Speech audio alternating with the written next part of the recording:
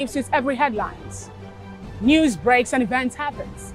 We bring you unbiased and explicit information on politics, economy, and state of the nation. We break down the chaos. Facts, not fluff. Truth, not spin. We discuss not just politics, but a glimpse into the future. Voice of the People Television. Now you have more than a voice. We encourage you to click on the like button and subscribe to our YouTube channel. We are Voice of the People TV. Also follow us on all our social media platforms. We are at VOPTV Live. Visit our website www.vop.ng for fresh and trending news. Also watch us live on SLTV channel 264. VOPTV, Voice of the People Television.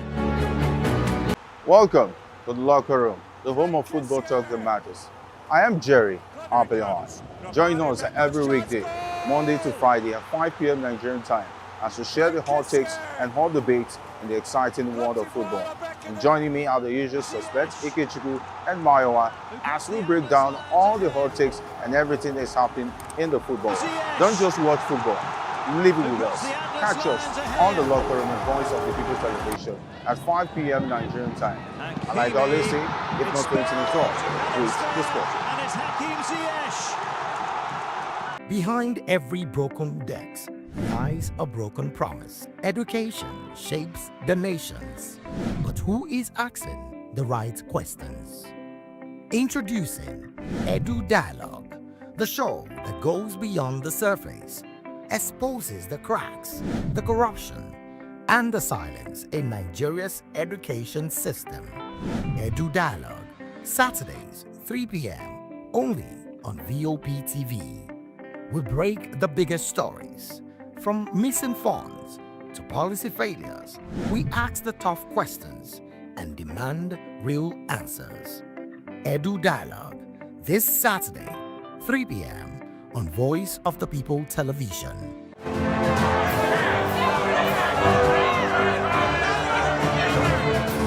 Do you want your voice to be heard? Do you know that you matter in the scheme of things? The People's Voice, the show where ordinary citizens take center stage as we discuss the biggest stories that affect you and I.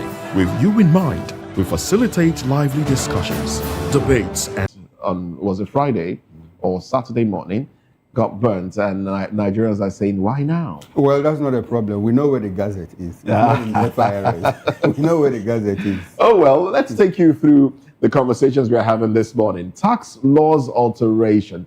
President denies claims. Atiku Obi demand probe. Nigerians actually are demanding for probe. Wike Makinde faction remain adamant despite INEC intervention. That's talking about PDP crisis. And also, CJN charges judiciary to guard credibility ahead of 2027 polls. Now, these are the conversations that we will focus on this morning. But there are others that Nigerians are talking about, and we will chime in on them as well. All right, talking about other trending stories, the Nigerians are chiming in just for you to know that you can also key in and also give us a contribution during this program. Just do the needful by. And if you're not subscribed to our YouTube channel, do what to subscribe, okay? And YouTube, we are Voice of the People TV. Across other social media platforms, we have VOP TV Live. On the trending story today, the Kebbi State government has denied allegations that it was behind the Financial Crimes Commission's EFCC detention of former Minister of Justice and Attorney General of the Federation, Abubakar Malami. According to the government, the petitions against Malami being investigated by the EFCC did not originate from Kebbi State, but rather from Abuja, from some of Malami's colleagues. Interesting. Now, the question on my mind is, why should we have people coming up to say, I'm denying this allegation or this or that? See, it's only in Nigeria that someone will be called in for questioning, for probing, and then we'll start giving it arms and legs, a political connotation. This person is being short. If you're here, although I don't really blame the public, or I don't blame the people who perceive it that way, because it's under this present administration that someone made a statement that if you're to cross-carpet to a particular party, your sins will be forgiven. Though he come up to say that was not what he meant. But if you check out what is playing out, we have the former Minister of Justice and Attorney General of Federation Abubakar Malami being called in for questioning regarding some things that Nigerians need to know about Abacha loot and all that. And someone is saying, no, it's he's been politically witch-hunted. We're seeing this because he left APC for ADC. They're trying to clip his wings and all that. It speaks to how we like to, parry issues. We like to parry issues. The fact of the matter is, were funds misappropriated? Are there missing funds? Do we have justification for the monies recovered at that time? I mean, if there are questions to be answered, I think the man should come in and answer questions. The fact that he has left, but you see, it's difficult to now separate one from the other. Persecution because of party affiliations from actual allegation of crimes committed. It's difficult because I like the fact. I'm sorry, Moses. I like the fact that you talked about the separation between persecution and actual fight against corruption. You were on this program once. You said like, why in all of this? Why is it that they are not persecuting Peter Obi? If it is political persecution, yes, because he's not with them. He's not with them, and like I said that time, because they don't have anything on the man. So it speaks to the fact that, look, he who goes to equity come with clean hands. And the fact that I think it also speaks to our fault lines, how we run things here in Nigeria. At times I've looked into history and I begin to think, is it an African thing? Does it have to do with our cosmology? When, like Moses and I are from the same state now, and Moses serves as a minister, and now Fina says, oh, look, Chukwuma, Moses took $2 billion that belongs to Nigeria. And instead of me saying he did or he did not, I say, okay, what of Ebere? Ebere also took. So you why can imagine? But all the same, to avoid such stories or such, people or such statement being made by Nigerians, I think whatever thing is good for the girls should be good for Uganda.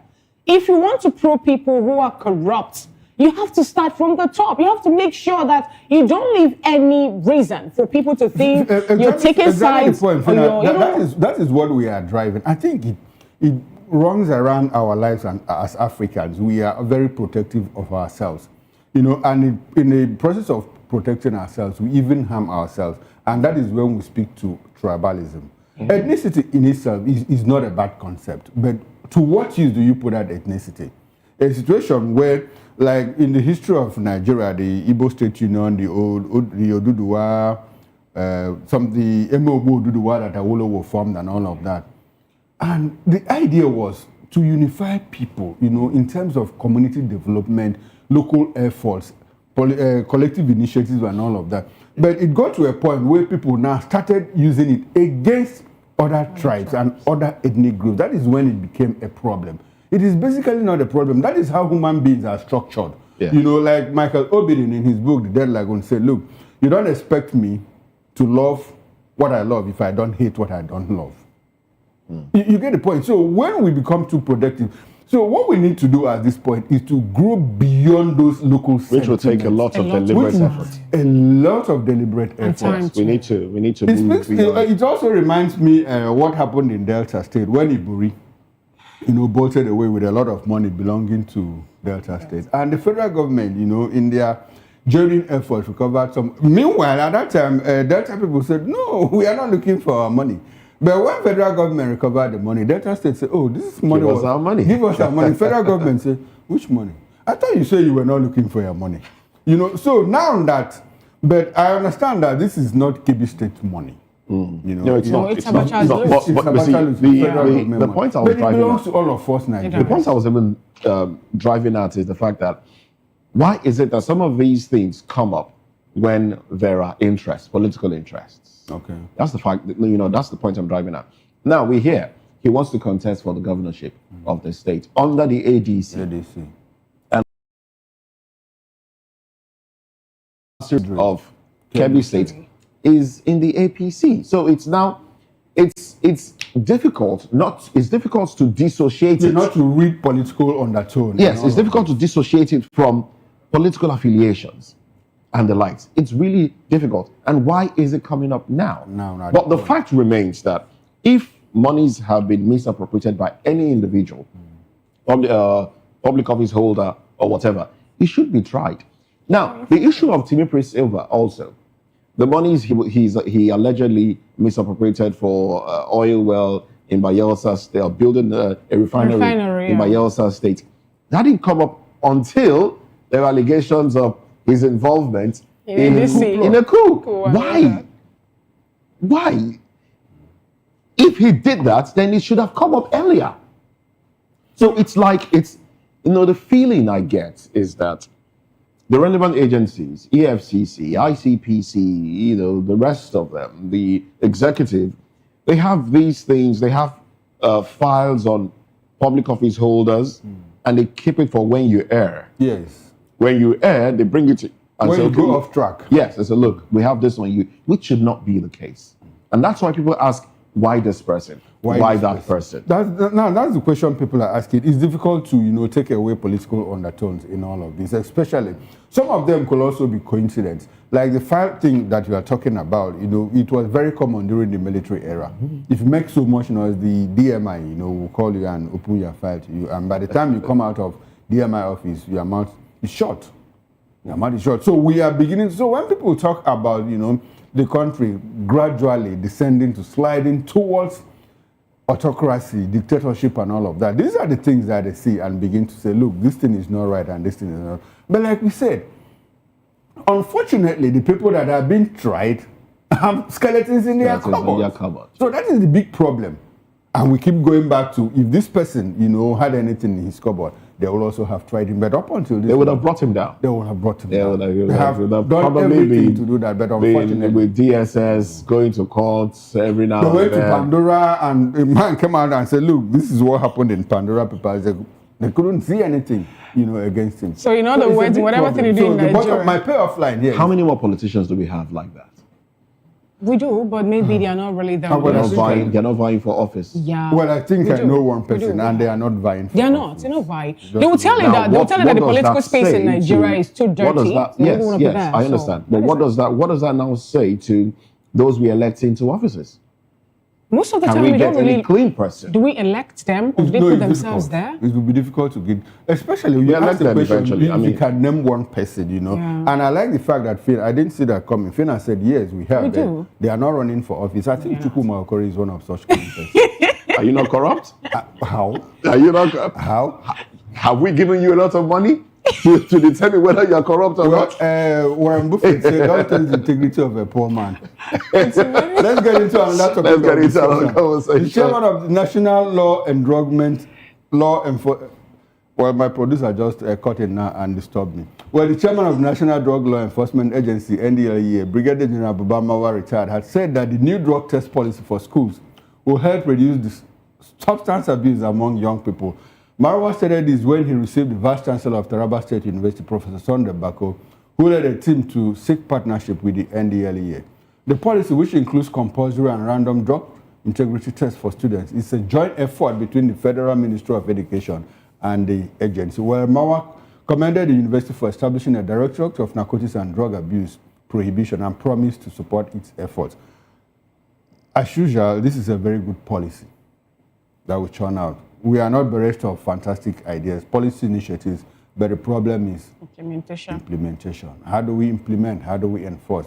I like the work that Bubamawa is doing in NDLEA. It's a very tough job, especially given the fact that our youths now, are overwhelmingly using drugs and substance abuse.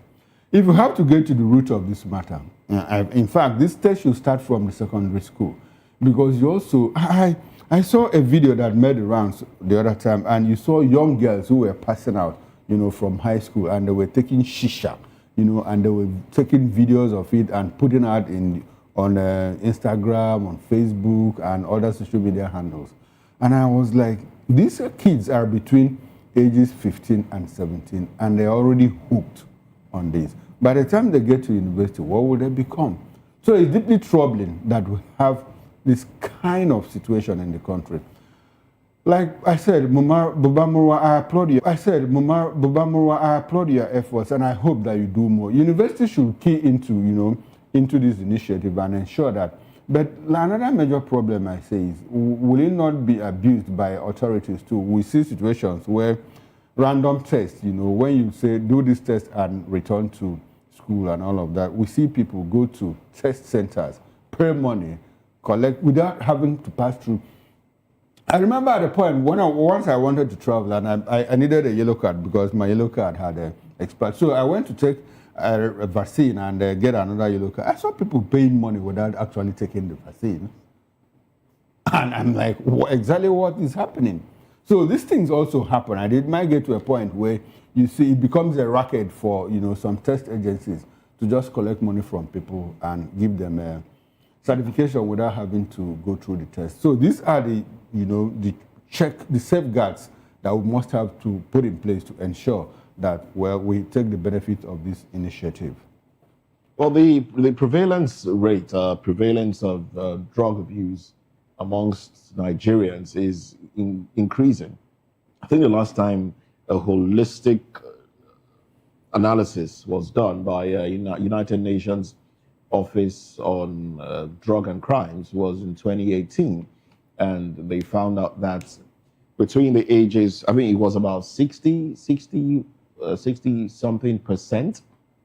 And people between the ages of, I don't know, it feels like there's something like people within the ages of 15 and 30 and 24, 25 take a lot more, they abuse drug. And now it's a good thing what NDLEA is doing. Buba Marwa led NDLEA.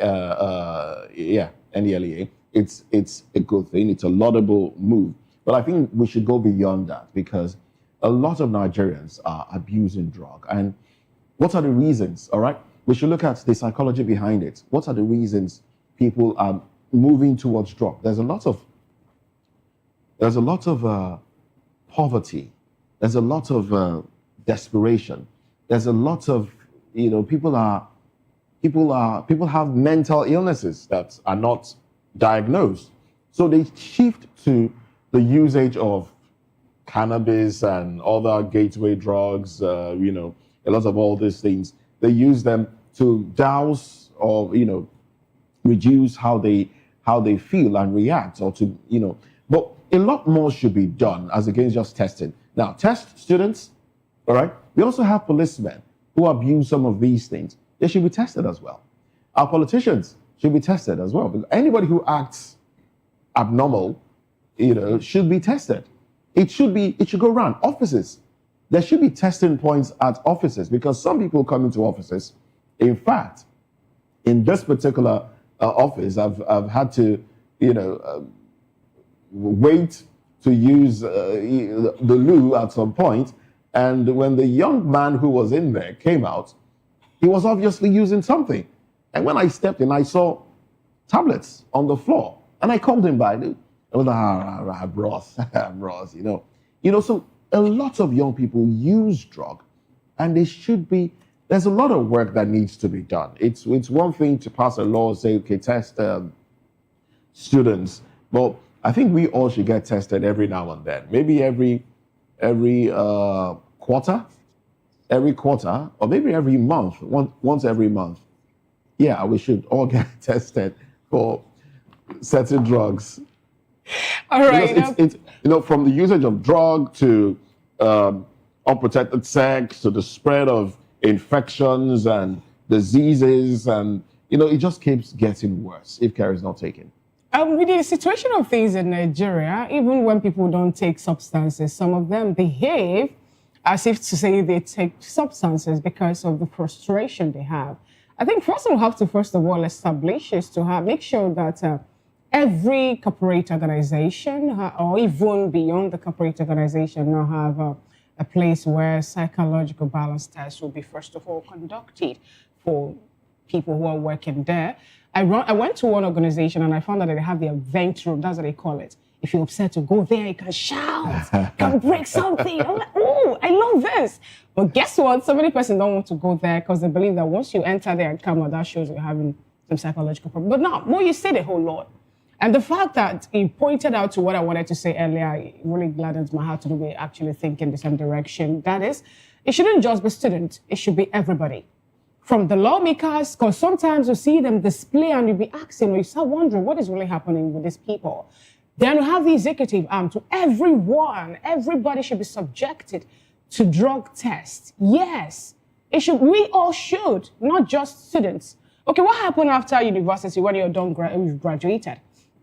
When you're working, what plays out there in the office that you're working? We see some bosses too, who, especially some people who happen to be owners of private enterprises to behave like people who are on, not just that they are behaving like it. Some of them too abuse drugs. So when you look at the way they treat their workers and how they act sometimes, you begin to wonder what is really happening, what is really playing out. Now, you go to secondary school, like Chuma pointed out, the abuse of the substances are there. You know the one that hurts me the most? When you walk on the street, I ran into a guy. I was like blowing the horn for this guy to leave away, and it was where he was. Guess what?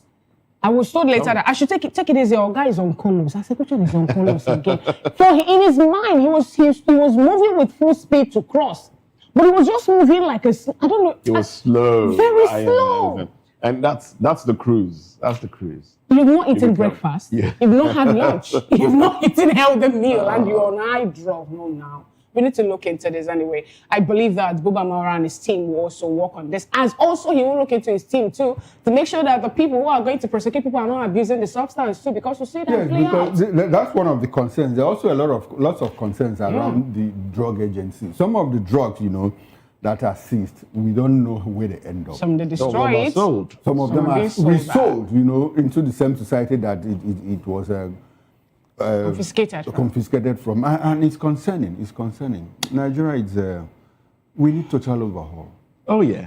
Oh well. Let's move away from those conversations. I think the other conversation is about Akwa Ibom State and the lawmaker Udeme Otong, who said, look, he has all the tickets in his pockets, and he personally negotiated for them, and he will hand them to people. We've had people react. A Labour Party chieftain in the state has also reacted, and I ask myself, how is Labour Party faring really? But but it's. I think we've talked about this before when the story broke actually. So that was a careless statement from the lawmaker, very careless, I must say, and he should be. It's. Being a speaker in the state assembly, making such reckless statements, I think it should be reprimanded. No, not just reprimanded. That statement is actually actionable. Yes, it's actionable. He could go in for it. In Senate climbs, he will. In Senate climbs, you say? Then he can also still say, elections have not been conducted, so I just threw a jab. It's a statement, not a commitment. So what do you make of it? Because we've seen people make such statements, such careless statements. They'll tell you that PDP said they're going to be in power for 60 years. So what happened after that? So if we're saying, that's not the same thing. If we're saying he can go in for it, no, do you see him with any party ticket? That's not the same thing as making it seem like the people's votes don't count. Look, I have the tickets. They're not even talking about the people or the people who will vote for us. The people will keep us in power. No, you are saying I have all the tickets in my pocket, and I personally negotiated for the tickets, and I will hand them over to whoever I want to. No, the thing is, that's different. Let's bring it back again to the reality of event. You know that this man now can still look in the face, me and you in the face, and tell him, I just made a statement. Did you see me with any party ticket? Were you there when I renegotiated or negotiated for them? Have we conducted election already? Oh, well, I just made a statement let's move away. Let's move away from that conversation. Let's move away because I'm just looking at 50. Yeah. It is what it is in Nigeria. I have a word for you, don't worry. Let's move away from Trina and that conversation. Let's look at the headlines now. Let's quickly run to Vanguard newspaper. And these are the headlines there. Why presidency raised 2026 budget to 58 trillion naira. Works on details as Nigerians await breakdown. Well, he started breaking it down already. He has told you what defense will take. And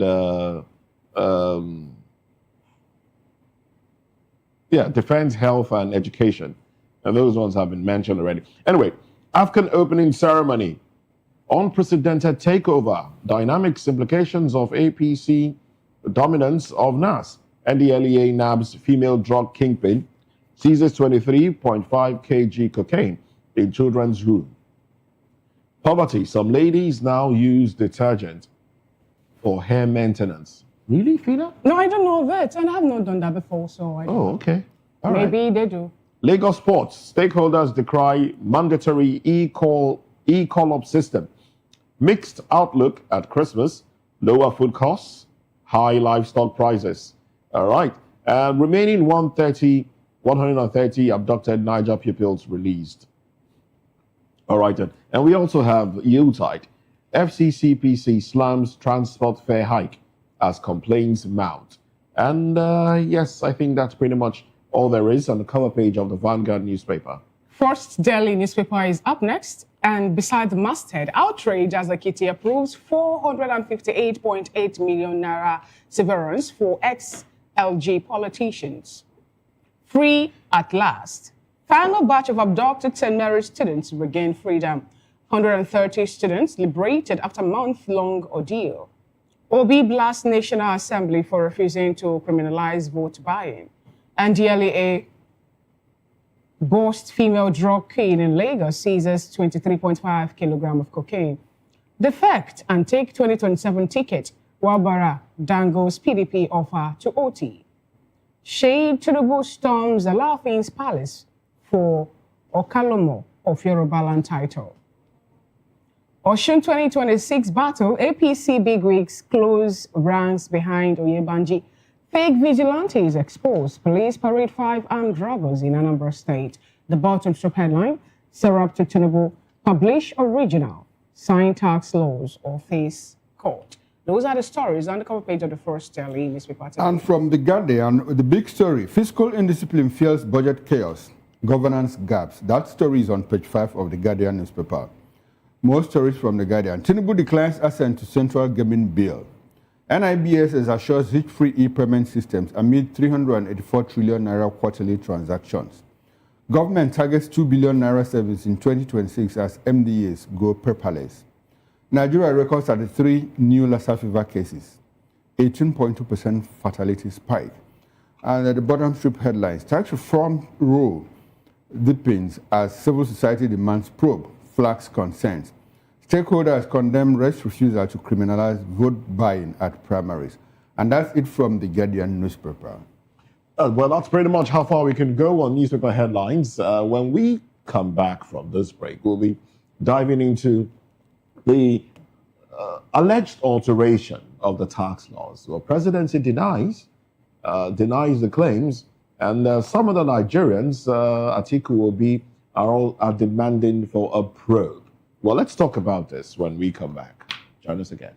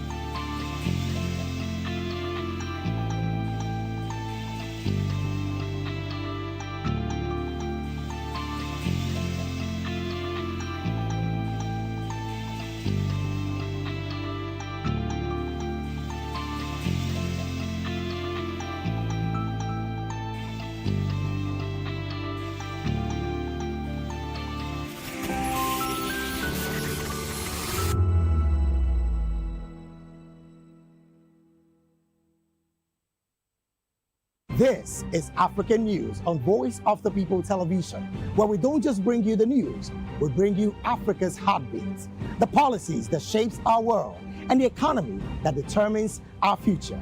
African News on Voice of the People Television. Stay with us. Voice of the People, you can hear me now. My name is Patrick Doyle, and I wish that you continue to echo the voices of the people. Big up VOP TV. My name is Ibifa Dokubo. please keep watching VOP TV. Hi, my name is Kwekumali Ikenda Onyekwena, and I am with the Voice of the People TV. Now, if you're looking for the veritable channel for information, politics, robust discussions, you don't need to go far. VOP has you. VOP will always have you. Thank you. Hi, my name is Patrick Diabwa, aka Ibani Chuka. I'm an about the Eagle King, and you are watching VOP TV. Stay with us. Uyi Osarite is my name. I am a friend of the microphone. I talk and get paid, and I look forward to being in your studios. Voice of the People TV. That name is unique, and the brand is very sweet. I like the packaging, picture qualities, camera qualities, and then of course, the quality of human beings that I see sometimes on your channel. I'll be like, well, this TV station will go places. Voice of the People TV. Oh yes, you are on to Voice of the People TV. Live here in Benin City, the cradle of black civilization. What are you waiting for? Tune in, bro. Hey guys, what's up? How you all doing? They call me Ovisha Nelson One, your number one celebrity host, and you are watching Voice of the People Television, VOP. Stay tuned. Hi, my name is Tosin Mohammed. I'm a gospel artist. Keep watching VOP TV. Almighty Father, you are the mighty Redeemer. We've come to worship at your feet, oh Lord. This is Ayotunde Adejimo, chilling with you on the Voice of the People TV. Don't touch that remote. You are where God wants you to be. Listening to the Voice of the People TV. The Bible says we should give thanks in all circumstances. And all circumstances include the good times and the bad, the high times and the low, the times when everything look as if they are going well, and those times when Enugbe, the ground is dry like the sand in the desert. Those times when you feel like giving up, you should give thanks still. My name is Jeff Melu, and I'm a gospel poet. And you should keep watching VOP TV. Don't touch that dial. Yes, sir. Kábíyèsí Olúọ̀run, we were born to give you toilet, to give you worship. People of God, you are watching Voice of the People TV, and my name is Flo Rocker. I encourage you to listen to things of the gospel. You know, we live in a very perilous times where there are some things you watch on television, you will lose faith, you will lose God. Keep your eyes on Voice of the People TV and remain blessed. Flo Rocker says so. Kuzoshi. On Edu Dialogue, we bring you fresh ideas and conversations shaping the future of learning in Nigeria and beyond.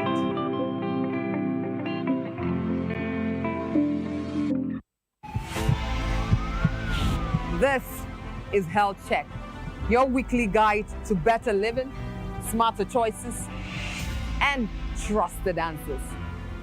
From everyday wellness to urgent health issues, we've got you covered. Health Check, only on Voice of the People Television, where your health has a voice.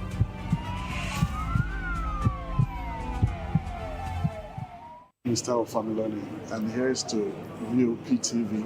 Keep watching, stay tuned, do not touch that dial.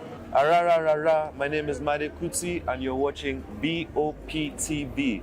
Keep watching. Welcome, my name is Zika Davis. Distinguished ladies and gentlemen, boys, viewers, everybody, boys and girls. This is VOP TV. Do you know what that means? Voice of the People TV. You don't have a voice, don't come here. You better make sure your voice is heard. Welcome to the locker room, the home of football talk that matters. I am Jerry Ampelon. Join us every weekday, Monday to Friday at 5 p.m. Nigerian time, as we share the hot takes and hot debates in the exciting world of football. And joining me are the usual suspects, Ikechukwu and Mayowa, as we break down all the hot takes and everything that's happening in the football. Don't just watch football, live it with us. Catch us on the locker room and Voice of the People Television at 5 p.m. Nigerian time. And like I always say, if not going to the talk, please discuss. And it's Hakim Ziyech, who puts the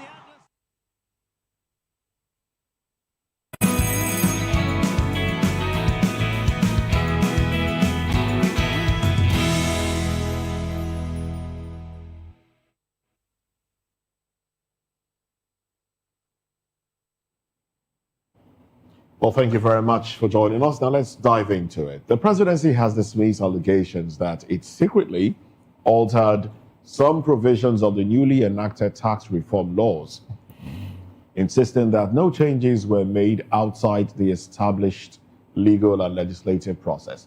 However, former Vice President Atiku Abubakar and the 2023 presidential candidate of the Labour Party, Peter Obi, has accused the federal government of migrating from padded budgets to forged laws over discrepancies between the tax reform law.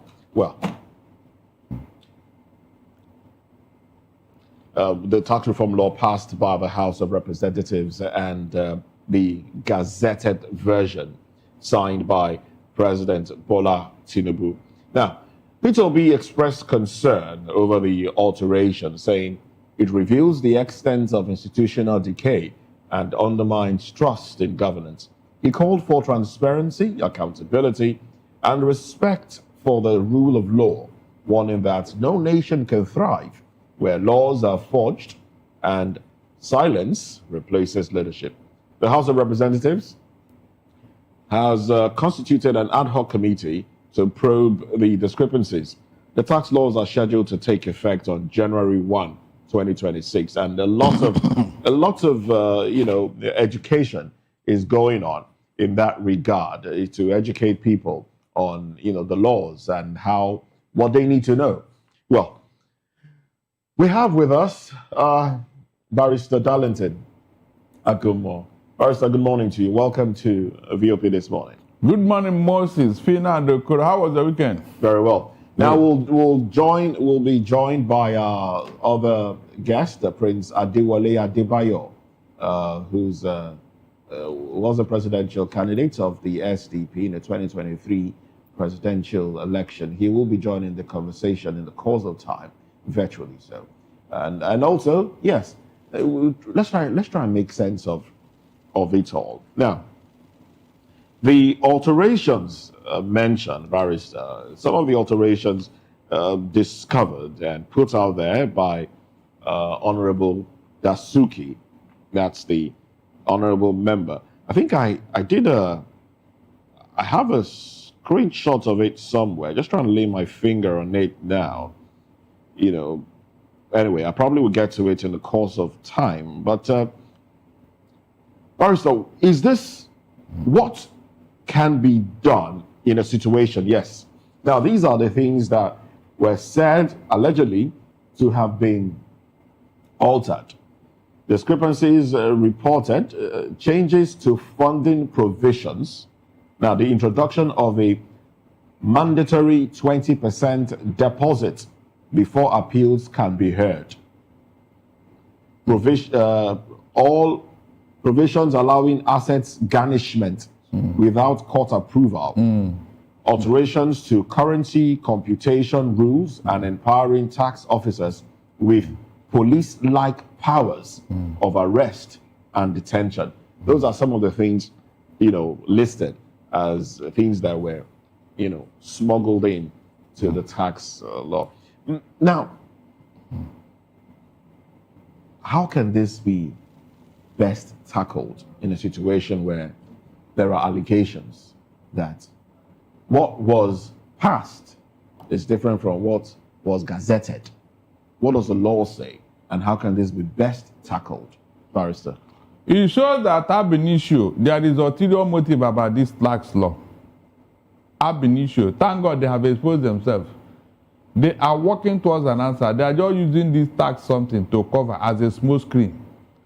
Because it didn't add up. It doesn't add up. I mean, it cannot be implemented. But because they are working towards an answer, that is why this Taiwo Oyedele will be going all over trying to convince me. Meanwhile, they are not making sense. Moses, when it comes to garnishee order, it is only the court. It is only the court that can issue such order. No other institution or body. You don't have the power to do that. To tell somebody you must go and do it. It is the court. That means this tax body can take my money on their own without any court order. And then they cannot arrest me for not paying tax. Look at sweeping powers. And this is unconstitutional. You are violating the constitution because you want to get at something. Please let me hear this properly. Is it all the big men in Nigeria that are paying taxes? Moses, do you remember one alphabet in Lagos State? It got so bad that the managing director had to carry their phone file and drop it with EFCC to tell them what they have been doing, cooking the books and all that. That they are owing the federal government over 100 billion naira. Alphabet. Who arrested who? Who arrested who? That's the man he's talking to himself. I'm not joking. I listened to one interview he granted over the weekend in one radio station. He said that when they were planning this thing, they went all over the place. They went to almost 20 embassies so that they can have the best all over the world, this and that. That they connected them to their tax offices in their home country. They tried South Africa. That South Africa have been doing it for 10 years. And then that was only France that gave them what they wanted. That France was really deliberate. And they signed an MOU. They had to come here. They said instead of going to learn it, they should come here. Can you just imagine? Now, Barrister, you've made mention of all that, they said. Why would the federal government or the committee, in charge of the tax reform and all that, why would they go all out to start infusing things that were not presented before the National Assembly? And wouldn't this in any way now, still, make the tax law legally vulnerable? Of course, there will be litigation. We are waiting for them. There will be litigation. Where then are we heading to with the January 1, 2026 projection for us to have a I said there will be litigation. Don't even. If there will be litigation, I don't need to be told what will happen. They are going to challenge this thing and tell me what power you have to garnish an account. What power do you have? Who gave you that power? We are going to challenge it. So that one is already a done deal. Whether they like it or not, they are going to explain to me when tax authorities started arresting people. Okay, all right, but Barrister, what problem do you have with the garnishee order? Is it the garnishee order itself or the arrest clause that was... Two of them. Why do you have a problem they have no power to do that. The Constitution can never give them such power. Barrister, what is a garnishee order? Good. A garnishee order is an order given by the court when you refuse to pay money imposed on you. Are you getting what I'm saying? The court will now order a garnishee order on your account. Okay. So that you pay that money by force. That is the court. It's a three-party thing. The creditor, the debtor, and the third party, which is the bank. No, you don't even have a say. When the court has given order, you don't have a say. That's what I'm saying. It's a three-way thing. The creditor, the debtor, and the bank, which is the third party. Now, Barrister, why do you have a problem with the fact that the federal government wants to recover money from tax defaulters? Through illegal means. Which one is illegal? I mean, Barrister, hold on. Barrister, okay. The bank will not on their own get into your account and take that money. They have to do that with a garnishee order. And you'll also appear before the court, to answer questions. Do you have a problem with that? Look, Mr. Okoro, don't put the cat before the horse. The horse should be in front, pulling the cart. Garnishee order comes after all the discussions have been done in court.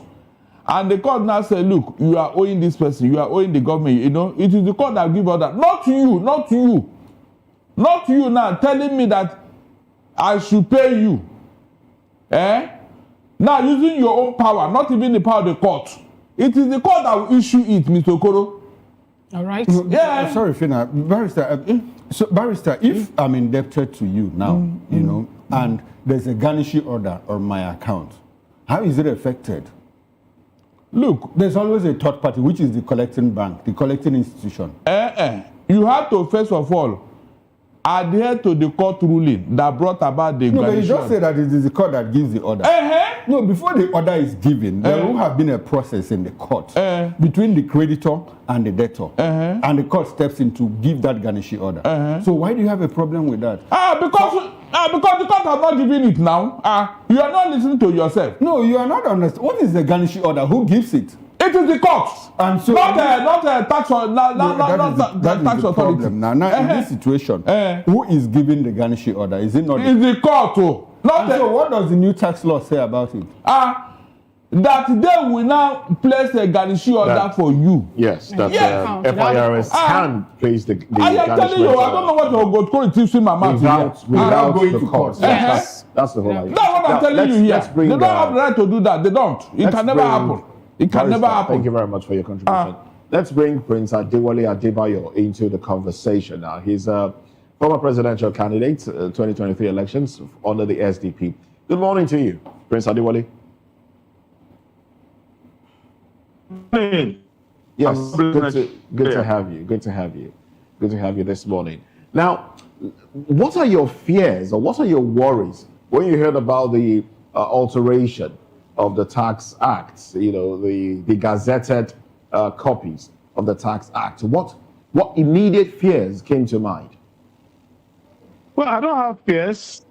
I only have concern about institutional integrity, because lawmaking is the fundamental duty exercising the sovereign powers of Nigeria. And it's a tree based on rule of law. So the people in government are there by virtue of law. Even my citizenship of Nigeria is defined by law. And all these laws are handled by the National Assembly. So it's important for the people of the country to understand that the National Assembly is still following the constitutional process for lawmaking, because it's supposed to be a representative democracy. So whether the law is good or bad is acceptable if the representatives of Nigerians, 360 of them in the House, 100 of them in the Senate, lean to that law and to that law, majority at least. So when that being questioned, any legislation that is published outside that is treason. It is treason. So what they are saying is that those are committing treason. That is to say, they are stealing the legislative power of the people of Nigeria and imposing law. So you can't do it. So that's my concern. We need to stand that this is not mere politics now, and we should not make things out of it. It is as bad as saying somebody forged the signature of Buhari. You know, we had that before. When Buhari would say, I didn't sign this into law. These are all treasonable things. You can't do it. So, but to narrow the issue and not make it another political talk, an exchange of words, there are two people you need to hold responsible. The clerk of the National Assembly and the secretary to the government of the Federation. Okay. The clerk of National Assembly is the one who certifies that the laws passed by the two chambers, the two houses of National Assembly, are the same that the president assented to. That's why if you see every gazette at the bottom, the clerk will certify it. So for us in the SDP, we have called our senators and we have called our House of Representative members to give us the copy that they debated and the vote of proceedings. And because it's holiday time, the national chairman and national secretary of SDP said they are coming to Ondo. We're having a small conference, and at that conference, we will invite our National Assembly members to brief us, because we don't want to talk off point. We're a professional, rational political party.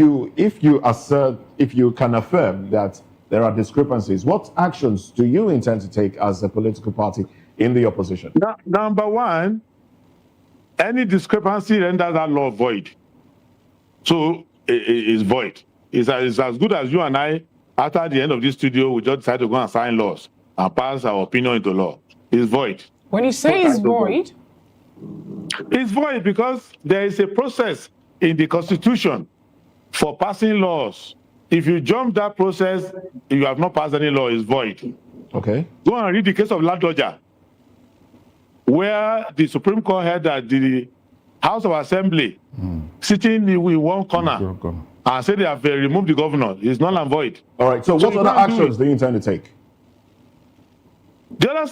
First, let's find out the truth. We don't want to turn into politics because it's a constitutional crime. It's a high crime and misdemeanor.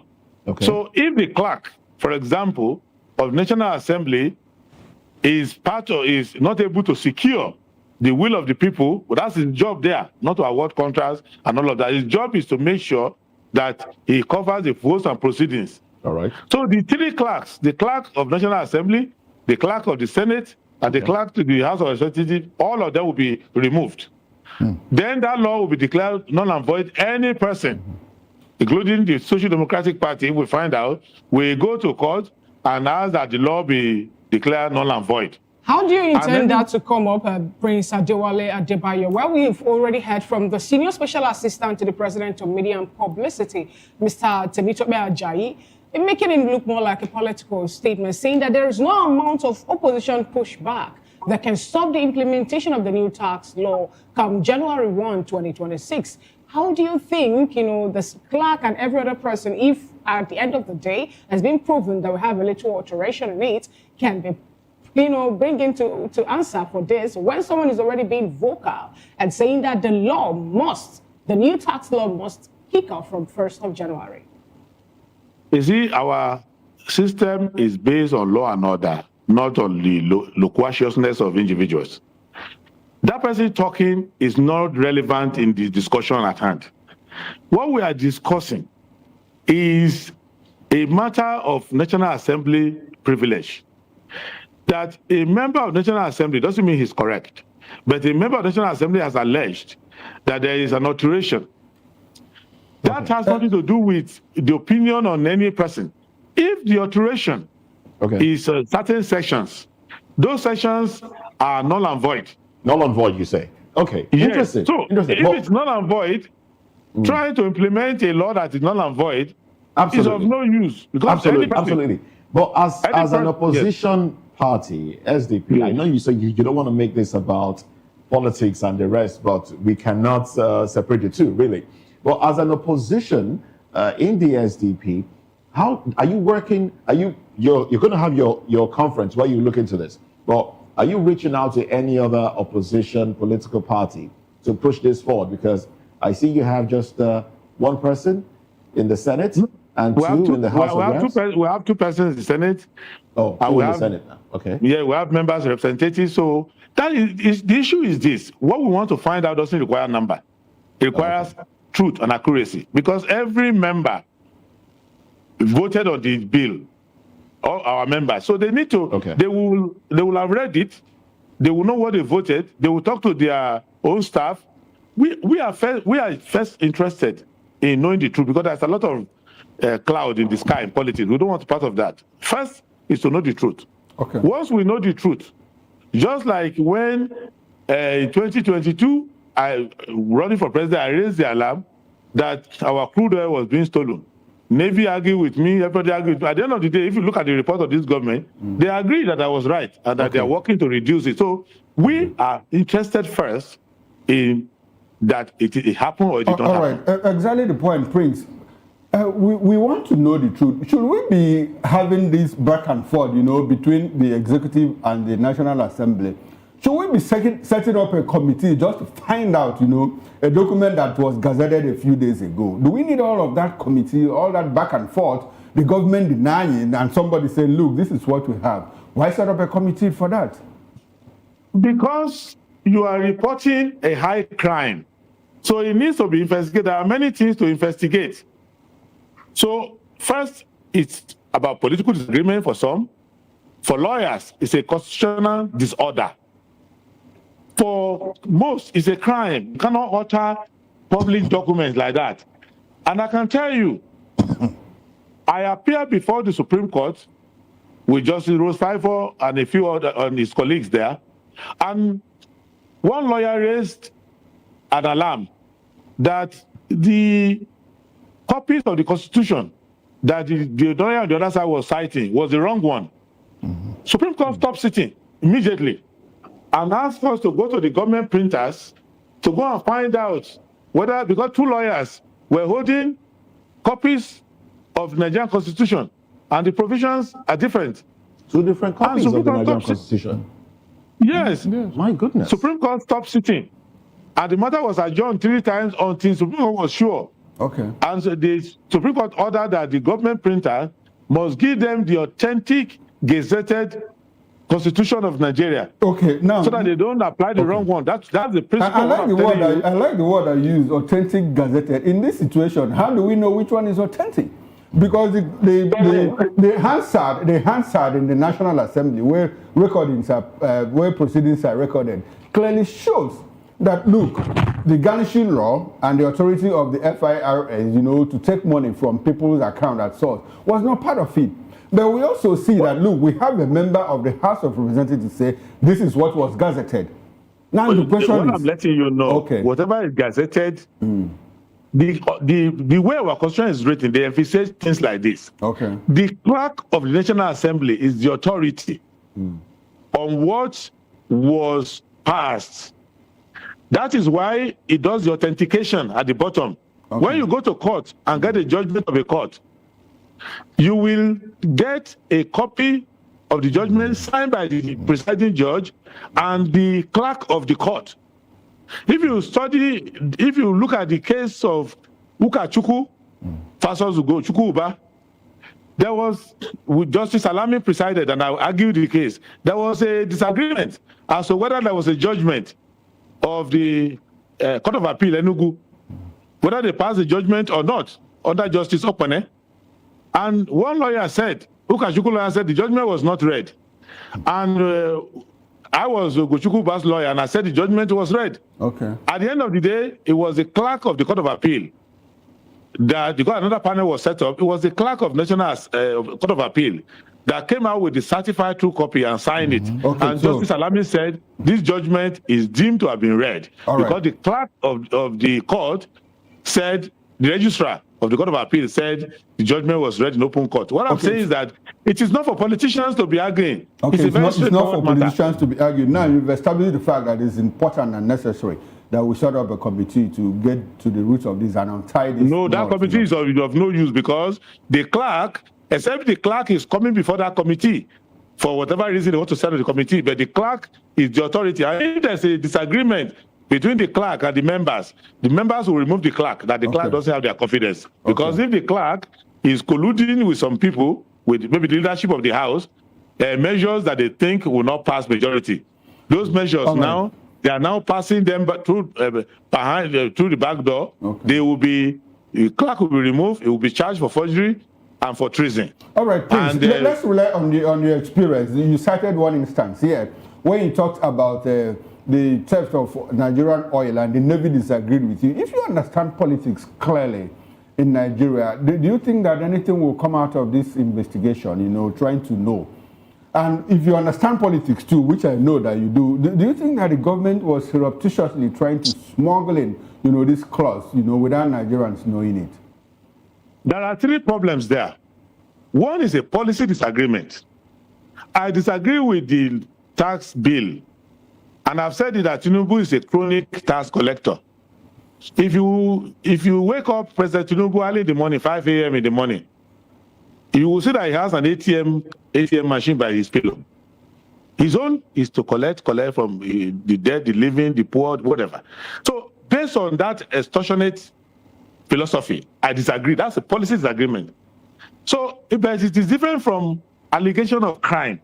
Because you can pass a law that I don't agree with, that's a policy. And you can implement it, I will campaign against it and ask people to vote me so that I can remove from me that law. But it's different from committing crimes and forging laws into existence. I don't exist. That's a different matter. So I disagree on policy.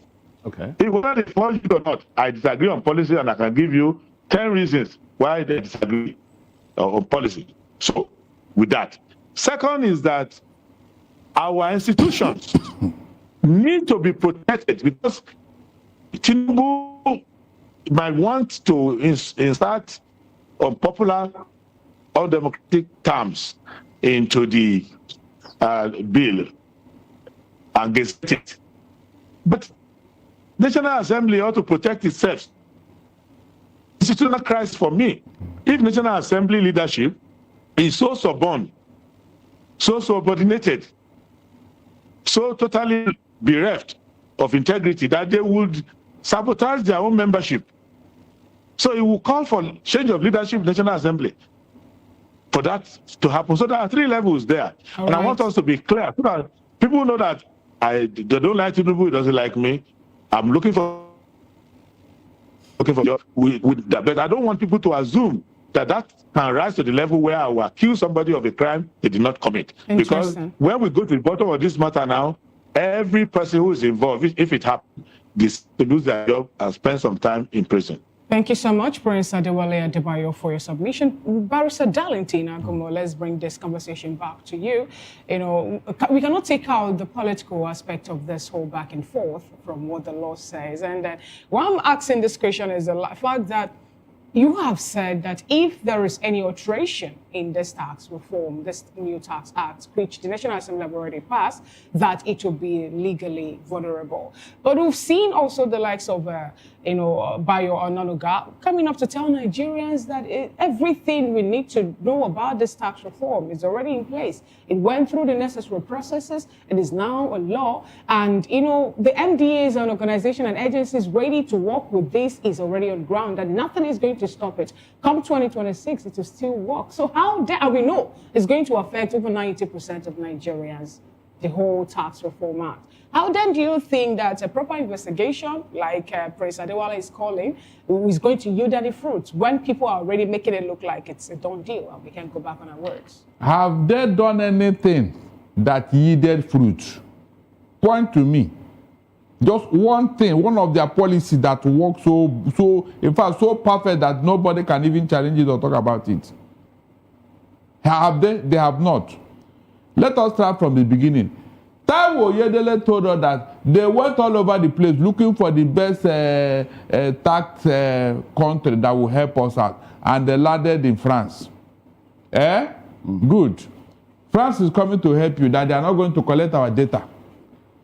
Fina, Moses and Okoro, please tell me, if this government meant well with this tax thing, please, are there no other institutional crisis bedeviling Nigeria? These other countries that their corruption rate is zero. Why have they not gone there to go and learn how to curb corruption in Nigeria? Why have they not gone to the same other countries that have zero tolerance to insecurity and learn how they curb it instead of being in bed with our terrorists? Why have they not gone to other countries that have gotten, in fact, they are well ahead of everybody in good governance? How to institute good governance? Why haven't Taiwo Oyedele gone there? Please tell me, what happened with Alpha Beta? When we came to Lagos here, some gullible Lagosians were jubilating and dancing. At the end of the day, what happened? Why didn't he go and bring the one they did in Lagos as an example? No, these are issues that nobody is even talking about. That you went to France, and so what? These other issues that are even more prevalent in our national life. Why have you not gone to places where they have perfected it? Perfected it, that you want to perfect our tax now. Why can't you go there? Barrister, why are we having this back and forth? Let's take it back to what played out during the list made available by the presidency. People that, prerogative of mercy, people that are supposed to benefit from it. Other people had to come up to say these were not the names presented. That shows something really played out. And then it's not the first time we're having such play out. So now we're having the back and forth of some people altering the tax reform and what is really playing out. It shows you that Tinubu is not in charge. Some people are manipulating him and his government. How possible is it for someone who has been a two-time governor of a state, a Lagos state, not to be in charge? I get that before, no be property. That was dead. Even when he was in charge here, anything happened. Did anything happen? Is it not propaganda? So are you saying that are you saying that what the likes of Alain Dume told Nigerians about how the president is not the one ruling us, but some elements in that White and Aso Rock are the ones, dishing out orders and everything? Are you saying that those words of Alain Dume are correct? When something is obvious, do you need to stress it? Aisha Buhari is singing Kennedy now. The woman is singing Kennedy. How some people hijack her husband's government. So, do you think such a thing is not happening now? Because look at all the things, all the policies, have they not been reversing it? Have they not been reversing? That means he was not even in charge. If he's in charge, he would have known and think about it before he would now make a pronouncement on them. Is that not true? Oh, well, thank you very much, Barrister Darlington Agumo. Thanks for your contribution. And Nigerians are asking the same questions that you're asking. Well, let's quickly, before we wrap up this conversation, let's quickly go back to Prince Adewale Adebayo. Now, Prince, are you still with us? Yes, I am. Oh, great. Thank you very much. Now, the optics. I understand that this is digital era. Things are not saved on paper, but we know that in civil service, a lot of paper carried goes around, but we have information saved on hard drives and computer and the rest. But the optics, what optics does the burning or the fire that raised the FIRS office in Abuja, what optics does that put forward on Saturday morning? Electrical faults. That's what the fire is blamed on. Okay. At a time when Nigerians are asking questions as to a possible alteration of a bill and the France MOU, with all those questions coming up, and then a fire incident in an office. What impression does that give you? When there's a fire, the fire department will investigate the remote cause of the fire, where the fire started from. The fire can happen anytime. Maybe it's poor public building. It could be sabotage. It could be anything. When it comes to issues like fire, we should be scientific. We should not talk about politics. We should just ask that the fire be thoroughly investigated and find out. But these laws that you are talking about are not likely domiciled in the office of the FIRS. They are likely to be, they are in the National Assembly and with the government printers. So I don't think that will have any effect on hiding the law. The law is in the hand of all the lawmakers. So what I know is that public buildings should have good fire protection. And where there's fire, it needs to be investigated. And we should reduce the incidences that will cause fire in our public buildings. But I don't think we should turn it to the witch cry last night and the baby died today. Some Nigerians are having, especially on social media, is that, they are trying to hide something, especially with the deal signed with France. They're trying to cover up something. Because why is it that when we're talking about this, that's when the fire, that's the leadership cannot be following the general public. The leadership will give information. Members of the general public are entitled to speculate, but you can't do politics based on speculation. You can't do leadership based on speculation, based on fact. So people can suspect because generally...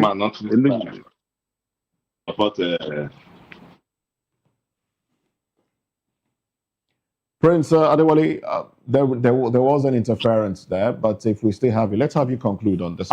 Yeah, my conclusion is that we should not run a republic of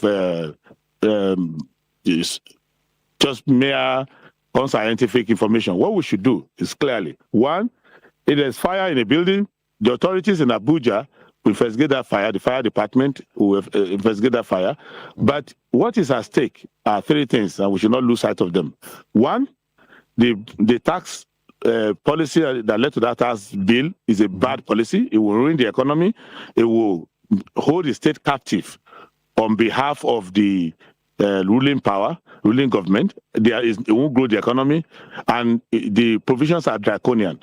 Secondly, it looks like there's an allegation of high crime already being committed, including treasonable offenses of altering the law passed by National Assembly, thereby sabotaging the sovereign will of Nigerian people. That needs to be thoroughly investigated. Thirdly, legal actions will be taken to ensure that even if the law is authentically passed the way it is being presented, that it cannot be implemented as such because it breaches civil liberty. It's against Section 6 of the Constitution, which gives the right to judicial orders to the judiciary only, and it also violates due process. So there are no reasons for Nigerians to worry too much about this law. We already have majorities against it, and if any illegal part of it is to be implemented from January 1, it will be a harvest of lawsuits, not a harvest of tax money. And the government will realize that they've made a big mistake and they will change course. And it's one of more added lessons to the reasons why in 2027 we should do all we can to vote out bad government and put in people who are professional. By God's grace, I've already informed my party that I will be running, and we hope that Nigerian people this time around will take all the lessons. You think the SDP will be stronger than they were in 2023, in 2027? Well, any party, including the SDP, that works with the majority of Nigerian people will be stronger. You intend to leave our aim is to work with Nigerian people. It is not about political party now. It's about Nigerian people, long-suffering Nigerian people against the draconian, unhelpful government of President Bola Ahmed Tinubu and APC. How will Nigerian people do it without a platform? No, there are, excuse me, let us not get confused. There are enough platforms. People just need to enter those platforms and identify with the platform. The platform is that doesn't win election. What wins election are the people. The whole of the platform is to organize the philosophy that we are around which we are running, select credible leadership, do the communication, and do the community work. There's nothing magical about political parties. They are just... Is your party SDP going to be part of any merger, any coalition against 2027? No, there will be no merger, but there will be cooperation, and we are talking. The merger, we don't believe in it because of the fact that when the idea of merger came, I was the first person to raise the issue of merger even in 2022. 14 political parties go and see the newspaper advertisement that they did for me. However, I found out that a lot of the definition of who is opposition and who is government in Nigeria is only if you're out of job. Immediately you're out of government, out of job, you're opposition.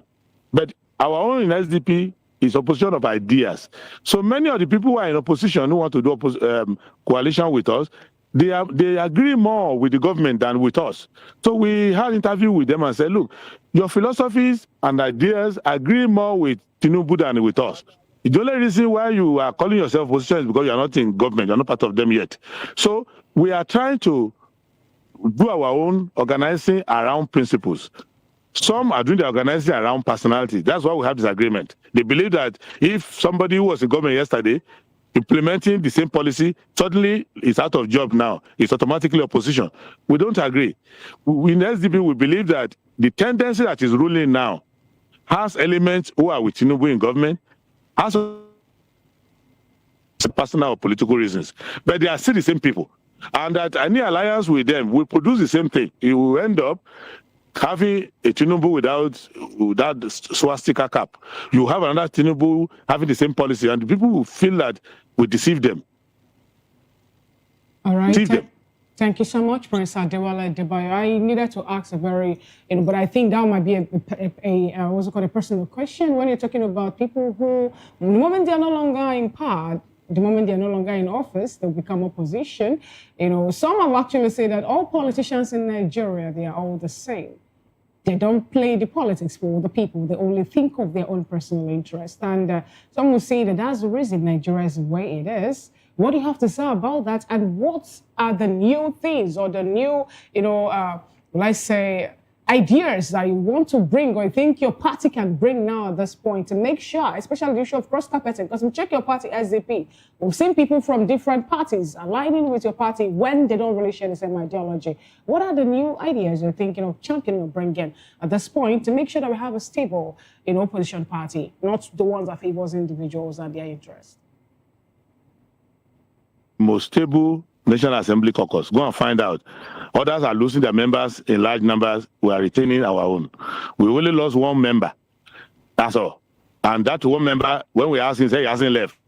He hasn't resigned from us. So we want to presume that he's still with us. But he went into his state and said, I'm now with APC. We asked him, he said, no, don't, they misquoted me, so we're watching. We don't want to breach the law. That's why we have not expelled him. Interesting times, indeed. Yeah, that's why we have not expelled him. So he's still attending our meeting, so we have not lost any member. But Are you sure you don't have spies in your party as well? Shouldn't you be wary of infiltration? There are spies everywhere, but the uselessness of a spy is that we do our things in the open. So what are you spying on us for? Our philosophy is very simple, that you must implement Chapter 2 of the Constitution. And that you must invest in social infrastructure. You must invest in housing, healthcare, education, and infrastructure. And you must be transparent in the spending of government money. And you must not make useless laws like the one they're making now, which is extortionate upon the people. So those are the areas where we disagree with Tinubu. And if I disagree with Tinubu, I disagree with Atiku automatically. It will be foolish and also moronic to say, I disagree with Tinubu, but I disagree with Atiku. Then that person is not serious. Because if you look at the policy content, they are the same. So that is the reason why we said, let's be careful. What we are bringing is that Nigerian people should stop pretending. Politicians are not the same. You cannot say Ganifa Emi, when he ran for president, was the same with Obasanjo. You cannot say Patu Tomi is the same with Tinubu. You cannot say that. Let us not deceive ourselves.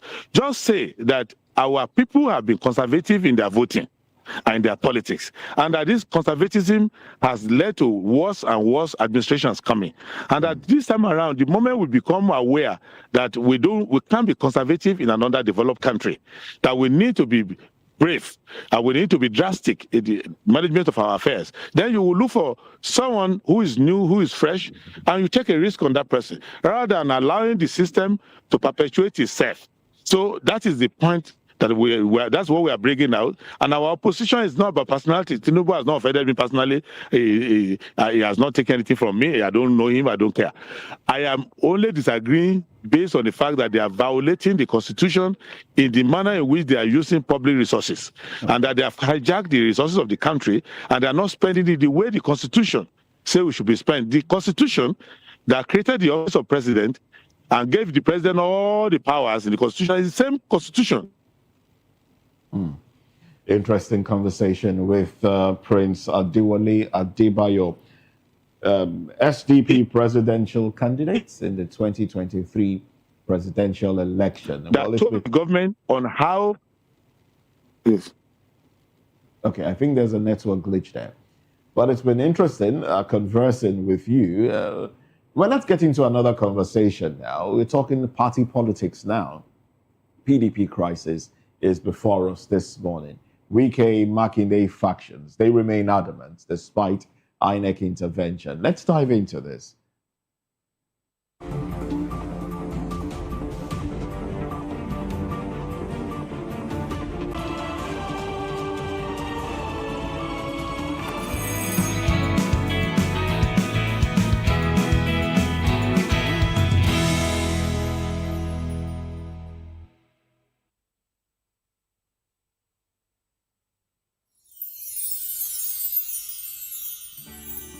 Is the most wonderful time of the year. But for us, the technical crew, it's weird for technical people to be in front of camera, but I just want to say, now this one they make me come outside every day. Anytime when they call me, I will rush come outside. We don't get holiday. Our holiday is part of our daily routine, and we've embraced it. I must say, the work is challenging, engaging, and interesting. We are all families here at VOP, and we the technical crew. For us, it's another day on the job. But it's tough being away from family. But the latter part of it is that after the work, we will stay connected with video calls and messages. Merry Christmas. On behalf of the technical crew, we wish you a Merry Christmas and a Happy New Year. Merry Christmas, and here we are, job continues.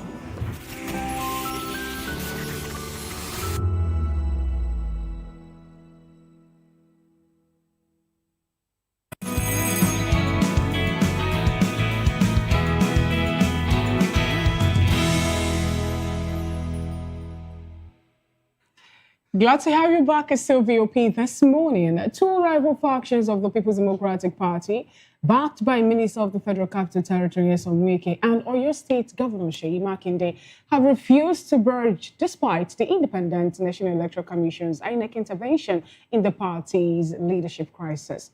Both factions claims to be the legitimate leadership of the party, with Wike's camp saying it embodies the party's original leadership and Makinde's bloc maintaining its stance as the rightful custodian of the party. INEC has called for both factions to wait for the Court of Appeal's decision on the matter. And as of today, the internal wrangling in PDP still continues. We've been joined from our Benin studios by Comrade Chris Ojekere, public and political affairs commentator, and also from our Port Harcourt studios, we'll be joined by Chief Dr. Emmanuel Royanama, a socio-political commentator and advocate of good governance. He's also a seasoned licensed human resource practitioner, management consultant, chartered mediator, and consolidator. Good morning, gentlemen. Good to have you join today's conversation. Good morning, Comrade Chris Ojekere, if you can hear me. Good morning. All right, good morning, Chief Dr. Emmanuel Royanama. Good to have you join today's conversation. My pleasure. All right, Chief Dr. Emmanuel, let me start off with you. What do you make of this? Because I learned that the factions that went in to meet the INEC, PDP party chieftains that went to meet the INEC to at least negotiate on the way forward of the party, they are still talking tough. The Wike faction is of the opinion that they are the ones taking care of the party thus far. The Sheyi Makinde's bloc were of the opinion that they are the original ones that INEC should recognize, not the Wike faction. How do we have people that have been suspended by the party now still playing or being actors still in the party that have suspended them, as well as suspending the people that suspend them? Please help us actually work on this. And what does this portend for the People's Democratic Party, the biggest or the largest political party in West Africa before now? Well, first is the intervention method. Who was doing the intervention and why was he doing intervention? And when was the first time we heard of INEC intervening in circumstances like this? What is INEC's real interest in the intervention? These are small questions we need to understand. The elementary theory of mediation presupposes that parties in mediation seek for a mediator, not a mediator seeking for them. Again, that's an element that seems to be lost in this circumstance to me. I do not see a positive mediation result in the circumstance. Like you said, all parties are holding on to their grounds. The first principle of mediation is that parties are willing to shift grounds. And if parties in this circumstance are not shifting grounds, it presupposes that there is no real intention for mediation or resolution of the crisis. We could hear the things they sing behind the scene.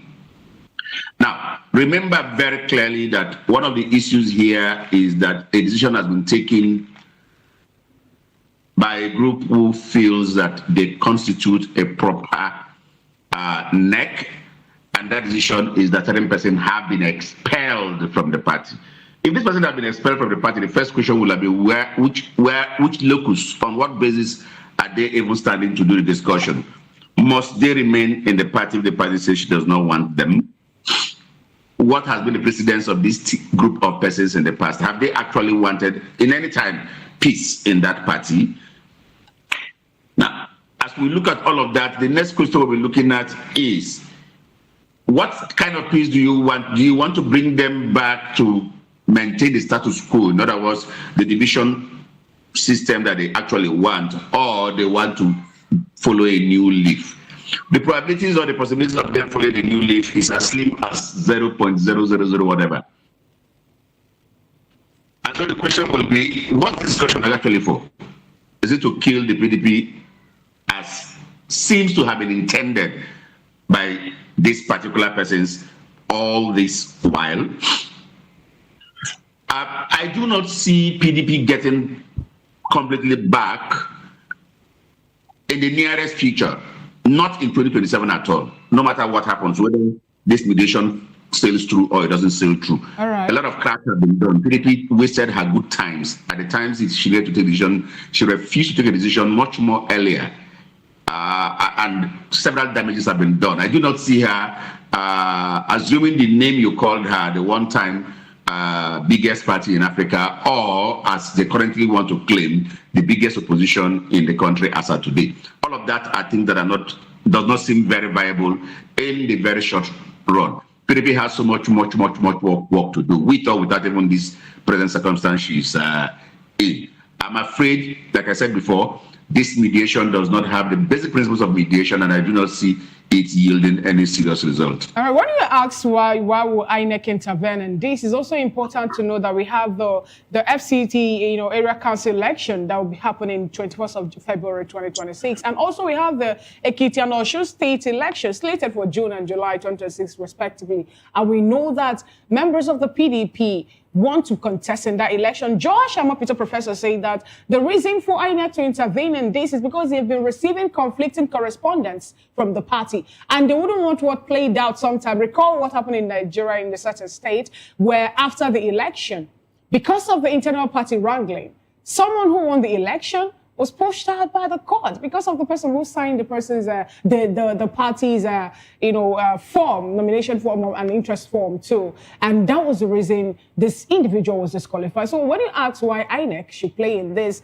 isn't it better that they come in at this point to clear the air so that people that want to participate and run for the February FCT election and June and July Osun State, Ekiti State governorship election will also do that without fear of being disqualified after the election? Whether they intervene and get any solution or not, if there are legal breaches, as it were, in those circumstances you mentioned, at the end of the day, the judiciary will still take its course of action, and whoever won on a wrong nomination will still lose his or her seat. The concern I have is very simple. PDP is not the only. And when I begin to see government and government agency continuously wanting to get involved, it presupposes that they actually were part of the real problem that party already has. It keeps telling me that, look, there are several external forces that want that party to die, and because the party, those in the party or leadership at the party didn't see it early, they fell to the trap, and the same persons are taking continuous error from the party leadership over time. And that's where I just have the issues. I'm aware that Labour Party have issues. I've not seen INEC intervene up till this time. I'm aware that several other small parties have issues. The truth of the matter is this: for a mediation to actually take place, the parties in that negotiation must be willing first for the mediator to come in, and then they must be willing to follow the rules of mediation. And one of the basic rules of mediation is that the parties should be willing and ready to shift ground. From what we've seen so far, none of these parties will shift ground, and so the mediation itself will fail even before it begins. Okay, thank you very much, Dr. Emmanuel Leroy. I'll come back to you on this matter, but let's go to our Benin outstation where we have Comrade Chris Ojekere. He's a public affairs analyst as well as a political affairs commentator. Good morning to you, Comrade Chris Ojekere, and thanks for coming to VOP this morning. Hello, Comrade Chris, can you hear me? I need for you to unmute your mic so that we can get your audio feed.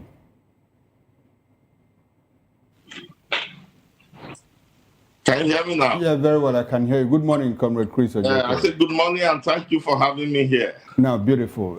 I'm sure you have followed the conversation.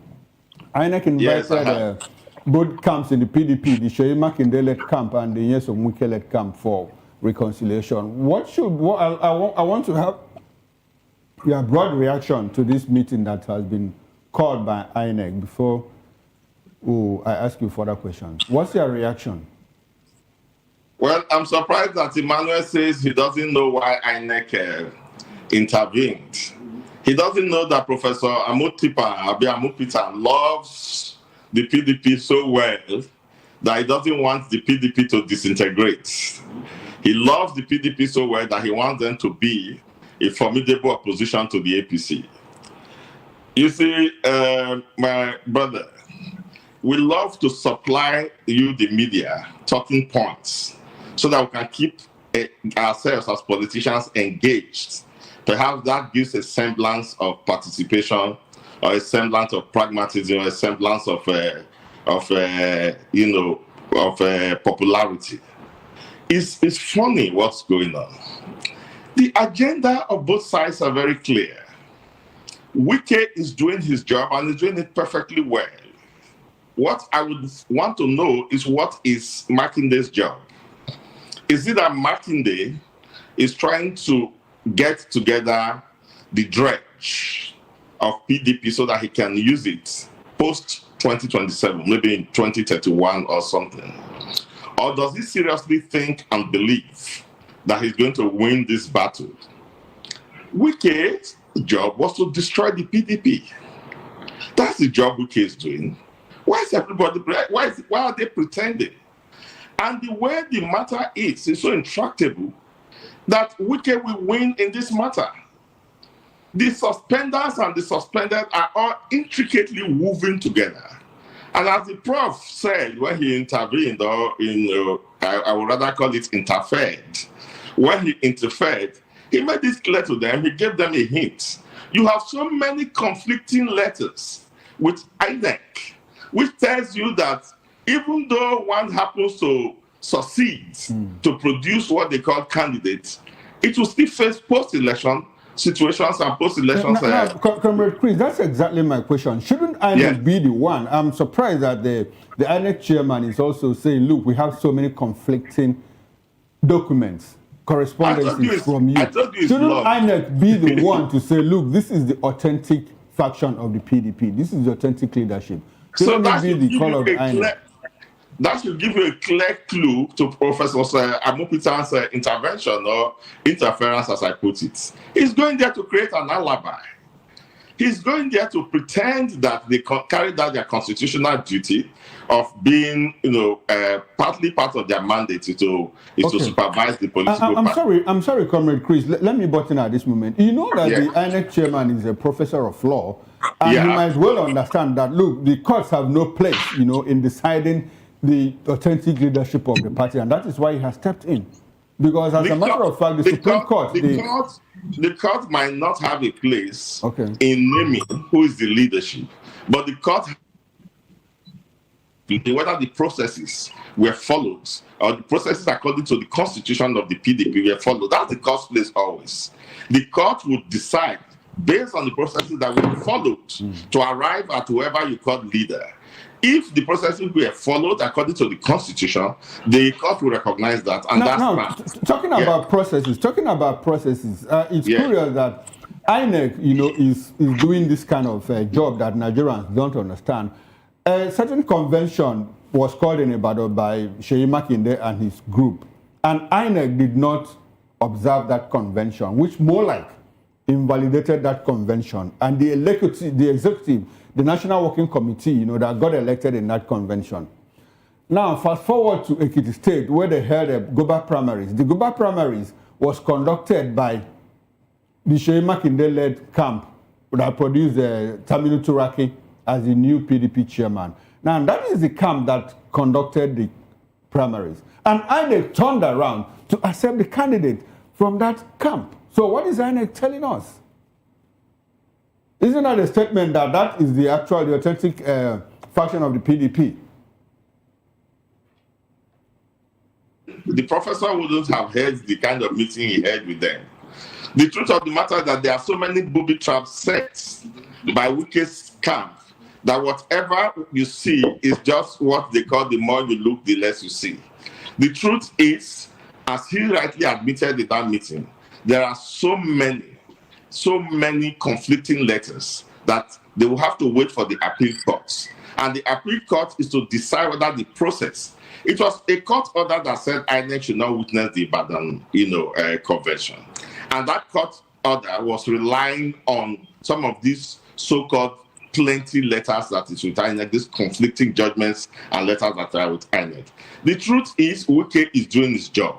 The job of Wike is to create so much confusion that it is even impossible for INEC to say what is PDP and which is PDP. Right now, the national secretary of the party, the organizing secretary of the party are in Wike's camp. And those people are statutorily elected according to Supreme Court judgment. So how do we begin to reconcile this at the day? Is the appeal court going to say that the secretary that the Supreme Court had said his election followed due process and the rightful national secretary of the party be sacked down by an appeal court? So these are the issues. There's so much confusion there. The only wise thing I would have advised Makinde to do, if not for ambition, is for Makinde to take his own section of the PDP, his own group of the PDP, and go and pitch camp with the ADC and pitch camp with the coalition. We should not toy with 2027 and divide the ranks that should come together to unseat this terrible government that is ruling us. This kind of gerrymandering that they are doing in PDP, they will only end up not having a candidate. And then they will have served neither the opposition and indeed serve the ruling party that will say we all want to get out. It doesn't make any political sense for anybody to be fighting in his own house when there's an enemy outside ravaging the entire household. So I don't think politically we have sat down, we have analyzed this. What's PDP's intention? Rather, what's Makinde's intention? Because Makinde cannot claim to be more PDP than Wike. That's why the activities of Wike and those with Wike, that's why the activities of those people, surreptitiously. The truth of the matter is that by legal processes and by processes of party constitution, it is not possible for Makinde to have expelled the people he said he has expelled. There's too much history, and those histories will all come up in court. And you continue to have this merry-go-round until the election comes, rather than being pragmatic and take a decision the way Atiku Abubakar and the others have taken, leave Wike's house for Wike, and then move on to ADC and unite with the coalition, and then forge a common front for Nigerian people to have an opposition to support against this incumbency that is a fiery serpent biting everybody in their backyards. All right, then, Comrade Chris Ojekere, thank you for your submission there. Let's go back to Chief Dr. Emmanuel Ireyenama. Chief Doctor, the way the PDP is right now, yes, the different factions, the Turaki, Makinde faction, and the Wike, Samuel Anyanwu faction, as they are, do you think either of them will make a good addition to any opposition party? Or will it be more problems for any opposition party that they choose to align with? Just like how Comrade Chris Ojekere did say, that the Makinde faction should just, align with the ADC and make things work. Would that be a good addition, or more problems for the ADC or any other party? Let's have this and have your concluding thoughts on this one before we move to the next conversation. But like we all know, the bigger any house, the more problems are likely to arise. So whichever group they join is likely to have its own problem, because politics is all about interest. That's what it is. But again, it is a mind how much it can solve the problems. All of them coalescing. Why are they coalescing? If they declare that they have a common enemy, it's easier to manage the entire thing. We shouldn't forget what happened with the now APC and then PDP in 2014. In coming together, they took a simple decision. Hey, we have a common enemy. So each person needs to drop ambition. We're all aware that at that time, Tinubu himself actually wanted the presidency. But they had to do some give and take because they had a common enemy, which was then PDP. So if this set of PDP persons also have think in that direction and tell themselves, hey, we now have a common enemy called APC, them and indeed any other person that is actually wanting to coalesce to forming a proper, and then think direction to say, hey, let's drop whatever we're going to do and then let's just one person across the line. Then they can actually be a formidable opposition. If they don't do that, I do not see the problem that what they actually have in current PDP. And like I said before, PDP as it is today cannot, no matter what happens, no matter which of the sides wins, cannot remain a serious opposition in Nigeria. Why is it that in Nigeria we're having different laws for different political parties? For Labour Party, we're told that the law, or rather the court, has no right to meddle into internal affairs of the political party. But in PDP at this point, we're seeing a court of appeal getting ready to decide what their fate will be or who the leadership of the party will be. And also the Supreme Court, according to what beg your pardon, the Makinde Bloc publicity secretary in Memebom talked about. He said that the Supreme Court was the one that made INEC or gave the order that they shouldn't attend the party convention and all that. So what Why do we have different laws for different political parties in Nigeria? And what does this portend for democracy of this country?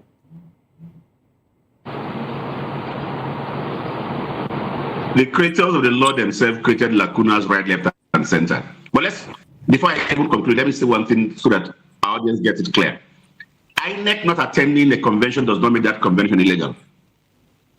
That's a very clear thing.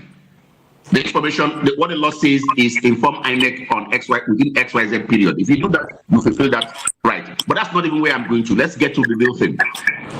The truth is, the law at creation created some lacunas, some gaps right, left, and center. The fact that the Supreme Court says party matters should be handled at the party level also created a caveat that says the party must follow established constitutions and the general constitution of the land. So, if you take laws into your hand, as we see with Nigerian politicians, where they throw away laws even that they create themselves and then go ahead and do anything, the courts will still come in from time to time, and that's the problem PDP is having, and most of the parties are actually having. There's impunity on the part of leadership at the various levels of our parties. They do things and think that they can just go away with it. Okay. And so the law has a way of still catching up with you when you go in that direction. All right, thank you very much, Chief Dr. Emmanuel Iroyenama. Now, let's go into another interesting conversation that is also political. Now, the Chief Justice of Nigeria, Justice Kudirat Kekere-Ekun, has urged the judiciary to maintain discipline, consistency, and strict adherence to constitutional timelines in resolving election disputes ahead of the 2027 general election. Kekere-Ekun emphasized that the judiciary will once again be required to play a stabilizing national role and that pre-election disputes must be resolved with clarity and balance to maintain public confidence. She also highlighted the need for judicial welfare, security and well-being, and encouraged judges to openly engage during the conference to strengthen the institution. Let me come to you, Comrade Chris Ojekere, on this. And that was during a judges' conference, and the Chief Justice CJN Kekere-Ekun decried, the spread of conflicting judgments, ahead of the 2023 general election, and said that, look, we don't want a repeat of all of that. She also talked about timeline, the quick dispensation and delivery of justice. Now, if you read the Chief Justice's statement, that looks like an admission of the failure of the judiciary to uphold democratic tenets during the 2023 general election. What's your reaction to that statement coming from the CJN?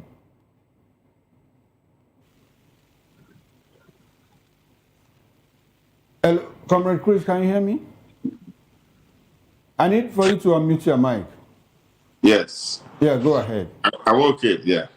Now, I said she should have done more than that mess. Nigerian judiciary now goes beyond mere statements. What we need is a wholesale judicial reform.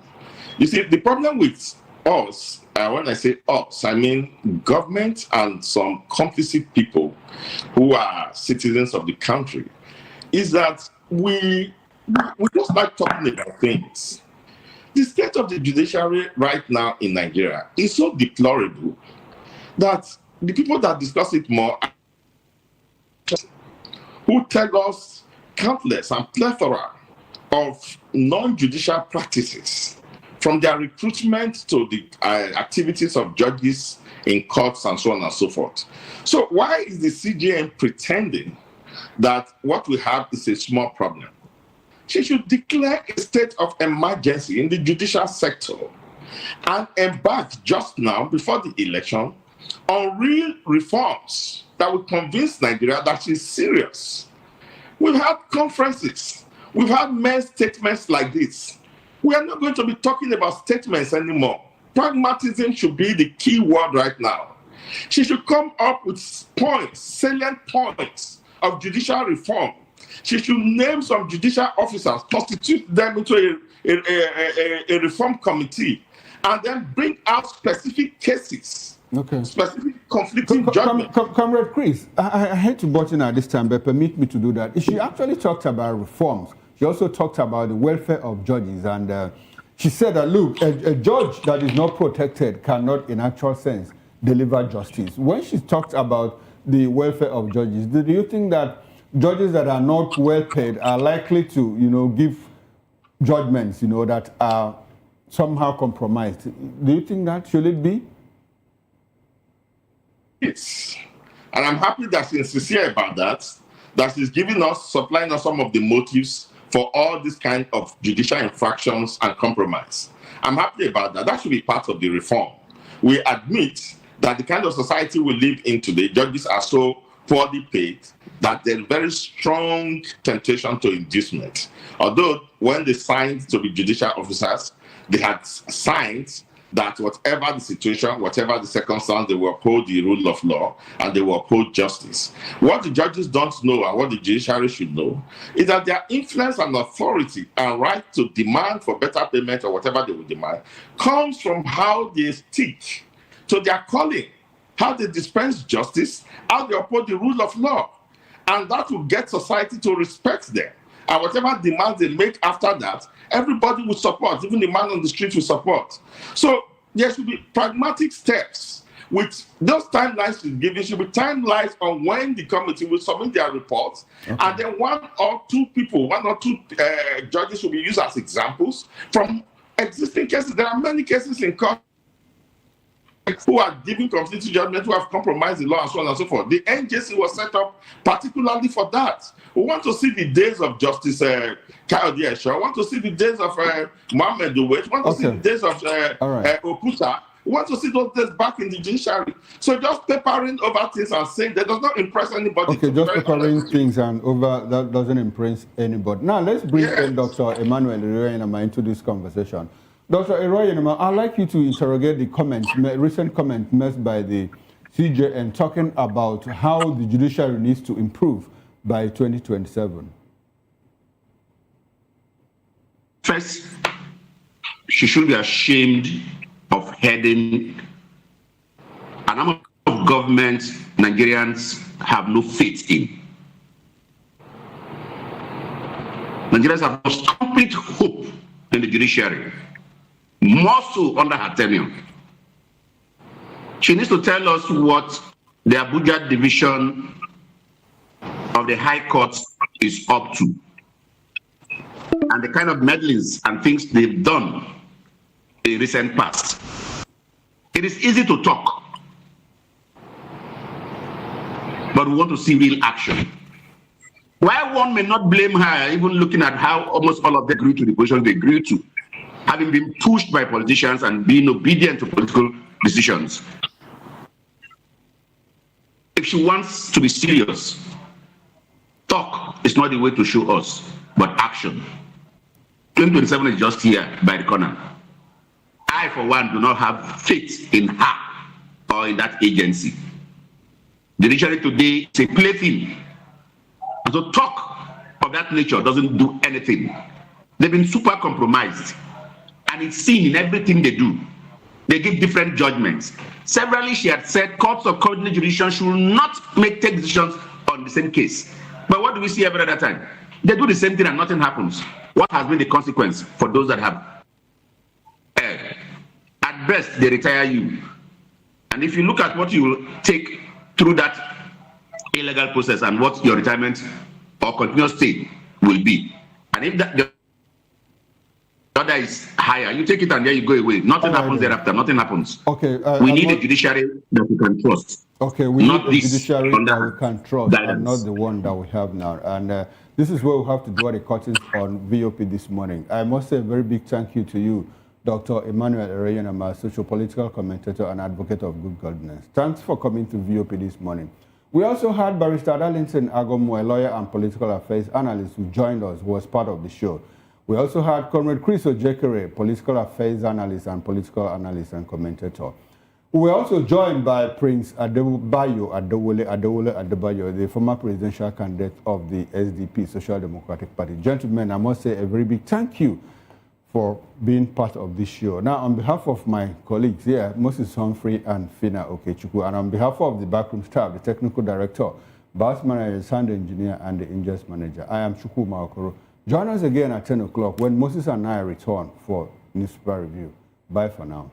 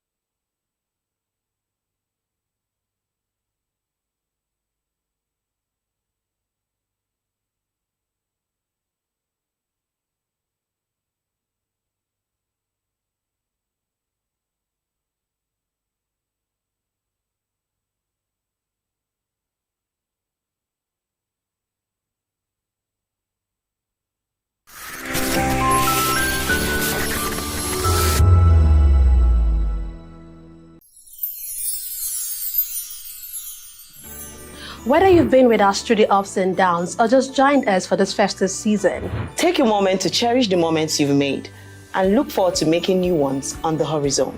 May this new year bring you everything good, everything prosperous. As we bid farewell to the old year and welcome you to the new year, may your heart be filled with joy and your home with laughter. And of course, may your spirit be filled with hope. We'll be bringing you live updates, exciting performance, and inspiring stories throughout the day. stay tuned for our special New Year's coverage and let's make this year unforgettable. Thank you for making us a part of your celebration. Merry Christmas and a Happy New Year.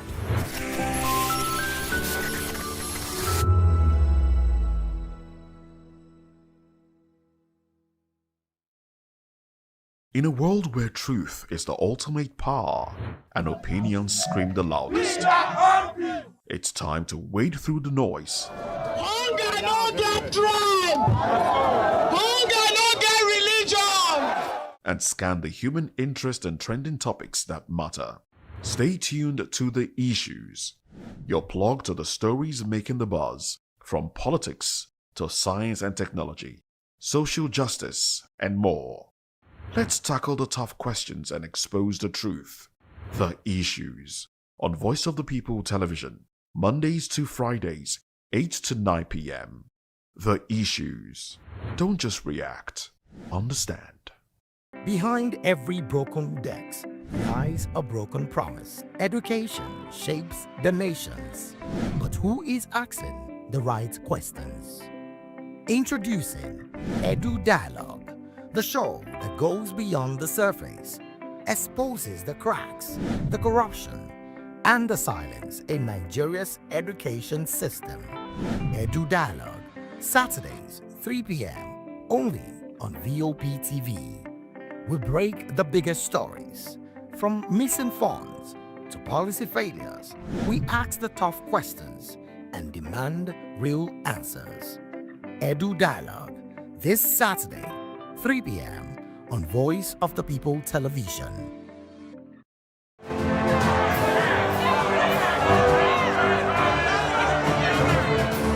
Do you want your voice to be heard? Do you know that you matter in the scheme of things?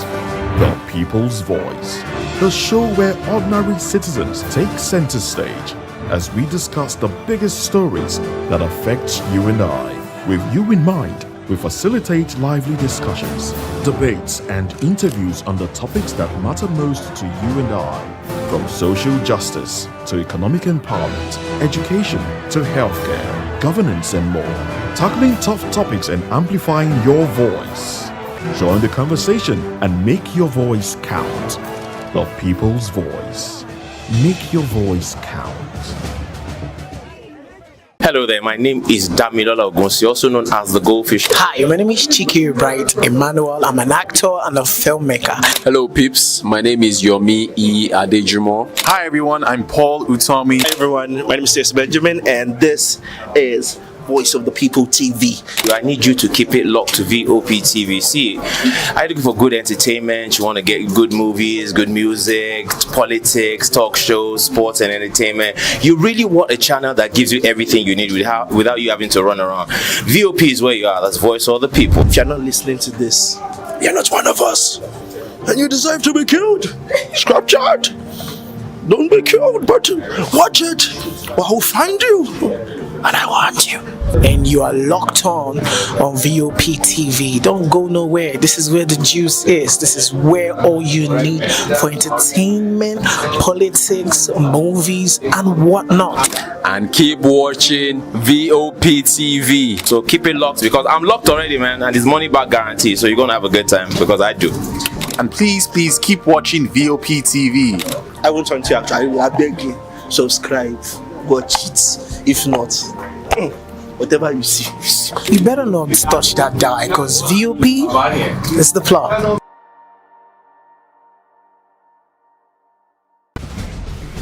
Join us as we drive into the world of politics through insightful interviews with prominent political figures, both serving and former governors, ministers, senators, legislators, party chieftains, activists, and analysts. Get first-hand information into the decision-making processes that affect our daily lives. Highly engaging 1-hour program that brings political discourse into focus. I am Chukwuma Okoro. Political Lens, Monday through Friday, 6 to 7 p.m. Join us. 2564 is coming up on Burning 9, right? The 2564 Atlantic Tower. What happens in the hush behind hangar doors? Who signs the papers that gamble with lives? Which truths were grounded before they even ever had wings? If you've ever buckled a seatbelt at 30,000 feet, if you've ever stared out of that tiny window and wondered who's really in control of the skies, it isn't just flight, it's power, it's politics, it's pressure sealed in steel. We're peeling back the clouds from runway risks to sky-high secrets. We're diving deep where most dare not to look.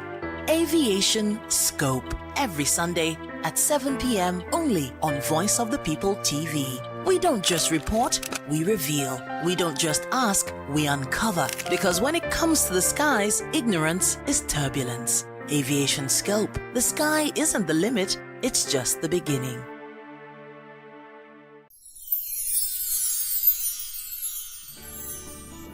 Ẹ̀yin tèmi ní Nàìjíríà lókè òkun, mò ń kí yín fún Kérésìmesì ọdún yìí á yabo fún wa o.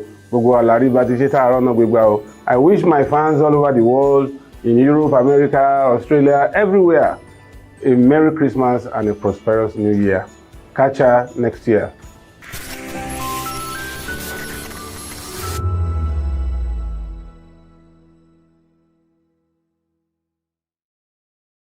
To know the happenings in the maritime sector, join us on the program Maritime Frontiers on VOP TV as we discuss key areas in the maritime sector from aquaculture, maritime transportation, maritime labor regulation, oil and gas exploration, ferry and passenger insurance, marine pollution and prevention, port operations and lots more. Maritime Frontiers, exploring Nigeria's blue economy. We encourage you to click on the like button and subscribe to our YouTube channel. We are Voice of the People TV. Also follow us on all our social media platforms. We are at VOP TV Live. Visit our website www.vop.ng for fresh and trending news. Also watch us live on SLTV channel 264. VOP TV, Voice of the People Television. The red carpets, awards, the razzmatazz, music, fashion, interviews, and more. Spotlight on Voice of the People Television. Let's feed you with all the juicy stories in the global entertainment space, bringing you the glitz and glamour as it is hot. Stay tuned to Spotlight, 1 p.m. Monday to Friday. Spotlight on VOP TV. Entertainment like never before.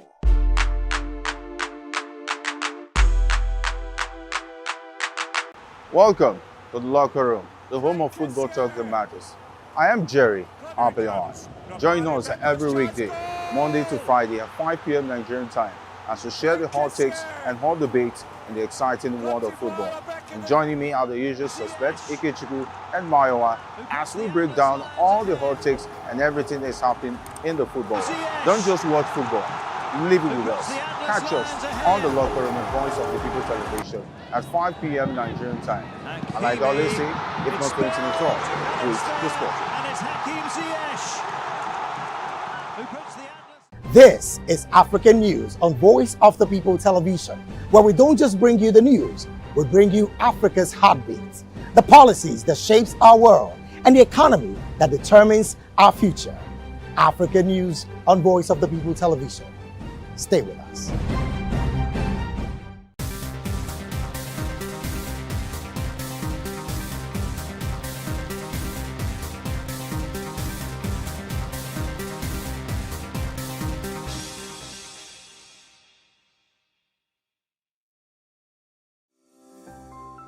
VOP TV.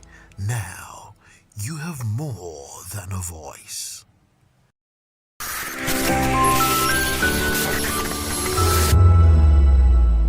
bring you unbiased and explicit information on politics, economy, and state of the nation. We break down the chaos. Facts, not fluff. Truth, not spin. We discuss not just politics, but a glimpse into the future. Voice of the People Television. Now you have more than a voice.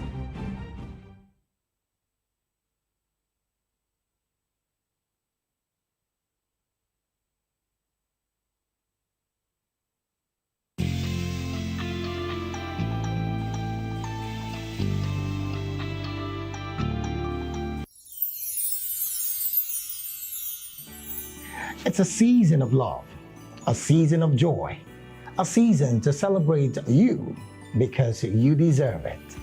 From all of us at Voice of the People TV, we only want to wish you a very merry, happy Christmas and a prosperous new year ahead.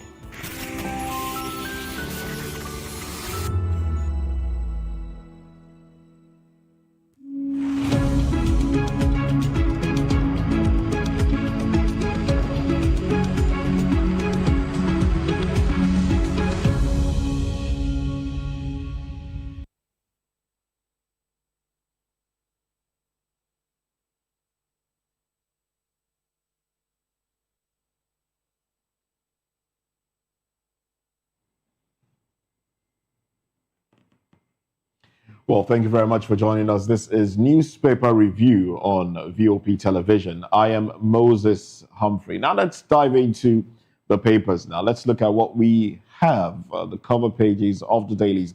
Well, I'm not alone, of course. I have Chukwuma Okoro with me. Together we'll be doing this. And, well, Chukwuma, thank you very much for saying. Thank you. I mean, yeah, he's an analyst. And also, we'll be going to our station where Chief Dr. Emmanuel Irayanama will be joining the conversation as well. Chief Dr. Irayanama, thank you very much for joining the conversation. Now let's run to the headlines now. We do have Business Day. Over-ambitious budget pushes Nigeria toward self-made crisis. Nigeria's solid minerals windfall masks NLNG revenue mystery. 12 trends to shape Nigeria's economy. And then, okay, how Africa's richest man bet everything on a refinery and won. Okay, that's an editorial there from the Business Day. But let's look at a few other dailies.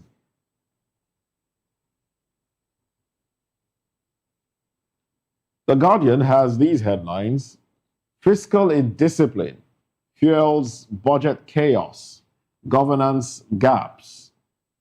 Tinubu declines assent to central gaming bill. NBSS assures hitch-free e-payments.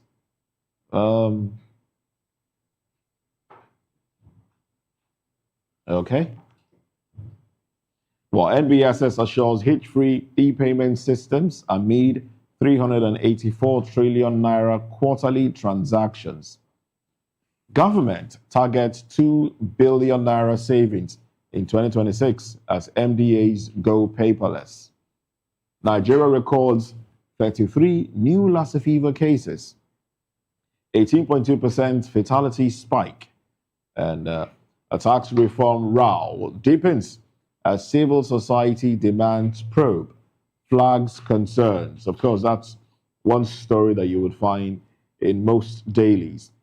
Stakeholders condemn reps' refusal to criminalize vote buying at primaries. Well, I'd like for us to start off with that one, vote buying at primaries, and the position of the House of Representatives. We're also being joined by Barrister Darlington Agbomo. Chukuma, vote buying. Stakeholders condemn reps' refusal to criminalize vote buying at primaries. Well, vote buying at primaries, they will not criminalize it because all of them are party to it. All of them are part of it. You know, because I've witnessed primary elections and I know what goes on, you know, during primary elections. At the local level, not at the state level, I mean, not at the national level. And I also have information what happens at the national level. And you know what unfortunate thing about this vote buying during primaries? You know, it's always dominated in dollars, not even in naira. You know why it's dominated in dollars? Because if you have to pay in naira, it will be very bulky. It will be very bulky. So they reduce it to dollar. So they can put it in their in an envelope. They'll just give it away. to you in an envelope, and you pocket it and walk away. You know. Meanwhile, it translates to a very huge amount of money. And they are not going to use electronic transmission because in that case it becomes actionable. You know, somebody can say, "Oh, you bribe people, you know, to vote for you during primaries." Now that said, it's like I said, I didn't expect that the House of Representatives will criminalize it because they are part of it. They are part of the problem. So it's a thing that we have come to live with in this part of the world. Talking about primaries again and vote buying, it also becomes, there are questions that I have asked. At what point do we establish that there is vote buying? When somebody during political campaigns, like what Chukwu Masoludo did, you know, during the Anambra elections, there was a debate around it. If your local government delivers APGA, if APGA scores, how many you get a certain amount of money. Does that translate to vote buying? That is the question. That's inducement. Okay, so what is vote buying? It's still vote buying. It's still vote buying. Yeah. Now, on campaign day and on election day, you see a political party that puts a pot of rice, you know, and a crate of mineral somewhere and say, "Oh, come and make merriment. Don't even vote for me, but just come and make merriment." That's inducement. That is vote buying. So I think we have a lawyer here who will help us interpret what vote buying is. But from our layman's point of view, a situation where you influence or you induce someone, you know, to go and vote for you. Technically for us, that means vote buying. So barrister, what do you call it? What is vote buying? Help us understand it. If there is an inducement that you gave money to somebody to do something for you, and this happened to be matters that had to do with the election, that is where you now be talking about vote buying. And it can come in different forms. It doesn't have to be monetary good. So you can induce somebody within, with anything. But the security agencies, they are the ones who should even hold responsible if such a thing happens. Because it has to be at the polling units. You can't come to my house and give me a cup of rice and then they say, no, that one is outside the electoral law. We are talking of something that happened at the point of the election proper, so that you can capture it. You would ask, what are you giving these people? Why are you giving him this thing when we are in an election time? That way, you can even have evidence. But anything that happens after that unit, the law may not even hold you. But at the point of voting, and you start sharing money, start sharing all the goodies, you are liable. Nobody should excuse anybody here. You are liable. You are not supposed to do that at that point. That's the fact. And so the law they are trying to do and amend, they should include it so that it will be holistic. In order for it to catch anybody who want to indulge in vote buying, list all the things you will do and where you are going to do those things before it becomes a crime or an offense. Not when you come to my house, maybe as a friend or whatever, you come and say this and that. Somebody will say, who is even there? Who will validate it? Who will bear witness? Nobody. So vote buying, it should happen at the polling unit. And you must have evidence that such a thing happened. That is the fact. Okay. But remember, they said it is primary. Primaries, yes. That means I was going to emphasize that means at the voting proper, there is no excuse. And the primary is going to be conducted in an environment. The issue with this is the fact that those that have the money to buy will not mean well. And those that mean well may not have the money to buy. Because those that... So at the end of the day, the people will be stuck with whatever the parties present to them. Again, the people that have money, when they get into office, the next they want to recoup the money. So governance suffers. That is the problem. But you ask a very important question. Now, the people that don't have money can buy. And because of that, they don't get elected, as candidates and all of that. So how do we get out of that quagmire? We will if we have the political will to do the right thing. Barrister, back to this. There are laws. Hold on, there are laws. Even when you get into office, there are checks and balances that checkmates you and what you do in office. Like now, a lawmaker that bought vote and entered into the National Assembly, he doesn't have access to a national treasury. The only thing he can do is oversight functions. Maybe that's where they make their money and all that. So at that point, it is now left for the ministries and the agencies that they are overseeing to determine what constitutes oversight funds. And the government had to step in here and say, you will not take more than this and all that. Or during budget presentation, the executive want to bribe them so that they will have an easy passage of their budgets. These are the areas that the National Assemblymen make their money. They don't have access to our treasury. They don't. Every other money they make is from the executive. That's a fact. All right. Chief Dr. Emmanuel Irayanama, let's bring you into the conversation. What's your reaction to the headline? Stakeholders condemn reps' refusal to criminalize vote buying at primaries.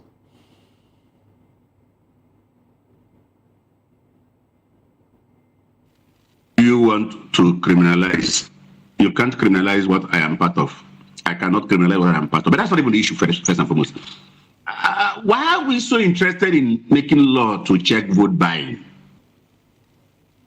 Why are we leaving the reason why people buy votes? And then we are ready to talk about. We're starting from the primaries because yes, even at the primary, there is a reason why there's a reason why people buy votes. Even at the primary, it is what comes out from elective offices that determines how much I want to put in to seek for an elective office. The day we make it not juicy enough for one to want to spend his money before election, that day we'll get it right. Now, my brother has said vote buying should start from at the polling center, and I'm asking myself, as of today, is it that they sell votes? Most of the votes are sold within a week, within a month before the time. The rices we know are giving out much more before that day. People actually give these monies in small houses, in small corners before they go out. They only put people to monitor whether the person they give the money to did the needful or not at the police center. Only very few dash money at the center proper. But the real reason is the fact that our political offices are too juicy. A man who has never worked in his life is a billionaire overnight. If that is it, buying votes becomes a natural thing. Make the elective office not as attractive as it is today. Less people were interested in buying votes. Real servants will come. Real servants will come, and not traders. What you have in our political sphere today are traders. Nobody buys a good for resale that does not have a resale value. Nobody does that. It is the value of resale that is making them buy it now. So if I buy the vote and I get to the position, I am sure to get X, Y, Z times 3 of it. So instead of discussing even vote buying, let's discuss what the office entails. Let's discuss how to make these offices unattractive financially. And for me, that's the only way out.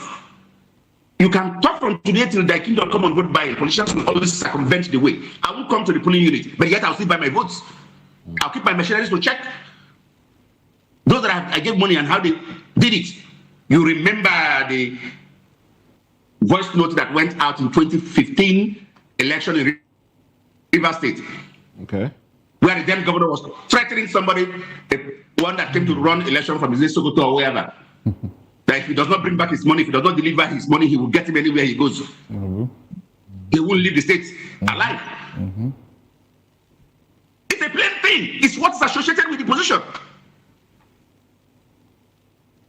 So let's manage what is attacking that vote buying. We are used to putting the cart always before the horse. And that's why we hardly move anywhere. The horse is meant to carry the cart. Oh, well. Let's move on to another conversation now. The tax reform row. Now, this is how it's put on the cover page of the Guardian newspaper. It says, tax reform row deepens as civil society demands probe, flags concerns. Barrister, is there something you want to add to this? Because I know we had the conversation earlier. Yes, it is very important because we cannot dwell on fraudulent documents to collect tax.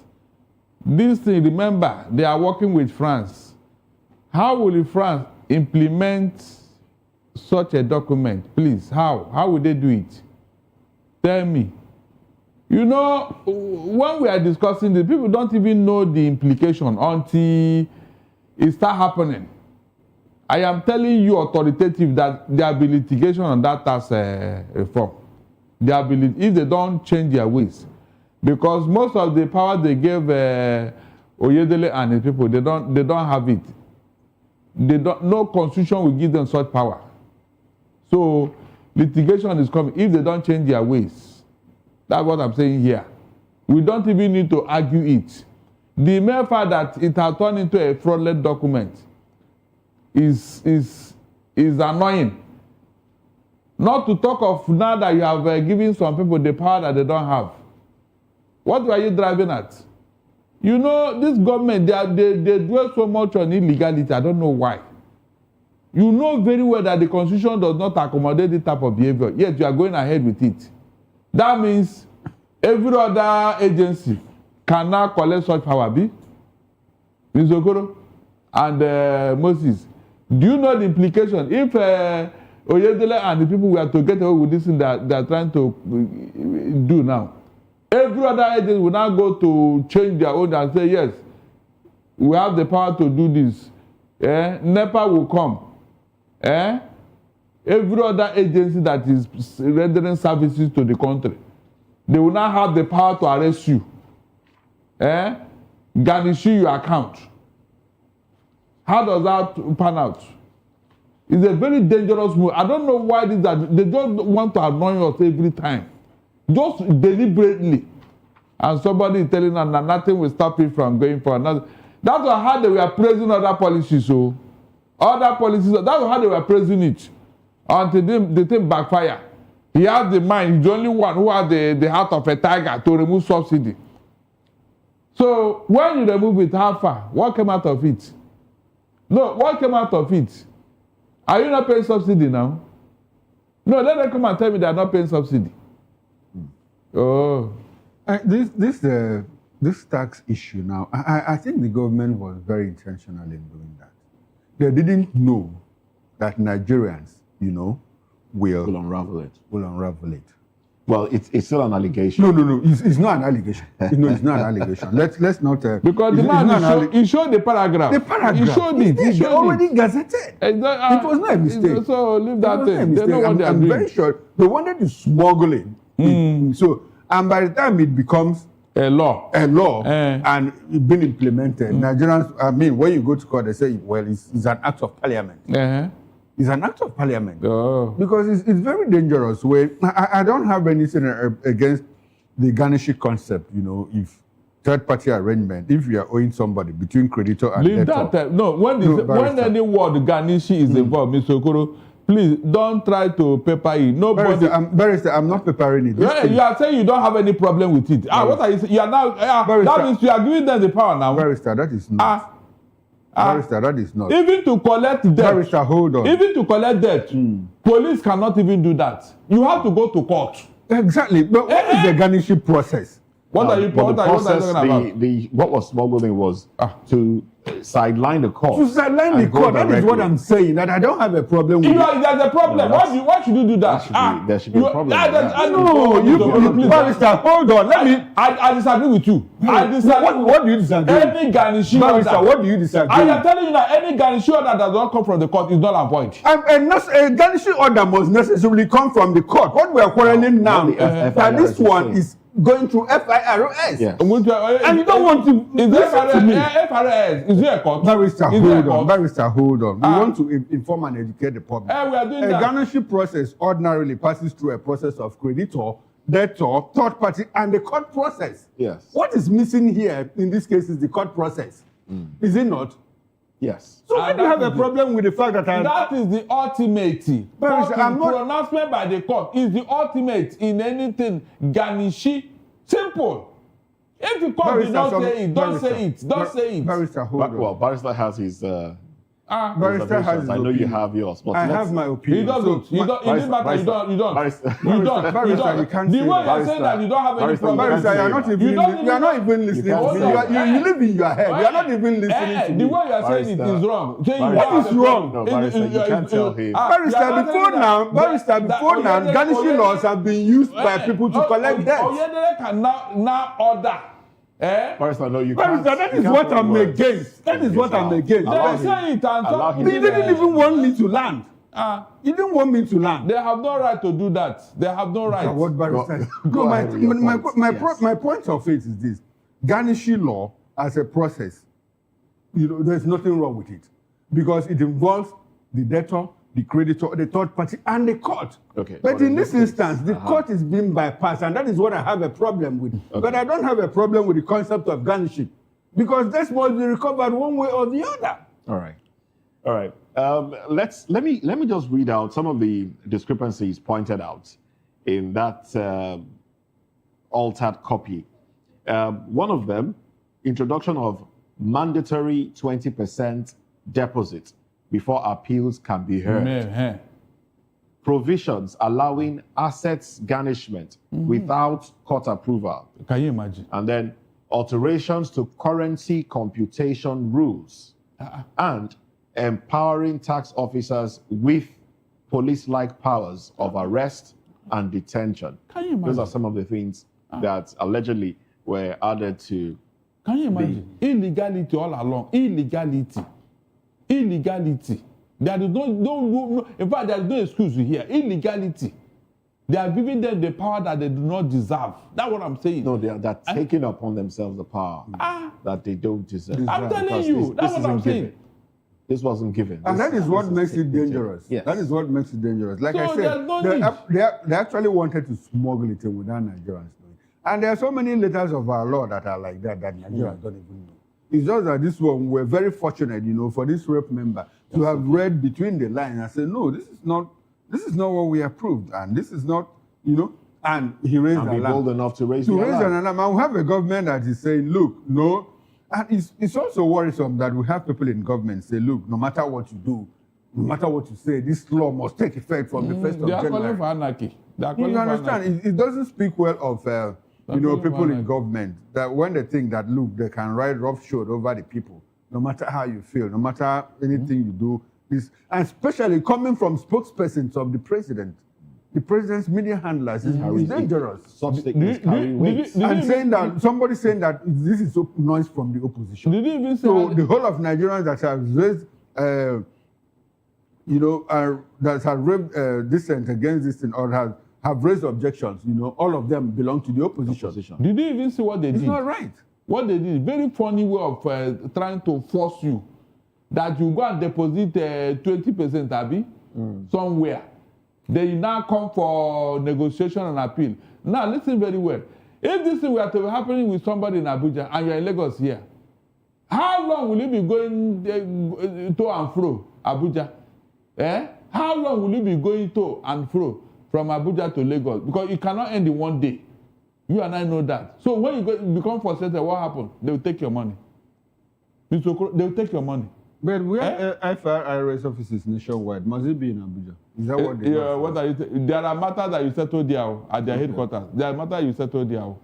The branch will But pay. I think the whole thing about this tax law is that we need it's a matter of shared responsibility. Nigerians should pay taxes. But the government should also pay taxes. No, but the government should also the work ordinary with tax. Nigerian. Now, Mr. Okoro, you want to be a good boy here, no problem. You know what?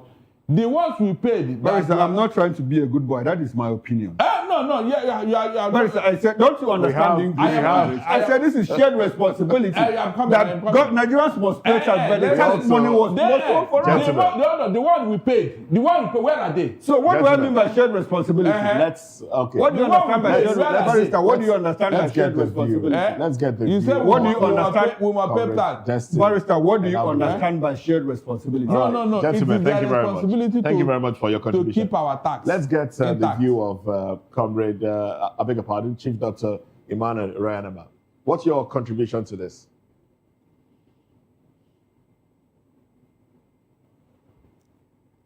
Go ahead. Yes, it shows our interest in what is happening. First, the funniest part of this law is when you tell me, as a small businessman, you have a right to throw any tax on me, and that if I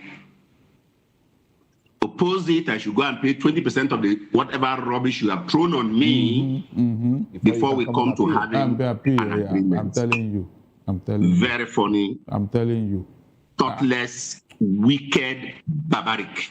Telling you. And if you don't have the money... Again, you say you're going to throw a tax on me, and when you tax on me, if I don't comply according to you, the courts, of course, I don't have faith in them also. The courts should not near you. You have a right to bottle me, carry me to anywhere and lock me up, or come again, design whatever garnishing process you have designed that is out of the Constitution, and then you use that to take over whatever thing you think is of value to me. Again, barbaric, funny, stupid, mindless, and wicked.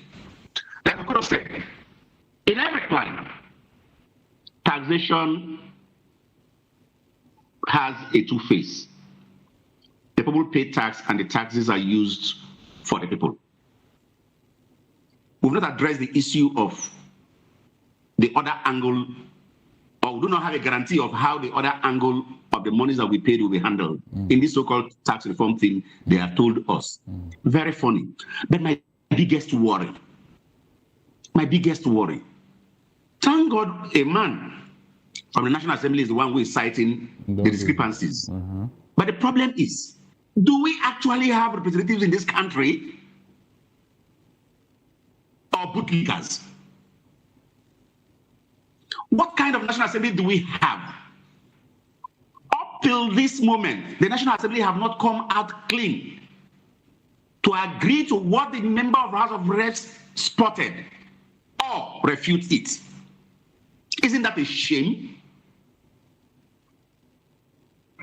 And the most worrisome, the degree of impunity exhibited by people in government, particularly the president's spokespersons, who takes Nigeria for a ride and think that they are heaven and anyhow they like. Very funny indeed, a country.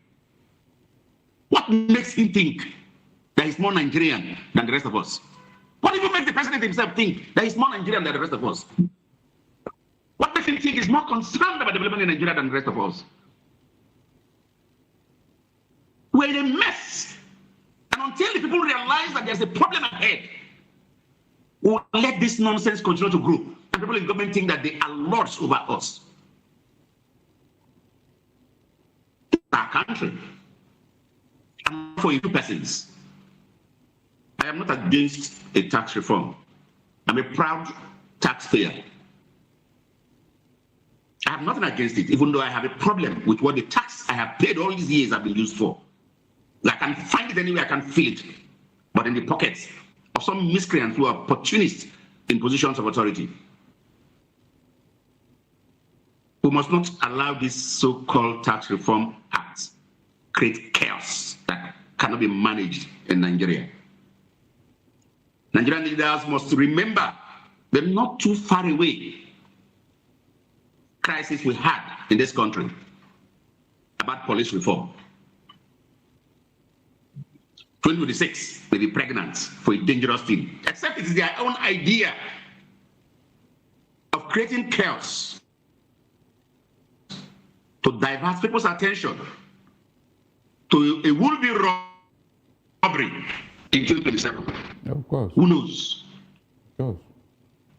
But I foresee a problem if nothing is done, and done very quickly. Nigerians must rise to oppose this. We must get a clear picture. We must know what is really happening. We must know who actually, if it's true, brought these funny clauses into this. And there must be consequences. There should be consequences. We are sick and tired of a country where some persons think that they are Lord over the rest of us. They are special people. If this is what American is, then Nigerians must say, not your turn again. Like I said in the morning, this was how they introduced alphabet here. At the end of the day, what happened? What happened, Moses? What happened with alphabet? And when they introduced, they told us it is the best thing that can happen to our tax laws in Lagos here. Not knowing that it's just to benefit one man. One man. So what are you telling me that the person who introduced it is the same person that introduced this one again? And you are telling me that he meant well. Tell me. You are telling me that he meant well. It's not possible. It's not. I have my doubt. Look at what is happening already. It has not started implementation. Though. Look at what is going on already. Look at what is going on already. You want to tell me that somebody just woke up and inserted that inside that place, Abi? After the National Assembly have approved, though, when they got to the presidency, another thing now came out. You want to tell me it's a mistake, Abi? They are not even acknowledging what has happened, though. They are still telling us it must go on. It must go on whether we like it or not. And that's concerning, really. Can you just imagine? Deeply troubling. Deeply troubling. Can you just imagine? Now, that gives me the impression that they are the ones that surreptitiously smuggle. I think they would have said, okay, let us look at it. Maybe let us check, you know. I need to acknowledge that a mistake has been made. We can't, that's okay. But telling me that whether we like it or not, whether we like it or not, it must be implemented as gazetted. Now for this country, seriously. All right then. Well, let's move on to another conversation, another paper. The Punch has these headlines. Nigeria suffers nearly 1 trillion naira export loss after Trump tariff. Nigeria sinks into 3.15 trillion naira trade deficit with US as exports fall. All right. And there's this advertorial here that raised concerns when I was listening to the radio this morning.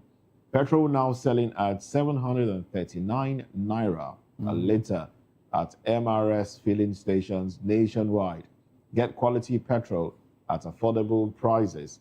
All right, and then it tells you it's in every paper. You know, this advertorial is by Dangote Petroleum Refinery. Now, but I was listening to the radio when a caller called into that particular program and said, "Look, at my end, I think he mentioned Yanokbaja. Okay. Yeah, at my end, I bought petrol for 789 naira a litre at an MRS filling station. That's 60 naira more than the advertised rate.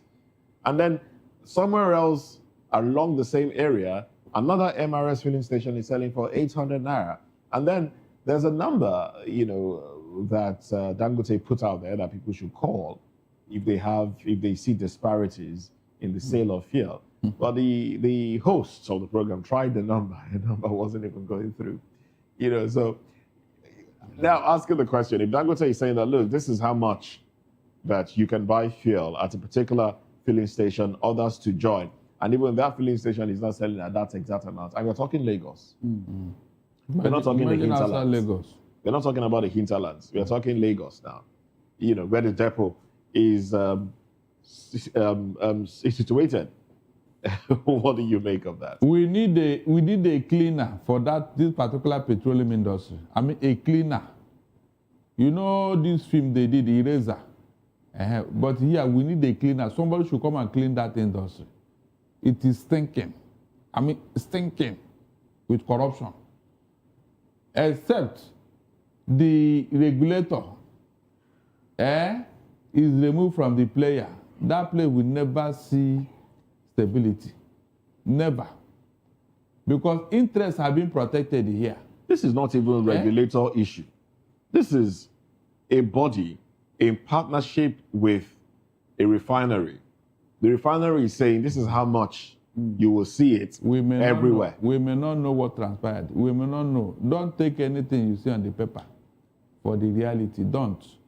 You will not know the... That's a breach. That's already a breach. That's no, I have told you now, you may not know what happened. That's what I'm saying here. In what regard? In what regard is in that regard that you are thinking of.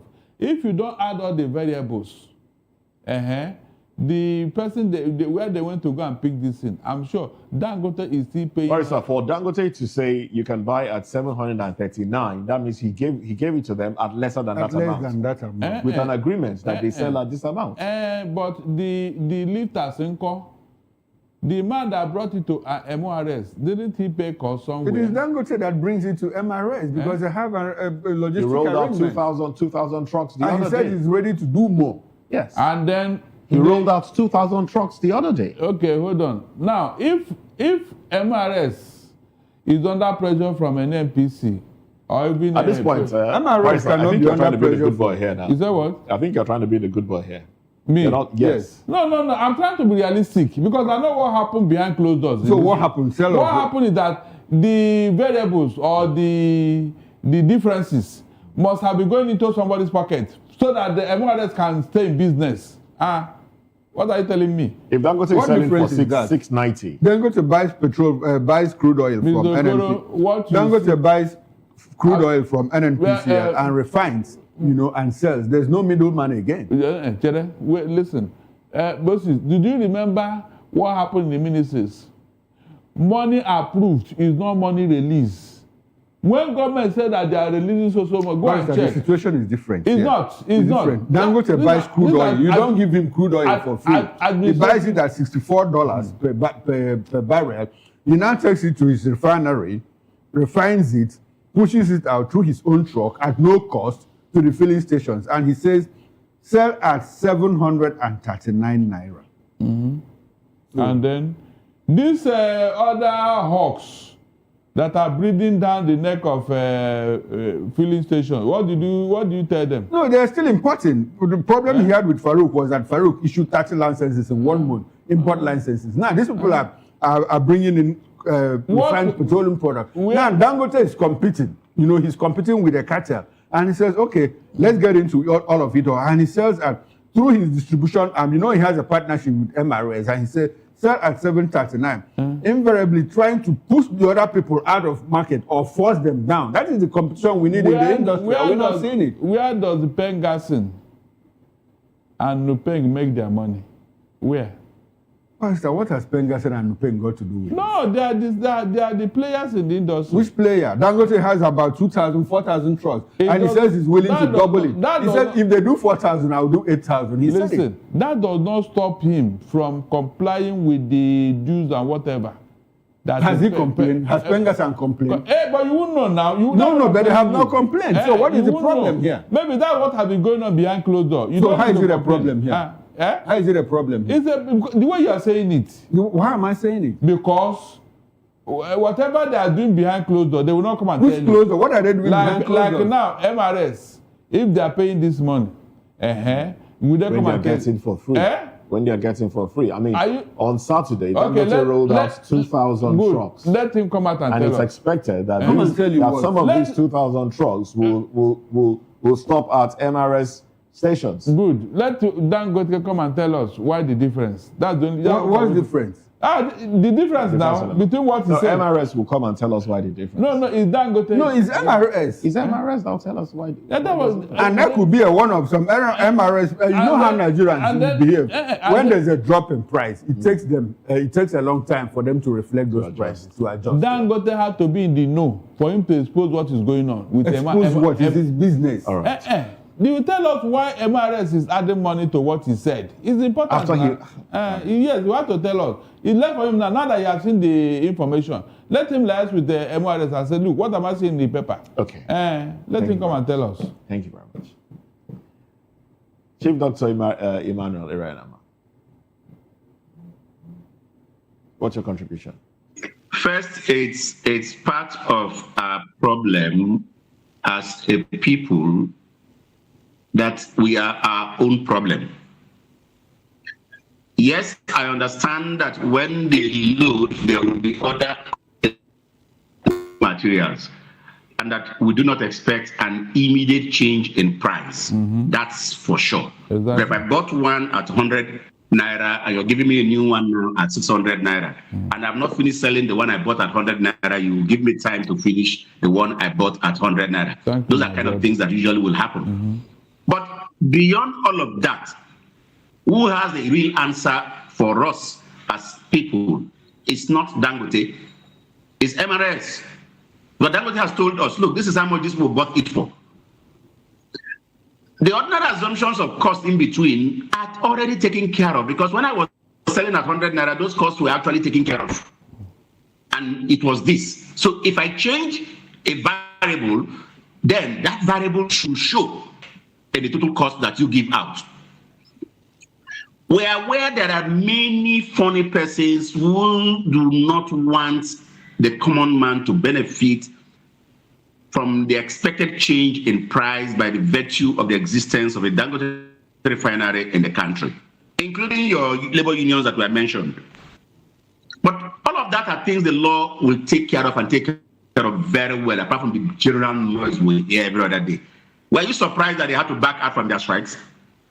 The law will have taken care of it. There's no two ways about it. It's just a noise they will make for some few days, and they'll be crushed.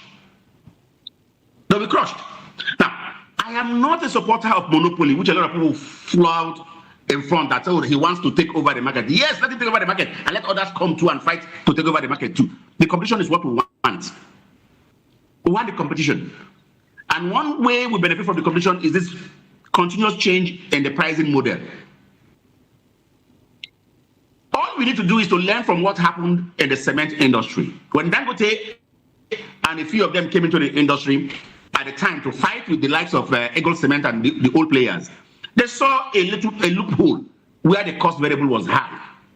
That while the others kept their big ships up there, they were spending money transporting it half sea. That cost was what they cleverly put off by building smaller vessels that would come directly to the ports. And that whole cost variance at that time was what helped them to crash the price initially until they got the market and increase it the way they liked. What mistake other players did at that time was not to see what Dangote was doing and to key in immediately at that time, such that he became the only one who did it. We want real competition. We want other players to come into the market. We want other refiners to come into the market. Play within his scale. That's the only way you can stop monopoly. But in the circumstances we are, if monopoly will reduce our final price, if monopoly will make it easy for us to get what we want, as of today, let monopoly be. The regulator must remove his hand completely and do regulation business. Because if the regulator is himself part of the business, then there will be problem. Exactly. And that problem is what we are suffering today. All right. We must pull him out completely and make him a regulator. If the regulator were different from a supplier, for instance, he will have been able to ask MRS what is happening. That he has information that this is how much they got from Dangote, so they can't sell it at this price. Okay. Quickly, sorry. But that is not the case. Okay. Because the regulator's hand is well, thank you very much for your contribution there. There's another headline I would like to put out there. We may not have enough time to deliberate on it, but I'll just put it out there, and then we can talk about it some other time. But let this be out there. This is from The Punch, still from The Punch newspaper. And the headline reads, Auditor General flags 288 billion naira INEC spending under Yakubu. Auditor General flags 288 billion naira INEC spending under Yakubu, who is going on to be an ambassador, by the way. What will he do after flagging it? You mean the Tinubu will bring him in or what? There are things that it doesn't even do what our headline. You know that nothing will come out of it. You just said it. Okay, so you think we should just let it be? We should just let it be? Like others. You should let it be like yeah, let it be like others, yes. The 210 trillion naira they told us, what happened to it up to today? Mr. Okoro, that money is big enough to power 4 African countries. Yet, it happened here, nobody's talking. You didn't remember when he did the election he conducted. It's not that they have made him ambassador, Abi.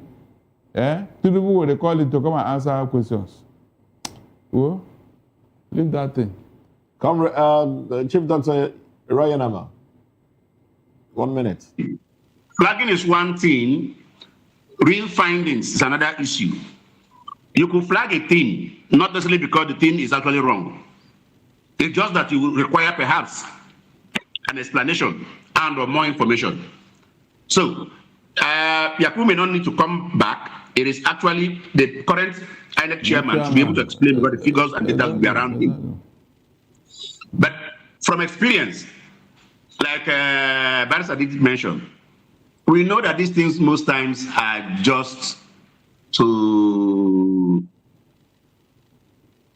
manage the environment, manage the situation so that we keep talking about it while several rubbish happens thereafter.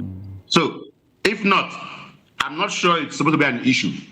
Audit is meant to flag cases for explanation. It's normal everywhere. INEC, under the present leadership, should be able to provide enough information to clear and admit any wrong that must have happened under Yakubu. All right. But again, will there be consequence? All right then. Your thoughts on this one? I'm not sure. Okay. Anyway, it's one too many. One too many, indeed. Indeed. Well, we're wrapping up now, and you will be coming back later tonight at 6 p.m. Yes, Barrister and I will come back at 6 o'clock. I will continue with our cat and mouse game here, 6 o'clock. We'll travel around Nigeria to bring you interesting political stories. Join us then. All right. So if you want to see more, who's the cat and who's the mouse? Boxing in the studio, you can tune in at 6 p.m. Well, thank you very much, Chief Dr. Emmanuel Irayanaba. Thank you for your contribution. Big thanks to Barrister Darlington Agumwa and Chukwuma Okoro for the contributions. And of course, Chukwuma makes a return at 6 p.m. Well, that's it on the show today. I am Moses Humphrey. Wish you a beautiful day. Compliments of the season. Bye for now.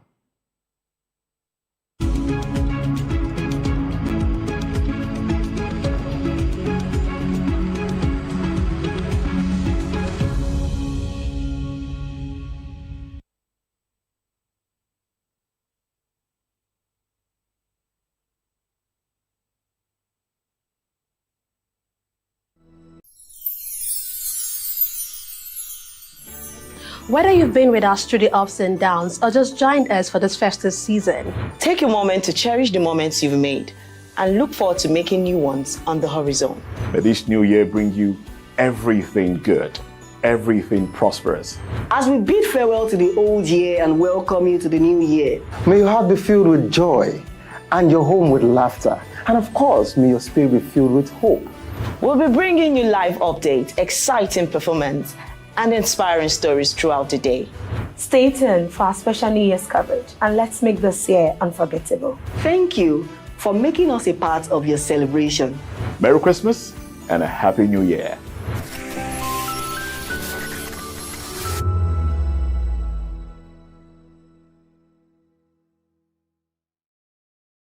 In a world where truth is the ultimate power and opinions scream the loudest, it's time to wade through the noise. Hunger no get tribe! Hunger no get religion! And scan the human interest and trending topics that matter. Stay tuned to The Issues, your plug to the stories making the buzz, from politics to science and technology, social justice, and more. Let's tackle the tough questions and expose the truth. The Issues on Voice of the People Television, Mondays to Fridays, 8 to 9 p.m. The Issues. Don't just react, understand. Behind every broken desk lies a broken promise. Education shapes the nations. But who is asking the right questions? Introducing Edu Dialogue, the show that goes beyond the surface, exposes the cracks, the corruption, and the silence in Nigeria's education system. Edu Dialogue, Saturdays, 3 p.m., only on VOP TV. We break the biggest stories, from missing funds to policy failures. We ask the tough questions and demand real answers. Edu Dialogue, this Saturday, 3 p.m. on Voice of the People Television.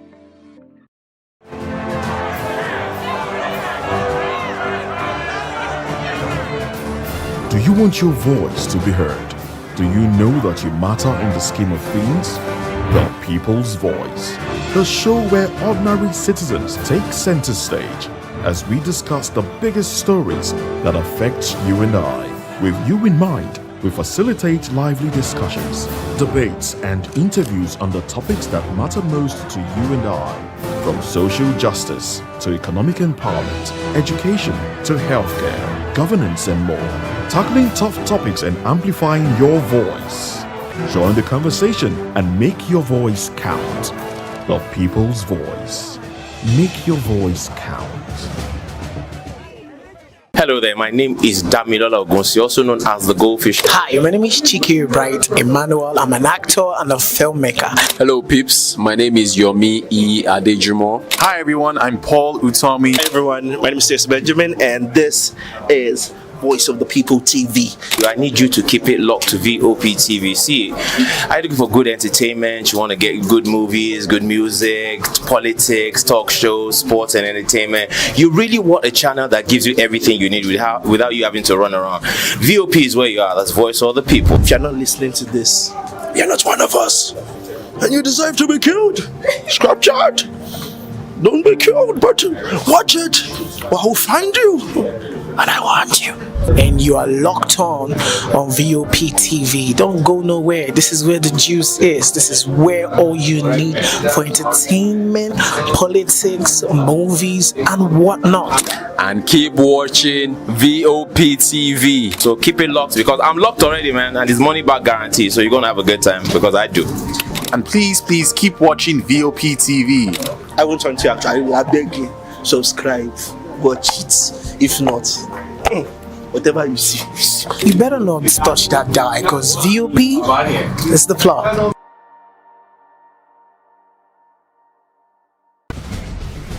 Join us as we drive into the world of politics through insightful interviews with prominent political figures, both serving and former governors, ministers, senators, legislators, party chieftains, activists, and analysts. Get first-hand information into the decision-making processes that affect our daily lives. Highly engaging one-hour program that brings political discourse into focus. I am Chukwuma Okoro. Political Lens, Monday through Friday, 6 to 7 p.m. Join us. 2564 is coming up on Barney 9, right? The 2564 Atlantic Tower. What happens in the hush behind hangar doors? Who signs the papers that gamble with lives? Which truths were grounded before they even ever had wings? If you've ever buckled a seatbelt at 30,000 feet, if you've ever stared out of that tiny window and wondered who's really in control of the skies, it isn't just flight, it's power, it's politics, it's pressure sealed in steel. We're peeling back the clouds from runway risks to sky-high secrets. We're diving deep where most dare not to look. Aviation Scope, every Sunday at 7 p.m. only on Voice of the People TV. We don't just report, we reveal. We don't just ask, we uncover. Because when it comes to the skies, ignorance is turbulence. Aviation Scope, the sky isn't the limit, it's just the beginning.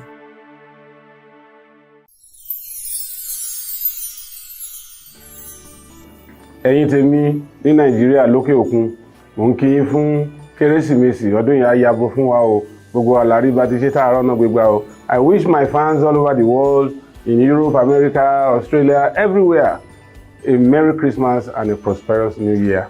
Catch ya next year.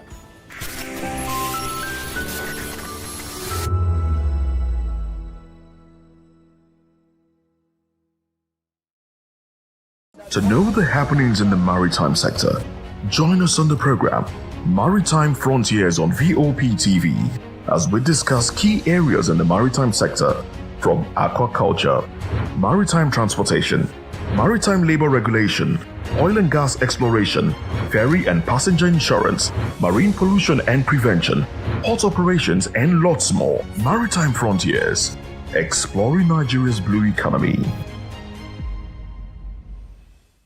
We encourage you to click on the like button and subscribe to our YouTube channel. We are Voice of the People TV. Also follow us on all our social media platforms. We are at VOP TV Live. Visit our website www.vop.ng for fresh and trending news. Also watch us live on SLTV channel 264. VOP TV, Voice of the People Television. The red carpets, awards, the razzmatazz, music, fashion, interviews, and more. Spotlight on Voice of the People Television. Let's feed you with all the juicy stories in the global entertainment space, bringing you the glitz and glamour as it is hot. Stay tuned to Spotlight, 1 p.m. Monday to Friday. Spotlight on VOP TV. Entertainment like never before.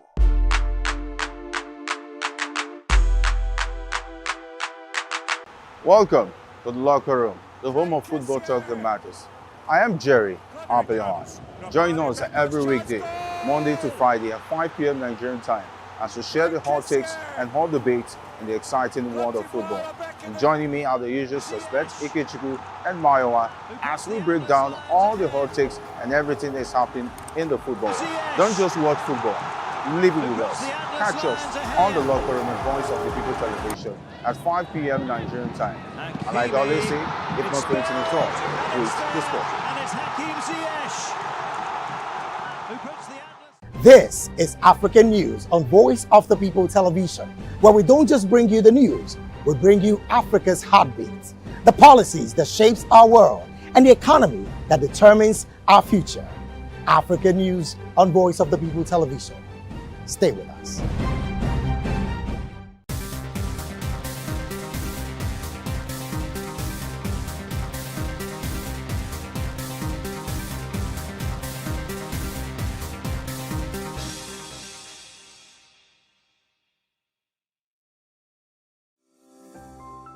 VOP TV. Now you have more than a voice.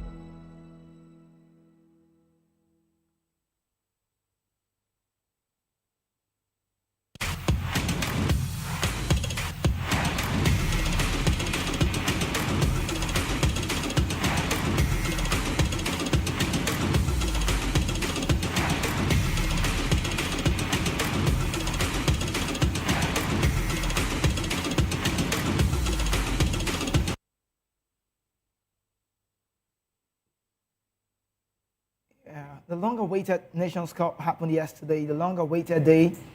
Everybody waited to know how it would pan out, where we saw African Cup of Nations, Moroccan side, overcoming the Navy Star to beat the Comoros Star 2-0 in that tournament opening game on Sunday.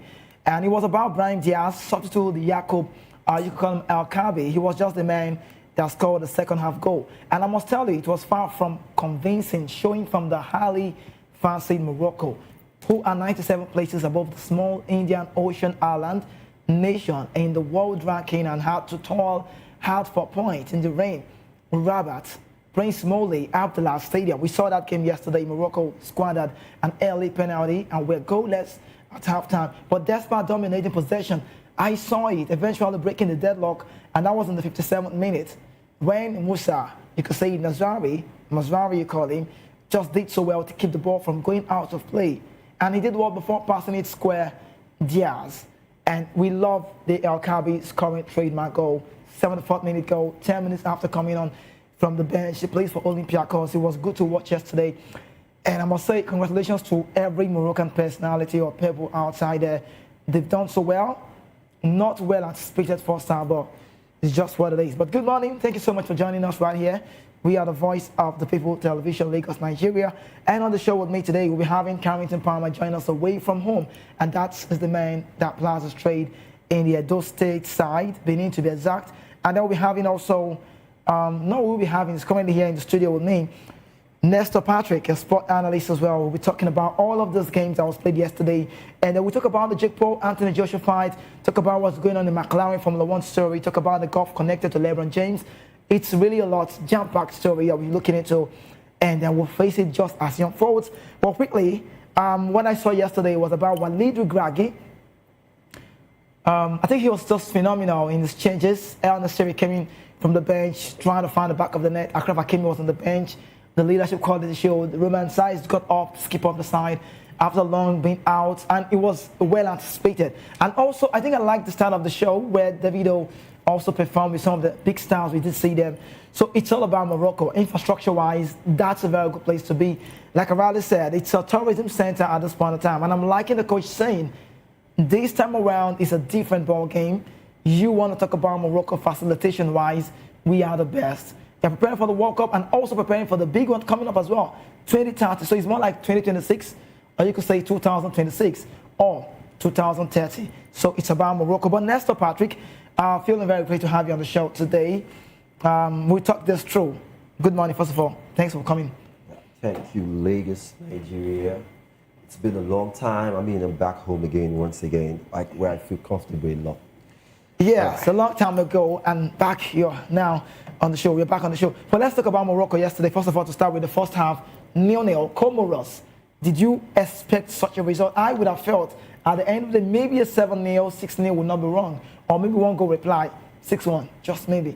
But Comoros came out alive. They had a very decent first half. They were compacted. They weren't so attacking. They played like they wanted to draw. I don't know. But at the end of the day, Morocco found their way. Okay. First and foremost, it's always very hard to play a host nation, especially in the first game. I remember 2018 Nations Cup. This same Comoros came out unscathed against this same Morocco team, 2-2, yeah. if you can reminisce back. So I knew it was going to be a tale of let's see how it goes first, because I know those boys are still trying to put themselves together, just coming back from various club sides and try to do something for themselves. So at the tail end of the day, I mean, they struggled in the first half, but kudos to one man who I never saw it coming. He plays for the second tier division of the Belgium National League. Yeah. I mean, the Yannick Pandel. Yeah. Of him, I mean, he was one monster of a guy.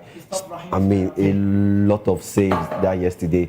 But the second half, I mean, Mazraoui, I mean, what a pass, and it was something else we never thought was. Yeah, everyone still feels like Morocco have what it takes to win the Nations Cup. Everyone still anticipates so high.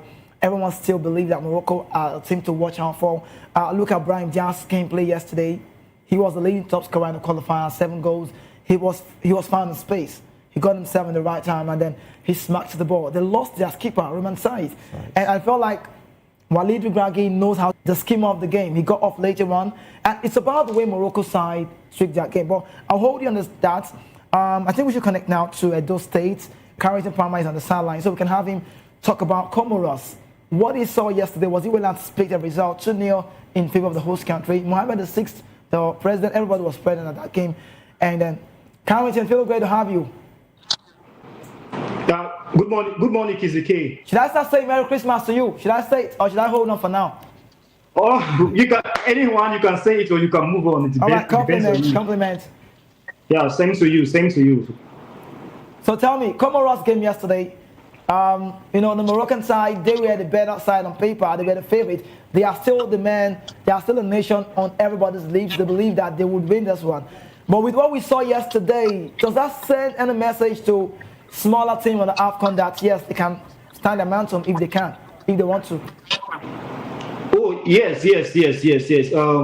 Comoros, I expected them to actually at least put up a fight in that game yesterday, given the fact that they came out on top of their qualifying group, which has a team like Tunisia. And they defended very well. They ensured Morocco did not actually give them a whooping defeat. And that is all thanks to their goalkeeper, Pando. But the Comoros side, I believe, if they can actually come outside and play, not just absorb the pressure of the bigger side, they can actually probably go on to the next round or even cause an upset. And this is also a way, like you said, the smaller side, with what they saw yesterday, they can believe that, we can have a good outing against the big boys. We just need to be disciplined in our defense and also take our chances when they come. Yeah, Comoros had a couple of chances. They had 2 big chances yesterday,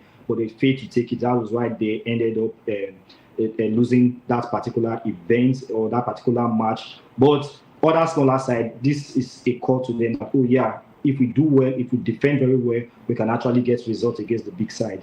All right, so it feels very great to know that it was a difficult opening game. The coach of Moroccan side, Walid Ibrahim, said the opening game is always very difficult, and we came good in the second half. Now that win extends Morocco's record-breaking run of successive victories by a national team to 19. In October, they went past the previous best of 15 set by Spanish side in 2008-9 season. And there will be concerns in the home camp. However, I talked about Ruben Saiz. He got off in the game in 18 minutes with that very tears in his eyes. We saw that. But tomorrow, don't forget, Nigeria will be taking on Tanzania. You could say Tanzania taking on Nigeria. Anyone works for me. Mali, Zambia meet on Monday. Today, in the next Group A clash in Casablanca on the second day of the marathon tournament. There's also Group B game matches. Angola meets South Africa in Marrakesh, and then Mohamed Salah's side will be playing against Zimbabwe in Agade. So these are the games that we'll be looking into in the course of possibly today, tomorrow, and how it unfolds. But let's move on to the next phase where the Super Eagles are in the news. But just a bit, the Super Eagles are in a very big chase to win their 4th title. And when you say we are giant of Africa in football, I don't know where you're coming from. Then if you're a giant of Africa, what happens to the 7-time champion Egypt? But it's no longer news that AFCON 2025 runs from 21 December 2025 to 18 January 2026, making the first time it's a marking of time that this tournament will be charged and staged during the Christmas New Year period. Beyond the anticipation action of the pitch, AFCON 2025 is expected to offer a rich cultural showcase as Africa presents the best of its sports, music, and heritage to a global audience. While host nation Morocco are firmly on everyone's lips, it would interest you to know that Nigeria Super Eagles remain among the leading contender for glory as the chapter in African football history. The Confederation of African Football CAF is set to note and set the tone high. Now we saw David Adeleke, popularly known as Davido, among the headline performers. It was great to watch Davido performing, and he's also Morocco's 2nd time hosting the competition, having previously staged back in 1990. That's 1988. So, but Morocco coach Walid Regragui has made no secret of his ambition. According to him, he said, we are focused on the present because we have to win. Looking beyond AFCON, we are also preparing for the future because there is 2026 and 2030 ahead. That's the goal. We have to build a top-class team with experience. So, and then they have Hakimi in the news. Hakimi, he said he sacrificed himself over the past 4 and 5 weeks like no other one has done. He set an example for the players and the staff. The rehabilitation protocol has been very nice. But I'd like to say this to you, I'm not surprised. We're not surprised that the game went that way. History also appears to have favored the host nation, all but one of the 34 previous opening games at the AFCON final scheduled. Now, since the inaugural edition of this AFCON, that's 1957, hosts have recorded 19 opening matches victory before what we saw yesterday, suffered only 5 defeats and drawn 9. that lone exception and that lone exception to the tradition of hosts, featuring the opening match, came in 1970 when Cameroon and Cote d'Ivoire opened the tournament. So not surprised to see the Moroccan side win yesterday. But Carrington, I'll come to you soon. Let me talk about Nestor. Nestor, see, that game yesterday, we saw something that happened. We saw a different kind of Moroccan side. We are anticipating for better Moroccan football. I'm not saying they didn't do well, but now we have Nigeria in the mix. Now, you heard the coach of Morocco side saying, we have a project for next year, we have a project for 2030. They've got facilitation, they've got infrastructure, they have everything it takes. They've got a lot of support they need from the president, the Mohammed VI, so they are good to go. But Nigeria, let's look at Nigeria. Do we have that project? Okay, first and foremost, I remember the last time I was on air here, I did say I'm not even sure that 2030 we might even make it to the World Cup because we need to go back to the drawing board, digress out of what we have now, digress out of our failures, and do something positive at the tail end of the day. It's basically just us, not just the federal government, I mean, or the NFF, trying to put these boys together, but the boys themselves, we need discipline, we need to instill discipline. And how do they do these things? Very simple. The coach or the manager will call these guys, okay, we're preparing for this, we're preparing for the future. Now we need to meet so bodies to make them come into us, and I mean instill discipline on how to do. Discipline is not, when I mean discipline, I'm trying to just, I don't want to sound too ironic about the whole thing, but when I mean discipline, it's trying to, I mean, if you're going to pay 200,000 naira to make this thing better, make it work. That's what Morocco has been doing. They've been financing every single project for the future. And 2030, I saw what the president said, the president of Morocco. He said they are trying to go to Spain. They're trying to learn new very close. We know how the technology. They're very close. I mean, you saw what Florentino Perez did when the NFL game played, the NFL game they played. I mean, they had to change pitch. Like, it didn't even take up to 10 minutes. So for every new technology in football, this is what Morocco stands for. They want to do it, and they are trying to make sure it works for them. Because 2030, you think 2030 is maybe like 4 or 5 years. I mean, it's just somewhere at the corner. Okay, so Morocco, are they still your favorite?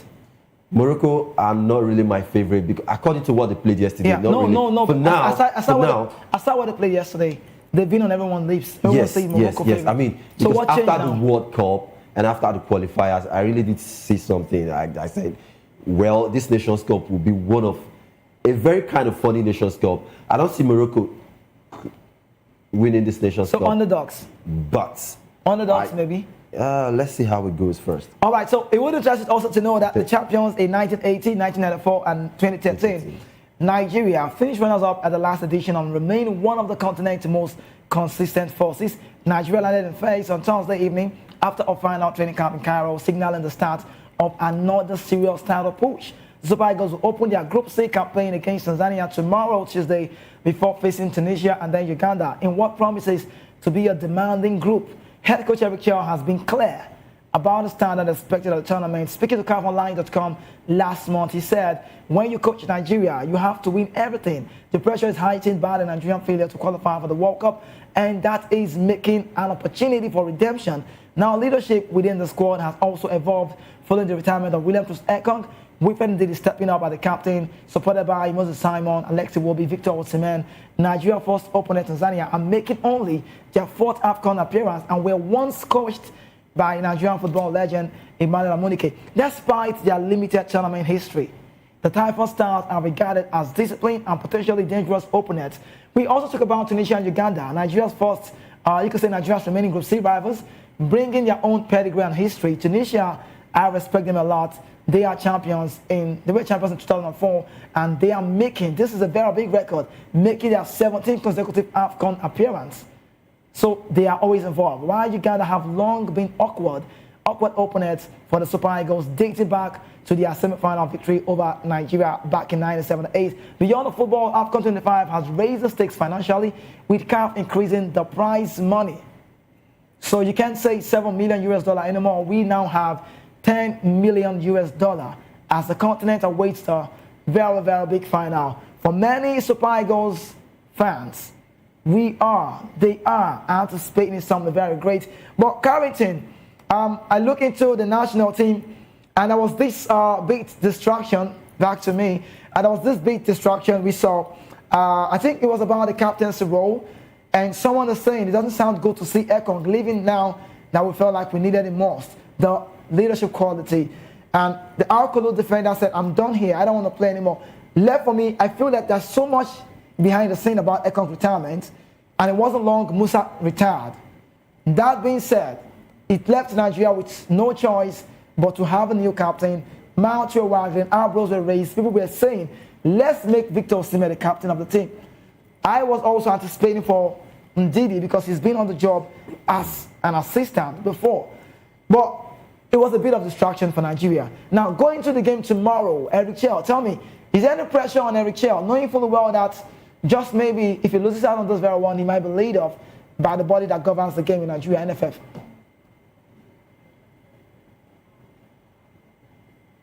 Is very much on Eric Chell, given the fact that Nigeria could not defeat DR Congo to qualify for the intercontinental playoff of the World Cup.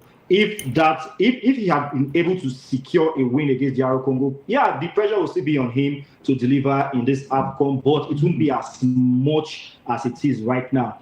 And you don't want us to lose a game against Tanzania. It's not going to look good on our image, on our football. It's not going to look good at all losing a game to Tanzania in the AFCON. Come on, if you are losing to maybe Tunisia or Morocco, that would still be good because these countries or this team they are in my caliber, not losing to Tanzania. But I don't expect the Super Eagles to lose that particular game at all. I don't even expect a draw. I expect us to get a victory regardless of the distraction. I know retiring is a huge blow to the team because of his leadership quality and what he brings to the team generally. But he has his reason for retiring at this crucial stage when we have the AFCON at just around the corner. So, but I don't expect the Super Eagles to lose that game against Tanzania, no matter the distraction, no matter the news going outside of the camp or whatsoever is happening to the team. Like, I expect the Super Eagles to get maximum points against Tanzania. Yeah, are you anticipating for a scoreline tomorrow? Do you have a scoreline you're anticipating for? I'm not actually anticipating, but I think we should be getting a 3-goal victory. I didn't get that right. I think a 3-goal victory. A 3-goal victory without reply. Yes, without reply. I don't expect Tanzania to reply. Okay, that's your opinion. But I'd like to ask you about the captaincy role. Would you have also loved maybe Victor Osimhen as the captain of the team? Oh yeah, I would have loved Victor Osimhen because of his leadership quality, the way he carries himself, the way he also motivates his teammates to actually do more. Like Osimhen is always running 90 minutes non-stop, chasing all balls. But at the end of the day, you just have to give respect to the people that are already there before, the likes of Wilfred Ndidi, Alex Iwobi. And I also don't want a situation again that happens during the time of Mikel and Ahmed Musa. There were rumors coming out then when Musa was named captain ahead of Mikel Obi then. So I don't want that kind of situation again in the Super Eagles. He is also a very good player, and he has been consistent for the Super Eagles of Nigeria. And I think he deserves to be the captain. Victor Osimhen definitely will captain the Super Eagles one day, but for now, Wilfred Ndidi is my leading candidate for that. Okay, if you ask me anytime, I love to say, I always like to say it.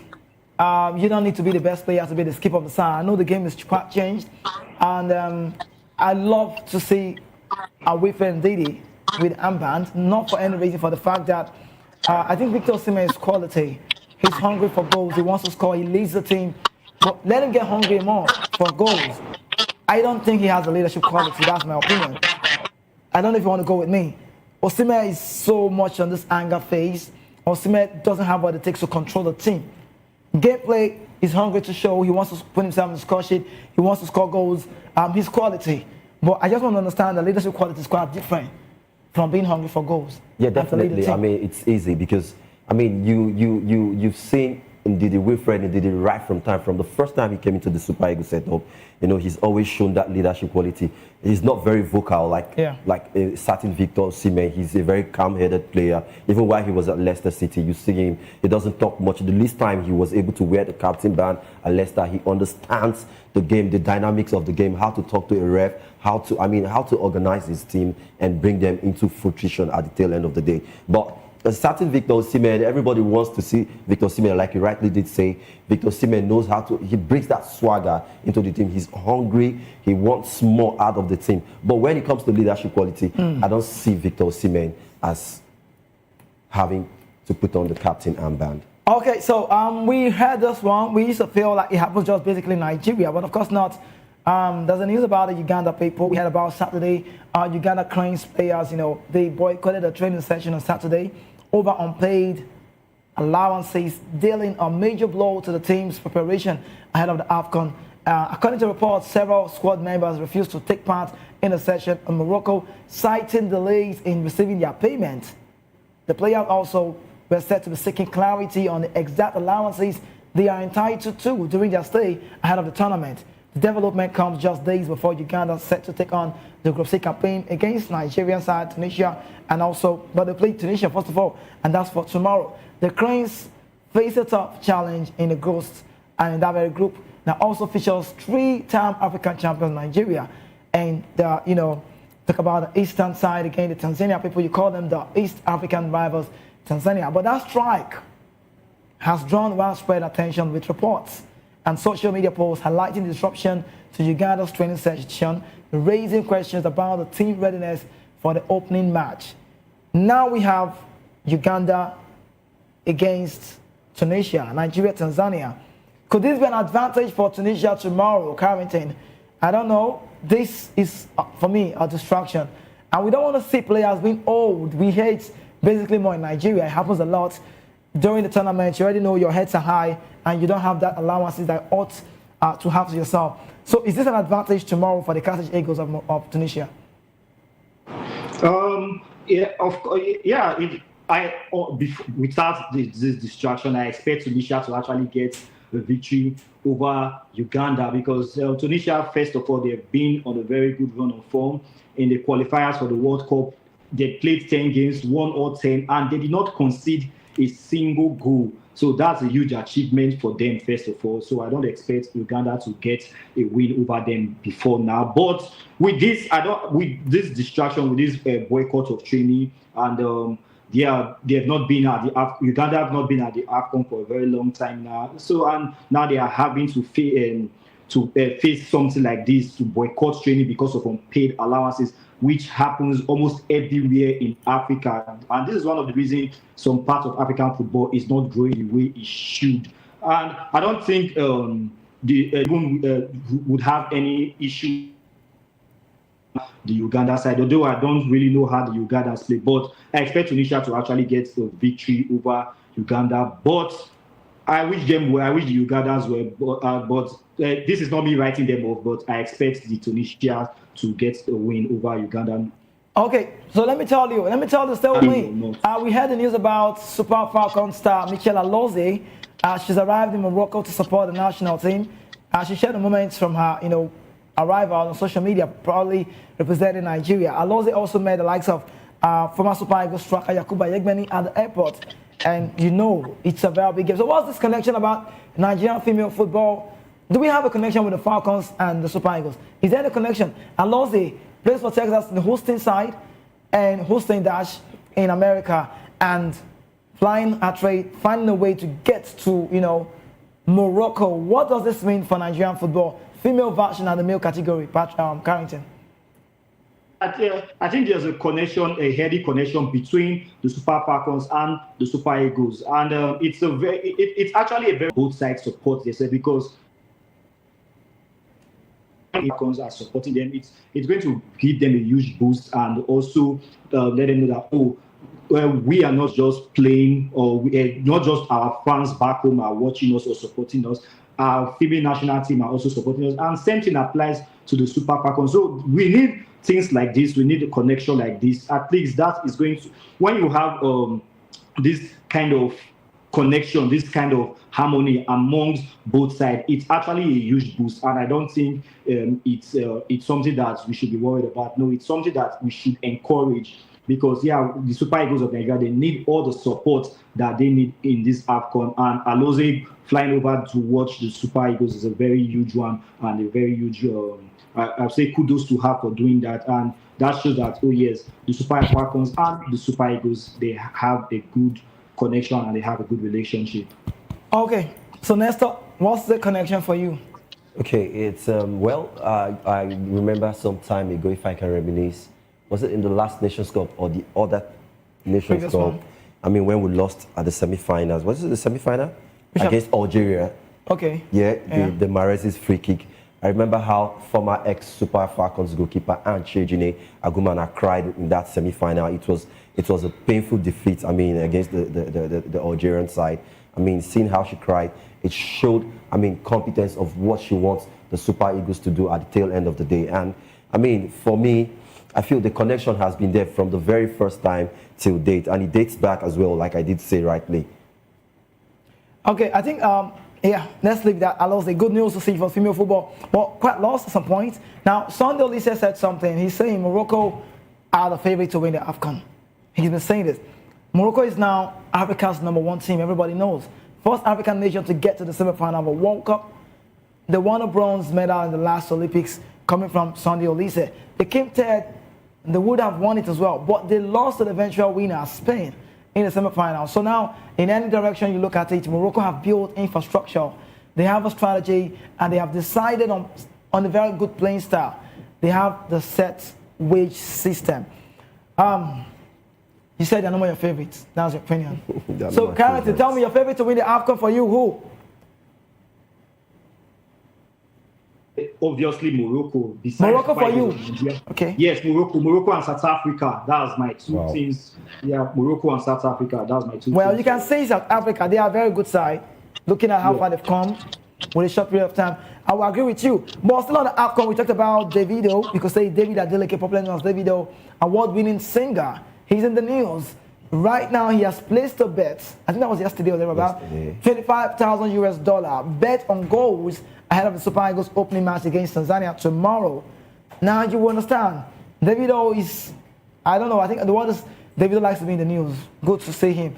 Afrobeat pop star, world-class performance, we did say from him. But the singer shared a screenshot of a bet slip on Sunday via his X page, and that's showing a wager on both teams to score in Nigeria Group C clash.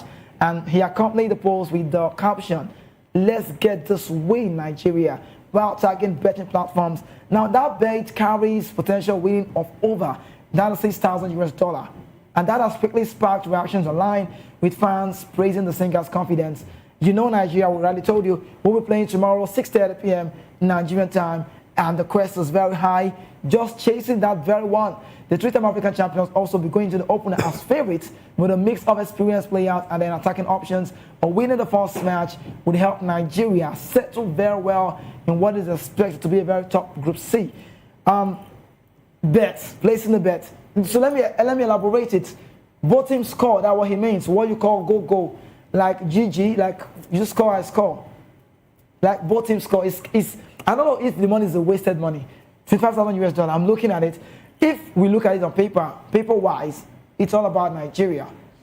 It's all about a team that would not get a reply. But he's saying that Nigeria will concede tomorrow. That's what he means. He wants Nigeria to win. A 2-1 will save his money. Definitely. A 3-1 saves his money. 10-1, but Tanzania must score. So he wins $96,000 if that bet goes through. But I'm looking at Davido. I feel like the money's gone. You feel like I don't know if Tanzania will score tomorrow. I don't know, but do they look like a team? They have the compartment, but do they look like a team that will score tomorrow? Definitely, that's football. It happens, and what if it happens? I mean, $25,000 in Nigeria is. That's a whole lot of money. Yeah, so that's a whole lot of money. So okay, so Carrington, tell me, is the money gone? Earlier on that the Super Eagles are going to win by 3-0. So yeah, so we 3-1. So we will Nigeria will concede tomorrow. You said 3-0, Oh yeah, right? yes, Nigeria will concede. If you watch the Nigeria game against Egypt, and if Tanzania should watch that game and saw how the Super Eagles conceded in that particular game, I think they can actually feel like, oh, we can score these people because they have some of their defenders, they lose focus when it gets to the important part of the game. So yeah, I think the money might come back for him. No? Okay, maybe. Well, Davido is big. The money might come back. I don't know. 94 million US dollar. But the free concerts, we saw the video organized by Biot and Satmate ahead of the tournament. We saw stars, big celebrities. We saw French Montana. We saw Dwala Yu. We saw Latiste. At the event, the video also delivered a string of hits. Very quality music performance, I must say, including If, he did Fall, he did Aye, he did An Unavailable, with all of the, with fans singing along, and that adding to Nigeria growing and spreading around the world. That performance has shown the growth of Nigeria. The present we have, we've dominated, and it's not the first time we've seen Nigeria dominating on the scene of sportsmanship. Nigerian music at some major events, we've seen them in recent years. Afrobeat stars having increasingly taken stages from football betting platforms, football biggest platform. I think in June 2023, Burna Boy made history by headlining the UEFA Champions League final kickoff show in Istanbul, Turkey, and he performed last. Everybody go to breakfast, and it's plenty, becoming the first Nigerian artist to open the Champions League final. Rema followed back in October 2023 when he performed at the Ballon d'Or ceremony in Paris, delivering a calm down song, Baby Calm Down, it sounds well, before the football legend, including Lionel Messi and Kylian Mbappe. In July 2025, Grammy-winning singer Thames also joined the list of performers at the FIFA Club World Cup final in New Jersey, further cementing her global appeal. Beyond this moment, Nigerian artists such as Yemi Alade, Femi Kuti, Big Weezy, Wizkid, Riley Cole, The Bunch, Kiss Daniel, Farwa, DML, Pat Rankin, they've all appeared at international sport and sport-linked events, reinforcing Afrobeat's growing influence on the global stage. You have a word for Nigerian entertainment industry, how far they've come within a short time. Me, personally, myself, I used to listen to, I like rap. I listen to Tupac a lot. I listen to Ja Rule. I used to like Ashanti. I like the Mother Inc. Squad. I feel like I do more of the PDD, Notorious B.I.G., like back in the rap, the Case, Joe, that's all like of this kind of music. Demand. But at popular demand, that's the word. You don't spoil. But see, but I look at the music right now, it's a very different version. I play Chris Brown at some point, at intervals, but it's basically more Nigerian music. How far have we dominated the industry? When it comes to domination, we've done that very well. Was it the last World Cup? You saw when they were playing, was it Rema or was it Rema? Which one? Was it in the last World Cup or the Olympic? They were playing a bit of Rema. Calm down. Yeah, and you saw how the fans, they sang along with Rema. It was Rema. It was beautiful on the night, and it was biblical at the tail end of the day. So when it comes to Afrobeat, it's in the Nigerian industry, I feel like they've carried themselves well, especially Wizkid himself. They've taken Nigerian music and it's become a mainstay, because you saw, was it yesterday or the day before yesterday, I had Nicki Minaj say so many things about Afro music Afro music in the US of A, and a lot of these guys are beginning to sing more of our songs there in the USA compared to just, like we used to have back in the days. But what changed? What changed? Was it social media influence, or we put in a lot of work? Evolution. Let me use the word evolution. It happens, and the music industry now in Nigeria is so big that, if Sony can come into Nigeria and ask that, name your price and we will give to you. That shows you that we're doing very well. Well, you want to say that, I would want to take that from you. I would take it from you, but I don't think South Africans will want to agree with you on that part. Because, they believe that piano gives you that beat. They wouldn't want to agree with that. But yes, it feels great to talk about Nigerian music and how far we've come. I talked about PDD. Someone is saying, you do PDD, Puff Daddy. Back in the days called Puffy.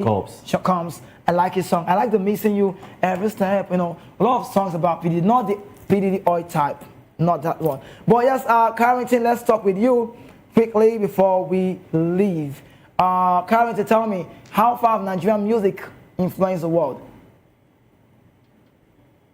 Music has influenced the world and gone far for the past few years, and all thanks to the artists, the Davido, the Whiskey, the Bands, the Two Face, and all of that. You now see American artists coming to feature artists in their songs, in their album. They really want to get what we are getting here. They want to be involved with our music. And you see Nigerian artists going to sell out shows and stadiums all around Europe and in the world in general. So Nigerian music has grown in the past few years, and it's something that we are happy about. It's something that we want, and we are very happy about it. So kudos to the artists. They've put in the work, and the work is paying off right now. And yeah, it will continue to grow as the years progresses. Other countries that are not happy about it, they should actually their artists should actually sit back and work hard. And yeah, probably their music will grow. But for now, Nigerian music is taking over the world. Yeah, for now, shout out to Fela, and Nicola has some Kuti Coco. Say I saw the Grammy achievement. I mean, he's just come close, and then just give it to him. Well achievement, like the lifetime achievement. His memory lives on forever. But we look into the game that will play tomorrow, Nigeria, Tanzania. If you ask me, it's a dawn game. Maybe just in my head, I'm thinking, maybe thinking aloud, just a word. And the formation that the chair will want to use tomorrow, we have some key players who have been firing on a very big cylinder in the European scene. The likes of Samuel Chukwueze on loan from AC Milan has been fantastic to watch. Victor Osimhen, he's heavy. He's got the goals in him. Paulo Nacho, maybe on the bench side with 11 goals in 15 games in Trabzonspor, Turkey. When you look at Moses Simon, he's not drowned in the game. Lookman's picking up his form. Rafael Onyedika is back. And Didi, the team, quality-wise, value-wise, look at the jerseys you have on the screen. This team is good to go. The bench is also quality. Amasa Basoje, just possible. That bench, for me, can even hurt the Tanzania side. But it gives me the edge to say that the football world has changed in Africa because we no longer have minnows in the game. If the Moroccan side can get a 2-0 lead, where everybody anticipated for a goal line with a high margin, and yesterday we just saw 2-0, it would also interest you to know that the tournament would be tough. But let's do some advertisement, better word about the Nigerian team and how it goes. The number 1 jersey, 2, 3, 4, 5, 6, 7, 8, 9, 10. Funny how it's been lined up this way. I don't know, there's no drastic change. It's funny anyway. But let's talk about Ozoho, the man who is number 1. Number 1 by jersey-wise, not a starter regular. He's been in the team as he's the oldest goalkeeper here, 2018. I recall he was at the World Cup in Russia. And by the side, Samuel has got opportunity to mandate that role. No Allah Aina. Seydou Sanusi, for me, gets a start if you ask me from the left back row. And Didi, the skipper of the side, I think he will be in the midfield to read the register of the game. And you look at Ego Ogbu, he's back to the team, making his debut for the first time in the AFCON. He plays for Slavia Prague in the Czech Republic side, quality, replacing Benjamin Frederick Ajayi, Simi Ajayi. Yeah. I'm just looking, I don't know. He was formidable at the last AFCON. Very formidable indeed, he was. He was. But I look at him this time around, I feel like since he made a move to Hull City, he's not really gained himself when he returned from injury. Now, Pesero played the 3 at the back, if you remember. Yeah. And the 3 at the back works. We saw Simi, we saw Trus Ekong and Calvin Bassey. But this Franco-Malian coach right now doesn't feel comfortable playing a 3 at the back. He likes the 2 centre-back, the right and the left. So in other words, maybe Simi Ajayi might be dropped to the bench tomorrow. We have to see Calvin Bassey. And please, every chair, if you will listen to me, don't drift Calvin Bassey to the left. He doesn't have that pace anymore. This is not his Ajax days. This is Fulham style. Marco Silva. So we move on. Lookman, number 7, Jesse, possibly get a start. Onyeka, the tank, might be a depth in the middle. I don't know if he gets a start. But Osimhen is a short man. Dele Bashiru, where's number 10, Jesse? Does this sound like a big load? I don't see us. Well. Number 10, big goal. Number 10. Number 10. I don't know. See, I don't know why the team line are up like primary school style. No, the number is not. But because he's number 11, Jesse, good, tears out. I'm happy to have Cyril Jesus back in the team. And then Bruno Yemechi wears number 13, plays for Olympiacos. Usman Muhammad, that's the name. He came back, returning back to making his debut as well. Moses Simon is the king of the team. Amasa Basoje, top choice goalkeeper. We know Singida, Tanzania. Yes, Amasa Basoje would have told us a bit about the Taifas. He plays straight in Singida. Would it be okay for him to tell us about, or does he know about them? Yeah, I mean, well, I don't really know much about Basege, but one thing I know for plays in sure, Tanzania. he plays in Tanzania. It's just a new move. No, I mean, No, so but he's been I like feel 2 seasons. What, is it 2 seasons? Yeah, 2 seasons now. Okay, even at that, it doesn't mean. So we don't give whatever. I like it, hold it. We don't give. Let's just see how it ends at the end of the day. So do we need to meet Amasa Basso, Jay, or do we need to meet Munike to tell us about Tanzania tomorrow? Amunike would have done that a long I'll ask time Carrington ago. Palmer. So let's move on. It will be number 17. Onyedika returns. Onacho, Awazim, Calvin, Ako Adams, Good, Wabali, Ejuke, Fago Salim.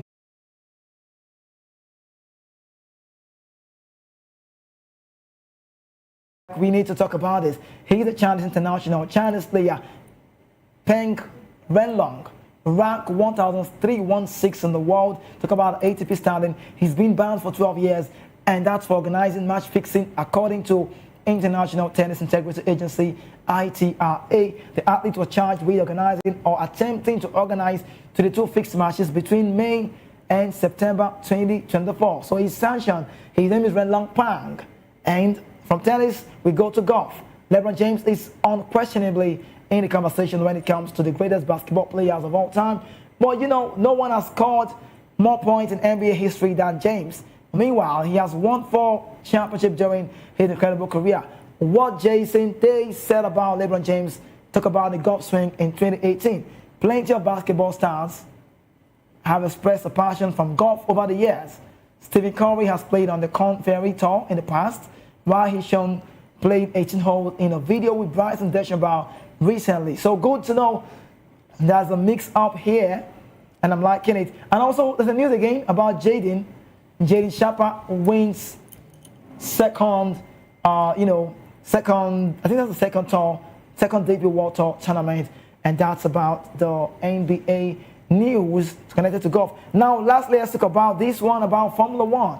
Red Bull CEO Oliver Menslav has opened up on the decision to part ways with Christian Horner earlier this year. Horner was the helm of the Milton Keynes base squad since inception in 2005 and also oversaw various World Championship triumphs with Max Verstappen, Sebastian Vettel. The Formula One pecking order in 2026 will largely depend on the efficiency of the new power unit, according to former Aston Martin strategy engineer Danny Collins. A major regulation overhaul next year will see changes to both the power unit build up and also the aerodynamic rules. And this is all we can give you on the show. This is all we bring to you. It's time for us to go. Do well to join the guys for the evening, the sport world, the locker room. Jerry Apeloi will be here alongside Ikechuku. And then we have the media news coming up next. Please stay with us. Don't go anywhere. Have yourself a beautiful Mr. Morning. I like to say morning. When the time comes for afternoon, good afternoon up until then. I'll see you again Wednesday.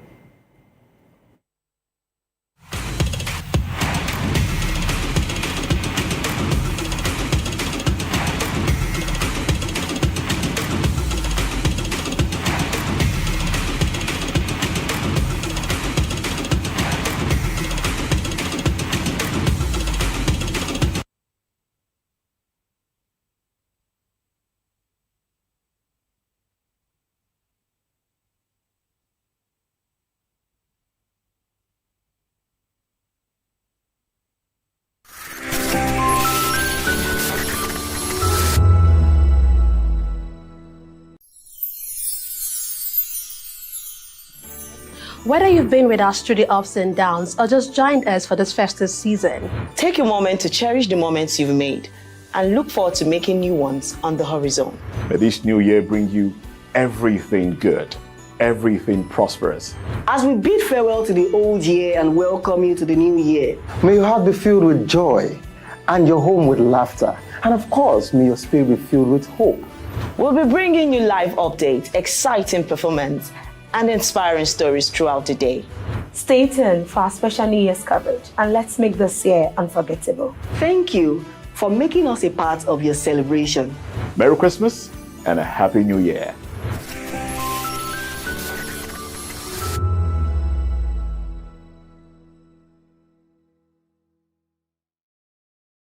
In a world where truth is the ultimate power and opinions scream the loudest, it's time to wade through the noise. Hunger no get tribe. Hunger no get religion. And scan the human interest and trending topics that matter. Stay tuned to The Issues, your plug to the stories making the buzz, from politics to science and technology, social justice, and more. Let's tackle the tough questions and expose the truth. The Issues on Voice of the People Television, Mondays to Fridays, 8 to 9 p.m.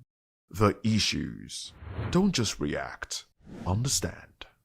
Behind every broken desk lies a broken promise. Education shapes the nations. But who is asking the right questions? Introducing Edu Dialogue, the show that goes beyond the surface, exposes the cracks, the corruption, and the silence in Nigeria's education system. Edu Dialogue, Saturdays, 3 p.m., only on VOP TV. We break the biggest stories, from missing funds to policy failures. We ask the tough questions and demand real answers. Edu Dialogue, this Saturday, 3 p.m. on Voice of the People Television.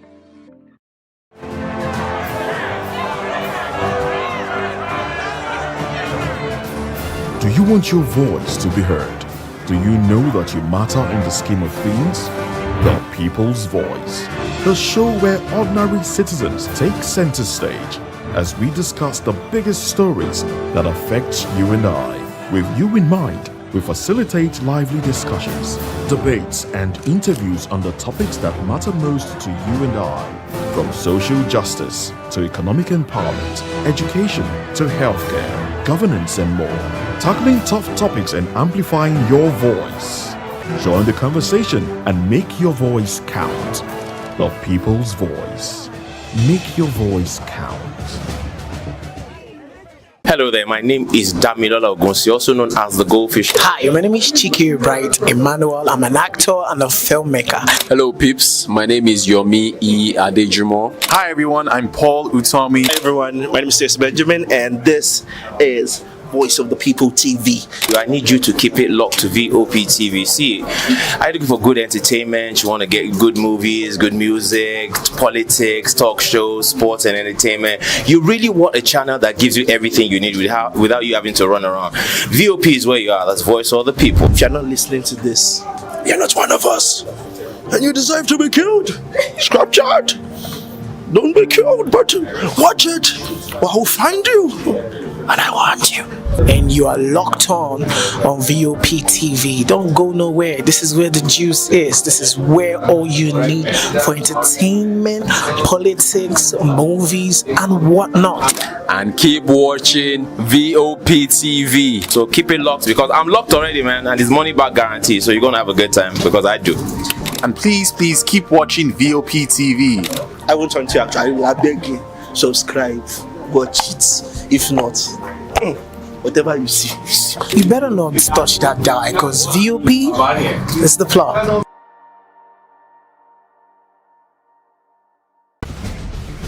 Join us as we drive into the world of politics through insightful interviews with prominent political figures, both serving and former governors, ministers, senators, legislators, party chieftains, activists, and analysts. Get first-hand information into the decision-making processes that affect our daily lives. Highly engaging one-hour program that brings political discourse into focus. I am Chukwuma Okoro.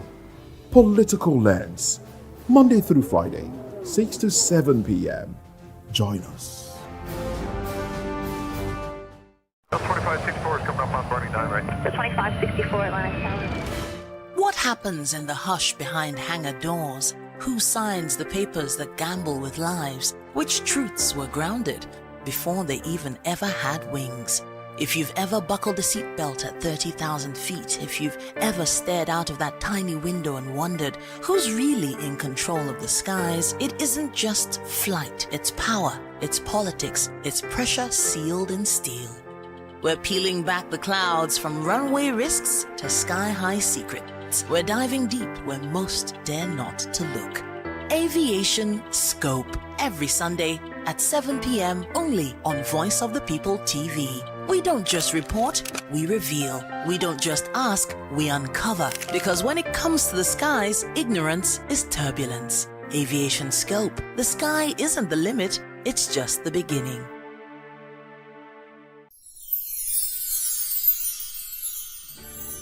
We're here with the leadership of VOP Television Lagos. We do appreciate this opportunity to say Merry Christmas and Happy New Year to our viewers all over the world and admirers. Cheers.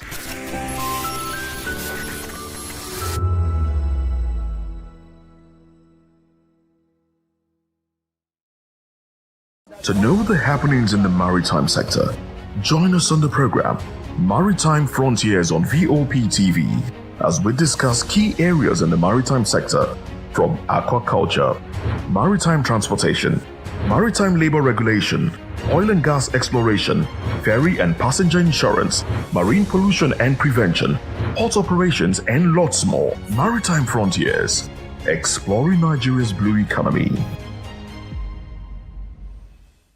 We encourage you to click on the like button and subscribe to our YouTube channel. We are Voice of the People TV. Also follow us on all our social media platforms. We are at VOP TV Live. Visit our website www.vop.ng for fresh and trending news. Also watch us live on SLTV channel 264. VOP TV, Voice of the People Television. The red carpets, awards, the razzmatazz, music, fashion, interviews, and more. Spotlight on Voice of the People Television. Let's feed you with all the juicy stories in the global entertainment space, bringing you the glitz and glamour as it is hot. Stay tuned to Spotlight, 1 p.m. Monday to Friday. Spotlight on VOP TV. Entertainment like never before.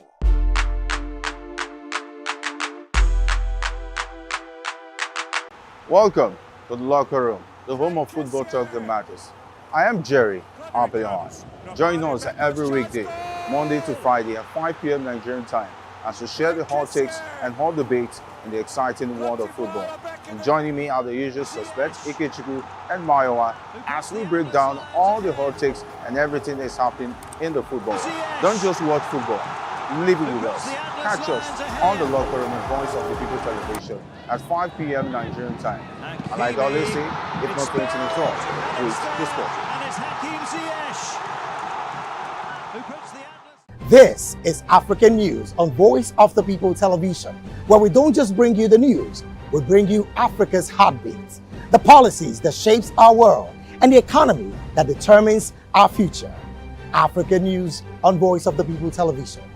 Stay with us.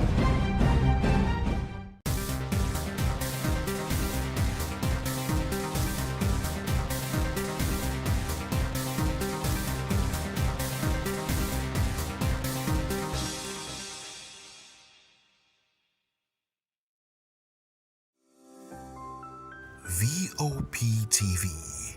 Now you have more than a voice.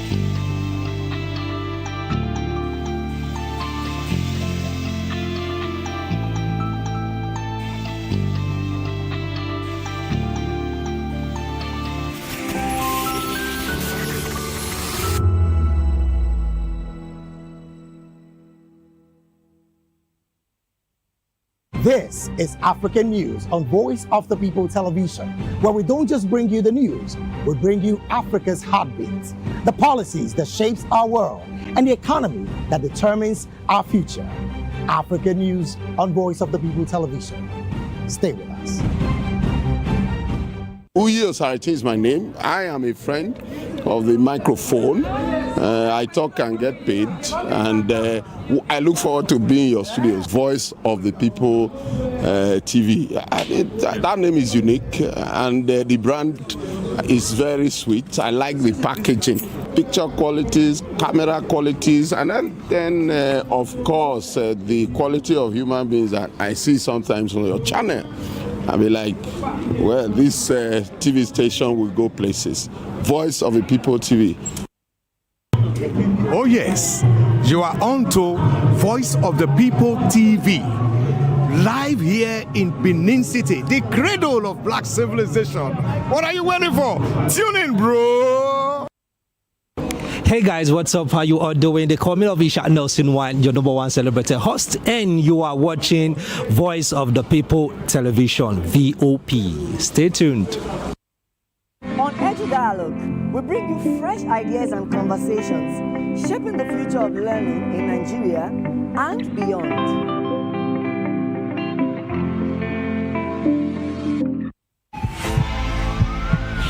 This is Health Check, your weekly guide to better living, smarter choices, and trusted answers. From everyday wellness to urgent health issues, we've got you covered. Health Check, only on Voice of the People Television, where your health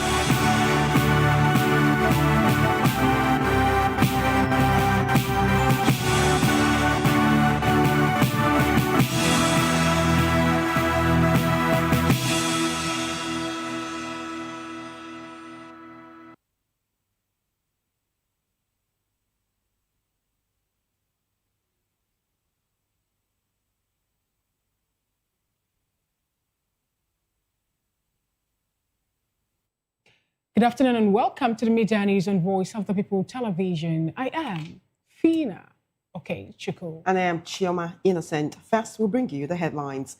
Federal government declares Christmas and New Year holidays. Presidency declares air on tax laws. PRP urges National Assembly to impeach President Tinubu if tax breach is confirmed. U.S. ambassador says visa rules not targeted at Nigerians. Troops capture notorious bandit in Benue State. Residents flee Kwara community following new abduction attempt. In business, FCCPC warns transporters over fare hikes. In sports, Mauritania has bid to officiate Nigeria-Tanzania match. And in the world of entertainment, Iniedo begs NFVCB not to withdraw a very dirty Christmas.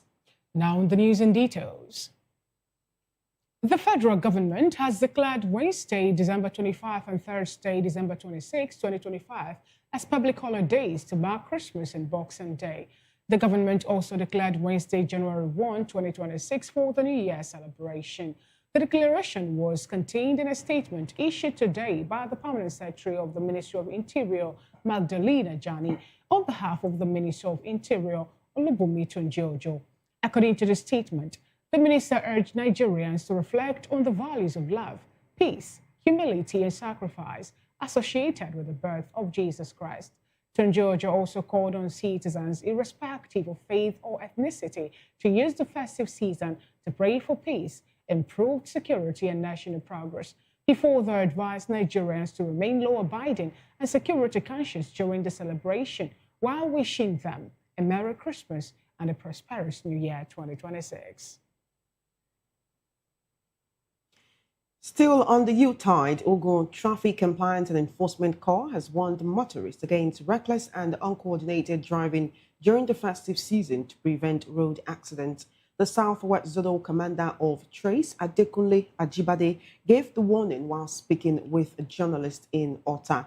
He said the advice was necessary, stressing that life has no duplicate. Ajibade emphasized the need for motorists to take adequate rest, noting that driving while sleepy could be dangerous. He further implored motorists to obey traffic rules and regulations to maintain safety during the festive season and to avoid drunk driving to prevent unnecessary loss of lives.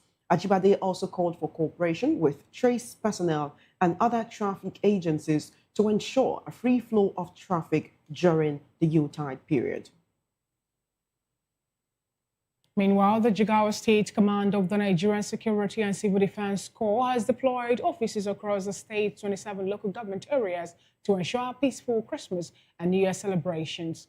The command's public relations officer, Babaruddin Tijani, disclosed in a statement that was made available to newsmen in Duse, the Jigawa State capital, that the deployment covers both regular and specialized units. He explained that the operation involves personnel from the Operations, Anti-Vandal and Intelligence Unit to provide effective security coverage across worship centers, public places, parks, markets, and other areas of mass gathering. The commandant of the NSCDC in Jigawa State charged officers to adhere strictly to standard operating procedures and maintain professionalism at all times. The command also urged members of the public to be law-abiding and to report suspicious activities to security personnel. Now, the presidency has responded to the controversy surrounding the new tax laws scheduled to take effect on January 1. This follows calls by former Vice President Atiku Abubakar, Labour Party presidential candidate Peter Obi, and several civil society groups for the suspension of the law's implementation. The debate intensified after a member of the House of Representatives, Abdul Samad Dasuki, raised concerns over what he described as discrepancies between the tax laws passed by the National Assembly and the versions later gazetted and released to the public. Dasuki said the differences amounted to a breach of lawmakers' legislative authority, insisting the gazetted laws did not reflect what was debated and approved. However, speaking in a television interview, the chairman of the Presidential Fiscal Policy and Tax Reforms Committee, Taiwo Oyedele, dismissed the claims, describing the documents circulating in the media as fake. President Bola Tinubu recently signed 4 tax reform bills into law. An overhaul, the government says, is the most significant reform of the country's tax system in decades.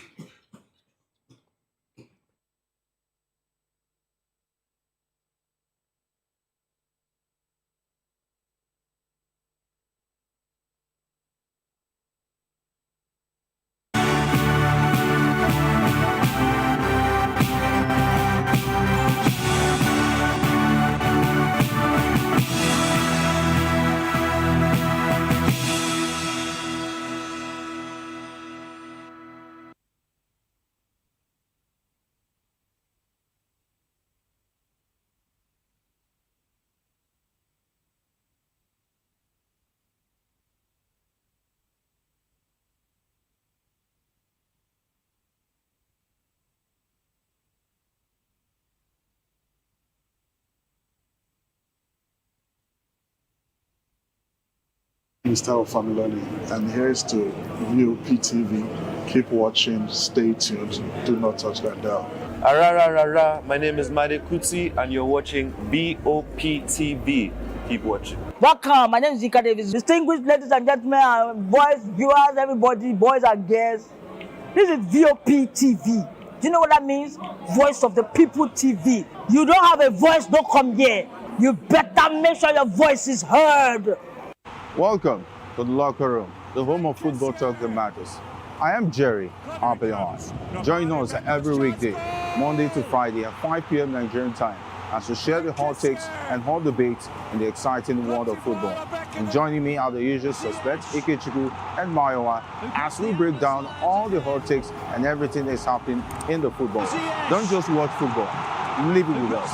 Catch us on the locker room and Voice of the People television at 5 p.m. Nigerian time. And like I always say, if not 20 minutes wrong, please discuss. And it's Hakim Ziyech who puts the Atlas. Are you ready for the extraordinary? Something big is happening on your screen. Introducing VOP TV. Now streaming on SLTV channel 264. From breaking news to captivating conversations, news analysis, giving you all sides to the story. We break in-depth discussions on the issues that matter, from politics to sports, entertainment, and lifestyle. VOP TV on SLTV channel 264. Join us as we redefine what television means to you. Voice of the People Television, VOP TV. Now you have more than a voice.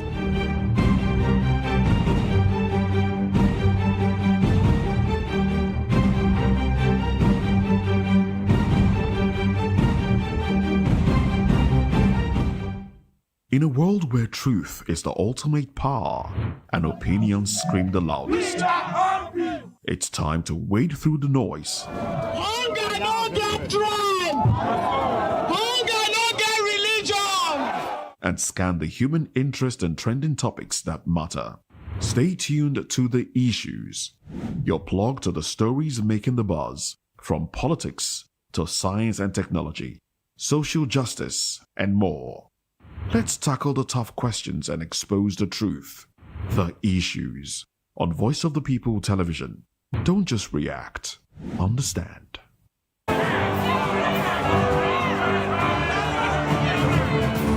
Do you want your voice to be heard? Do you know that you matter in the scheme of things? The People's Voice, the show where ordinary citizens take center stage as we discuss the biggest stories that affect you and I.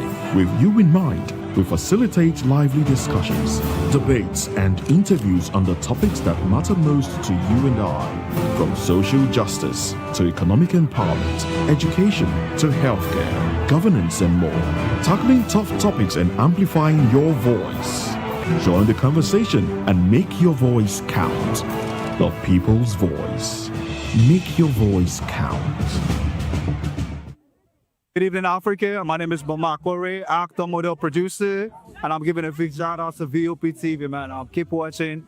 Don't change the dial. Thank you and God bless you. My name is AY, and of course, I represent the voice of the people, and that's why I'm on VOP. AY say so.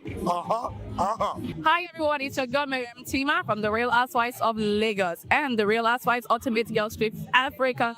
Shout out to VOP, the voice of the people. You already know. Stay tuned, keep watching. And don't forget, VOP is the best. All right, hello, it's a brother Shaggy, the man, fine back with Melanie Poppy Black Skin Boy. This is VOP TV. If you're not watching VOP, I don't know why you're watching. Maybe you're watching your weight. Hello,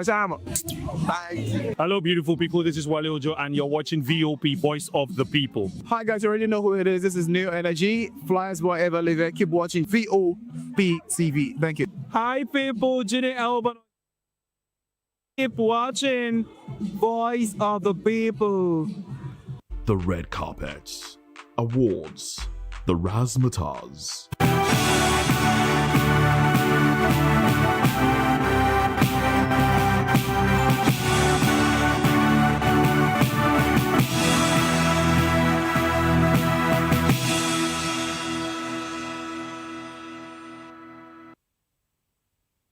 Welcome back to the Midday News and Voice of the People television. The People's Redemption Party, PRP, has called on the National Assembly to initiate impeachment proceedings against President Bola Tinubu if he's found to have been involved in the alleged post-passage alteration of Nigeria's tax laws. The opposition party accused the executive arm of government of tampering with legislation already passed by the National Assembly, describing the alleged action as a grave violation of the Constitution and the principle of separation of powers. National Chairman of the PRP, Falalu Bello, in a statement noted that any alteration of a bill outside the legislative process amounts to executive misconduct and undermines parliamentary sovereignty. The PRP warned that if evidence links the president to the alleged manipulation, the National Assembly must act without hesitation. Still in the news, the United States ambassador to Nigeria, Richard Mills, has clarified that recent U.S. visa restrictions are intended to strengthen security procedures and not targeted at Nigerians. Mills spoke in Abuja during a news conference held as part of a visit by a U.S. congressional delegate to Nigeria. He explained that the presidential proclamation set to take effect on January 1, 2026 affects specific visa categories and is part of broader efforts to secure U.S. borders and protect American communities. According to the ambassador, the review focuses on proper vetting and access to credible information during the visa application process, rather than penalizing Nigerian applicants. He added that the proclamation clearly outlines affected visa categories and exemptions, including holders of official and diplomatic passport, as well as individuals traveling for religious work.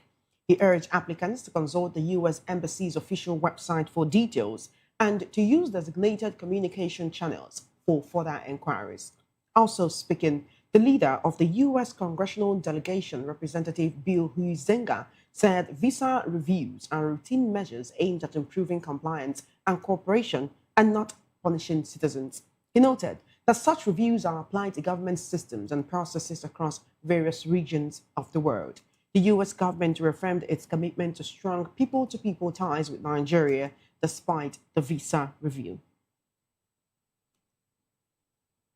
Now into judicial cases, the Federal High Court in Abuja has granted an application filed by the federal government to reopen a terrorism charge filed against 5 suspects linked to the notorious terrorist kingpin Bello Turji.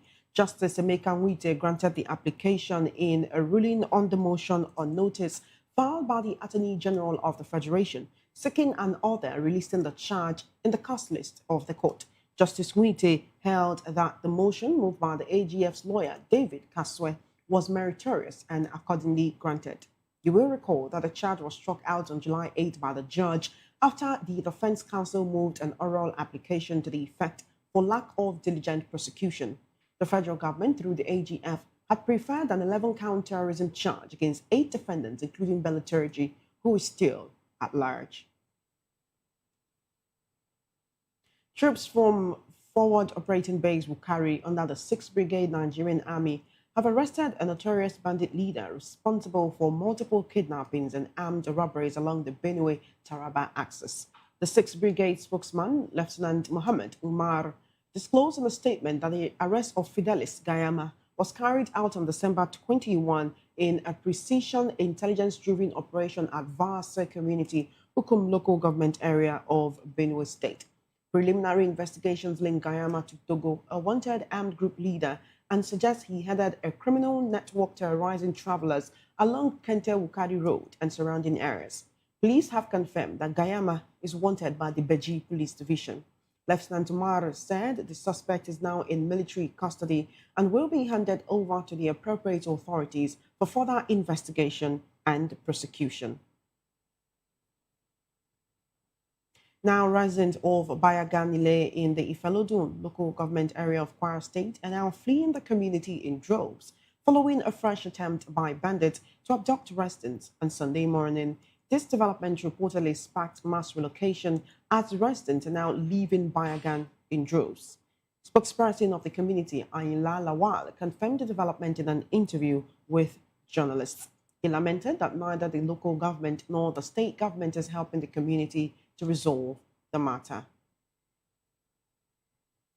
The coalition of United Political Parties, CUPP, has criticized politicians defecting to the ruling All Progressives Congress, APC. Speaking in a television interview, the Secretary General of the CUPP, Peter Ame, said the defectors lack shame and respect for the electorate. He said it is wrong to win election in a political party and defect to another political party. Well, now joining us virtually for the news analysis segment on the Midday News today, we have Ihinose Omwaka. He's a public affairs analyst and a development communication expert. Welcome, Ihinose, and thank you for joining us today.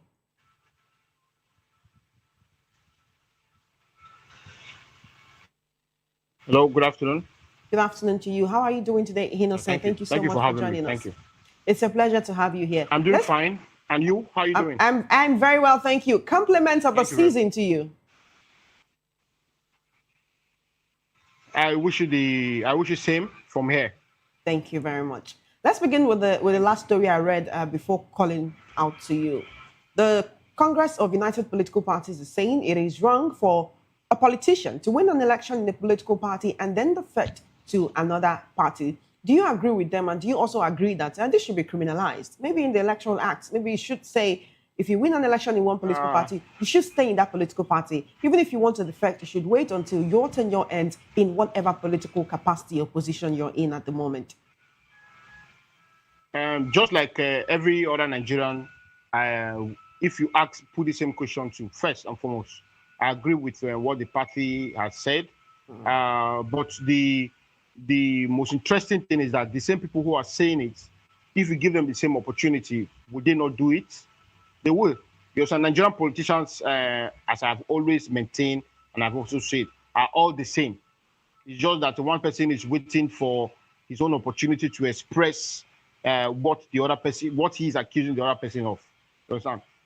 Instead of criminalizing it, I think it should be what we just need as a people, as a system, is just principled people who are principled.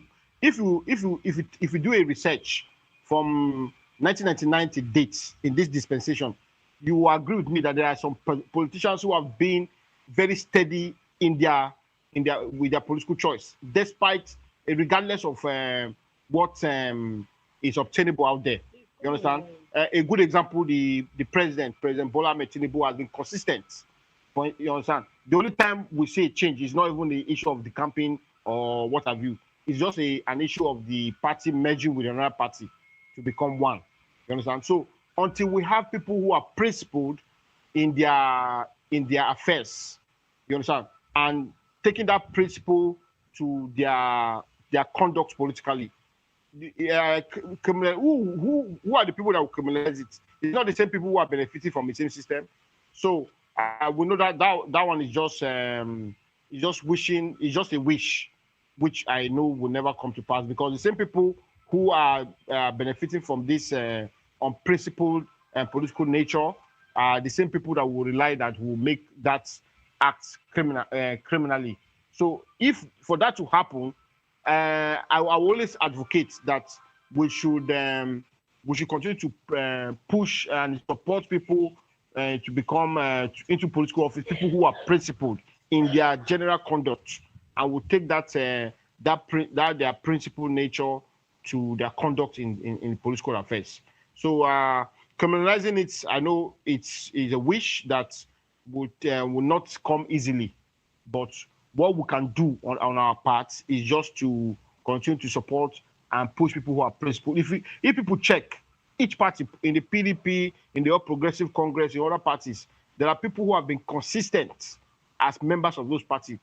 Despite the fact that maybe they are not in power, they still remain consistent and supportive of their party. So those kind of people are the people that political parties should be proposing for elective offices, not people who are just seasonal politicians. They only want to associate with people who they want to only associate with the government in power, and regardless of being principled men and women. So that's what I think. All right, then, sir, while we're looking at all of this, I'd like to draw your attention to something that's been making rounds, and that is Peter Obi actually hitting out at the House of Reps for not criminalizing vote buying. You do know that there is a process of constitutional review ongoing at the moment. Quite a number of things are being looked at by the National Assembly, and some of them are some amendments to the 2022 Electoral Act. And Peter Obi says vote buying should be criminalized. Now, I'm talking about this in respect to what we're already looking at, because when you look at this, all of these issues are under the same umbrella, because it has to do with elections, it has to do with the electoral process, it has to do with the people and the polity. Do you believe that vote buying should also be criminalized? Long before now, vote buying should have been criminalized. And until those stringent measures are taken against bad conduct during elections, we'll continue to conduct elections as merely as crime in Nigeria without anybody being caught. You understand? So it's just who comes to benefit from it at the end of the day. Then the other person that did not get the opportunity to benefit from it will cry foul. And all of us will now wait for the next electoral cycle again to see for another person also to cry foul that he has been cheated out from the system. So I agreed with what Peter Obi has said, that the vote buying should be criminalized. In short, everything that has to do with the conduct of elections into political office, any deviation from the norm, from what should be criminalized. And apart from it being criminalized, making it a criminal offense, there should also be measures to make people who are being caught are fully prosecuted, you understand, for the crime. So it's just because it's one thing to make it a law, it's another thing for the implementation of. Hey, you understand, people who have committed electoral offenses in Nigeria, they are still there in INEC offices. You understand? They are still there enjoying public offices. You understand? They are just out there. So we'll just wait for them again to commit another crime again next time, so that other people who didn't benefit from that crime will always cry foul for it. So until that happens, until these measures are taken, so Nigeria's issue most times, if we look at it, is not the issue of even laws. It is the implementation of that law. You know, so until the judiciary is strengthened and truly independent to prosecute those kind of cases, until.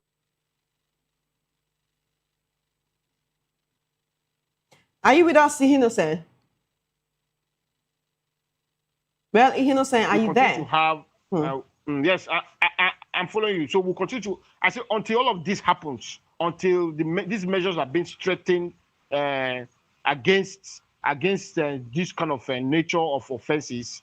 You understand? Until the judiciary is strengthened to be truly independent, until INEC is strengthened to be truly independent of whatever body that sets it up, we'll continue to have it. So the issue is strengthening of the Nigerian institution that had to do with the implementation of laws in Nigeria, and even the conduct of election. We'll only continue to advocate that these offenses should be criminalized. Even the offenses in the Electoral Act that is operational now, that it's even a criminal offense. How many persons are truly publicly that we say this person has been fully prosecuted for the offenses they committed? You understand? So until that happens, it will just always be a mere wish. You understand? Because the same people that we are hoping that will make these things happen are the same people who are benefiting from it. So how do you not make it possible? So that's always the challenge that we have.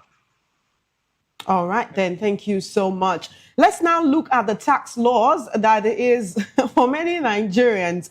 They're waiting for January 1, 2026. Like, it seems like it's the day of Armageddon. Now, the People's Redemption Party, that is the PRP, is actually saying that any alteration of a bill outside the legislative process amounts to executive misconduct and it undermines parliamentary sovereignty. They're saying if any evidence links the president to the alleged manipulation of the gazetted tax laws, then the National Assembly must impeach the president without hesitation. Now, as this is coming out, many Nigerians are saying, with the current National Assembly that we have, is it possible that under any circumstances, no matter how dire, no matter how difficult, no matter how terrible, that they can impeach the president? But not just that. Nigerians are asking again, who was responsible if indeed the laws that were passed were different, the laws that were put out, that were gazetted, was different from what was passed by the National Assembly? Who is responsible for this? Who do we hold? Who do we blame? Is it the executive? Is it the legislature? What should Nigerians do before January 1? This is a very difficult question to answer, in the sense that you're asking what should Nigerians do? What can we really do?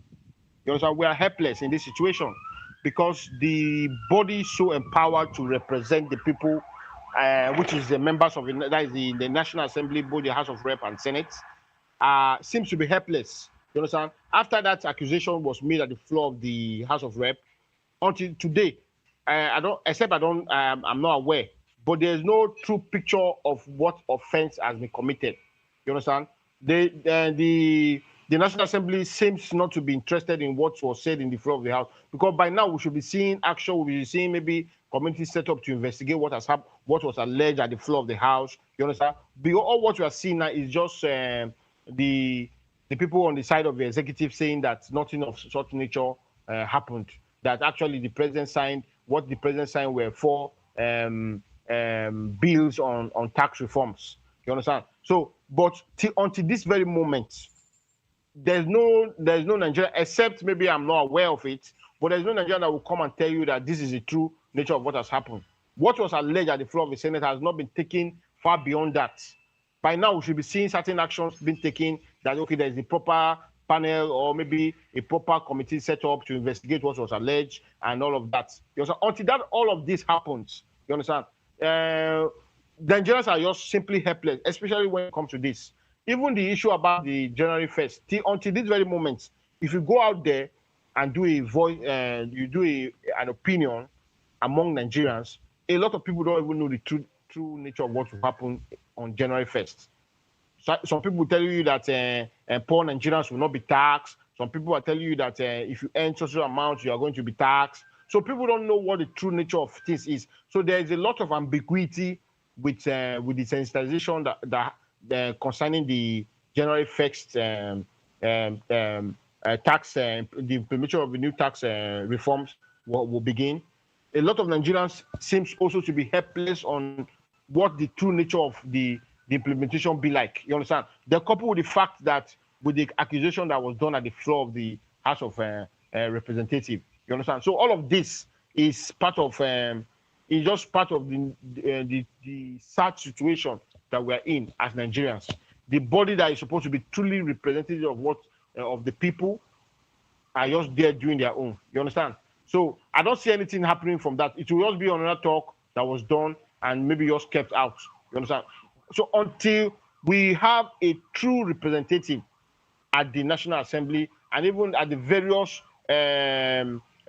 assemblies across the 36 states of the Federation, this will always be the situation of things. And it's just so sad. It's sad that we are helpless when it comes to the plight of the ordinary Nigerians on the streets. Nobody know how the implementation will be like, but there will be an implementation, and nobody know who are those that will benefit from it and who are those that will not benefit from it. So these are some of the questions. So you're saying that when it comes to this issue of the tax laws, it is shrouded in secrecy. Although Taiwo Oyedele, who is the chairman of the Presidential Fiscal Policy and Tax Reform Committee, has come out to dismiss these whole claims of a difference in the document or in the laws that were passed. He said the documents that are circulating in the media are fake. But Nigerians are very used to this debunking whenever any issue comes out. So that's the same thing I'm saying. You understand? The allegation was made at the floor of the House of Representatives. And that is what we have until this very moment. Nothing concrete has happened. That's why Oyelede can come out to deny it. You understand? If that person that has done it, maybe the House of Rep has taken it a bit further to say, okay, we're investigating what it is. Well, this is the true nature of things. This is what was actually passed. This is what was gazetted. By now, all of us, both me and you, every other Nigerian would have had a true picture of what it is. But until this very moment, we don't even know what the true situation is. We keep seeing different documents. The other day, I saw one document that that part that was altered was part that has to do with company tax. The other day, I saw it that it has to do with. So there's different story out there, depending on which platform you see it, especially now with even the use of the social media. There's no consistent messaging that people will say, okay, this is the true situation of things. If the House of Rep has taken it a bit further to say, okay, let's truly investigate what has happened. They set up a panel, they do this, invite officials to come and explain, they put out the true document before the public. All of this misconception will not be happening. So that's why I'm saying that all of this is being shrouded in ambiguity, not even secrecy, because it's already there in the open that this will happen. But there's so much ambiguity with the reform that ordinary Nigerians on the streets, you understand, the ordinary Nigerians who do transact business daily, who do one or two things, make it 5 naira, 10 naira, 20 naira, 100,000 naira daily, don't even know what the true nature of things will be. So what I always say in different forums, I told people that January 1st will just come and will just hit everybody. So it is what anybody sees that they will tell you that it is. So it's the less is the situation of the more you see, the less, or how they used to put it. So there's a lot of confusion out there. If you just take your camera out there now to sample opinions, you will see that people don't even know what the true situation is. Then we couple with that dark accusation that was made by the House of Rep member. Beyond that, nothing has come out. So there's a lot of document that is circulating on the media space that you don't even know what the true thing is, what was actually uttered. You understand? That's why Oyedele can come out to deny it. Even what he denied, nobody know what he's denying. If it's what the House of Rep member said, or it is the document that he himself has seen, or is it the one that other people are seeing? So these are all of the things that need to be properly being projected before the members of the public. So until that happens, I'm sorry to say we're all helpless because there's nothing good that will come out from that the present national. All right, Innocent, there are certain Nigerians, notably people like Omoyele Sowore of the Take It Back movement and the Revolution Now movement as well, who have been calling for a revolution in the country. Now, there are some political analysts and ordinary Nigerians who believe that the implementation of these tax laws will be heavy on the people and might be a catalyst for this revolution that some political analysts, that some Nigerians have been calling for. Do you also share that belief? I do. I share the belief that that people should agitate for a good governance. That people should talk about what governance should be. You understand? But our agitation will always be also mere wish. You understand? If people are not properly sensitized on what the goal of that agitation should be. If I say we should call for revolution, a lot of Nigerians, what they understood as revolution is violent change of government. You understand? The government of the day. But is that what we need now? You understand? Or what should be the nature of the revolution? You understand?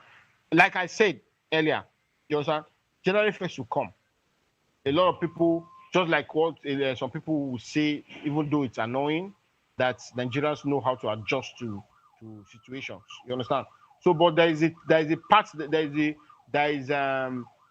that you continue to push someone to the wall, and if he doesn't have any chance of, if he doesn't have that, there will be a point that he will be forced to want to resist. You understand?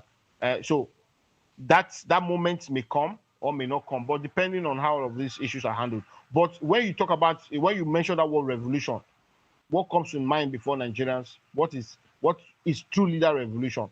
Even the political class, the government officials, what did they see as revolution? Anytime they heard that people want to revolt, you understand? They are seeing that the people want to remove them forcefully from a position of power. You understand? So the way they react to it is it will be as if maybe there's a war. You understand? So, but I feel that Nigerians should continue to agitate, continue to ask for good and responsible government that listens to the yearnings of the people, and also always see things properly. You understand? And always do things the way it should benefit the larger number of persons. You understand? You understand? Until today, if all of this will have happened, by the fuel subsidy talk already, for instance, should be a tipping point for Nigerians to want to revolt in that sense of it, what that you're saying. So that's to say there's been many tipping points that Nigerians did not just take advantage of. Just like many people will always tell you that Nigerians are very resilient people, so we always find a way to adjust. So the pendulum could swing either way, either towards a revolution or the people just adjust like they always do. And people adjust and continue to suffer. You understand, for it, because some persons will tell you that why are you talking about revolution now? Is it because it's a Southwesterner that is the president? You understand? Why didn't you say there should be a revolution when it was a northern person that was president? Some people, Nigerians have not been able to agree on what should be revolt against government. Should it be that should it be targeted at removal of the president or of the government in power? You understand? Or should it be that people should should demand for better governance, and that better governance we should be able to see certain indices that yes, things are getting better. You understand? Until all of this happens, you understand? You continue. It's like a merry-go-round. People say, okay, no, what we will adjust. You understand? Then the same people who are suffering it, the suffering continues. You understand? And we just wish that we continue to wish and hope that things will change. You understand? All right, then. Ihino said, just before you go, in a minute, I want you to answer this question about what security, many Nigerians are concerned about what security will be like this Yuletide season. Of course, the federal government and security agents are promising that the people can go about their Yuletide celebration, though low-key, and the people will be protected. But many Nigerians are scared of what the roads will be like with the influx of terrorists and bandits into many parts of the country. Kogi State is being ravaged. Kwara State is being ravaged. Let's not even talk about Benue, Plateau, Kaduna, Sokoto, Kano, Borno, and other places that have been ravaged heavily before now.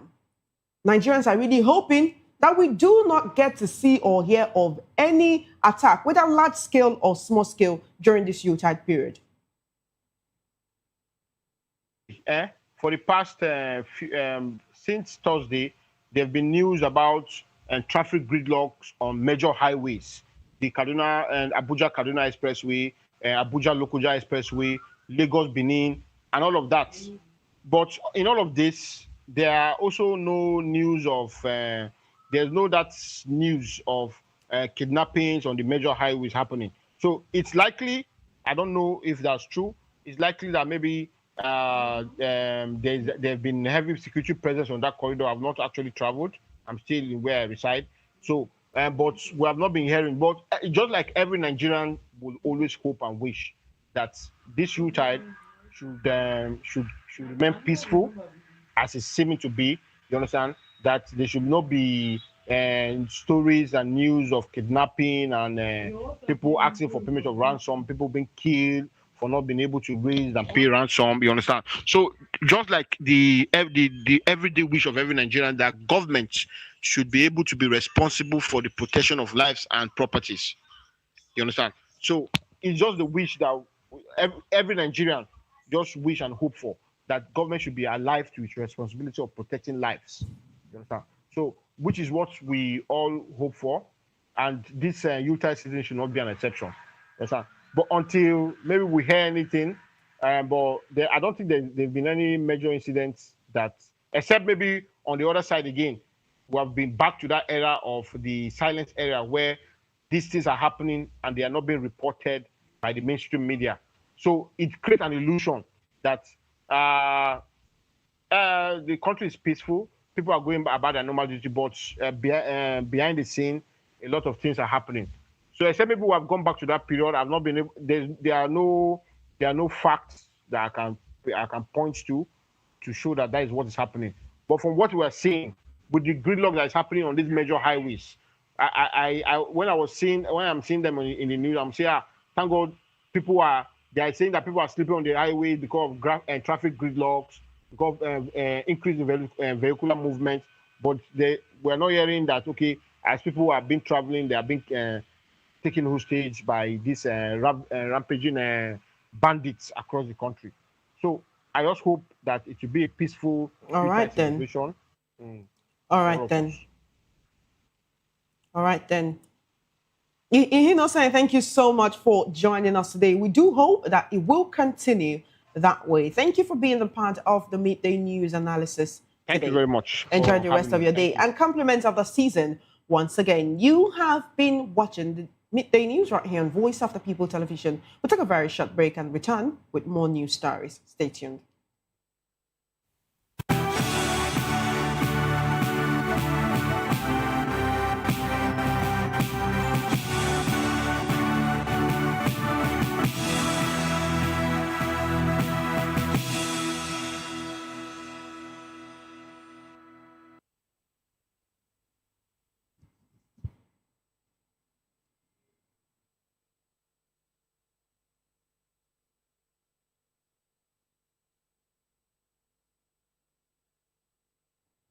Welcome back. Nigeria recorded 33 new confirmed cases of Lassa fever in epidemiological week 49, with the national case fatality rate rising to 18.2% according to the Nigeria Center for Disease Control and Prevention, NCDC. The agency reported that the new infections from Bauchi, Ondo, Edo, and Taraba State brought the cumulative number of confirmed cases in 2025 to 1,069, with 8 deaths recorded during the period. In its Lassa fever situation report covering December 1 to 7, 2025, the NCDC said the 8 deaths translated to a CFR of 24.2% for the week. It added that a total of 9,041 suspected cases and 7 probable cases have been reported nationwide this year, with cumulative details rising to 195, resulting in an overall CFR of 18.2%, higher than the 16.5% recorded during the same period in the year 2024. The agency reported that 21 states and 103 local councils have recorded at least one confirmed Lassa fever case this year. It stated that 4 states, including Ondo, Bauchi, Edo, and Taraba, accounted for 89% of all confirmed infections, with Ondo State recording the highest number of incidents, followed by Bauchi, Edo, and Taraba. According to the report, young adults aged 21 to 30 years were the most affected, although infections were recorded across all age groups ranging from 1 to 96 years. The NCDC noted that cases were slightly higher among males than females and confirmed that no new infections among healthcare workers were recorded during the week under review. And now we take you straight into the world of business, where the Federal Competition and Consumer Protection Commission, FCCPC, has warned intercity road transport operators against arbitrary fare hikes during the ongoing Yuletide travel period. The warning follows a surge in consumer complaints across several parts of the country. A statement issued by its Director of Corporate Affairs, Ondale Ijago, the Commission acknowledged that seasonal demand and operational costs can affect transport pricing. However, it stressed that passengers are entitled to clear and accurate information, noting that fares must be communicated promptly and adjustments applied transparently and fairly. The FCCPC added that the complaints persist despite reports of reductions in the pump price of premium motor spirit in some parts of the country.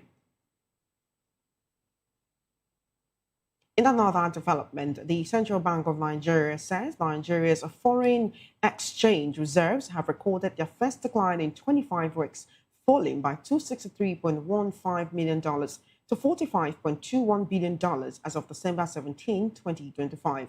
The drop follows 3 consecutive days of outflows and ends a sustained accumulation that pushed reserves to a 6-year high of $45.47 billion on December 12. Despite the December dip, reserves remain strong, having grown $7.5 billion since June and $3.8 billion over the 11 months to November 2025. Key factors behind the gains include a $2.4 billion Eurobond issuance in November, which partly refinanced a $1.2 billion maturity. Before the decline, Nigeria's reserves provided 13.9 months of merchandise import cover and 9.4 months when services were included. And now to sports. Mauritania's Dahain Beida will officiate today's clash between the Super Eagles of Nigeria and the Taifa Stars of Tanzania. The 2025 Africa Cup of Nations Group C encounter will be played at the Complex Sportif Dauphin. It will be only the second AFCON meeting between both sides, with Nigeria winning the first 3-1 in the opening match of the 1980 tournament. Meanwhile, Super Eagles winger Ademola Lookman says the team is ready to bring the 2025 AFCON trophy home. Defender Chidozie Awazim also expressed his willingness to play in any position for the team. The player spoke in separate interviews.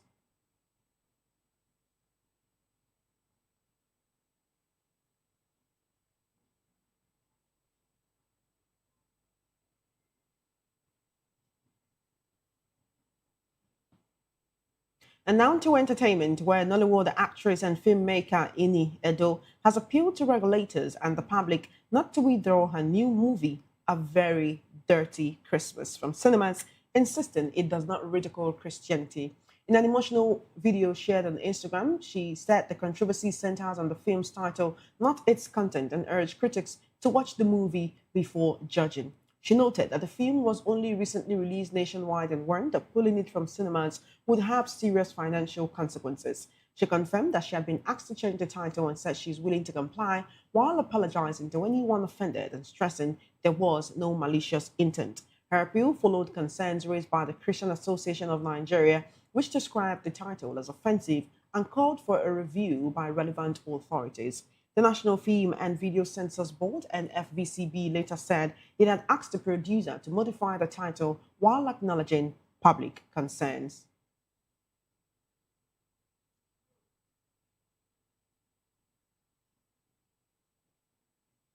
And that's it on the Midday News on Voice of the People Television. Thank you for watching. My name is Chioma Innocent.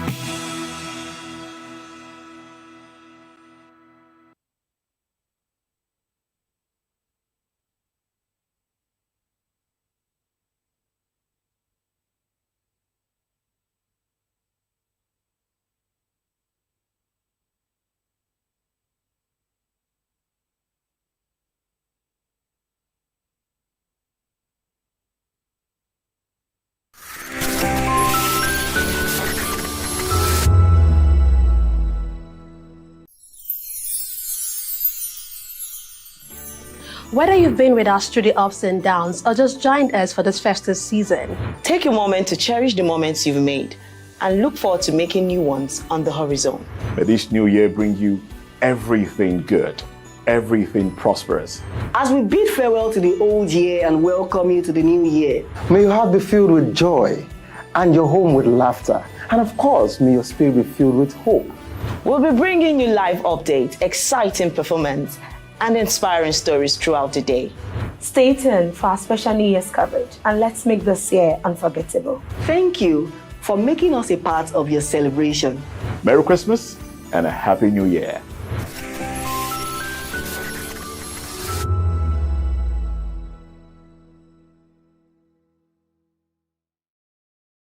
In a world where truth is the ultimate power and opinions scream the loudest, it's time to wade through the noise. Hunger no get tribe! Hunger no get religion! And scan the human interest and trending topics that matter. Stay tuned to The Issues, your plug to the stories making the buzz, from politics to science and technology, social justice, and more. Let's tackle the tough questions and expose the truth. The Issues on Voice of the People Television, Mondays to Fridays, 8 to 9 p.m. The Issues. Don't just react, understand. Behind every broken desk lies a broken promise. Education shapes the nations. But who is asking the right questions? Introducing Edu Dialogue, the show that goes beyond the surface, exposes the cracks, the corruption, and the silence in Nigeria's education system. Edu Dialogue, Saturdays, 3 p.m., only on VOP TV. We break the biggest stories, from missing funds to policy failures. We ask the tough questions and demand real answers. Edu Dialogue, this Saturday, 3 p.m. on Voice of the People Television.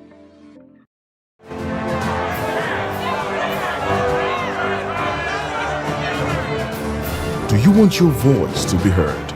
Do you know that you matter in the scheme of things?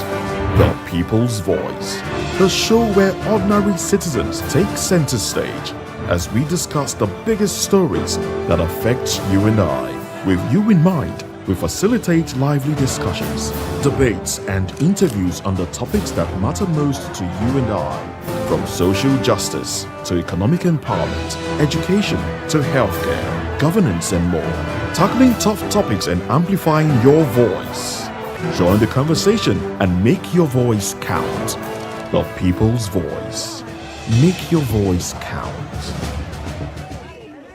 Hello there, my name is Damilola Ogunsi, also known as the Goldfish. Hi, my name is Chiki Bright Emmanuel. I'm an actor and a filmmaker. Hello, peeps. My name is Yomi E. Adejumo. Hi, everyone. I'm Paul Utomi. Hi, everyone. My name is Stacey Benjamin, and this is Voice of the People TV. I need you to keep it locked to VOP TV. See, are you looking for good entertainment? You want to get good movies, good music, politics, talk shows, sports and entertainment. You really want a channel that gives you everything you need without you having to run around.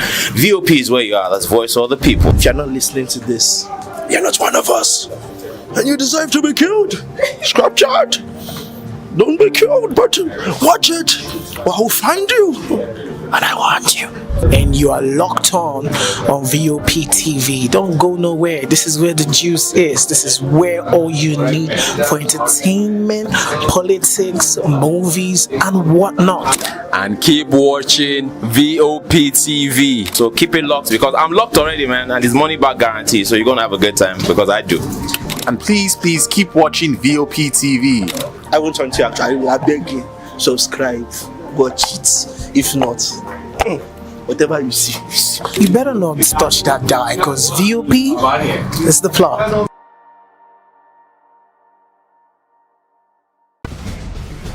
Join us as we drive into the world of politics through insightful interviews with prominent political figures, both serving and former governors, ministers, senators, legislators, party chieftains, activists, and analysts. Get first-hand information into the decision-making processes that affect our daily lives. Highly engaging 1-hour program that brings political discourse into focus. I am Chukwuma Okoro. Political Lens, Monday through Friday, 6 to 7 p.m. Join us. 2564 is coming up on Barney 9, right? The 2564 Atlantic Tower. What happens in the hush behind hangar doors? Who signs the papers that gamble with lives? Which truths were grounded before they even ever had wings? If you've ever buckled a seatbelt at 30,000 feet, if you've ever stared out of that tiny window and wondered who's really in control of the skies, it isn't just flight, it's power, it's politics, it's pressure sealed in steel. We're peeling back the clouds from runway risks to sky-high secrets. We're diving deep where most dare not to look. Aviation Scope, every Sunday at 7 p.m. only on Voice of the People TV. We don't just report, we reveal. We don't just ask, we uncover. Because when it comes to the skies, ignorance is turbulence. Aviation Scope, the sky isn't the limit, it's just the beginning.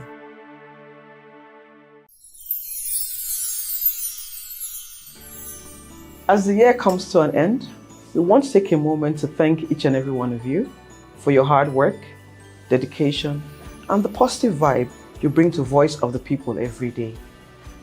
From all of us on the HR, we would like to say Merry Christmas, a happy, prosperous, and healthy New Year. Thank you.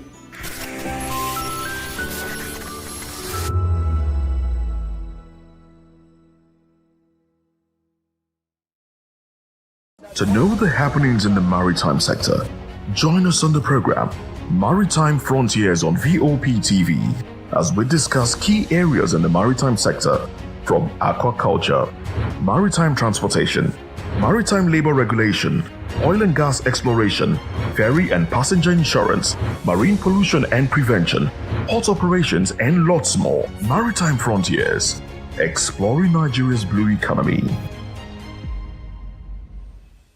This is African News on Voice of the People Television. VOP TV. Now, you have more than a voice.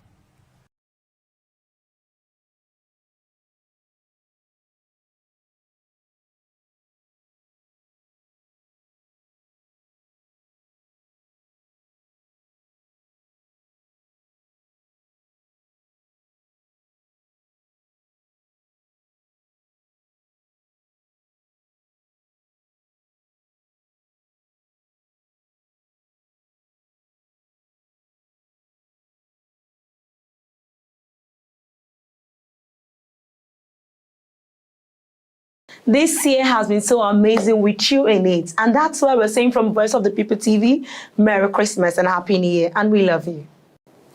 You've been wonderful all through the year. And this is from us, Voice of the People Television, saying Merry Christmas and a prosperous New Year to you all.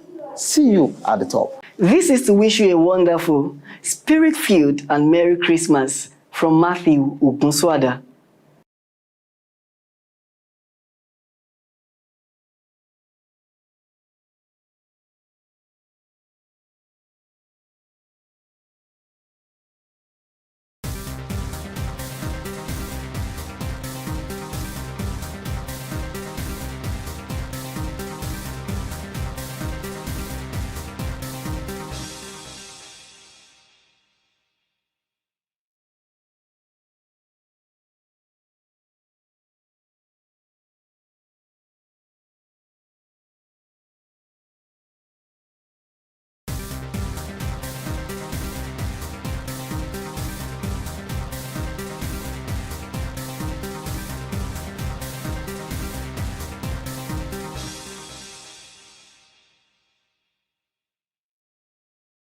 This is African News on Voice of the People Television, where we don't just bring you the news, we bring you Africa's heartbeats, the policies that shapes our world, and the economy that determines our future.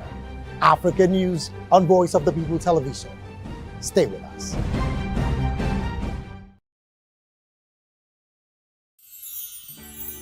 It's a season of love, a season of joy, a season to celebrate you because you deserve it.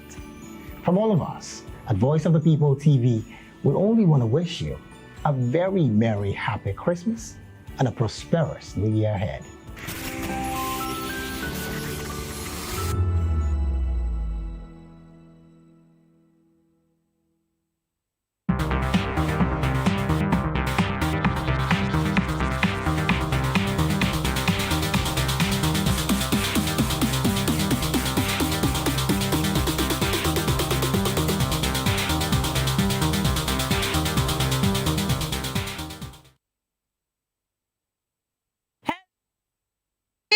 How you are doing? Welcome to Spotlight on VOP TV, your favorite hub where we shine the light on creativity, culture, style, music, and purpose-driven people. And I'm your precious baby girl, Precious Agmanu, aka call me Prezi. And yes, we are still in the dirty December season. And I'm sure you're already going to be enjoying yourself like you have started planning because few days to Christmas. Ooh, I don't know about me. So those who don't plan their Christmas, you understand what I'm trying to say. It's well for you people, but now from, January, now we don't know. Now from December, now we don't know how your January will be. If you are spending, spend wisely. That is my own advice to you. And yes, it's a new day to stay positive, inspired, and grounded. We're bringing you an exciting blend of gist and purpose. So please don't go anywhere. Sit tight while we ride together. And we're going to talk about a lot of things. And trust me, the first we're talking about is American rapper Wiz Khalifa, born Cameroon Jibril Thomas, has been sentenced by Romanian court to 9 months in prison on drug possession charges stemming from an incident at the beach. So please, you note that music festival in July 2024, cannabis on stage was found with more than 18 grams of the drug in possession. Prosecutors successfully appealed a lighter April 2025 fine, and on 18 December 2025, the Constant Court of Appeal delivered a final sentence for possession of dangerous drugs without right for personal consumption under Romanian strict drug law. So the ruling marks a dramatic escalation from the initial fine of about 3,600 and reflects prosecutors' views that Khalifa's on-stage smoking normalized illegal drug use in front of a young audience. So it remains unclear whether Romanian authorities, will seek extradition or if Khalifa will ever serve term, as he is a U.S. citizen and does not reside in Romania. So he was not reported to be in custody at the time of the sentence. So this is a lot. Like, how do people do this? You're coming to, do your thing on stage and you're doing that.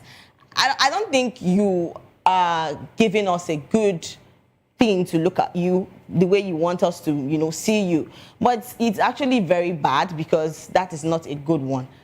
people out there are watching, and we have young people growing up. People want to be like you. So what would you tell them? Young ones that are growing. It's not nice, actually. Trust me. I think, you know, this actually will bring you, you have to fix your life. I don't know what to say. But then that's just it. And yes, we have a lot of people coming out to say things about young Khalifa, and it's a lot. And trust me, this one not just good. I just feel that people, young ones, are watching him, and him doing that on stage, it's appalling. All right, let's take some comments of where people have actually come out to say about Khalifa. And yes, with Khalifa, let's take some comments about that. And we have a lot of comments of what people have actually come out to say. You know, a lot of people are saying this is really wrong. It's a really wrong move. You don't need to do this. If you want to do your thing, don't do it. You know, it's really bad. So yes, let's take some comments. We have a lot of comments of what people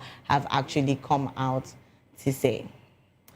All right, we're still talking about that. You know, right now, a lot of people are doing wrong things and not even thinking of, you know, the aftermath. We just do things like we're not just concerned, and come to think of it, we have people that are, even your children go, they see what you go, they do. Because right now, the kind of people we would get these days, they are really, sometimes they shock me.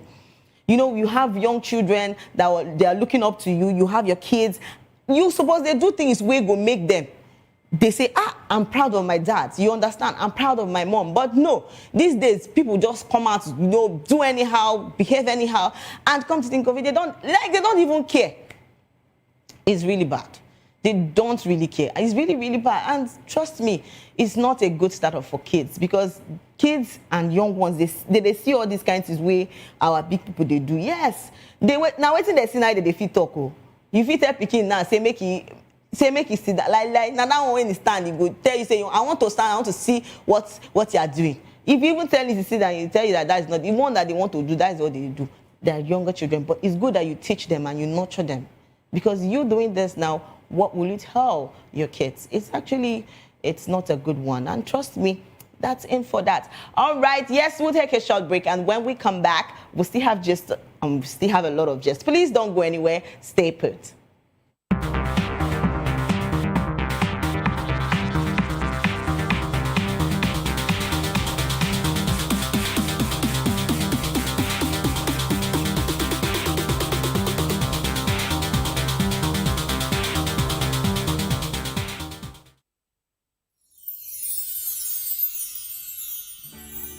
We are here with the leadership of VOP Television Lagos. We do appreciate this opportunity to say Merry Christmas and Happy New Year to our viewers all over the world and admirers. Cheers.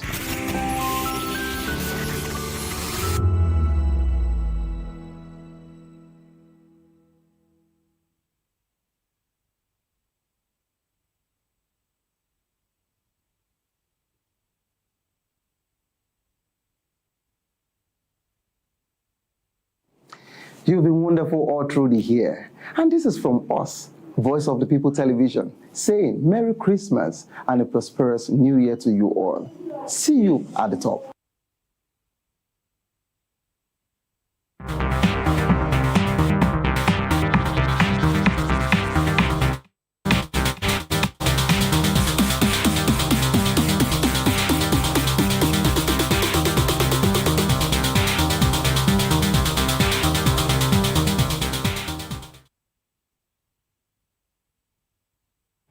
And welcome back, my beautiful people. Yes, we're still on Spotlight on VOP TV, and I'm still your special girl, Precious Agmanu, aka Combi Prezi. And yes, we're actually talking about a lot of things. People went up, and yes, we're still talking about Wiz Khalifa, about him taking drugs on air. So it's a typical bad one, and I don't support that, because trust me, a lot of young ones are looking up to these people, big celebrities, and they want to, you know, be like them, and doing that on the stage, it's actually appalling. And yes, a lot of people don't come out talk plenty things about this. So please, let's take some comments of what people have actually come out to say. We have a lot of comments, so let's take some. And yes, somebody said, make him go rest. weed is not legal everywhere. All right. And somebody else said, your tradition is another purpose prohibition. Okay. And this story said, so many people don't read. They just run to comment their opinions. And another person said, Wiz wasn't informed how he won't take run am now. My Shayla is going to prison. Oh, sorry about that. And official Tito said, false info, the decision is not finalized yet. Okay, let's take more and more comments of what people have actually come out to say. And trust me, it's not a good one. I just feel as a celebrity, you have kids, you know, doing things, think before doing those things. Because, see, social media never forgets. Trust me. They know they forget. Anything where you do like this, everybody, their eyes, they chook. They won't know. They, trust me, because Nigeria, they like negative stories than the positive ones. So if you even tell them, say, I don't bind it, they know they listen to you. Now, the one where you don't do bad, they will come go collect your old tweets and the rest of them come they post them for you. So if you're going to be living your life, shall use your head. That is just the thing. And yes, that takes us to our next gist, and we're talking about a lot of things. And the next thing we're talking about is Cross has officially announced his wedding date, confirming that the ceremony will take place on 23rd December 2025. The announcement has been met with warm wishes from family, friends, and well wishers, as it marks a significant milestone in his personal life. According to sources close to the family, the decision reflects months of thoughtful planning and joyful anticipation as Cross prepares to begin a new chapter filled with commitment and togetherness. So while specific details regarding the venue, guest list, and associated celebrations have not yet been disclosed, it is understood that the further information will be shared in due course. So the upcoming wedding is expected to be a meaningful and memorable occasion, bringing loved ones together to celebrate the union. Cross the balls. I don't talk this thing. I say plenty. See, plenty weddings this year. Even when we're down there December, this obule season is going to be hot. Hey. Everybody is going to be.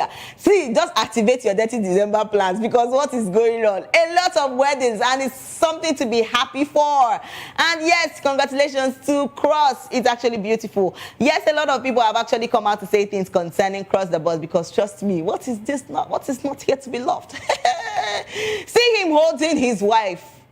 Wife to be, not wife yet, but it's actually beautiful saying this. So please, let's take some comments of what people have come out to say. A lot of people are saying congratulations to Cross, and yes, it's a beautiful one. And Kevin Black Comedy said, no one is coming, bro. You are going to face it alone. Congratulations. Actually, that video really made me laugh, because what is help? Why are you shouting help, Cross? I need to ask this question. This help where they shout now. Now help, say make they can't help you. They're not carrying you be that now. You are not in the market again. You have left the market. So it's a good one. Don't be shouting help anyhow. See, ladies are everywhere. Oh. Don't try yourself. Please, this one is okay for you. We like her like that, actually, but this is beautiful. So yes, let's take more comments of what people are saying. And somebody said, Saga de Olu said, love it. We wouldn't love it. And yes, we have a lot of comments. Let's take more and more comments of what people are coming to say. But trust me, this year, even our celebrities are doing the worst.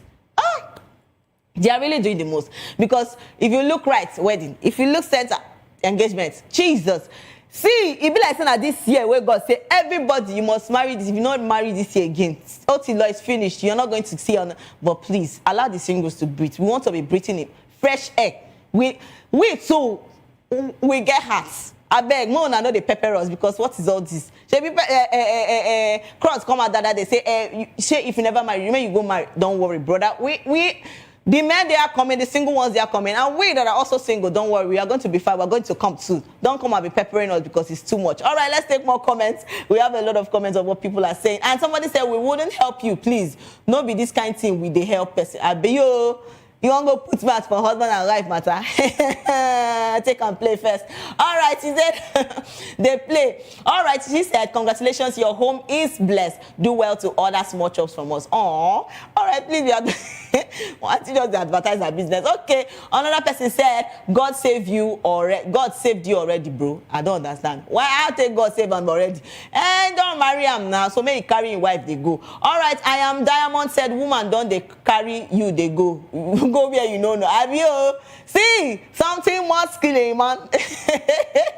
But it's well. And Rachel Neka said, congratulations. And yes, a big congratulations to Cross the Bus. And yes, trust me, we've been talking about a lot of things. And we'll take a short break. And when we come back, we have a guest joining us today. And I'm sure you don't want to miss every bit of it. Please, don't go anywhere. Stay put.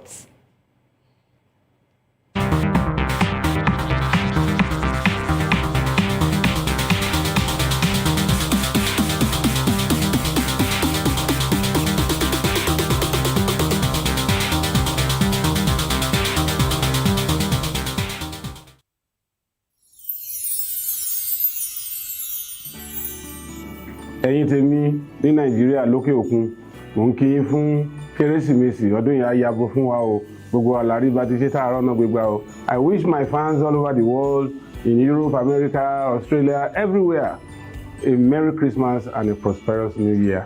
Catch ya next year.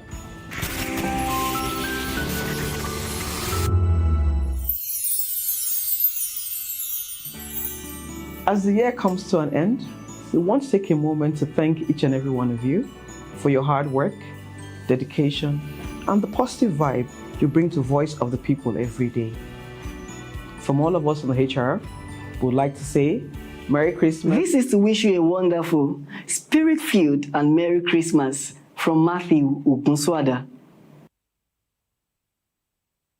This year has been so amazing with you in it. And that's why we're saying from Voice of the People TV, Merry Christmas and Happy New Year. And we love you.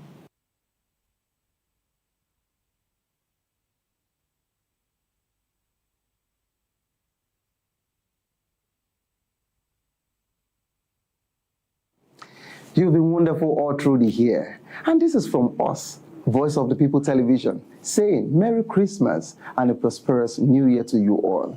See you at the top.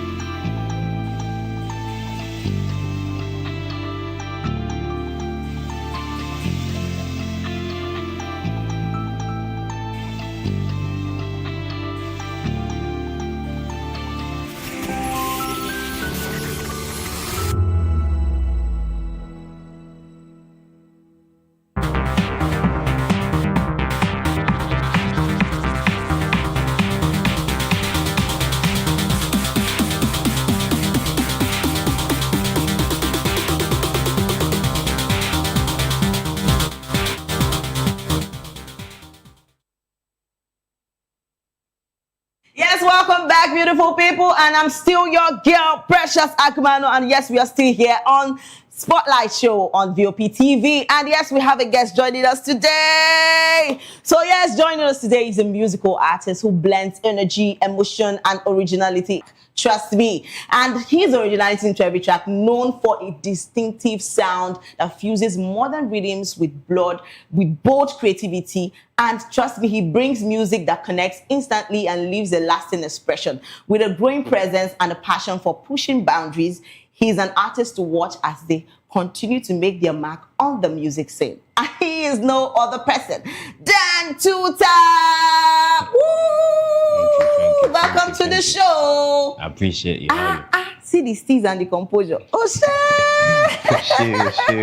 So how you feeling? Tell me. I'm fine, thank you. How are you doing? I'm good, thank you. So how's the week been for you? You know, we have had the Saturday, we had the Sunday. You know, a lot of this is dirty December, seriously. So everybody is preparing to pepper everybody. Yes, no. So how's it been for you? Trust me. No, I like to know. It's been very busy for me. It's been very busy for me. Okay. Because a lot busy of in what shows. aspect? Is it the oblate aspect, the party aspect, or the work I don't know. So explain. We want to know the busy aspects. There's sometimes where we get the obele, but I still need to ginger myself with the obele side of it.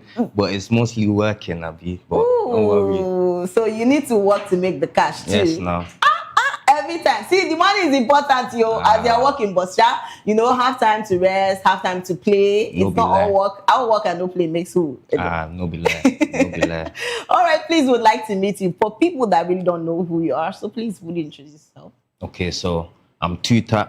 I'm a UK-based artist, but I've come to Nigeria to feel the authenticness of the culture. To get to, because I was born in the UK, I have to come back to learn my roots to now infuse the genre that I'm trying to bring forth, which is UK drill and Amapiano infused together, yeah. Ooh. So that's me. So tell us, how have you been doing music? How long have you been doing music? Well, taking it seriously, I've been doing it for about 4 or 5 years now, 4 or 5 years seriously, you get it. So obviously there's been little breaks and you know how life goes. Sometimes life will show you shaggy, so you have to just carry on and go through. But yeah, we keep pushing, we're still going. Wow. Yeah. So how's the journey been like? Tell us. Journey is a journey now. Journey is a journey. So the journey is a journey. We'd like to know because a lot of people see, when they see artists, they'll be like, I think this is an easy thing to do. So how's the journey been like for you? Have you always had this mindset that you're going to be doing music from a young age? I don't know. Yeah, from a young age, it's always been music for me. Only music, really and truly. I'm very hands-on as a person, so I go through a lot of experiences. I'm a very outgoing person, so I'll see many people that I can share their experiences as well, because not everybody has the confidence to come and show their own experience with everybody. So I'm here to share my own plus everybody else's experiences. And yeah, music is you just have to have the you just have to have the energy. The energy, yeah, man. So tell me, what usually comes to you first, or like the lyrics? Is it the lyrics or the melody? So which one do you really vibe to most likely to? It varies because there's times where it's the music, the melodies. Sometimes it's the lyrics. Sometimes it be because we're in live, I can't really get it. But the influencers, as we will say, the party. So party. So where do you find your inspirations from? That same thing where Wiz Khalifa don't get arrested for that place where you talk. Yes, oh my God! So tell me, hey God. So you write your own songs, yeah? Of course, no. Oh, so tell me. So apart from that, what other gives you that inspiration to write your own songs? Well, me, I go through a lot of life experiences. Yeah, so obviously that's the basis of what will give me my inspiration. What I go through, partying, life, struggle. Not everything is good, not everything is bad. So there's a balance with everything that you do, and you just try to express it because everybody feels it. Okay. You get. So, I've listened to some of your songs and they're really, something to vibe to. So tell us, can you walk us through how one of your songs was created from start to finish? Maybe basically the one that has been so touchy to you, that you would love to play that particular song all the time. So which particular of your song would you say you would tell us about how you created from start to finish? Well, everybody's different, yeah? With me, myself, I talk more about consciousness, like where I'm from. Yeah. Olopa, they trouble me. I know everybody's gotten a lot of stories for these type of stories, you get it? So my stories are based on police harassment, brutality, struggle in life, trying to up and come and rise to the top in general, good vibes. My music can be based on anything, literally, but it's mostly about struggle and trying to rise to the top and get through, because that's what I think everybody can more relate to. Not everybody's rich, not everybody is doing the best that they want to do in their life, but everybody can relate to trying to get to where they want to be. So that's what I do. Oh, wow. So tell me, do you write, differently? Because you're a writer too, write your songs. So tell me, do you write differently when you're emotional versus when you're calm? Which fits in more? With me, my music is more emotional. You have to, with my music, it's in tune with the feelings, with your emotions. So it's still giving a party vibe, but it's more emotional. It's more in your feelings. You get what I'm saying? So it's more, it takes you through the road. So with what the message your songs put out there, how has it helped you? Like, how has it helped you grow musically? You know, you've talked about you doing this kind of songs, doing songs about emotions, doing songs about things that are happening. Has it reflected in your life somehow? Yeah, because me personally, I'm not somebody that will, as much as I'm sitting down here talking, I'm not somebody that just talks to people, especially about my personal life. Do you get what I'm saying? Okay. So when it comes to music, I bring out that's my therapy of talking. So I might not even be talking to anybody. That could be talking to myself. You get me in that music. Yeah. But people tend to relate to what I'm talking about. So it's a therapy. That's what it started as, a therapy. Yeah. Do you get? Oh, okay. So you've been brought up in the UK. So how has music been for you over there? For you bringing it here into Nigeria, how's it been for you there? Well, because of, like I said, police harassment and certain things where they won't let my music get to a certain place, I've had to take a different strategy. Yeah. Do you get it? So I've had to rebuild myself, repackage myself, and think, you know what? Let's get to the money. The hood fame, I've got that already. They know me there. Let's get to the bag. Let's get to the money, you understand? So I had to change my whole thing, and now I thought of what can I do? Still bring my drill, infuse it with a little bit of amapiano to dilute the rawness of it. Yeah. Everybody go have fun now. By force. By force. By fire, by force. Yes, no. All right. You know, what message you talked about the police harassment, a lot of them. Have you actually written anything apart from that in your songs? Yeah, I've wrote about love. I've wrote about... So I would like to hear the love songs. You want to hear love I would like to hear the love song. Yeah, there's an artist called Rebecca. Okay. That I did a feature. She featured on my track. All right. Rora. And that's, love songs there. Sorry, come again. What's the title of the song? Rora. Rora. Yeah. So how did you write up Rora? What's all about Rora? Rora is same way. It's about, it's asking the female, is she down for you, regardless of what's going on? Do you get it? So is she down? Is she down? That's the question. Literally, is she down? So can we get a snippet of that? Maybe Rora sound? Be like, my shorty wanna go on a late night. Just know I got you. Yeah. Says she wanna go on a late night. Just know I got you. Yeah. She don't in the FaceTime. Just know we got you. Yeah. Hey, something like that. So talking about love. Let's talking about love. Do you believe in love? All right, in Rora. Yeah, I believe in love. I believe in love, but there's different kinds of love. Yes, no. So you explain that. What do you mean that there's different kinds? Because we need to know. Yes. So what do you mean by there's different kinds of love? Okay. In your own aspect, in your own perspective, what would you tell us? If I was to break this down for you now, Okay. There's conditional love. There's unconditional love. There's a mother's love. There's a family's love. There's a girlfriend's love. There's a wife's love. Yeah? So it depends what love anybody is trying to get involved in. But I believe in love as a whole, yes. But it's how you find love. That's the question. That's the real question. You get. Wow. So this is actually beautiful. Yes, we're still here on Spotlight Show. And yes, we still have Tutap with us. And when we come back, we'll talk about a lot of things. Tutap is still here with us. So please don't go anywhere. Stay with us.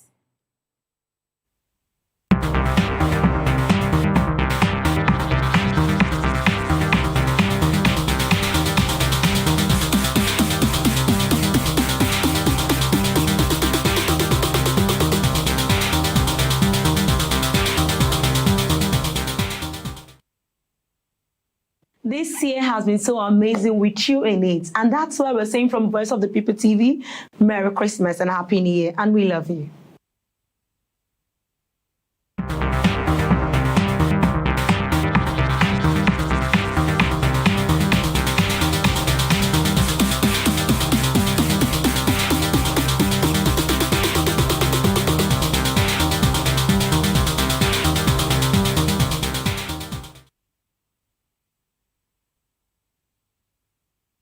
Yes, welcome back, beautiful people, to the show Spotlight, and I'm still your baby girl, Precious Akumanu, aka Call Me Prezi. And yes, we still have someone so special here with us today, and he's still here with us, and he's no other person than Two Tap, and he's just feeling the vibes, giving us the vibes, and the rest of them. So we're talking about you, Two Tap, about music. So tell me, has any song actually ever changed meaning for you over time? Like, in what sense? You mean? In the sense of maybe basically the love sense. Okay, like has any song changed any meaning? Yeah. Like what I perceive something as. Okay, like when you get a song, when you've done your song, has it ever changed your meaning for you? Like you feel that you actually doing the song because of the love, but at some point you're not doing it again because you feel that there's something that has, you know, happened during that time. Change it. Yeah. Not really, you know. If I write a song on something, let's say even if it's a female that I've liked before, and I wrote a song for her and I'm not with her no more. Not just because I'm not with her, say I'm not gonna release my song, or that song where I don't write for her, that I'm not with her, might even taking for. You don't mix pleasures with business, rule number 101 now. So has there been anyone that has influenced your music, you know? So far so good. Influence my music not so far right now, because like I said, this is a original genre that I'm taking from scratch. Do you get what I'm saying? Yeah. But influence me as a musician in general, there's many like musicians that's influenced me, but of all genres, from hip hop, R&B, Afro beats, Jamaican. But definitely there'll be lots of people you've been listening to maybe growing up. Yeah. So growing up, that's what I'm saying. Could you mention some of them you've always listened to maybe when you're growing up? Growing up, if we're talking Afro beats. Yes, Afrobeat, basically in any of them. If we're talking Afro beats, we'll say Wizkid, P Square, what's his name? Me, I just know bare songs rather than the names. You get it? But there's a lot. There's people that I've listened to, a lot of UK Afro beats, Caribbeans, all sorts really, because that's how you get different sorts of sounds anyway. Do you get it? So yeah. So how many songs have you have now? I've released about 7 songs so far. Oh wow, that's a huge one. Yeah. So tell me, do you have any particular one you've sent that you really want to do over and over again? Because there are lots of songs. Definitely, you put all your hard work, put all the energy in putting those songs out. But is there any particular song that you would say that you always want to listen to because you actually love that song? A lot of them are my unreleased ones. Okay. Because as you keep doing songs, you get better. Your sound starts getting better. You're finding yourself, especially when you're creating a sound. You need to find yourself in the sound. So as I keep going on, I find myself, I get better. I like the songs more. Do you get what I'm saying? So it's just right now I'm holding on to them, but they'll soon release and then everybody can enjoy what I'm enjoying as well. Okay. Yeah. So tell me, in your songs you've done, were there any you've featured some people?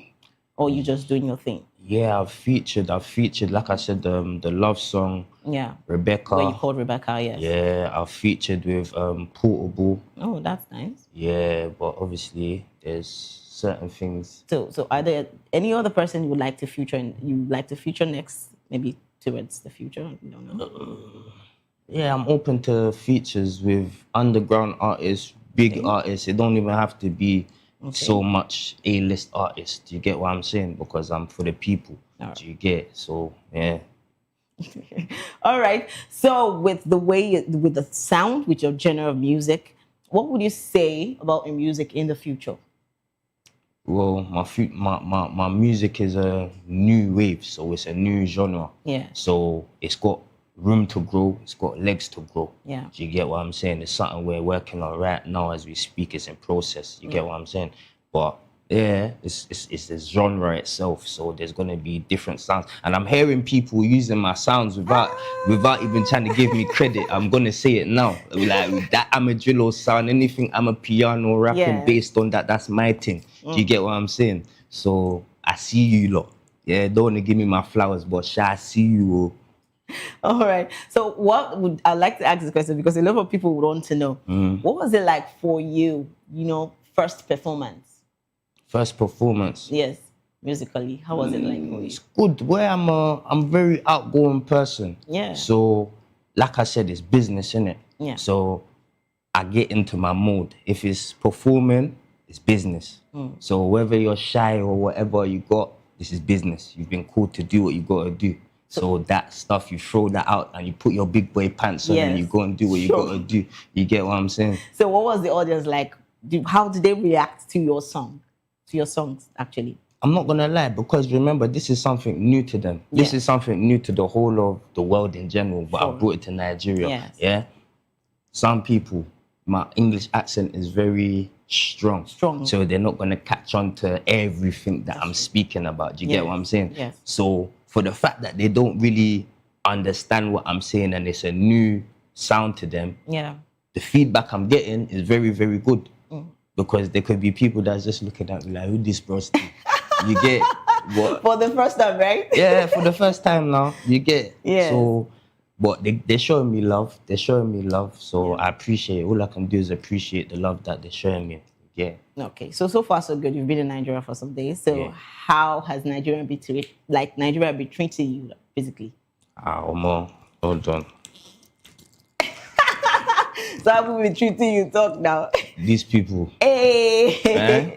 It don't scatter my body. That mosquito. Oh, Jesus. Yeah. Don't scatter my body. Well. So apart from the mosquitoes that have been, doing some wonders on your body, tell me, have you seen Nigerian music? No, Nigerian music is good now. I've seen it. The only thing I would say is there needs to be more room for like features with underground artists and A-list, B-list artists, whoever they want to call themselves. You get what I'm saying? Yes. Yeah, because I see that a lot of things are kind of gate kept. Do you get it? Yes. So, and that's all around the world. Do you get it? But there needs to be a bit more reaching out. So tell me, have there been any challenges you faced so far in this music scene? Yeah, there's many challenges. Like I said, there's a lot of people that gatekeep in many different aspects. You get it? So, there's nothing you can't. Could you talk about some of the challenges? Let's say there's certain places where some people won't want you in the room. Yes. Do you get it? So no matter what you do, no matter who you are, who you know, you won't get into certain rooms because you're not supposed to be there. Do you get what I'm saying? Because someone's sabotaging you to get there. Do you get what I'm saying? Yeah. But where there's the loophole for that is for these well-known artists reach out for certain people. You get what I'm saying? Yeah. So I'd like to ask this question. Have you heard something like a lot of people, a lot of celebrities have heard so many bad things about themselves. And trust me, most of those things are not true, but how they come over it, like, it's really hard. A lot of people go into depression. So I'm going to ask this question. Have you been in any position where people said a lot of bad things about you? And how did you overcome it in that particular time? Me, I'm the bad guy all the time. So I'm used to being the bad guy. Being the bad guy. Yeah. I'm the bad guy. They need people like me to call them the bad guy. You understand? But that's how it goes. But, like, you have to... No one's perfect. Yeah, Do you get it? Everybody's growing. Same way with the artists. They might be looked up to certain people, but they're still growing themselves. They still have time for mistakes themselves. Yeah. If you haven't sinned, throw the first stone, as they say. Do you get it? Yeah. All right. A lot of people are watching right now, and a lot of people are looking up to you. They want to do music the way you are doing, and they love the genre of song you're doing. So what would be your advice to young, upcoming artists? Just keep it real to yourself. Try to do what you can do. Stay in your own lane. Don't worry about anybody else that's doing more things than you. Your time will come. Everybody has their own time. Yeah. Anything that knocks you down will only make you stronger, because you won't know how to get back up if you haven't fell down. Do you understand? Yeah. And just stick to what you believe in, no matter what. Kick door to door, come out. So tell me, Are there any projects you're working on right now? Yeah, I'm working on an EP that I'm Okay. due to drop next year. Ooh, so we're going to have a lot of vibes. A lot of vibes, Yay. plenty. So tell us, what's the EP all about? The EP, I'm still in two decisive decisions because where I've got a so wide range of songs, Yeah. the EP is looking bipolar. It can be jumpy hair, it can be love song hair, it can be, so I'm thinking whether to structure it as a whole love song EP, a whole Amadillo EP, or should I just scatter the place with everything? You get? So I'm Oh my deciding. God. So tell us, because I know a lot of people, I'm going to do music and I'm really liking this particular, liking this particular type of song and songs you've written. So how do you define success as an artist? Success, For you. Success is not giving up. You get it? Success is not giving up. And success is completing your goals. Do you get it? Yeah. Yeah, so everybody's got their own different definitions of success. Do you get it? Some people could say it's just the money itself. But other than the money, it's completing what you've started, believing in yourself and just carrying it. Yeah. Oh, wow. So a lot of people would want to hear you sing because they've already been buzzing me. And I want to hear him do some songs for us. So what song would you love to do for us? What song have this? Do I have to send the song or is No, it you I have to do it You have to live? just- yes. A cappella? Yeah, you can do it live, yeah. Okay. Let me think. Okay. Let me think. What type of song would you want to hear? Is it jumpy? Is it? Maybe end the song. Basically, kind of you've done Aurora already. Yeah. You've done the little Aurora already. So what other song? Maybe we want to hear something like the jumpy part of, another particular song. Of another song. Yes. Okay. Huh?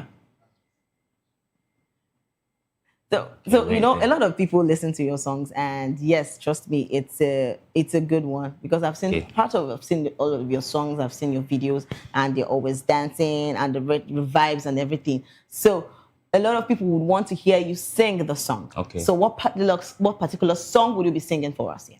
I'm gonna sing one that I've recently done, but I'm gonna do a little.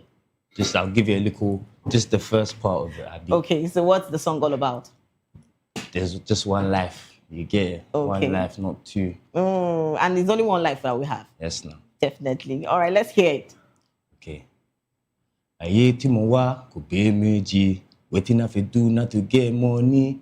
Make a sort for myself and my family. If I hear nice, do make a big body. I get down before, not before party. See my eyes don't see many bad things. Hands to the Lord that they pray plenty. See the streets where they enemies plenty. Yeah. Nice. So it's all the vibes upon vibes. So tell me, if Two Tap wasn't doing music, what else would Two Tap be doing? Ha, Okpo.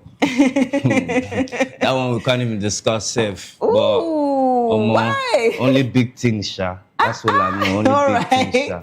Only big things. That's what he's saying. Yes, so trust me, you will always be doing music. As you don't want to tell us what exactly you be doing.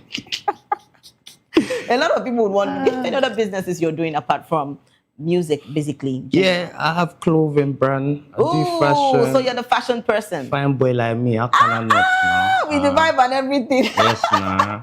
So what's fashion for you like? Fashion is lifestyle now. Yes, no. Breathe, live, sleep, everything. Now, so, You've had your own brands on the fashion trends. yeah, there's people that's wearing my brand as well. Struggle don't last. Ooh, You get it? nice. So that's what's going on. Two Tap, Amadillo. There's many things that we're doing right now. So how were you able to combine these two things together? Because I know they're different things. Yes, fashion yes, and the yes. music. Though both of them can actually comes collaborate a little together, bit. So how's it been for you? Like how do you get to combine these two things together? Well, naturally, I'm a naturally stylish person anyway. Mm. Do you get it? So what I've learned is your appearance is what people will take you for before they've even heard your mouth. Yes. You get it? You don't have to look the richest or anything, but as long as your appearance is clean and you're presentable, and then the second thing, respect. How you talk. The first thing that comes out your mouth is very important. Do you get? Yes. Because someone can profile, a lot of people profile me in a way. Say I don't have my jewelry and certain things, yeah, where I'm from. Certain people here would admire me, yeah? Yes. Where I'm from, people look at me and they'll cross the road and think, or more. You get it? Yes. But when I open my mouth or say they need help, cross the road, open the door, I'll help them. Elders, you get what I'm saying? They'll be surprised. Wow, this bros, you get manners. Okay, manners gets you very far in So you life. feel, you know, the way you dress is the way you are dressed. The way you dress, the way I dress is my style. That's just me. And obviously it goes hand in hand with the music. Because some people, they may like your music, but they hear more for your style, your swag, your personality. Do you get what I'm saying? So everything comes. Yeah, you could be a good musician, but are you a boring musician? What personality do you have? Who be you? Yes, who be you? Who be you, Abi? So tell me, what keeps you motivated to keep creating music, you know, creating your songs? What keeps you motivated? You know, every time, I know there's sometimes when you want to create music and you be like, I'm tired.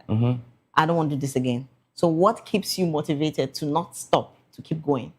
The hunger to accomplish my dreams and what I've started. Do you get? Yeah. The hunger to feed my family, make sure we're all good. Do you get? These are the things that is going to keep you going even when you don't want to go. Do you get? There's days you wake up, I don't want to go, I don't want to go. Yeah, you remember. You remember. I got to go now. Money is always on the mind. I got to go now. All right. Yes, Thank you so much, Two-Tap, for sharing your light here with us on the Spotlight Show. And trust me, I enjoyed myself, and I'm sure our viewers also enjoyed themselves too. So to our amazing viewers, thank you so much for staying with us on the Spotlight Show. Yes, it was a blast. And yes, if you're going viral or going global, remember to tell your story with Had. And don't forget to follow us on all our social media handles at VOP TV Live. And don't forget to subscribe to our channels for more exciting episodes. This has been Spotlight, and I'm still your special girl, Precious Agmanu, aka Call Me Prezi. Yes, next time. Bye for now.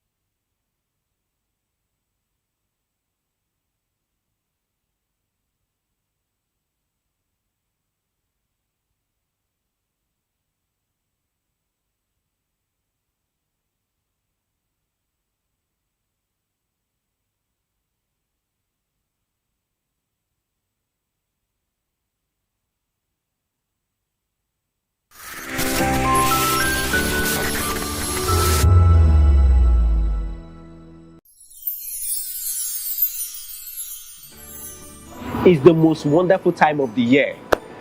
But for us, the technical crew, it's weird for technical people to be in front of camera, but I just want to say, now this one they make me come outside every day. Anytime when they call me, I will rush come outside. We don't get holiday. Our holiday is part of our daily routine, and we've embraced it. I must say, the work is challenging, engaging, and interesting. We are all families here at VOP, and with the technical crew. For us, it's another day on the job. But it's tough being away from family. But the lighter part of it is that after the work, we stay connected with video calls and messages. Merry Christmas. On behalf of the technical crew, we wish you a Merry Christmas and a Happy New Year. Merry Christmas, and here we are, job continues.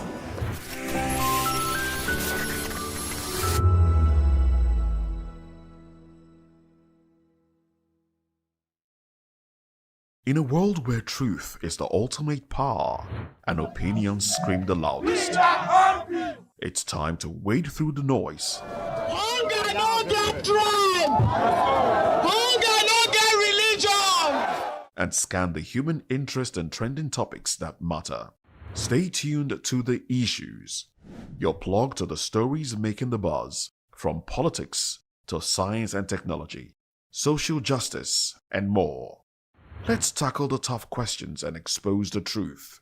The Issues, on Voice of the People Television, Mondays to Fridays, 8 to 9 p.m.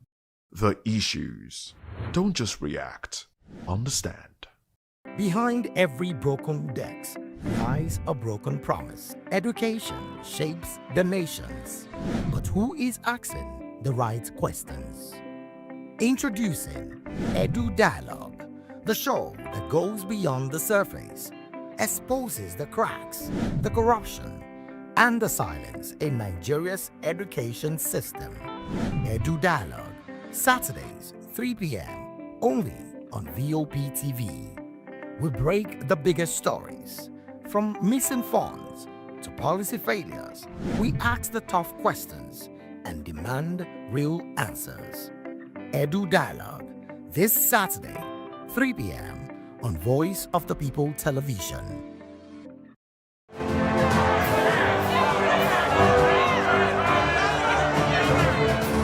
Do you want your voice to be heard? Do you know that you matter in the scheme of things?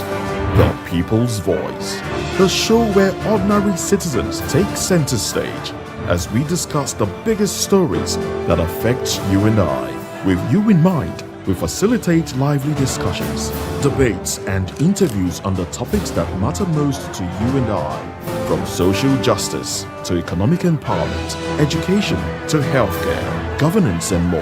Tackling tough topics and amplifying your voice. Join the conversation and make your voice count. The People's Voice. Make your voice count. Hello there, my name is Damilola Ogunsi, also known as the Goldfish. Hi, my name is Chike Bright Emmanuel. I'm an actor and a filmmaker. Hello peeps, my name is Yomi E. Adejumo. Hi everyone, I'm Paul Utomi. Hi everyone, my name is Stacey Benjamin and this is Voice of the People TV. I need you to keep it locked to VOP TV. See, are you looking for good entertainment? You want to get good movies, good music, politics, talk shows, sports and entertainment. You really want a channel that gives you everything you need without you having to run around. VOP is where you are. That's Voice of the People. If you're not listening to this, you're not one of us. And you deserve to be killed. Scrap chat. Don't be killed, but watch it. Or I'll find you. And I want you. And you are locked on VOP TV. Don't go nowhere. This is where the juice is. This is where all you need for entertainment, politics, movies, and whatnot. And keep watching VOP TV. So keep it locked because I'm locked already, man, and it's money back guarantee. So you're gonna have a good time because I do. And please keep watching VOP TV. I won't want to actually, I beg you, subscribe, watch it. If not, whatever you see. You better not touch that dial because VOP is the plot.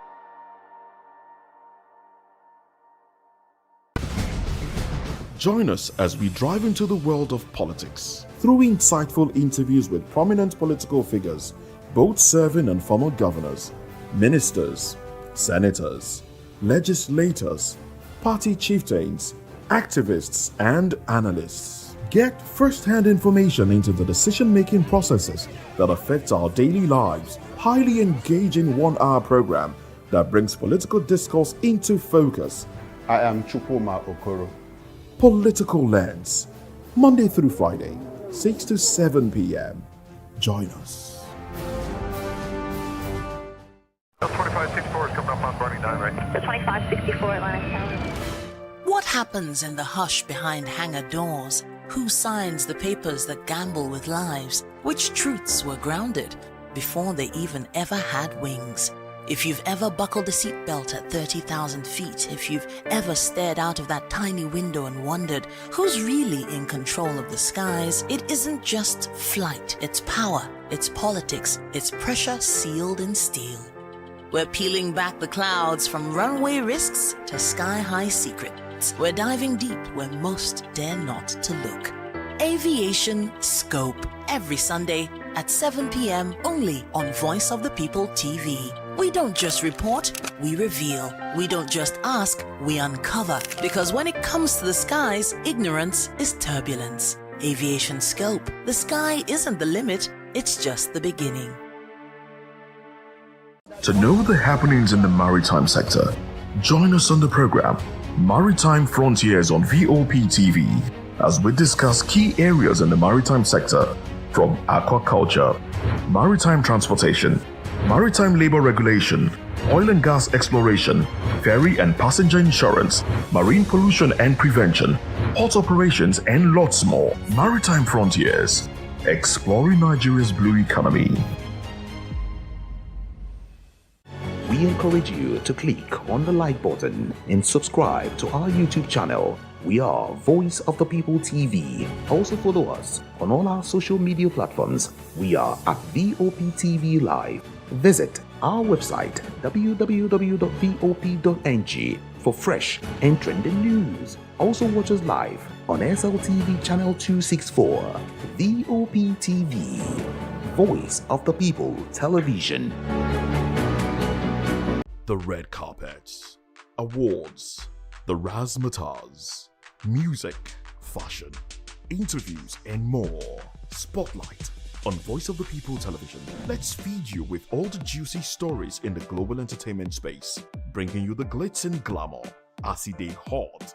Stay tuned to Spotlight, 1 p.m. Monday to Friday. Spotlight on VOP TV. Entertainment like never before.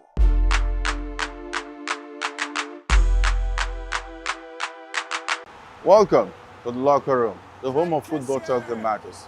I am Jerry Arpehon. Join us every weekday, Monday to Friday at 5 p.m. Nigerian time, as we share the hot takes and hot debates in the exciting world of football. And joining me are the usual suspects, Ikechukwu and Mayowa, as we break down all the hot takes and everything that's happening in the football. Don't just watch football, live it with us. Catch us on the locker room and Voice of the People Television at 5 p.m. Nigerian time. And like I always say, if not going to talk, please discuss. And it's Hakim Ziyech who puts the This is Health Check, your weekly guide to better living, smarter choices, and trusted answers. From everyday wellness to urgent health issues, we've got you covered. Health Check, only on Voice of the People Television, where your health has a voice.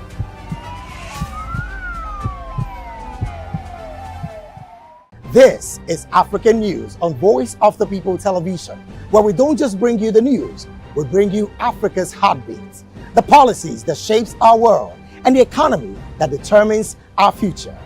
African News on Voice of the People Television. Stay with us.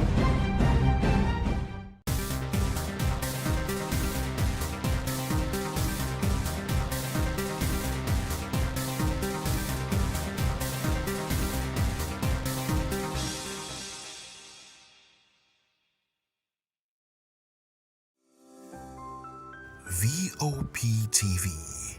Now, you have more than a voice. Hello there, my name is Damilola Ogunsi, also known as the Goldfish. Hi, my name is Chiki Bright Emmanuel. I'm an actor and a filmmaker. Hello, peeps. My name is Yomi E. Adejumo. Hi, everyone. I'm Paul Utomi. Hi, everyone. My name is Stacey Benjamin, and this is Voice of the People TV. I need you to keep it locked to VOP TV. See, are you looking for good entertainment? You want to get good movies, good music, politics, talk shows, sports and entertainment. You really want a channel that gives you everything you need without you having to run around. VOP is where you are. That's Voice of the People. If you're not listening to this, you're not one of us, and you deserve to be killed. Scrap chat. Don't be killed, but watch it. Well, I'll find you, and I want you. And you are locked on VOP TV. Don't go nowhere. This is where the juice is. This is where all you need for entertainment, entertainment, politics, movies, and whatnot. And keep watching VOP TV. So keep it locked because I'm locked already, man, and it's money back guarantee. So you're gonna have a good time because I do. And please keep watching VOP TV. I want to actually, I beg you, subscribe, watch it. If not, whatever you see. You better not touch that die, because VOP is the plot.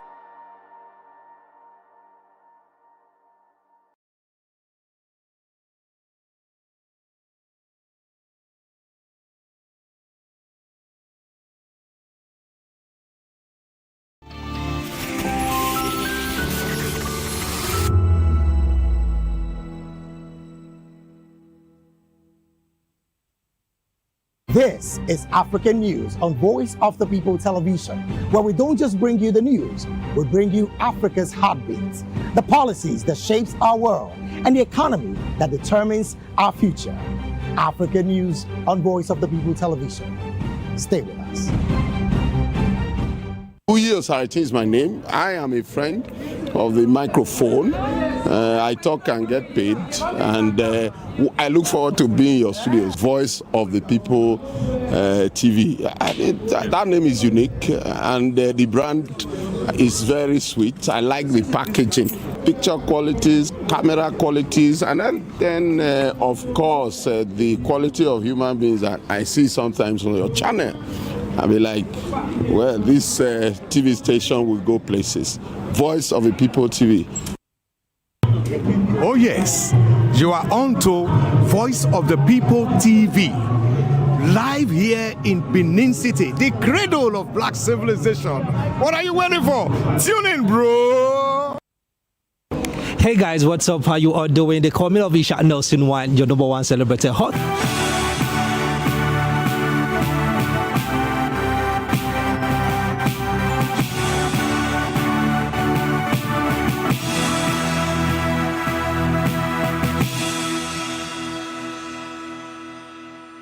Hello and welcome to the African News and Voice of the People Television. I am Fina Okechukwu. Before we begin the news, kindly visit the website www.vop.ng for fresh and trending news. We begin today's African news from South Africa, where 9 people were killed and 10 wounded in an early morning shooting in a township southwest of Johannesburg, and authorities have launched a manhunt for the suspect, the South African Police Service said on Sunday. The incident occurred just before 1 a.m. local time at a licensed tavern in Johannesburg, Bekkersdal Township, the police also added in their statement. About 12 unknown suspects in a white minibus and a silver sedan opened fire at the tavern patron and continued shooting randomly as they fled the scene, the police said, adding that the motive for the shooting would be determined by investigations.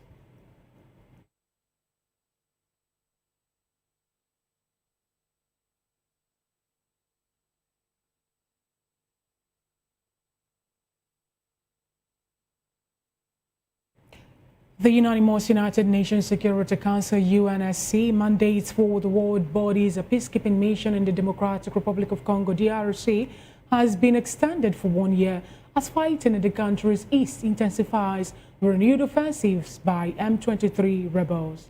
The 19 December decision in New York to extend the mandate of the UN peacekeeping mission in the DRC came after South African parliamentaries had a rotation of what is called the Republic of South African battalions. A part of the mission took place on 7 and 13 December. The members of parliament were on a hastily arranged one-day oversight visit at the Department of Defense Mobilization Center following a joint standing committee on defense December 5 meeting that raised unanswered questions regarding the SA National Defense Force rotation.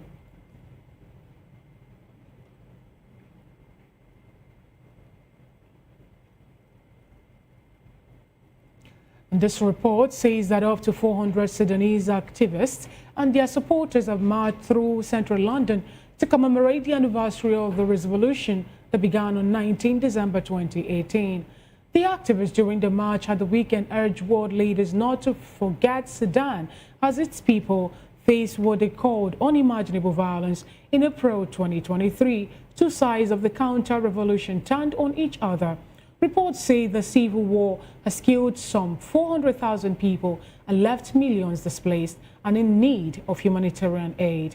Protesters also called on Britain to stop arming the United Arab Emirates, as weapons have ended up in the hands of the RSF in exchange for Sudan's gold.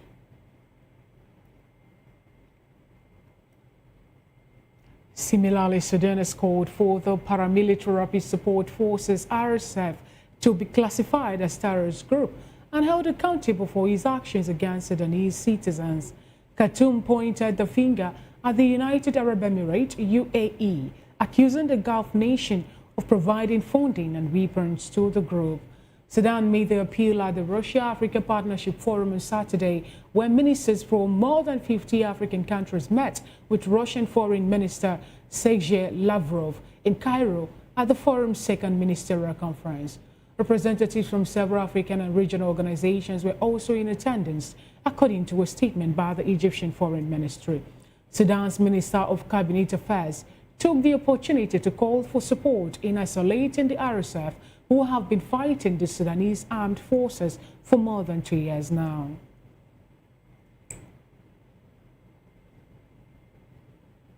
The South Sudan Council of Churches has appealed to the government to build confidence ahead of Christmas and the New Year by releasing political detainees, part of an effort to ease tension and revive inclusive dialogue.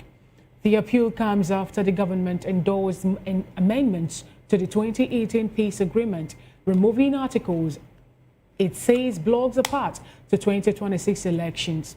While adopted by several parties to the deal, the group led by suspended First Vice President Riek Machar said it was excluded, raising concerns over inclusivity in the process spearheaded by President Salva Kiir.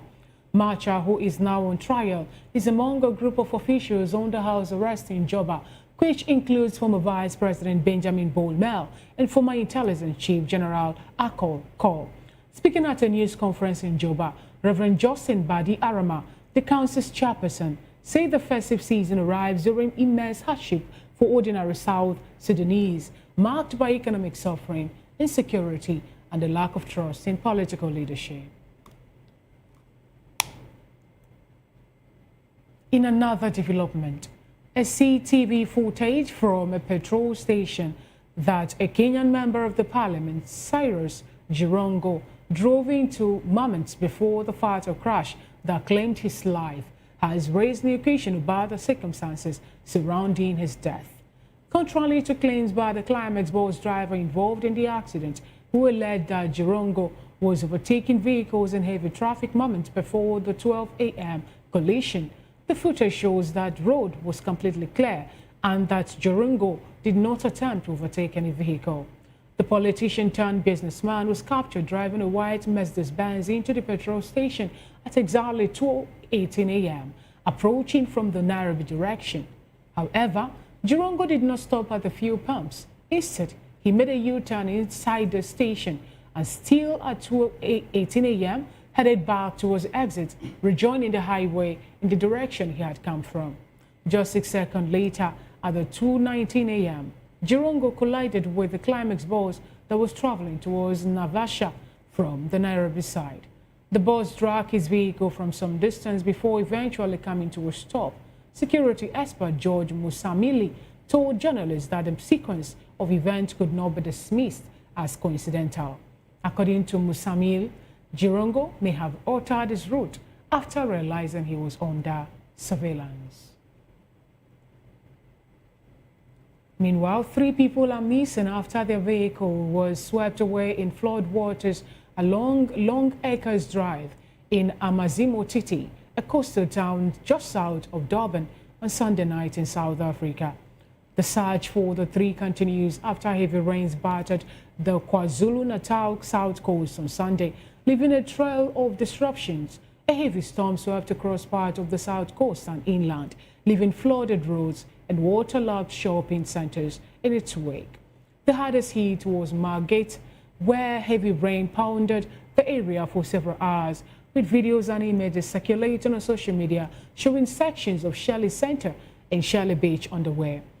A separate yellow level 4 warning for severe thunderstorm is also in place, with the potential for excessive lightning, strong damage and winds, and large amounts of small hail over populated areas. KwaZulu-Natal Premier Tammy Ntuli is expected to visit the affected areas on Monday.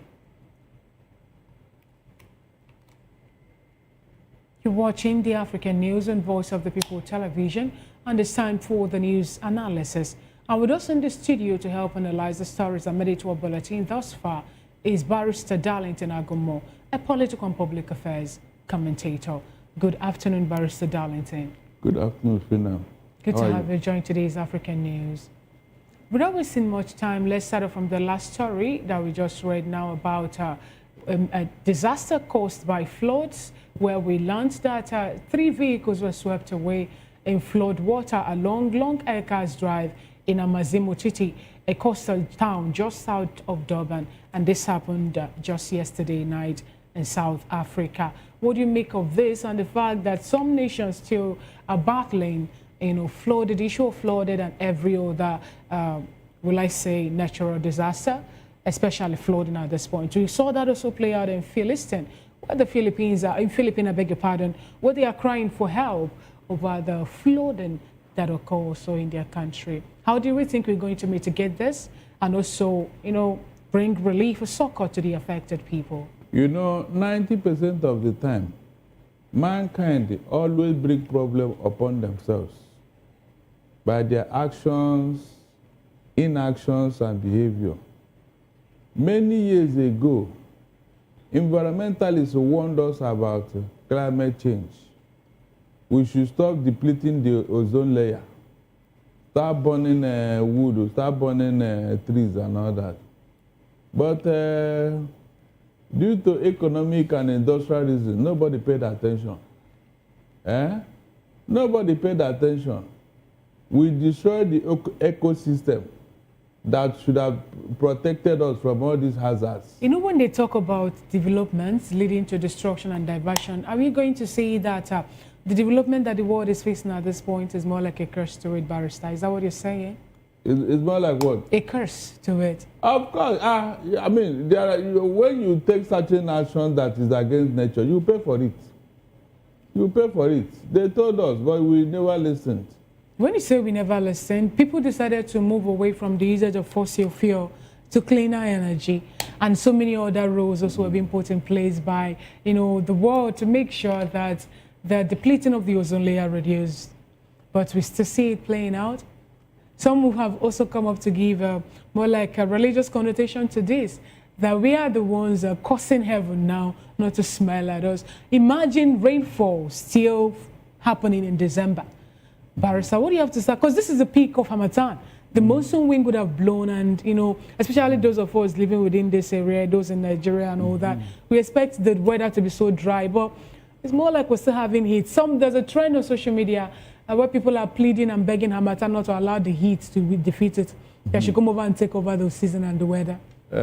We are closing the barn door when the horse has escaped. The issue of fossil fuel and clean energy, it started just yesterday after we have destroyed the ecosystem. It started just yesterday after the damage has been done. So how can you not say that we are moving? We are moving too late. We are moving to cleaner energy too late. If we had started earlier, things would not be like this. Look at all the natural disasters that are occurring everywhere, especially flood. Is it not because of these things? You remember when there is trees and all that, they absorb all the things that come with nature, especially the ecosystem. But when there are no trees, the place is left barren, very barren, arid area. And so the elements have a free reign. No trees, no nothing to absorb, what comes out from the elements. No trees. And this is a very big problem. In fact, I learned that they have banned logging in Nigeria. They said they should stop exporting wood and all that. Yes. But will anybody listen? But the government is already putting in, you know, measures to make sure that the people listen. The Chinese and the Indians will not stop. Because we cannot go into keep on cutting trees. Oh no, we need them. That's, I believe the government will decide on the penalty that people, when the defaulters now will face. I said some people will still defy this law. They will still defy it. These things will still be leaving Nigeria. Now, if you talk about cutting of trees, in Ghana, the bishops in Ghana, the Synod, Anglican Synod Bishop in Ghana, raised a concern about how mining activities also leading to depleting of ozone layers. They talked about the people not having clean water because of the mining activities, and also the, well, let's say the digging up of the soil, the earth, and every other thing for them to get or lay their hands on the solid mineral too is going to cause, maybe, if care is not taken, landslide, tsunami, or maybe earthquake. How then do you think the government will be able to look away from mining activities now and find another way on how to make their money or raise funds for the running of their countries? In our quest to make economic gains, we are disturbing the earth. But we need economic gains for us to stay balanced. Not the way we are doing it. Some people are doing it in a very crude manner that will affect the earth. That is the truth here. Most of these African countries, because of lack of equipment and all that, they are doing this in a very crude manner. That's why the mines are collapsing. When last did you hear that mines collapse in Australia? Who are the giants when it comes to this mining business? Australia. They are experts in this business. When did you hear last that a mine collapsed in Australia? You can see now. So we are our own problem. In our quest to catch up with the world, we do things upside down, thinking that we can escape it. No, we will not. Seriously. More is still coming. With the way we have bastardized the earth, I fear the next generation, what will happen to them. I fear. All right, Barry, so let's take the conversation to South Sudan. It's Yuletide season, and the church and church body at this point is calling on the President Bakar to look inward and please find a way to release the political detainees in South Sudan. They even talked about Riek Machar, who was arrested also and placed on house arrest over his the politics is playing in South Sudan. And, you know, what do you have to say about this? Because some were of the opinion that even the amendment to the 2018 peace agreement, which according to them is what is raising all this back and forth. Some, the likes of Machar was of the opinion that that's the former first vice president of South Sudan, said that he was not involved, him and his team were not involved, and that got him a house arrest. Do you think that the president of South Sudan will look at this call by the church body to find a way to give the people, you know, a more befitting Christmas or New Year gift by releasing political detainees in South Sudan? If he like, let him not do that. But I know definitely that at the end of the day, Riek Machar and his opponent, they will go to ICC and answer for the war crime they are committed in Sudan. Because up to tomorrow, I have not seen the reason for this war, except ego war. Who will be in charge? Who will be in control? Is there any other thing? So are you saying that President Salva Kiir, you know, decided to exclude Riek Machar from the peace deal and every other thing? Is that what you're saying in this? Can't you see? Why house arrest? So then that shows that even the likes of General Akol Kor, even Benjamin Bolmel, that all of them that have been placed on house arrest will continue to be on house arrest? When they get tired now, because even with the house arrest, the war is still raging. Now, how do you think it's going to get tired when we know that some people have been accused of spearheading or even finding a way to sponsor the war happening in South? Because the two men involved here, they are foolish enough not to understand that it is the economy of Sudan that is depleting. It is the people of Sudan that is being killed. It is the structures of Sudan that is being destroyed. Can't you see it? So how do you replace all this after? Because the war will definitely end one day. So what does this portend for the South Sudanese, whom we know now are suffering economic hardship, insecurity, and even lack of trust within the political leadership? They should start praying for God to intervene in their life and in the life of these foolish leaders. God, when you say God, Barrister, can you help us walk around this? God have created you, bless the country with rich mineral resources, and also puts people there. So what else do you want God to do? Is God going to come down in place and make the leaders to think for the betterment of the people? What are we calling God on? I mean, if whatever is good, you need prayer. Whatever is bad, you need prayer. And so that is the last alternative to the poor man. What else can they do? They should call on God to intervene in their life. That's what I think here. All right, Barrister, what do you make of the call from the Russian African Forum, to tag the RSF a terrorist group? In fact, it's a welcome development. They should. They should, because they are the real problem in Sudan.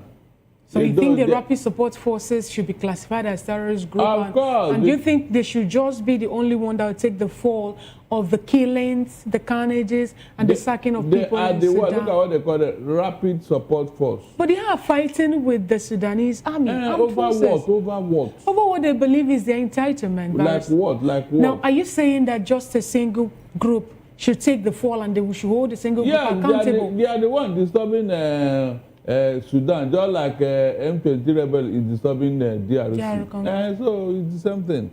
These terrorist groups should be brought down. Yes, they should. If you remove them from the equation, there will be peace in Africa. Yes.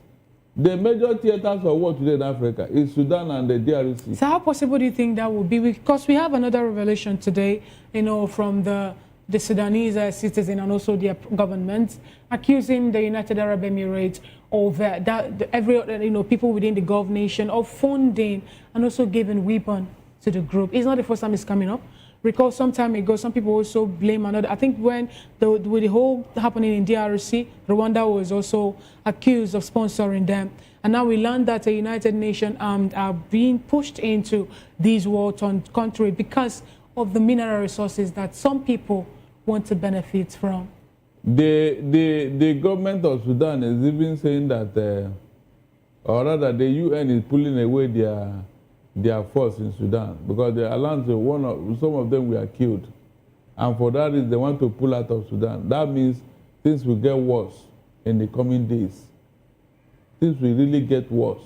Now, if the Sudanese government knows their own, if they know the power they have as a government, should they have allowed these people to continue to disturb them for this long? It's over 2 years now.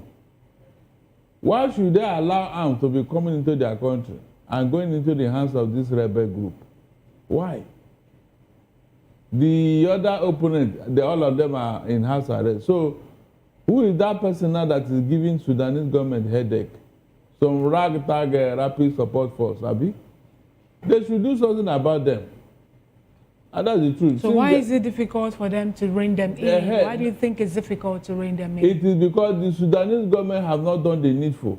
What's the needful? What do you want them to do? They should muster the political with the courage to go after them. When they were being told that some people are sponsoring them just because of the gold that they want to take from you. Yes, that was what we're getting. But the Sudanese government should now realize that, look, there's the enemy within. Now that we have a certain number of people, I think over 400 of persons protesting in Britain, calling on the international world to look into what is happening in Sudan, that the people of Sudan are suffering. And they are, like I said earlier, they blamed United Arab Emirates for giving weapons and causing the endless war in their country over mineral resources. What do you think will happen at this point? Do you think the world power will step in? Because recall that when they went for the G20 summit, even the Vice President of Nigeria speaking on behalf of the President of Nigeria called also for the world, the United Nations, to look into the war in Sudan and also in DR Congo because they believe that it has some foreign entities sponsoring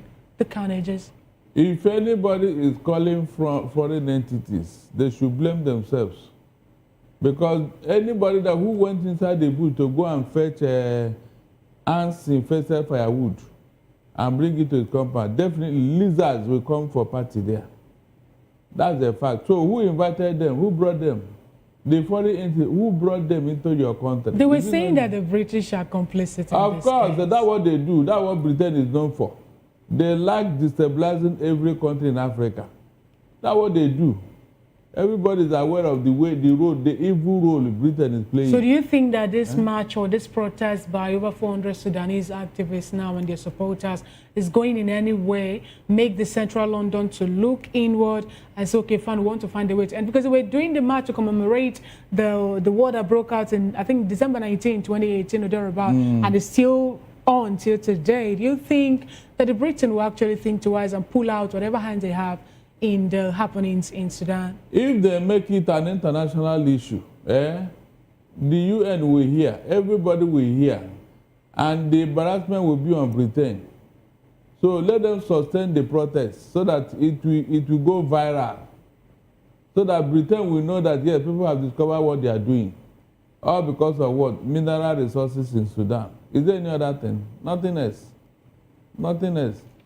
So these powers that are now aiming at the soul of Sudan because of their mineral resources, they should be wary, because ICC is watching. ICC is watching. And we're waiting for the ICC to do something so that people who have been displaced can go back to their ancestral homes, and also those who have lost their life in the war can also be given justice. Let's go to DR Congo, Barrister, where, according to the report we have before us, unanimously, United Nations Security Council have decided to extend the peacekeeping mission in DR Congo for another 12 months. And this happened as the M23 rebel decide to continue with the offensives, within the country. And according to them, the decision came up on 19th of December in New York City for there to be a UN peacekeeping mission extension. Even when South Africa, they are already done with their own, but I think they want to reshuffle and also send in more troops. Do you think that the existence or continuous existence of United Nations peacekeeping in the DRC is going to anywhere reduce the offensives from the M23 rebel and, from the M23 rebel group? This is a shame. This is a shame and embarrassment to the AU. Under normal circumstances, AU should have done the needful before now. They should have a force, just like the NATO is there. Just like the Americans have a North Atlantic Treaty Organization to protect their interests. NATO is there to protect the interests of America and most European nations. Is that not? Where is the standby force in Africa that will flush out these irritant rebels? What is M23 doing in DRC? It is not their country. They are just a rebel group, mercenary group, fighting a legitimate government. I mean, look at it yourself. If AU is man enough, they should have taken out these things. But they don't have the balls. They don't have the willpower, don't even the political will to do anything. That's why these rebel groups are running roughshod over African states. They move from one state to the other. Since Alice Lakwena formed that M23 rebels, the woman is late now. I think she formed from Kenya or Uganda. I think Kenya. Since the woman died, who gave rise to this group? Who? Tell me. You mean the evil power they are using cannot be defeated or what? Because this group, the way they are going to move from one African nation to the other. If they succeed now in what they are doing in DRC, they will now gather more power, gather more resources, and move to any other African country. Now they are in Burundi. I hope you know. They are now in Burundi, that is very close to DRC. You can see how they are spreading. Before you know it now, they become such a behemoth that you cannot control, a monster that you cannot tame. That's the truth.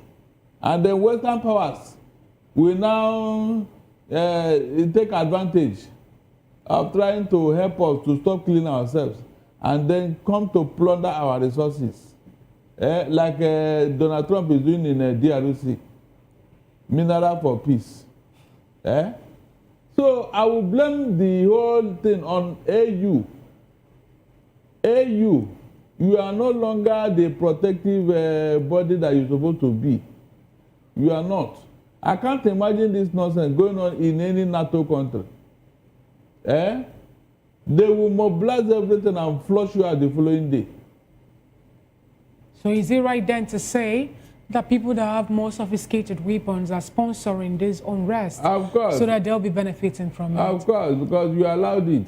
Oh, because we allowed it. Yes. So then what then do you think will now be the... Because when you're saying we allowed it, Barrister, you know, we've had this conversation before now over, you say that the leaders in Africa are the ones that call them because of their incompetent nature to govern. Now, what, as an African, what are the solutions you're preferring that will make us now to have a continent free of rebel groups, bandits, insurgents, or terrorist groups? The day we have leaders in Africa who are very futuristic, leaders in Africa who knows what it means to govern, leaders in Africa who have the interests of Africans at heart, leaders in Africa who came to govern and not to loot. I am telling you, that day these things will go away. But as long as you have all these looters in every state of Africa, my dear, forget it. They benefit from these things.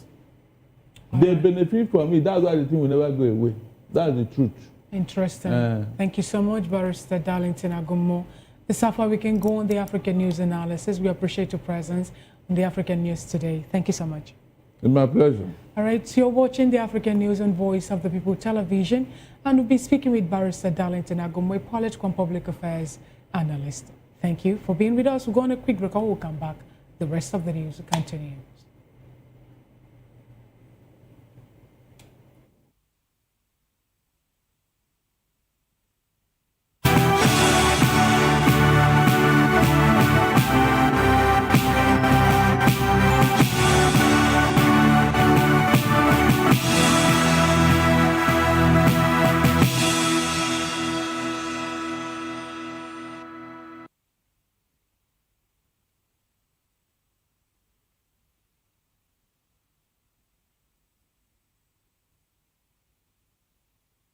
TV. Now, if you're looking for the veritable channel for information, politics, robust discussions, you don't need to go far.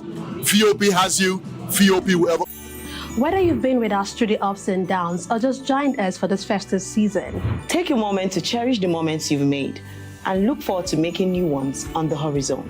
May this new year bring you everything good, everything prosperous. As we bid farewell to the old year and welcome you to the new year, may your heart be filled with joy and your home with laughter. And of course, may your spirit be filled with hope. We'll be bringing you live updates, exciting performance, and inspiring stories throughout the day. Stay tuned for our special New Year's coverage and let's make this year unforgettable. Thank you for making us a part of your celebration. Merry Christmas and a Happy New Year.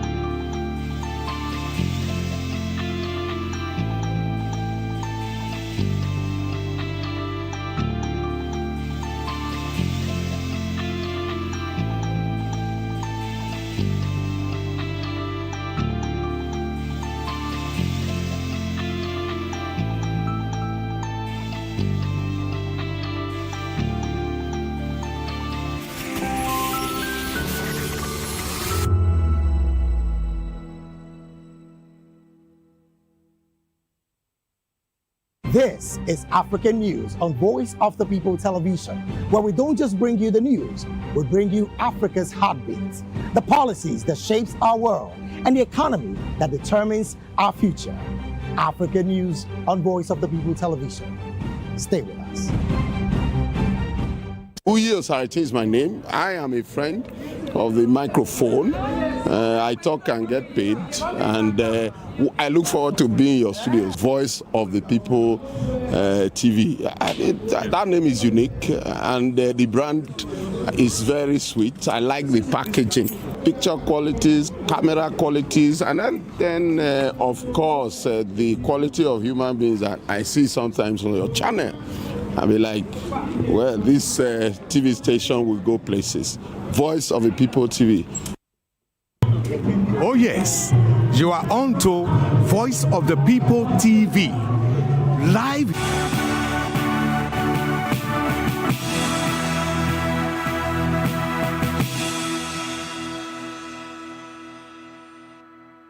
Welcome back. It's still the African News and Voice of the People television. Zimbabwe's Limpopo member of Executive Council for Transport and Community Safety, Suzwani Violent Myth, has said the department can plow on overloaded vehicles and non-compliant trailers on Sunday. Myth, who spoke through the department spokesperson Matome, said the vehicles exceeded passenger limits and are worrisome factors for the department. Authorities have raised concerns about festive season travel following the interception of the affected buses en route to Zimbabwe over the weekend.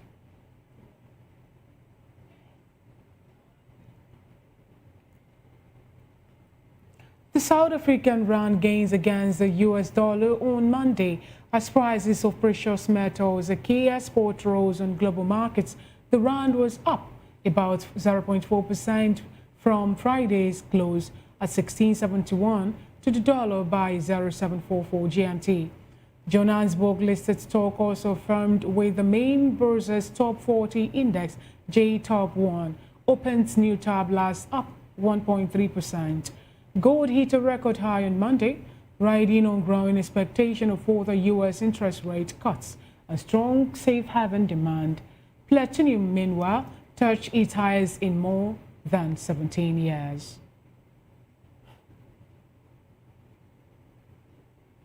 Moving on to the world of sports, African Cup of Nations host Morocco overcame a nervy start to beat the Comoros 2-0 in the tournament's opening game on Sunday after Brahim Diaz and substitute Ayoub El Kaabi scored second-half goals. It was a far from convincing showing, however, from highly fenced Morocco, who are 97th placed above the small Indian Ocean island nation and the world ranking, and had to toil hard for the points and reign at Rabat Complex Sportif Prince Moulay Abdallah. Morocco looked initially to be rebelling under a heavy burden of expectation, and tiny Comoros comfortably held them at bay before the superior power of the host ensured victory. That is it on African News and Voice of the People television. Don't forget to subscribe to our YouTube channel. On YouTube, we are Voice of the People TV, and across all the social media platforms, we are VOP TV Live. If you witness news happening near you, we want to hear from you.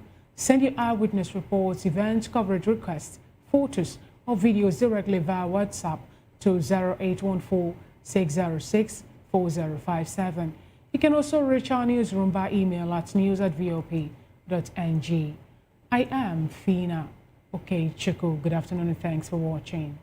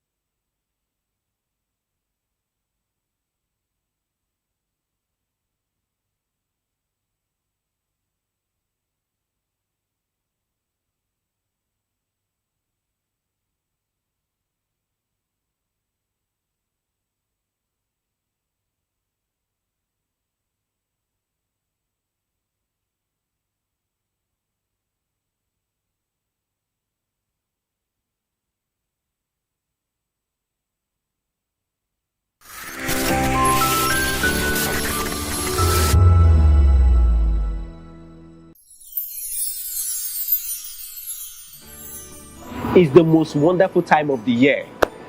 But for us, the technical crew, It's weird for technical people to be in front of camera, but I just want to say, now this one they make me come outside every day. Anytime when they call me, I will rush come outside. We don't get holiday. our holiday is part of our daily routine and we've embraced it. I must say, the work is challenging, engaging, and interesting.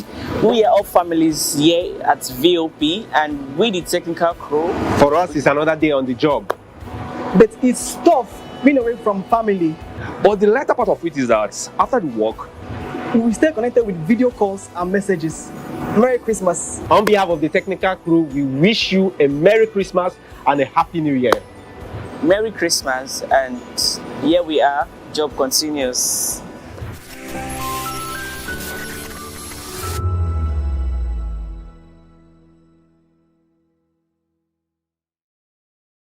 In a world where truth is the ultimate power and opinions scream the loudest, it's time to wade through the noise Hunger no get tribe! Hunger no get religion! and scan the human interest and trending topics that matter. Stay tuned to The Issues, your plug to the stories making the buzz, from politics to science and technology, social justice, and more. Let's tackle the tough questions and expose the truth. The Issues on Voice of the People Television, Mondays to Fridays, 8 to 9 p.m. The Issues. Don't just react, understand. Behind every broken desk lies a broken promise. Education shapes the nations. But who is asking the right questions? Introducing Edu Dialogue, the show that goes beyond the surface, exposes the cracks, the corruption, and the silence in Nigeria's education system. Edu Dialogue, Saturdays, 3 p.m., only on VOP TV. We break the biggest stories, from missing funds to policy failures. We ask the tough questions and demand real answers. Edu Dialogue, this Saturday, 3 p.m. on Voice of the People Television.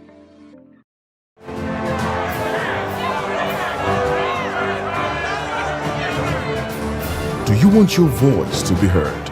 Do you know that you matter in the scheme of things? The People's Voice, the show where ordinary citizens take center stage as we discuss the biggest stories that affect you and I. With you in mind, we facilitate lively discussions, debates, and interviews on the topics that matter most to you and I, from social justice to economic empowerment, education to healthcare, governance, and more, tackling tough topics and amplifying your voice. Join the conversation and make your voice count. The People's Voice. Make your voice count. Hello there, my name is Damilola Ogunsi, also known as the Goldfish. Hi, my name is Chiki Bright Emmanuel. I'm an actor and a filmmaker. Hello peeps, my name is Yomi E. Adejumo. Hi everyone, I'm Paul Utomi. Hi everyone, my name is Stacey Benjamin, and this is Voice of the People TV. I need you to keep it locked to VOP TV. See, I'm looking for good entertainment. You want to get good movies, good music, politics, talk shows, sports and entertainment. You really want a channel that gives you everything you need without you having to run around. VOP is where you are. That's Voice of the People. If you're not listening to this, you're not one of us, and you deserve to be killed. Scrap chat. Don't be killed, but watch it, or I'll find you, and I want you. And you are locked on VOP TV. Don't go nowhere. This is where the juice is. This is where all you need for entertainment, politics, movies, and whatnot. And keep watching VOP TV. So keep it locked, because I'm locked already, man, and it's money back guarantee. So you're gonna have a good time, because I do. And please keep watching VOP TV. I won't want you actually. I beg you, subscribe, watch it. If not, whatever you see. You better not touch that die, because VOP is the plot.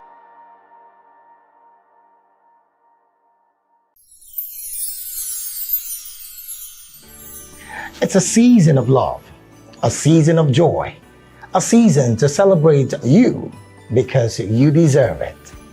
From all of us at Voice of the People TV, we only want to wish you a very merry, happy Christmas and a prosperous new year ahead.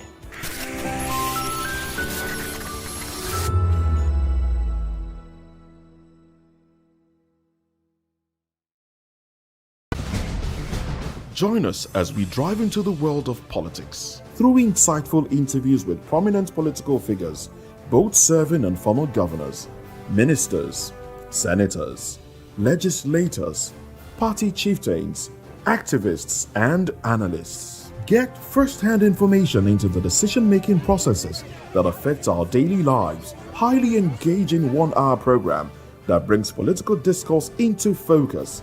I am Chukwuma Okoro. Political Lens, Monday through Friday, 6 to 7 p.m. Join us. 2564 is coming up on Burning 9, right? The 2564 Atlantic Tower.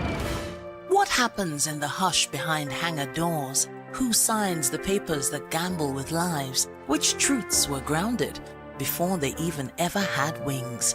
If you've ever buckled a seatbelt at 30,000 feet, if you've ever stared out of that tiny window and wondered who's really in control of the skies, it isn't just flight, it's power, it's politics, it's pressure sealed in steel.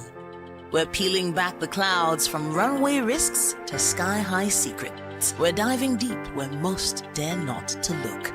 Aviation Scope, every Sunday at 7 p.m. only on Voice of the People TV. We don't just report, we reveal. We don't just ask, we uncover. Because when it comes to the skies, ignorance is turbulence. Aviation Scope, the sky isn't the limit, it's just the beginning. To know the happenings in the maritime sector, join us on the program Maritime Frontiers on VOP TV as we discuss key areas in the maritime sector from aquaculture, maritime transportation, maritime labor regulation, oil and gas exploration, ferry and passenger insurance, marine pollution and prevention, port operations, and lots more. Maritime Frontiers, exploring Nigeria's blue economy. We encourage you to click on the like button and subscribe to our YouTube channel. We are Voice of the People TV. Also follow us on all our social media platforms. We are at VOP TV Live. Visit our website www.vop.ng for fresh and trending news. Also watch us live on SLTV channel 264. VOP TV, Voice of the People Television. The red carpets, awards, the razzmatazz, music, fashion, interviews, and more. Spotlight on Voice of the People Television. Let's feed you with all the juicy stories in the global entertainment space, bringing you the glitz and glamour as it is hot. Stay tuned to Spotlight, 1 p.m. Monday to Friday. Spotlight on VOP TV. Entertainment like never before.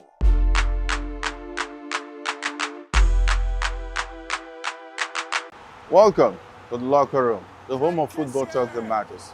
I am Jerry Arpelhon. Join us every weekday, Monday to Friday at 5 p.m. Nigerian time, as we share the hot takes and hot debates in the exciting world of football.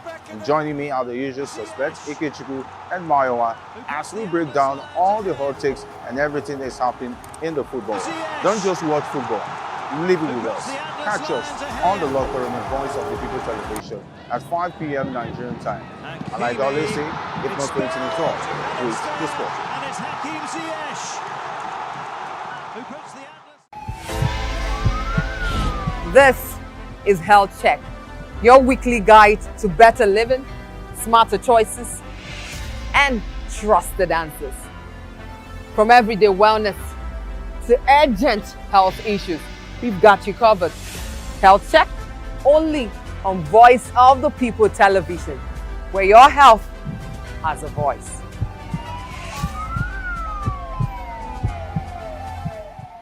This is African News on Voice of the People Television, where we don't just bring you the news, we bring you Africa's heartbeats, the policies that shapes our world, and the economy that determines our future.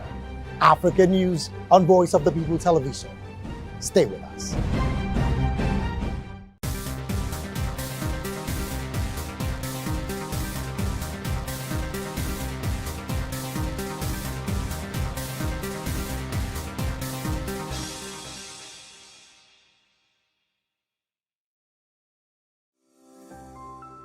VOP TV. Now, you have more than a voice. Hello there, my name is Damilola Ogunsi, also known as the Goldfish. Hi, my name is Chiki Bright Emmanuel. I'm an actor and a filmmaker. Hello, peeps. My name is Yomi E. Adejumo. Hi everyone, I'm Paul Utomi. Hi everyone, my name is Stacey Benjamin, and this is Voice of the People TV. I need you to keep it locked to VOP TV. See, are you looking for good entertainment? You want to get good movies, good music, politics, talk shows, sports and entertainment. You really want a channel that gives you everything you need without you having to run around. VOP is where you are. That's Voice of the People. If you're not listening to this, you're not one of us, and you deserve to be killed. Scrap chat. Don't be killed, but watch it, or I'll find you, and I want you. And you are locked on VOP TV. Don't go nowhere. This is where the juice is. This is where all you need for entertainment, politics, movies, and whatnot. And keep watching VOP TV. So keep it locked, because I'm locked already, man, and it's money back guarantee. So you're gonna have a good time, because I do. And please keep watching VOP TV. I won't want you actually. I beg you, subscribe, watch it. If not, whatever you see. You better not touch that die, because VOP is the plot. In a world where truth is the ultimate power and opinions scream the loudest, it's time to wade through the noise. Hunger no get tribe. Hunger no get religion. And scan the human interest and trending topics that matter. Stay tuned to The Issues, your plug to the stories making the buzz, from politics to science and technology, social justice, and more. Let's tackle the tough questions and expose the truth. The Issues, on Voice of the People Television, Mondays to Fridays, 8 to 9 p.m. The Issues. Don't just react, understand. Behind every broken desk lies a broken promise. Education shapes the nations. But who is asking the right questions? Introducing Edu Dialogue, the show that goes beyond the surface, exposes the cracks, the corruption, and the silence in Nigeria's education system. Edu Dialogue, Saturdays, 3 p.m., only on VOP TV. We break the biggest stories, from missing funds to policy failures. We ask the tough questions and demand real answers. Edu Dialogue, this Saturday, 3 p.m. on Voice of the People Television.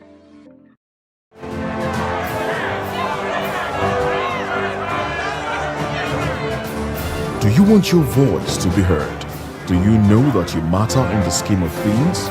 The People's Voice, the show where ordinary citizens take center stage as we discuss the biggest stories that affect you and I. With you in mind, we facilitate lively discussions, debates, and interviews on the topics that matter most to you and I, from social justice to economic empowerment, education to healthcare, governance, and more, tackling tough topics and amplifying your voice. Join the conversation and make your voice count. The People's Voice. Make your voice count.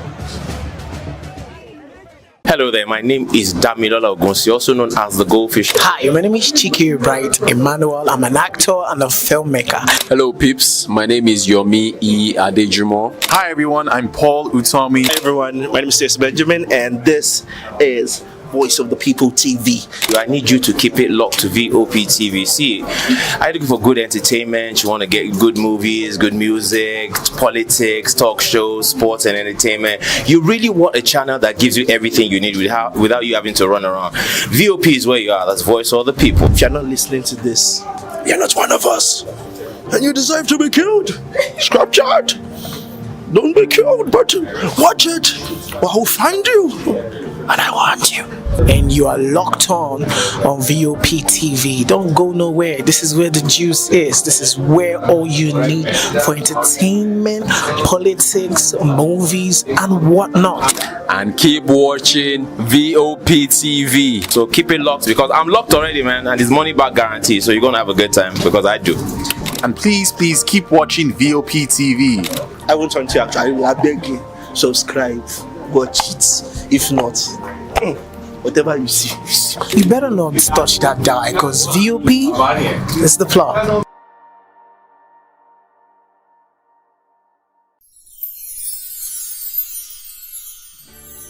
It's a season of love, a season of joy, a season to celebrate you because you deserve it. From all of us at Voice of the People TV, we only want to wish you a very merry, happy Christmas and a prosperous new year ahead.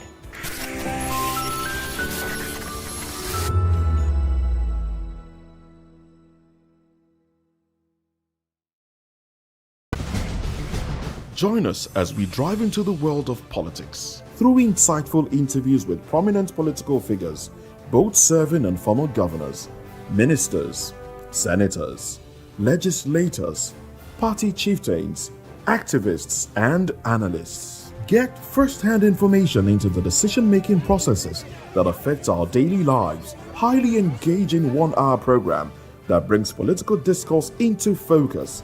I am Chukwuma Okoro. Political Lens, Monday through Friday, 6 to 7 p.m. Join us. 2564 is coming up on Burning 9, right? The 2564 Atlantic Tower.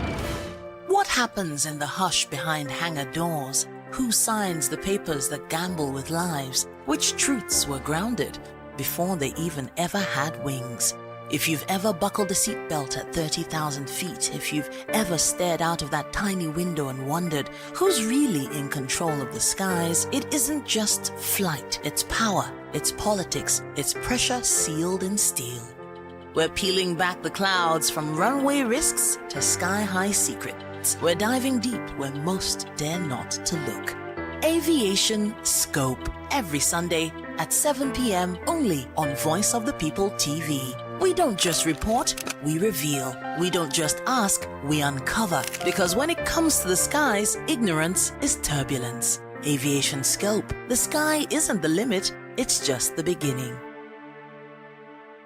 To know the happenings in the maritime sector, join us on the program Maritime Frontiers on VOP TV as we discuss key areas in the maritime sector from aquaculture, maritime transportation, maritime labor regulation, oil and gas exploration, ferry and passenger insurance, marine pollution and prevention, port operations, and lots more. Maritime Frontiers, exploring Nigeria's blue economy. We encourage you to click on the like button and subscribe to our YouTube channel. We are Voice of the People TV. Also follow us on all our social media platforms. We are at VOP TV Live. Visit our website www.vop.ng for fresh and trending news. Also watch us live on SLTV channel 264. VOP TV, Voice of the People Television. The red carpets, awards, the razzmatazz, music, fashion, interviews, and more. Spotlight on Voice of the People Television. Let's feed you with all the juicy stories in the global entertainment space, bringing you the glitz and glamour as they hot. Stay tuned to Spotlight, 1 p.m. Monday to Friday. Spotlight on VOP TV. Entertainment like never before.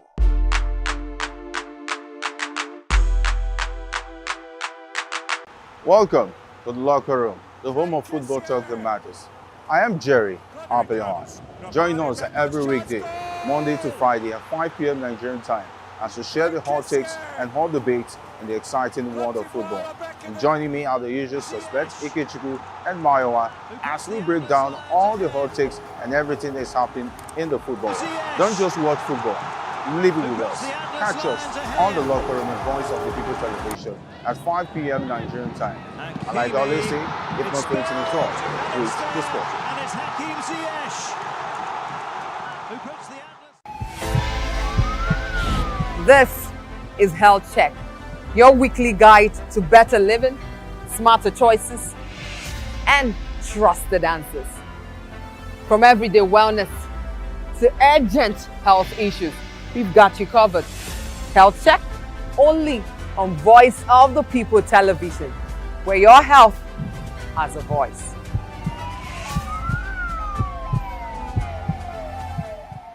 This is African News on Voice of the People television, where we don't just bring you the news, we bring you Africa's heartbeats, the policies that shapes our world, and the economy that determines our future.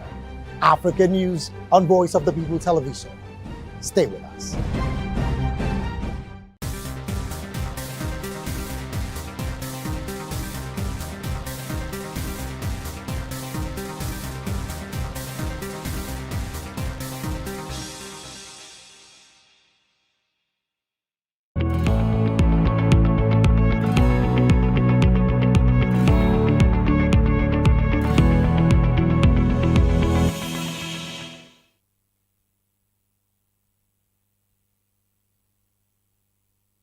Hello and welcome to another edition of Health Check.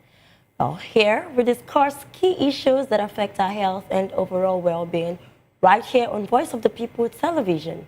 I'm Praise Peters, and as always, I'm delighted to be here with fresh energy and a deep commitment to unpacking health issues in ways that are real, relevant, and of course, empowering. Before we begin, remember that you can watch us live on SLTV channel 264 and follow us across all social media platforms at VOP TV Live. But today, we're focusing on a very, very crucial conversation. We're talking about stroke. Yes, and stroke is actually a medical emergency that occurs when the blood supply to a part of the brain is interrupted.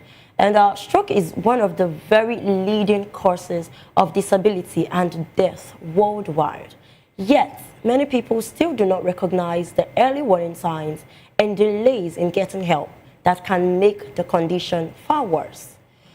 But there is good news actually, and it is that stroke is preventable, totally treatable and manageable when detected early. And that's one of the things that we emphasize on the show most of the time. Early detection saves life.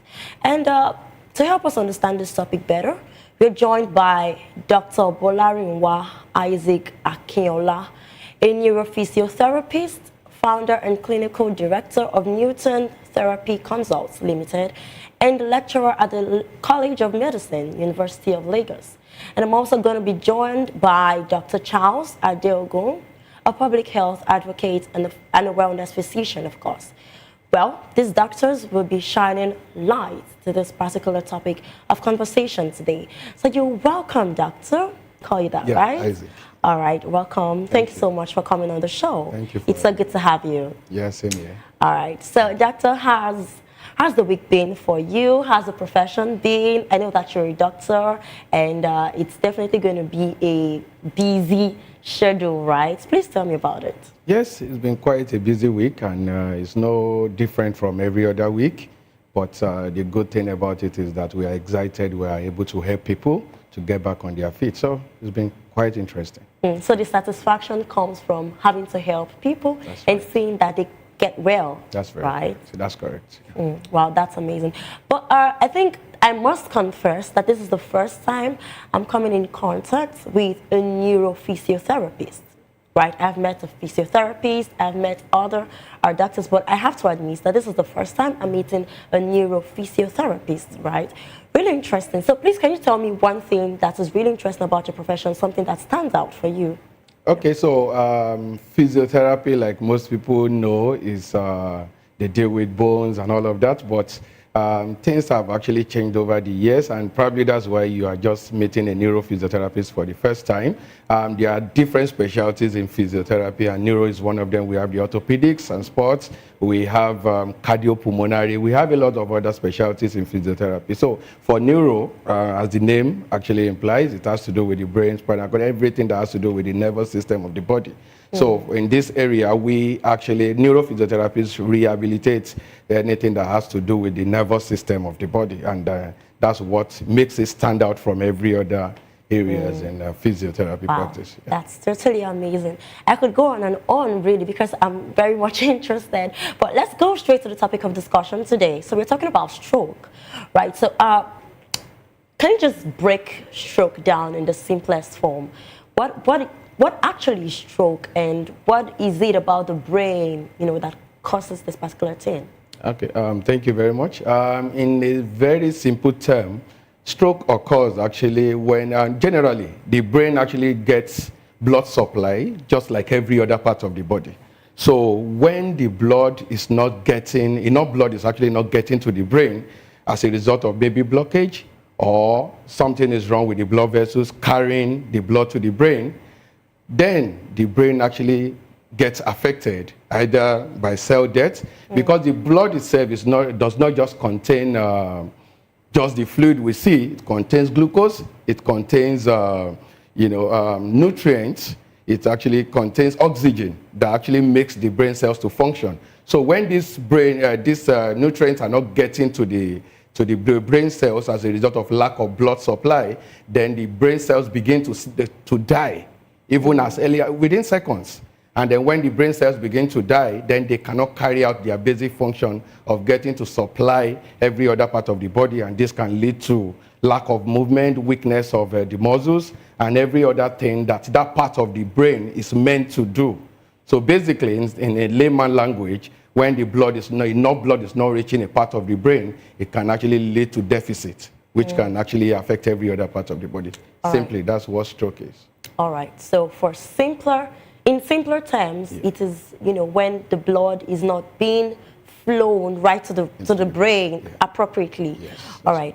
So I want to assume, or I want to believe that stroke is not a one-way thing. I want to believe that there are different types of strokes and how they differ in how they affect the brain. So can you please help us talk about the types of strokes? Okay, for the purpose of this conversation, I think I'm going to talk about four types of stroke. The most common one, which accounts for more than 80% of stroke, is the ischemic stroke, which is actually from the definition we gave earlier, the blockage. This is actually always caused by the blockage of the blood vessel that supplies the brain with blood. So this can be as a result of blood clots inside this blood vessel, and that's why it's called ischemic. And then the blood is not getting the right nourishment. Another type, which is also common but less common than ischemic, is the hemorrhagic stroke. And then from the word hemorrhage, which is caused as a result of bleeding into the brain cell. And then this can actually result in dysfunction of the brain cell. It can also cause increased intracranial pressure of the brain when the blood brain. That's the hemorrhagic. It's less common, but it's also there. And then we have the TIA, which some people call the partial stroke. That's the transient ischemic attack. Within 24 hours, you see some people recover quickly. And then they say, oh, they have a partial stroke. That is the TIA. Usually it lasts within 24 hours. That's a partial blockage, or there's a sudden short episode of blockage to the brain, and they recover quickly. And the last one is almost like the TIA, which is the RIND, R-I-N-D. That's the reversible ischemic neurologic deficit. This one can take up to 2 or 3 weeks before they get to recover. It's also a blockage in the blood vessel that supplies blood to the brain. But within 2 to 3 weeks, they tend to recover. That's why it's reversible. So all these are different types of stroke, and then their recovery depends on which one is actually, that occurs during the process. Right. Yeah. Over time, I've gotten to realize that people describe stroke as a medical emergency where time really counts. I mean, every minute counts. Sorry. Can you explain why that is? Yes, it's an emergency and time counts. Because like I said earlier, when blood refuses to get to a part of the brain, the cells begin to die. And even studies have shown that within 60 seconds, more than 1 million, even about 1.9 million neurons die within just a minute. So you can imagine multiply that within a minute, within 60 seconds. Oh, that's really so you can imagine multiply that by 60 minutes, that's an hour. Oh my God. Or 2 hours, 3 hours, and days. So that tells you how, how much of an emergency stroke is. So every minute counts. So the brain cells continue to die when nothing is done within a few minutes. So that's why it's an emergency. It has to be attended to as quickly as possible because every second counts when it comes to stroke and the brain dies quickly. But I think so. Stroke doesn't just happen, right? That's correct. Some symptoms must have caused it. But then in some cases, it's just like it happens without warning. So I want to really understand, how is it that stroke sometimes happens without warning? Because we could just say, but this person was fine a minute ago, this person was fine just a few seconds ago, and then now something is happening. Why is there so much, I don't know the word to use, so many deliberations to if something is supposed to happen now or not when it comes to that particular crisis? Yeah, it's actually called a silent killer for a reason. It's interestingly, it's not that it doesn't have symptoms, just that most of the symptoms are very easy to ignore. For example, in the clinical setting, when people come and then we take their history, some of them, we ask them questions, what have you felt before, and say, usually they feel headache, persistent headache, every day, and then they feel like the headache was going to go on its own and all of that. So it has been long coming. It has been long coming. They just ignore them. Exactly. Oh, wow. So they are there. Though few people actually reported that they never felt anything, which is actually why it's important to take healthcare very seriously. And one of the most common risk factors is even high blood pressure. A lot of people have been living with high blood pressure for a very long time, and they did not even know about it because high blood pressure, for example, may not even show you any sign at all. And they feel they are fine until they just fall down one day. And that's why from the definition I said, sudden loss of blood supply. So it can be sudden to the level that people will feel like, oh, maybe it's witchcraft or something. So it can actually happen like that. So it can be very sudden. Yeah, it's actually interesting how people just, misinterpret everything to be witchcraft. Yeah, well, this is Africa. So this is Africa, Nigeria. All right, so I want to actually understand if there are subtle signs that we should look out for when it comes to an impending stroke happening to avoid, critical emergency and all of that. Yeah, thank you very much. Yes, there are, and I think I highlighted one earlier. So from clinical review over the years, we've realized that there are some that most people actually ignore, especially when it's not very serious. And in this part of the world, we don't get to visit the hospital until something big happens. So like the headache I mentioned earlier is actually one of the subtle signs, persistent headache that you cannot even explain. Then you have to know that, okay, something is wrong. I have to check myself. Some people just get confused. They try to look for something where they put it, they can't, and then it becomes a recurrent kind of issue. All right, so confusion. Yeah, confusion. Constant or consistent confusion, yeah. So some of them, they can actually experience dizziness. Immediately they get up, they feel dizzy, and then they go back to sit down and everything goes fine. And then it keeps coming like that, and they just feel like, something is wrong, but they just don't pay attention to it. It can be very minimal like that. But these are signs to tell you that something is actually wrong somewhere, and then you need to take a check. But yeah. All right, but are there specific earliest common signs that people should look out for concerning this? Yes. I mean, the very earliest. Okay, at the very earliest, when the stroke, you mean the stroke itself? Impending Okay, an impending stroke. Yes. Okay, the most common one is the persistent headache we're talking about. The headache just keeps coming and coming. It could actually be misinterpreted to be stress. Actually, yes, and even that's why stress is one of the risk factors of stroke itself, which has to be well managed. All right. So, and then you look at sudden slurring of speech. Some people, you just get confused and you want to utter a word and then you are looking for the right word to say. We've actually, assessed people and they say they just were looking for the right words. They could not put their words together. These are subtle signs that telling you that something is actually going on in the brain. Yeah, that's actually one of them too. Yeah. All right. So I think there is this term. While I was reading up on this particular conversation, there is this particular term that I came in contact with. Fast. I think face, arms, speech, and the time. Right. So okay, can you explain the FAST method for recognizing strokes? Yes, FAST is an acronym that is actually used in very synonymous to stroke, but in the recent studies, we've actually moved it to be fast. Not just fast, be fast. Okay. And then the B stands for balance. You know, when you get up and then you try to take one step and then you are losing your balance, you can actually put your balance together. That is actually one of the common signs. Then the highs, the he is actually highs, where this vision becomes blurry. Yes, that is actually one of the cardinal signs. And then we go to the beginning of the fast that you said earlier, which is the face. There's the drooping of the face on one side, which is actually a classical sign that you see in stroke patients. That's the asymmetrical sign. One side is actually, drooping compared to the other.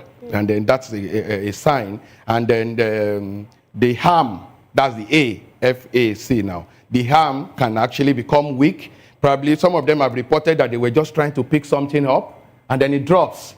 And that's how their own started. So sudden weakness of the ham can be a very serious a sign. And then you talk about the speech. That's the S there talks about speech, where the speech becomes suddenly slurry.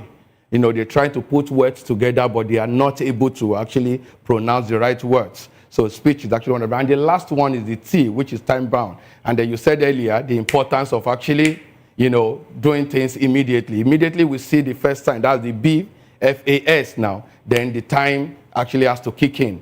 Within a few seconds, they start noticing all these things. You have to call, the emergency line, or you find a way to get yourself to the hospital. And that is how the BFAST actually came into being. All right, so I really want to understand the speech aspect. Is it that they start stuttering, stammering, or they just don't know what they want to say next? Yeah, so it depends on the severity. It can be a combination of all of that, and it can be, any of that. Yes, it differs, and then it depends on the part of the brain that is affected. So yes, it depends on the part of the brain. Like the left side of the brain actually controls the speech. That's where we have the speech area. So for those people that have affectation on that side, definitely we have problem with some of them cannot even say a word at all.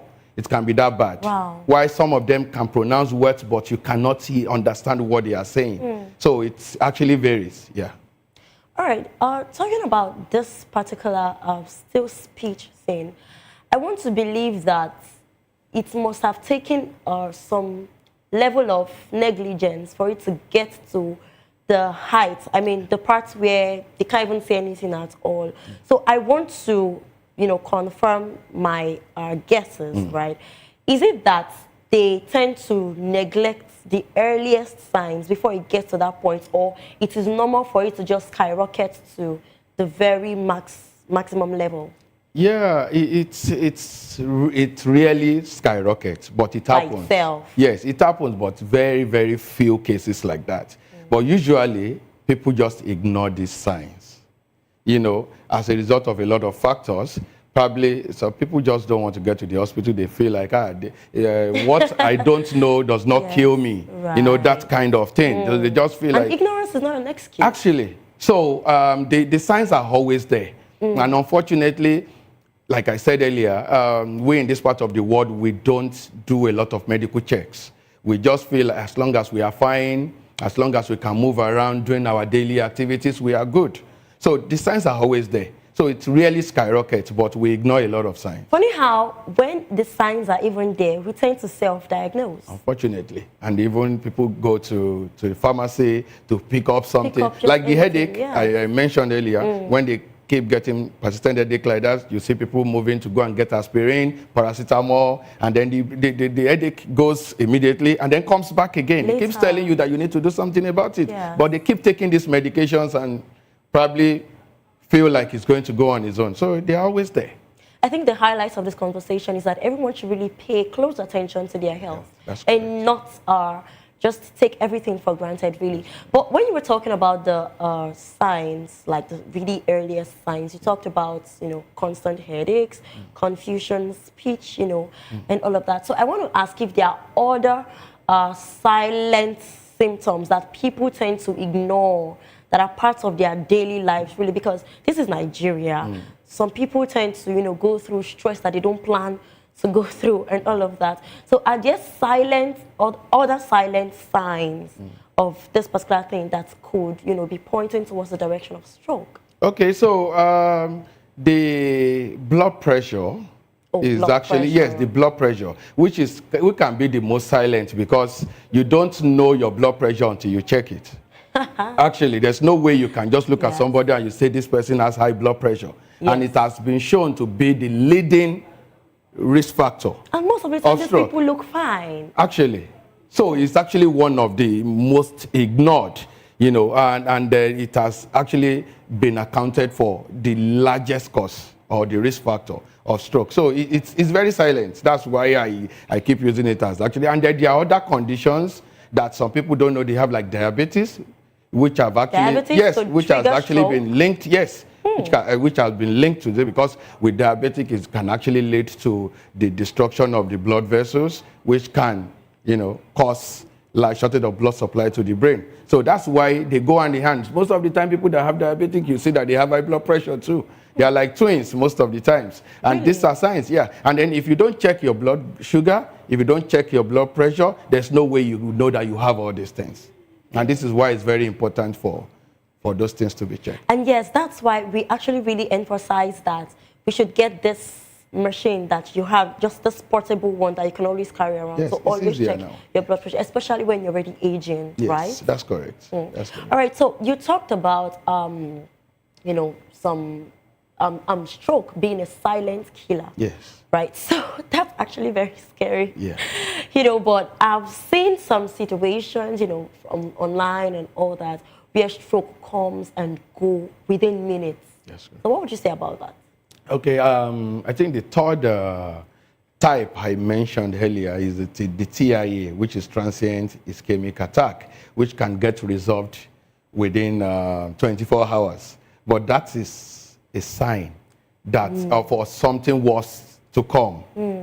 When it comes, some people will just say, I just felt weak on my hand, or they stand up and then they are able to move around again within 24 hours, they are fine. That is to tell you that you have to take it very seriously, because when next it happens, it's not going to get resolved in 24 hours.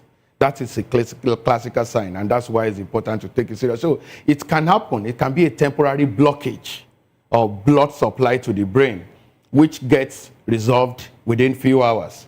So those are lucky ones. But the luck is that it's telling you, it's giving you a sign that a bigger problem is coming.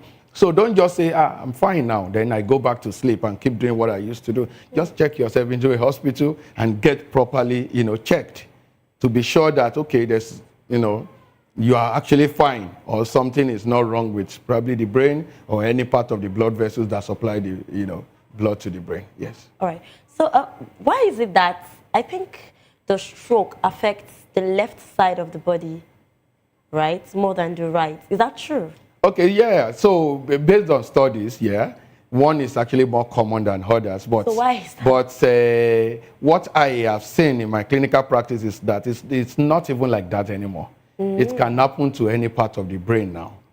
It can, actually. So they say, because the left side of the brain controls the right side of the body. So if it affects the left side of the brain, then the affectation is on the right side of the body, and vice versa. So basically, but based on studies, they said it's more on the left. That's why it affects speech and all of that. But now, in the clinical setting, now we see both. People present with left weakness, people present with the right weakness. So a lot of things are changing, but it's based on actually previous studies that said that one is actually more common than others. But now you see it in both ways. All right. Yeah. So is it that the affected parts determine the type of disability, or it determines the time factor of that particular disability, like if it's going to be easily resolved or well managed or not? Well, it does. The severity actually depends on the part of the brain that is affected. Quite all right, because every part of the brain, has its own function. So what you see in the presentation of a person with stroke depends on that part of the brain that has been affected. Like I said earlier, for people that have the affectation of the right side of the brain, most of the times you see them speaking very well. There's no affectation of speech at all, just weakness of the other side of the body. And then the severity or recovery also depends on how severe, the blockages on the part of the brain. So these are factors that contribute to how fast somebody comes out of it. Yes, the part of the brain actually determines them. All right. Yeah. Talking about factors, let's go now to the risk factors really, really well. So you talked about diabetes, blood pressure, and all of that. Yeah. Are there other risk factors like smoking and all of that? I want you to touch all of the aspects so that the public can be really aware of this particular process. Yes. Most of apart from the high blood pressure and diabetes, most of the other risk factors are things that we can modify in our daily activities. Stress is a big predisposing factor. And when we talk stress, especially in Lagos, Nigeria, we are all familiar with stress. Can really be avoided? Can it really be avoided? Well, it cannot be avoided, but it can be managed. We can manage stress properly. Because when I give talks some places and I tell them you are supposed to sleep for up to like 7 to 9 hours of sleep every day, and then people look at you like in Lagos, when you're just getting into your room by 1 a.m. and you have to get out of the house again by 5 a.m. So it's difficult. Also, it depends on the management. How you manage the stress. And some people will tell you that they are nocturnal. Actually, yes. They function better at night. And night sleep is actually very important. So how do we handle this? These are the issues. Yes, actually, these are key issues anyway. But if it's well managed, you just know you listen to your body. That's what I tell people. You listen to your body. When your body is stressed, it gives you signs. Like if I didn't have a good sleep now, or because I've been busy in the clinic even prior to coming here, probably I will be dozing right now on the screen. So, but if you listen to your body and you feel tired inside of you, it's telling you that you have to get some rest. And then you just listen and you get some rest. It might be 1 hour or 2 hours, and then you feel better. So basically, that's management of stress. And then you mentioned smoking. Yeah, smoking, taking of alcohol, they have actually been linked to stroke. There are risk factors of stroke. And of course, yes, alcohol, yes, have actually been linked to stroke. They can actually cause destruction of the lining of the blood vessels, which can actually make it rupture to cause the hemorrhagic. It can also lead to actually accumulation of fat that can actually lead to blockage. I think people do not know this thing. Yes, but it's there. And it has been a cause. A big, very, very big cause, actually. And of course, sedentary lifestyle, lack of exercises, is actually accumulation of fat, and fat can actually form all this blockage. We call it arteriosclerosis, that can block the blood vessels and prevent blood from getting to the brain. So these are basic things that we see every day that we ignore. In these days of technology now, everybody wants to just chill and relax, or Netflix and chill, like people say. Exactly. People just don't. We hardly walk anymore. Short distances, we want to probably take a ride there. So these are lifestyles that have actually shaped our ways of life over the years, and these are contributing factors to stroke. So these are everyday things that we see. So I think there is something I have noticed with this sedentary lifestyle, muscle pull. Yeah. Yeah, this muscle pull, how dangerous is it? Okay, well, even though it's not directly linked to stroke, but yes, it does. Because you are not even meant to sit on the same spot for a prolonged period of time. That's what we advocate in physiotherapy as much as possible, especially for desk workers. Because it's very common now. If you're a desk worker, you sit on your laptop from morning till night, the 9 to 5, and then you don't even get up to stretch your body. There's every possibility that you are going to put a lot of problem on your back, your spine, your muscles, because they are not warmed up. They are not stretching. Yeah. So these are the issues. And it's very serious, because if you keep doing that every day for several years, it's a lot of problem in the future. Even though it's not linked to stroke, but it's a very big problem. All right. Yeah. So still talking about the risk factors, yes. How dangerous is high cholesterol in relation to stroke? It is very, very dangerous, extremely dangerous. I talked about arteriosclerosis earlier. That is fat actually blocking the blood vessel that can actually lead to shortage of blood supply to the brain. So it is high cholesterol in the body. It is very, very risky, and it can actually lead to stroke. It's a very, yes, how dangerous you ask? Very dangerous, if I may use that. Okay, that emphasis was needed. Yeah. All right, so this particular one, this question, I want to say I'm very interested in this question. Okay. So I learned that people with sickle cell are more prone to stroke, at a younger age and all of that. Why is that? Okay, so the sickle cell itself is because of the sickle-shaped, red blood cells. And like we said earlier, for the blood to flow normally to the brain, they have to be of the normal shape. So the moment they have abnormal shape, definitely the flow will be distorted. And when the flow is distorted, then the brain will not be receiving enough blood the way they should be. So it's as simple as that. And that is why they are the most prone to stroke in the young.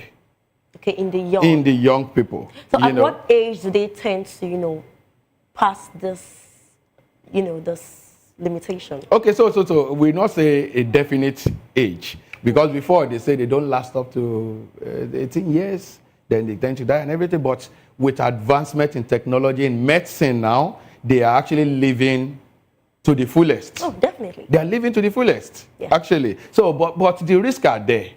And, the risk of stroke is there.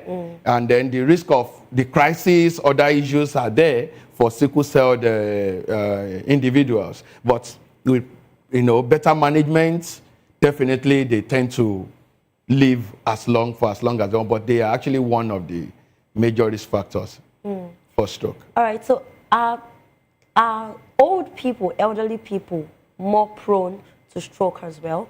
Or it can affect younger people, aside sickle cell individuals, of course?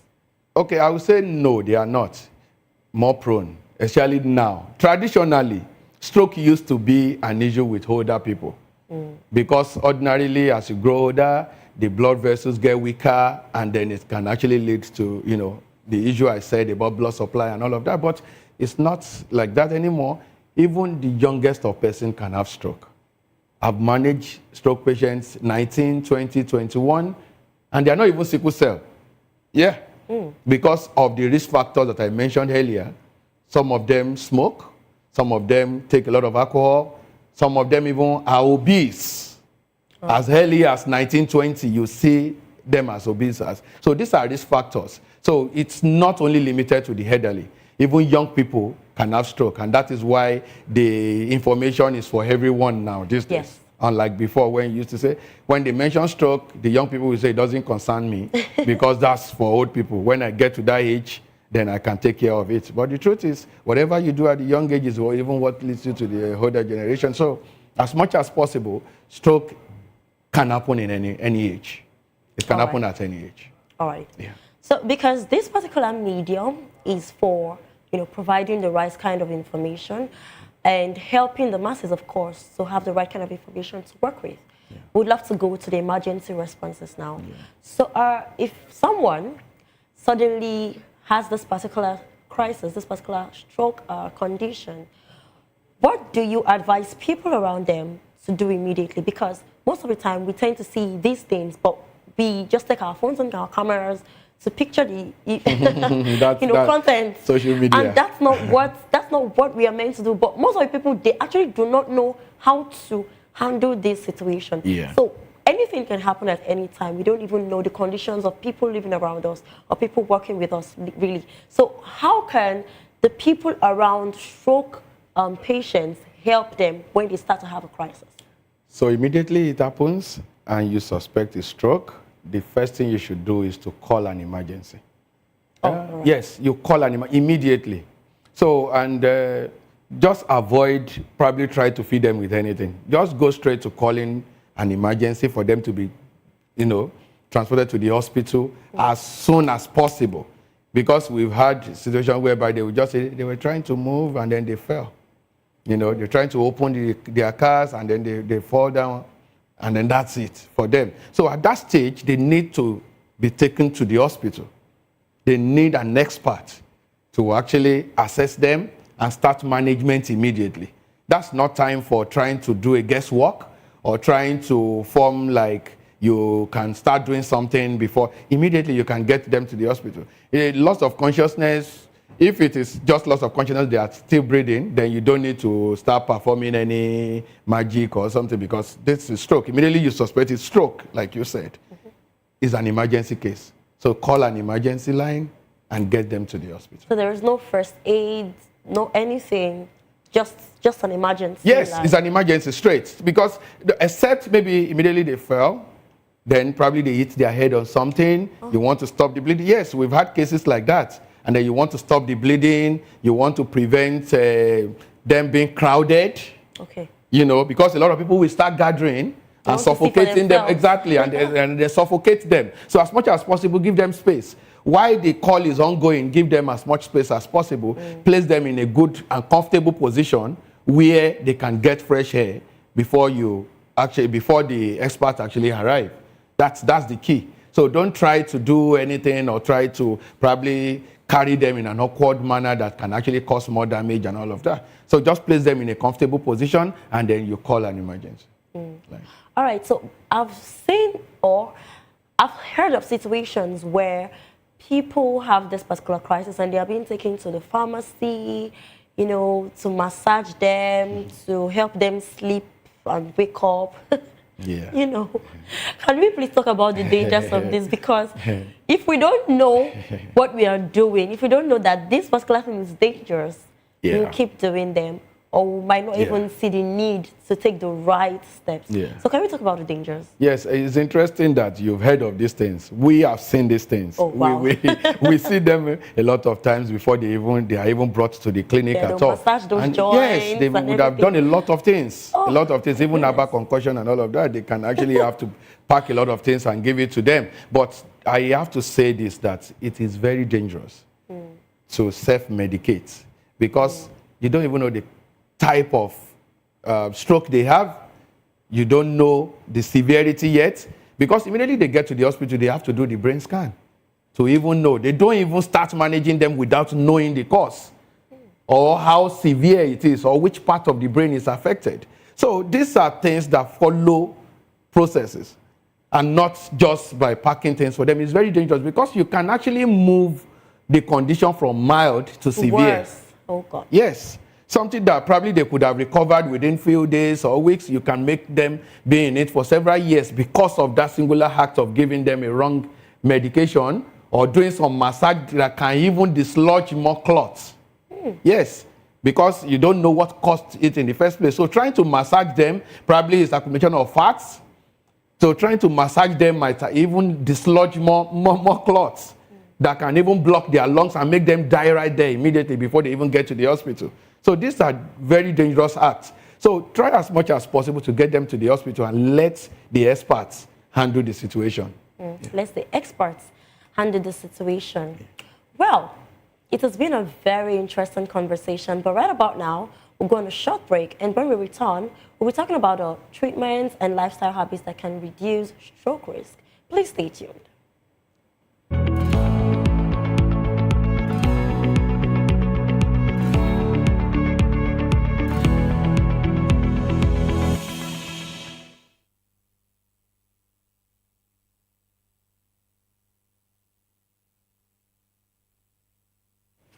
Welcome back to Health Check. We're still on the program on Voice of the People Television, and we have been discussing stroke, the symptoms, the risks, the emergency responses, and right about now, we'll be moving into prevention, treatments, and lifestyle modifications, of course. So we've been with Dr. Isaac, and he has been talking a lot, saying a whole lot about, you know, making sure that you pay good attention to your body, pay attention to the very slightest symptom and all of that. So right now, we're talking about, you know, the lifestyle habits and all of that.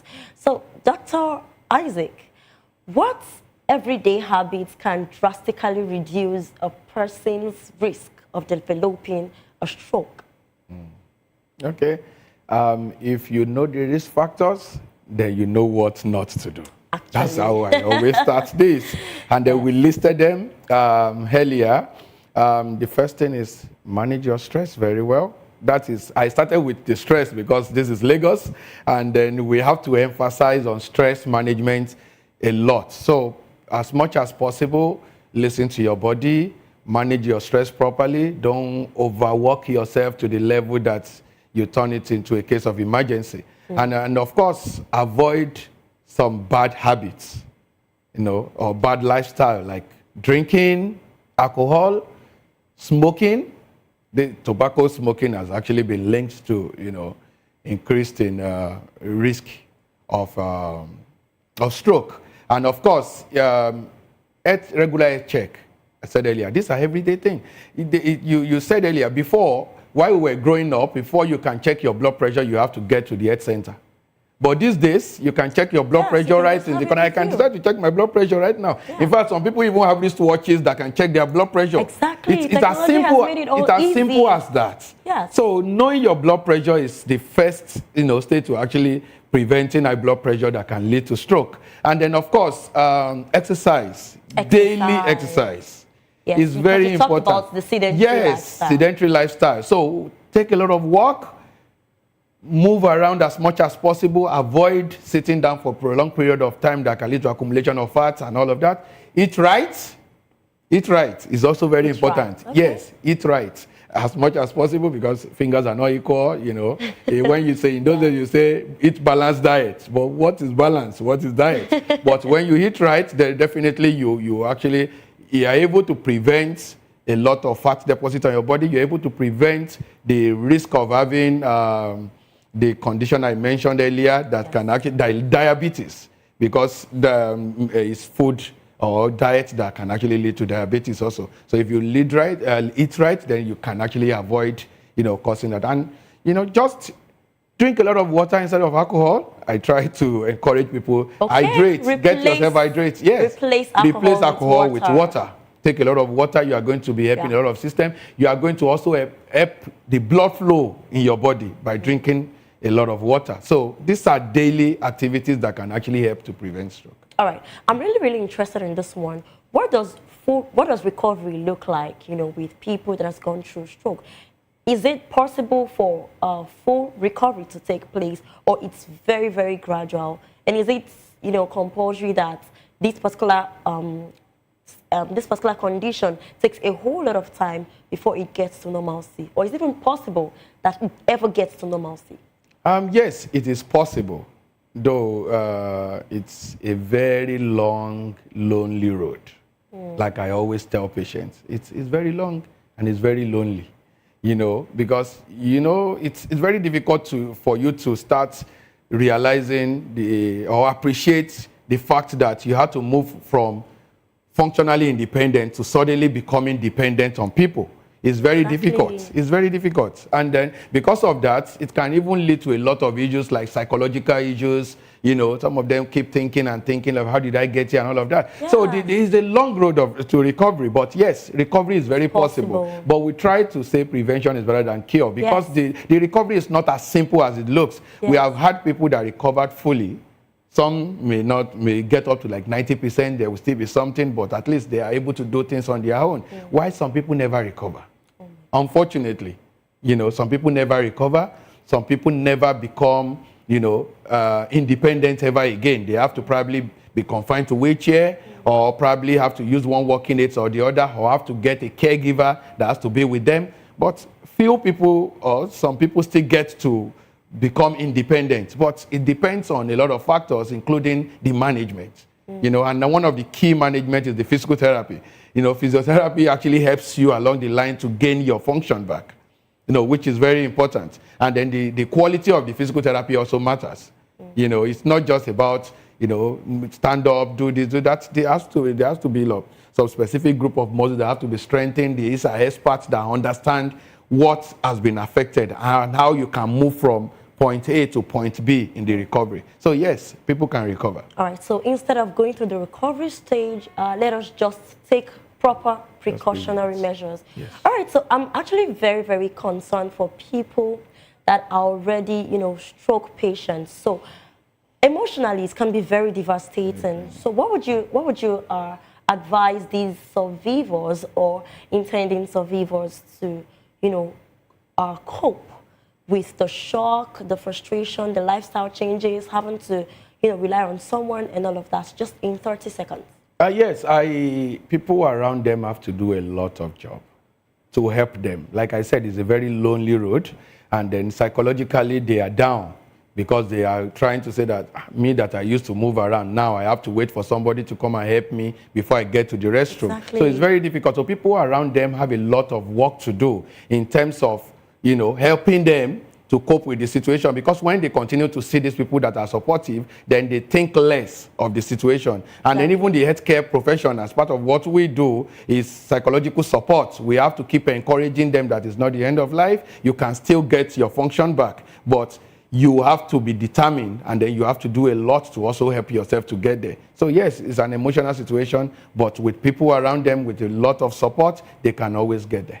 All right, so because you are a professional in this field, I'm sure you might have seen a whole lot of cases in this. So what advice would you give to families, supporting these people? If one person is sick, everybody, yeah. Everybody's actually going through the same thing. It's just that the person going through the actual pain is different. Yeah. So what's your advice to families? Because it can be very, very draining. Yeah. So what's your advice to these families and friends or loved ones that are around these, stroke patients? What would you tell them? How would you encourage them, of course? Yeah. So to the families, I always tell them that this is the best time, or this is the time they need you the most.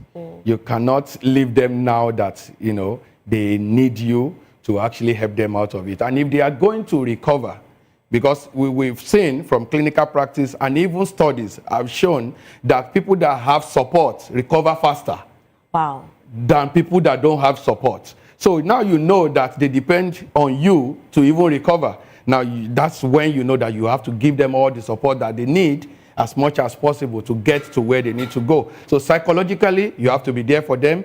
Physically, in terms of getting them from point A to point B, when they are still dependent, you have to be there for them. So with all the support, they are on the verge of actually getting to recover faster than those people that don't get support. Yeah.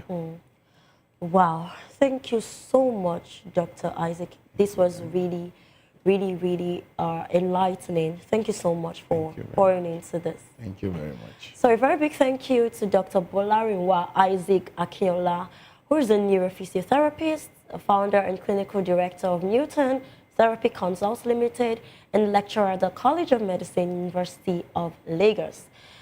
Stroke is a really serious condition, but it is not the end of the road. With proper awareness, quick action, and healthy lifestyle choices, many strokes can be prevented and lives can be saved. If you or someone you know is struggling, please reach out to a friend, reach out to a counselor or a healthcare professional, please. And that's it on this week's edition of Health Check. Remember, recognizing the symptoms early and seeking immediate help, medical help for that matter, can make all of the difference. Don't be afraid to speak up, seek help, prioritize your health and total well-being. I'm Praise Peters, and this has been Health Check. Until next time, do stay safe, stay informed, stay healthy, and stay alive. And join us again next week for another important conversation on your well-being. Bye.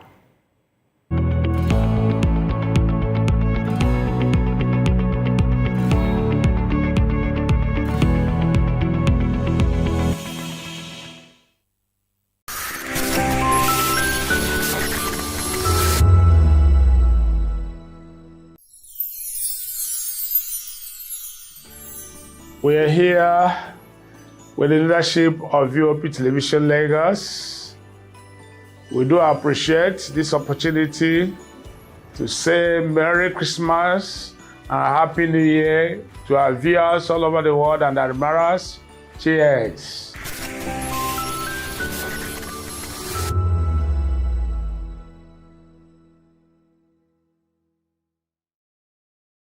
In a world where truth is the ultimate power and opinions scream the loudest, it's time to wade through the noise. Hunger no get tribe! Hunger no get religion! and scan the human interest and trending topics that matter. Stay tuned to The Issues, your plug to the stories making the buzz, from politics to science and technology, social justice, and more. Let's tackle the tough questions and expose the truth. The Issues on Voice of the People Television, Mondays to Fridays, 8 to 9 p.m. The Issues. Don't just react, understand. Behind every broken desk lies a broken promise. Education shapes the nations. But who is asking the right questions? Introducing Edu Dialogue, the show that goes beyond the surface, exposes the cracks, the corruption, and the silence in Nigeria's education system. Edu Dialogue, Saturdays, 3 p.m., only on VOP TV. We break the biggest stories, from missing funds to policy failures. We ask the tough questions and demand real answers. Edu Dialogue, this Saturday, 3 p.m. on Voice of the People Television.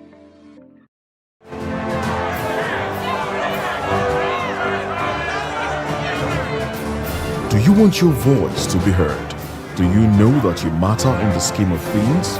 The People's Voice, the show where ordinary citizens take center stage as we discuss the biggest stories that affect you and I. With you in mind, we facilitate lively discussions, debates, and interviews on the topics that matter most to you and I. From social justice to economic empowerment, education to healthcare, governance, and more. Tackling tough topics and amplifying your voice. Join the conversation and make your voice count. The People's Voice. Make your voice count.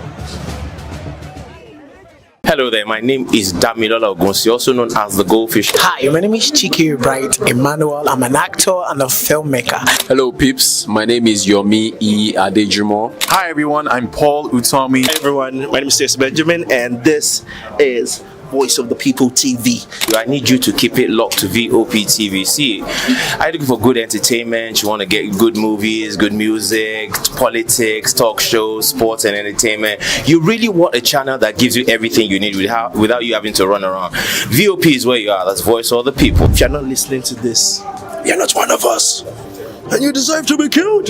Scrap chat. Don't be killed, but watch it, or I'll find you, and I want you. And you are locked on VOP TV. Don't go nowhere. This is where the juice is. This is where all you need for entertainment, politics, movies, and whatnot. And keep watching VOP TV. So keep it locked, because I'm locked already, man, and it's money back guarantee. So you're gonna have a good time, because I do. And please keep watching VOP TV. I won't turn to you actually. I beg you, subscribe, watch it. If not, whatever you see. You better not touch that die, because VOP is the plot.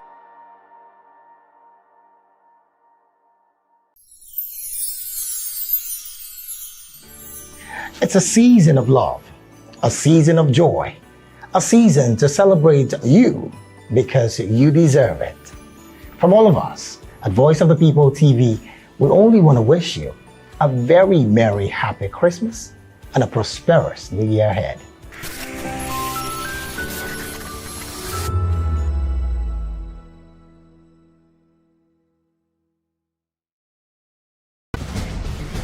Join us as we drive into the world of politics through insightful interviews with prominent political figures, both serving and former governors, ministers, senators, legislators, party chieftains, activists, and analysts. Get first-hand information into the decision-making processes that affect our daily lives. Highly engaging one-hour program that brings political discourse into focus.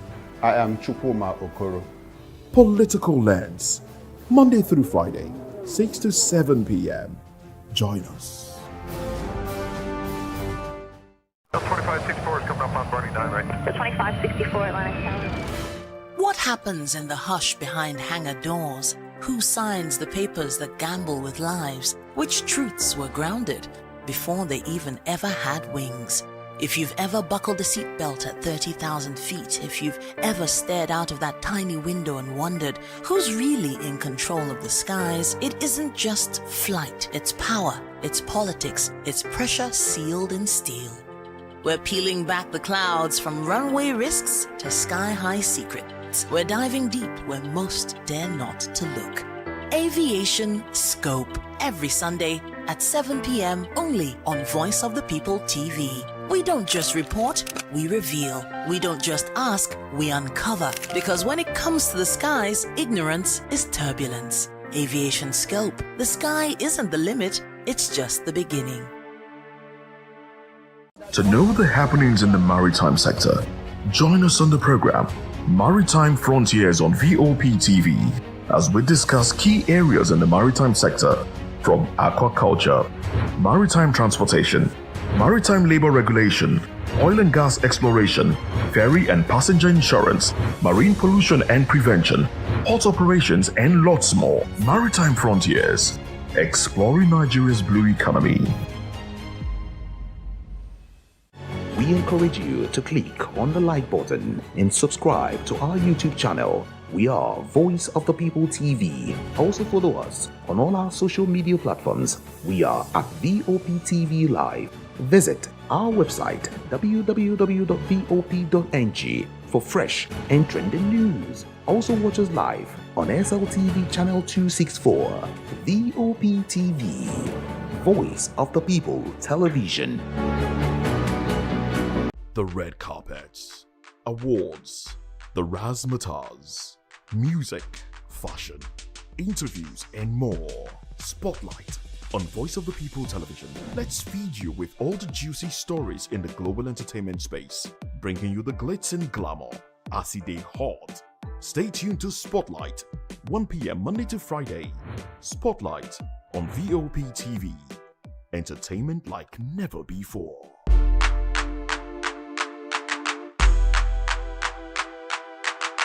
Welcome to the locker room, the home of football talk that matters. I am Jerry Arpelion. Join us every weekday, Monday to Friday at 5 p.m. Nigerian time, as we share the hot takes and hot debates in the exciting world of football. And joining me are the usual suspects, Ikechukwu and Mayowa, as we break down all the hot takes and everything that's happening in the football. Don't just watch football, live it with us. Catch us on the locker room and Voice of the People Television at 5 p.m. Nigerian time. And like I always say, if not 20 minutes off, please discuss. And it's Hakim Ziyech who puts the This is Health Check, your weekly guide to better living, smarter choices, and trusted answers. From everyday wellness to urgent health issues, we've got you covered. Health Check, only on Voice of the People Television, where your health has a voice.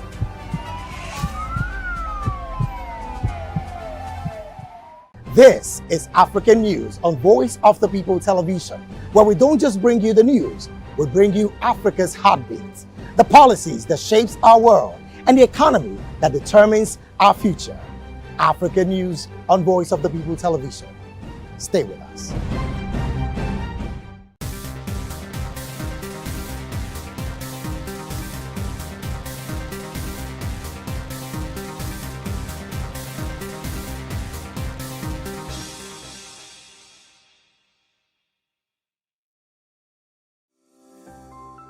VOP TV. Now, you have more than a voice.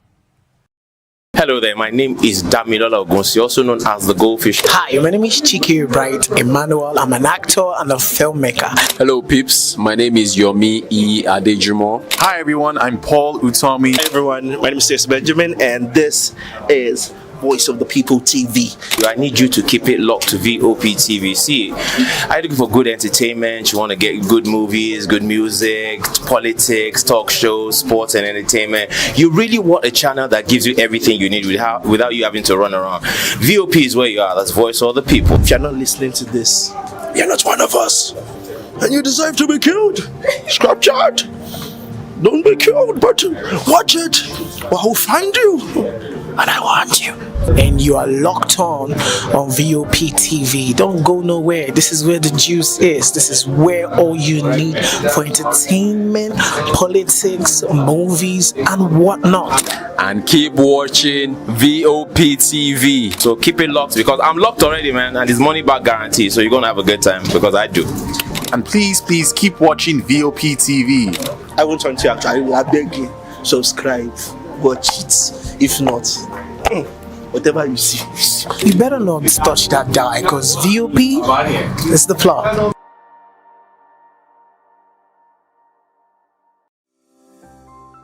VOP TV. Now, you have more than a voice.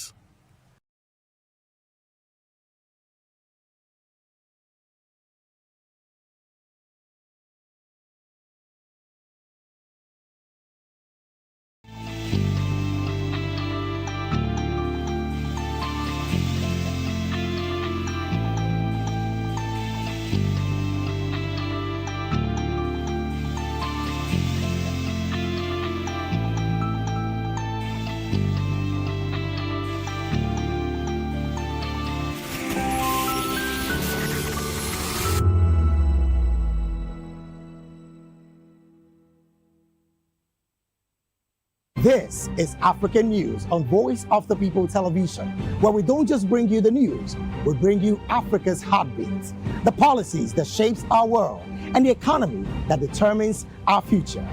African News on Voice of the People Television. Stay with us. Uyi Osarite is my name. I am a friend of the microphone. I talk and get paid, and I look forward to being in your studios. Voice of the People TV. That name is unique, and the brand is very sweet. I like the packaging, picture qualities, camera quality. The quality of human beings that I see sometimes on your channel. I'll be like, well, this TV station will go places. Voice of the People TV.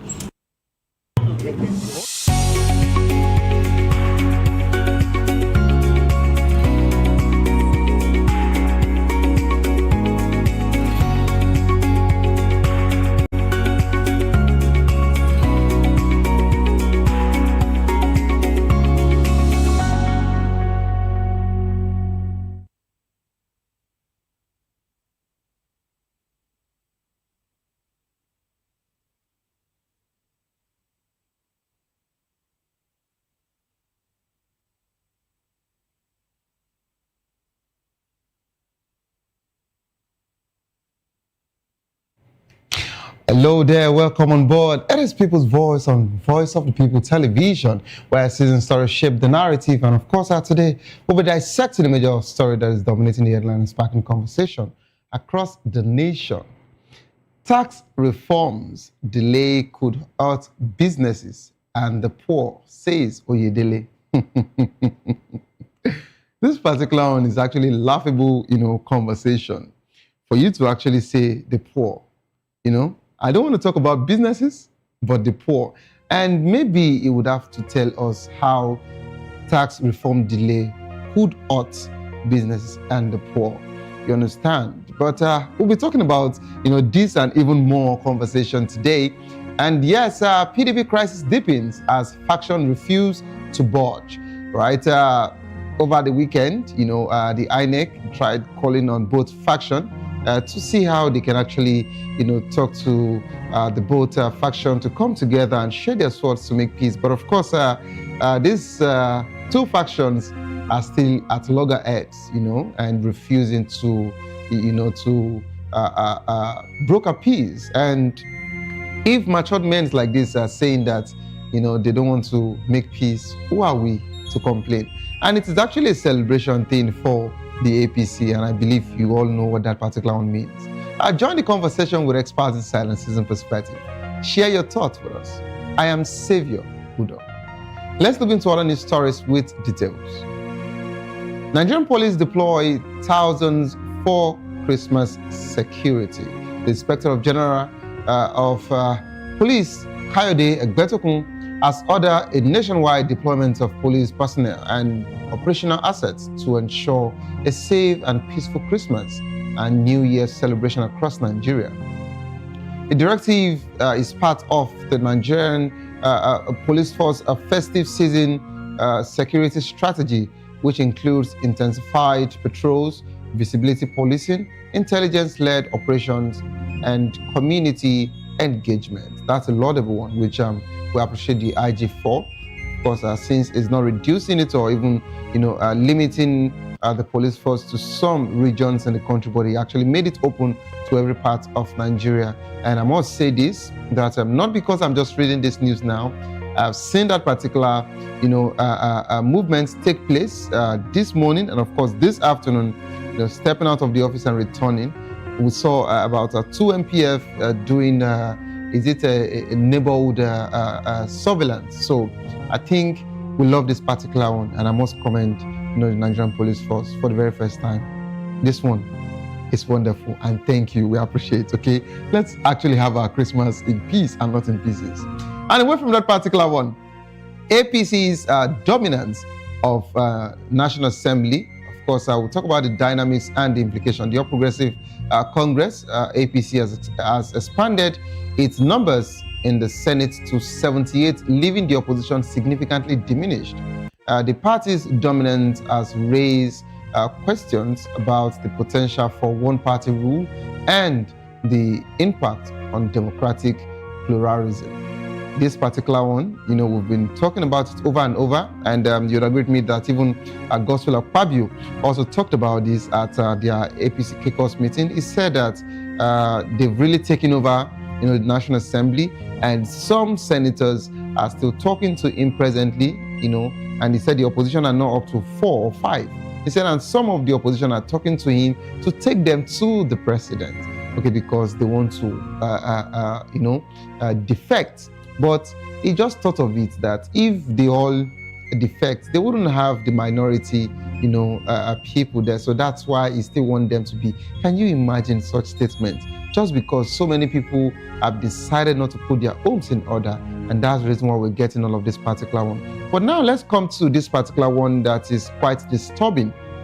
The program is, People's Voice, and of course, the station is Voice of the People Television, which means it's about the people. We all we do here is just to amplify people's voice, and of course, to actually look into what people are really going through and to see how we can create a balance and help them reach out to the government. But of course, it's a Yuletide season already, and mixed outlook for Christmas. Lower food costs, high livestock prices. So, when we say suffering and smiling, or it's a bit cold here, it's a bit, hot here, it's a bit sweet here, it's a bit bitter there. As the 2025 Yuletide season unfolds, Nigerians are experiencing a mix of relief and challenges. Prices of essential food items like rice and, of course, beans have declined sharply compared to last year, offering a welcome, respite for households. However, the festive season has not brought unallowed comfort with rising cost of livestock products.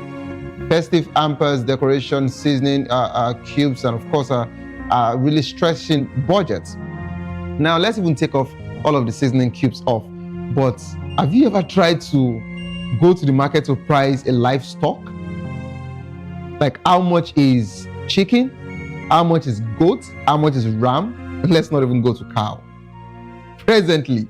And now, even when you don't want to buy, complete, if you don't want to buy, live one, and all you just want is, you want to have a shared one and what have you. But it just looks like there is a surge now. So are we now saying that we want to eat for the very first time? We want to eat rice on Christmas Day without meat? Please help me to make this make sense.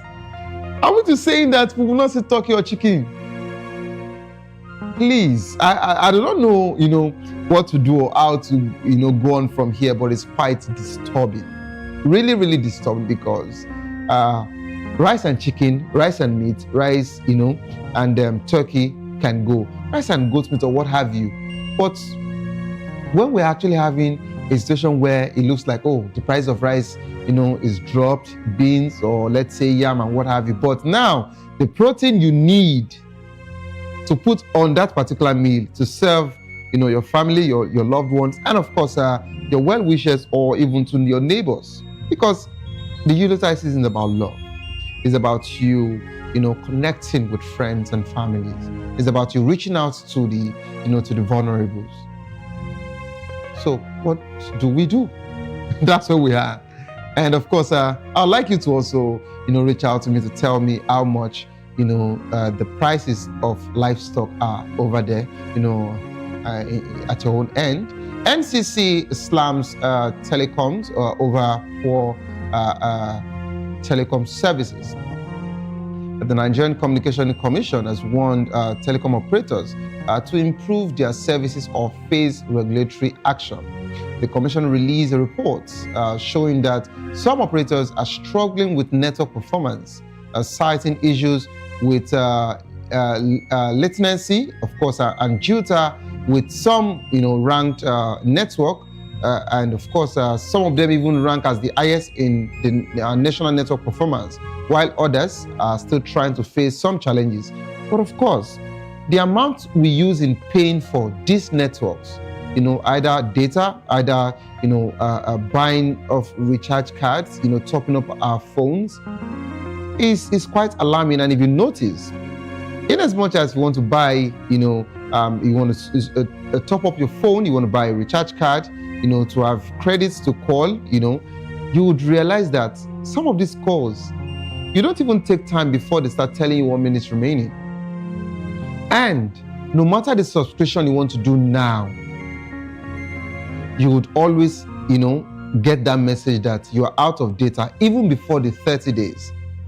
Except for some routers, and those routers are being charged on a very high, amount. So why? The question is why?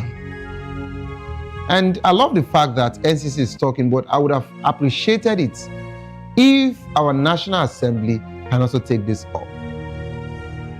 With that, they will take us even, seriously. Instead of leaving this whole situation for Nigerians to just, go through on our own. We appreciate them for coming in. We appreciate, of course, our own, which I can give them, advert here. But the truth remains that why do we have to spend so much to either make calls or data? And now the networks are not even okay. It is either there is a glitch or it's not even connecting. Sometimes someone's phone is on, yet it's telling you the number is switched off. Sometimes you have data, but you cannot even access the internet. And everything keep buffering, and it's not going through. So what do we do? So they have to look into it. And I hope that the NCC will not just stop here, but will take it even, seriously as well, should in case, they decide not to, do what is right as regards to, their services to the nation. And away from that particular one, let us move to one particular conversation which is, quite disturbing, and you would agree with me that you've been seeing that particular headlines everywhere, and of course you've heard it, this morning here. Tax reform delay could cause, hurt through business and and the poor. This particular one, no matter what, I just have to wait for my guests to take it up first before we move into the PDP quarters, because this conversation is not just about you and I, but it's about the nation. And we've been asking one question that no one has answered us. We are not telling you that we don't want to be, a patriotic citizen of this nation. We're not saying that we don't want to adhere to whatsoever regulations that the government wants to dish out. All we're asking is, for all of the tax that we have paid in the past, for all of the tax you are still taking, what has the government done with it? Now, we have austerity measure, I don't want to say there's famine in the land, but there is hunger in the land. You know what your people are going through. Is it tax that was meant to be the order of the day? These are questions that needs answers. All right. To join the conversation, kindly call the number 09044732605. 09044732605. Follow us on social media at VOBTV Live. You can use the hashtag Google's Voice on VOBTV. And of course, on YouTube, we're Voice of the People. Kindly hit the subscribe button, of course, and you can be part of the conversation. But please, I would need to remind you again, please, all I want you to do for me is reach out to me, call that number, and let me know how much livestock, are being sold in your area. How much is livestock in your area? Let me know so that I can actually, collate all of my results and, finalize my program. All right. It's quick. Let's just go on a quick break. Yes, let's just go on a quick break. As soon as we return, we'll be talking about the tax conversation first before we dissect the PDP crisis. You would agree with me that this two conversation is quite, serious in the nation as we speak. We still want a formidable opposition, but PDP is not giving us that particular, opportunity to still see them as one. And would it just be about APC because we know that Labour Party is also going through their own? But you don't go nowhere. Stay tuned, please. I'll be right back.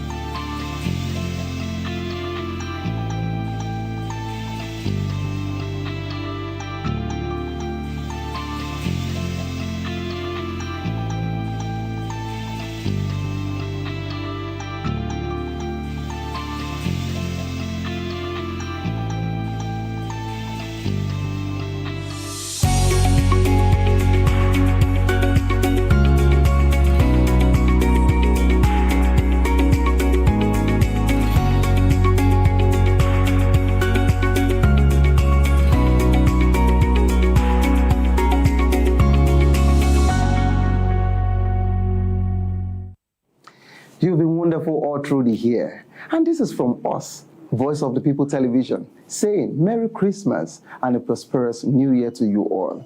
See you at the top.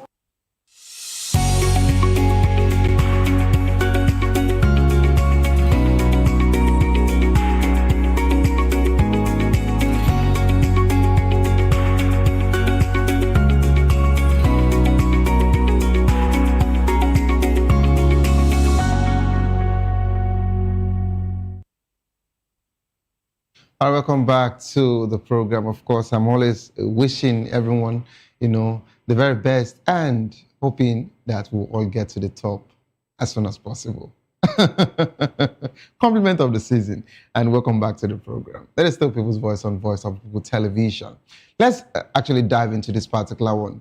Delaying the implementation of Nigerians' new tax law beyond January 1st, 2026 could have severe consequences for workers and businesses, according to Taiwo Oyedele, chairman of the Presidential Committee on Tax Policy and Fiscal Reforms.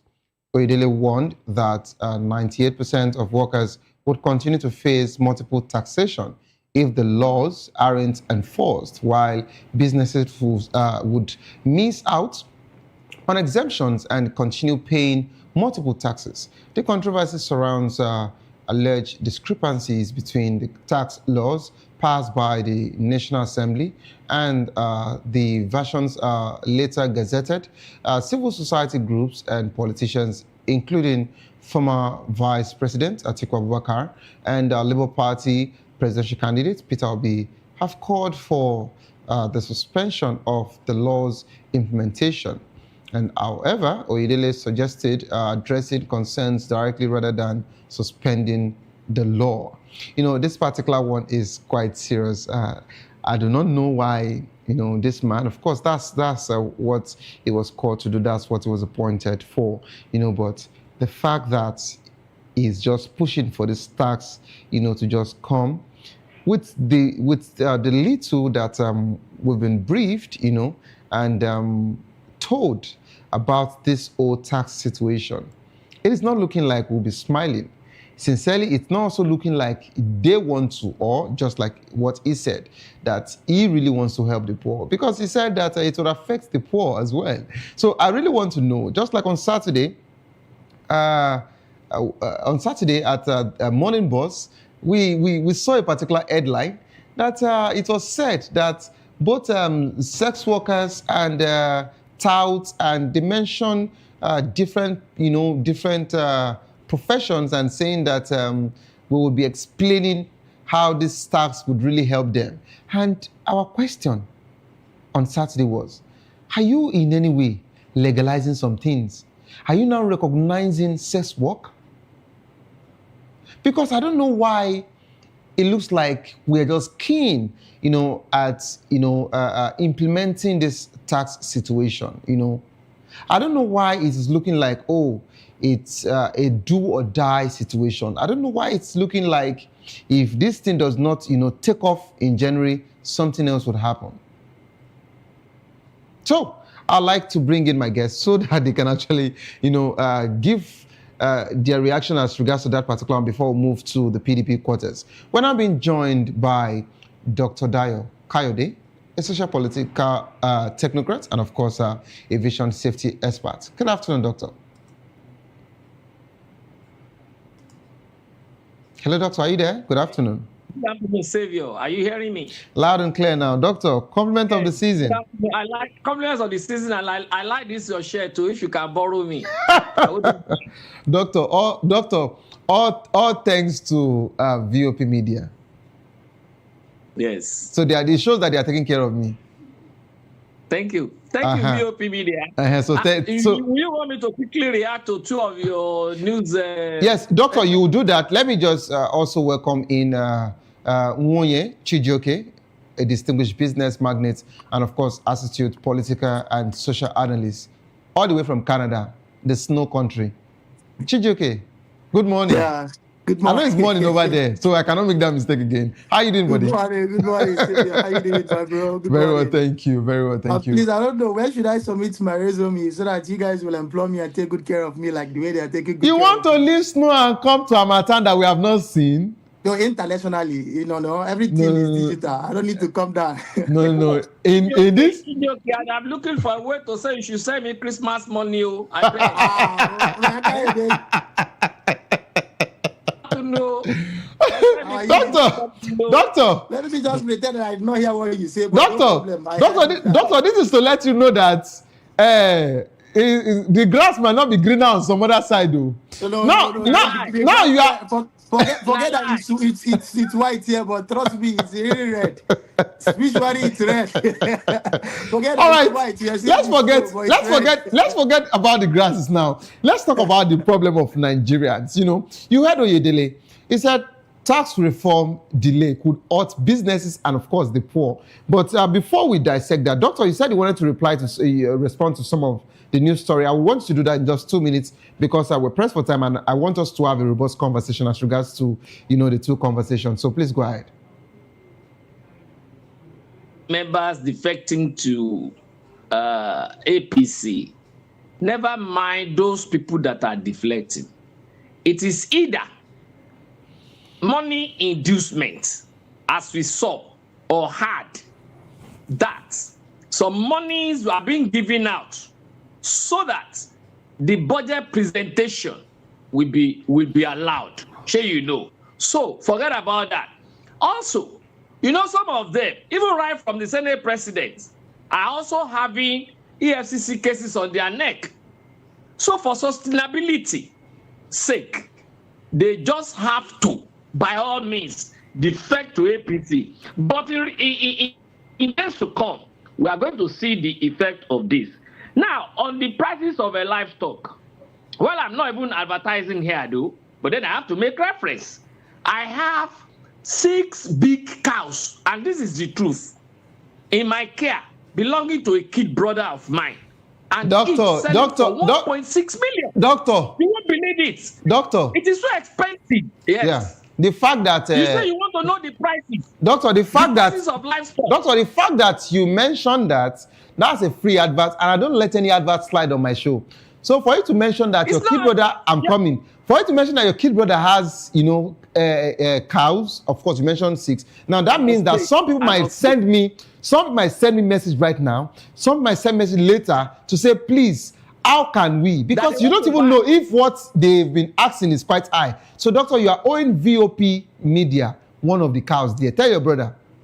Please go ahead. Why not? Please go ahead. Honestly speaking, the prices are so high. Sincerely. Even another friend of mine that sells turkey, you should see how much he's selling the turkey, even though big. And now I was now telling my brother, how can a cow, no matter how big it is, with big bending hunchback, but how can it be selling for 1.6 million? Last price 1.4. For goodness sake, in the country that we are, how do you want people to feed? How do you want people to enjoy Christmas? I was discussing with somebody this morning. I said before now, everybody will have known that Christmas is in the air. But the only thing that will make you to understand Christmas is the air is, the sound of banger that you hear here and there. So it is appalling, and I think it is high time Nigerians will hold their destiny in their hands by substituting their political apathy to political anger come 2026. Okay. All right. Thank you so much, Dr. Kayode, for that particular angarious submission. Doctor, the truth remains that we can't shy away from the fact that things are quite expensive now.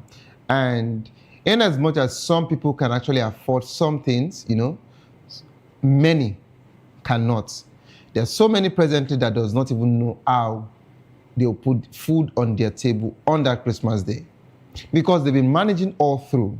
And now, how would they even enjoy that Christmas? They don't know yet, except for miracle. And that's even why... me, the same thing I'm thinking now. I'm going to enjoy the Christmas. I still don't know. Doctor, you have 1,001 way to enjoy Christmas. Doctor, for your own, I will not agree. For every other person, I will accept. Okay. Yes. But Chijioke. Amen. Chijioke, Doctor, I will be coming back to you, but let me go to Chijioke. Chijioke, are you there? Yeah, I'm here, Xavier. All right, so quickly, I wanted to ask you, of course, you've been in Canada for a while, and you also pay tax there, in as much as you do your business on one side. If you're juggling business or school or whatsoever you are doing. But of course, we know that other climes gets to have a very structured way of taxation. Yes, tax reform in Nigeria has been making rounds, because we've been asking and we've been talking about all of the taxes we've paid in the past. Yet we've not heard anything, and no one has actually addressed us to say, oh, this is where your taxes go. This is what has been done with the tax that you pay. But now they want to bring in a fresh one. They call it tax reform, which I am opportune, but this is where it makes everything better. When the government says they are taxing you, it's asking you if a government wants to introduce a new tax or want to change a tax. They introduce a new tax or want to change a tax. They explain everything to you. These things are silly excuses, baseless excuses. No one is explaining things to us. The government are desperate enough to forge tax reform law. What is really happening? Because you can't tell me this is a mistake. You can't tell me that the National Assembly just wake up one day and they make the mistake and they gazetted another thing. No! If this is a mistake, then this sparks a very big question on the National Assembly. How can a National Assembly make such a silly mistake?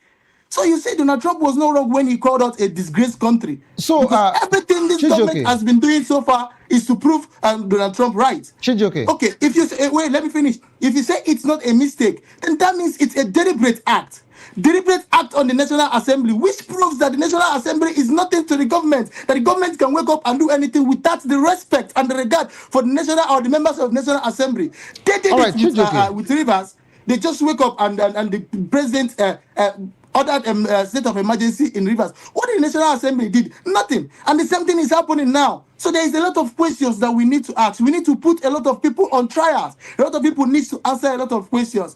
And I think that's what I have to say for now. Okay. Thank you, Xavier. Thank you, Chijoke, for that one. And for clarity, I'd like to make this assertion that for now, it is just based on speculations. And of course, the former Vice President, Atiku Abubakar, and Peter Obi mentioned that this situation needs to be, looked into as regards to some pardons and all of that, And the National Assembly said that they actually,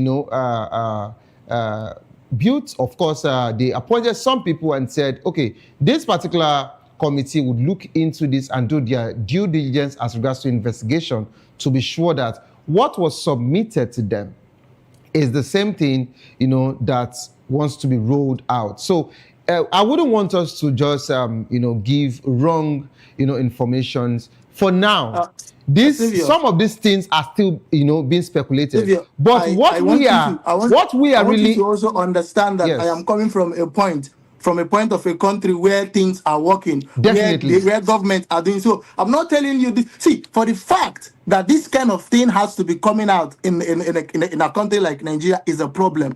See, there are things that we shouldn't be hearing at all. There are things that are not meant to happen. Okay. So for the fact, whether it's a mistake or whether it's speculation, and the fact that how many days have we been on this speculation, and has the presidency said anything?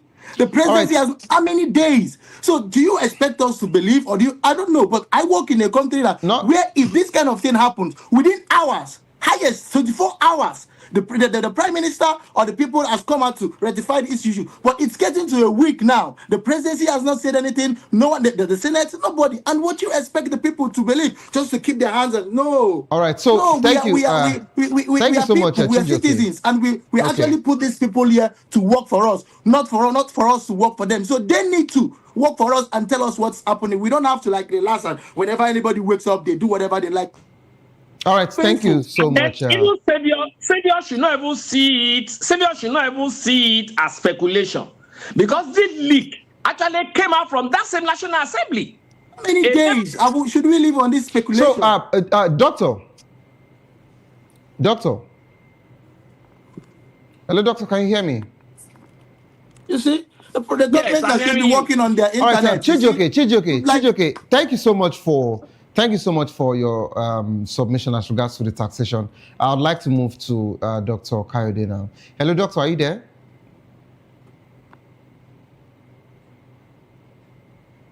Hello, doctor, can you hear me? I think we're having a network issue there. Doctor, please unmute yourself if you can hear me. Doctor, please unmute yourself.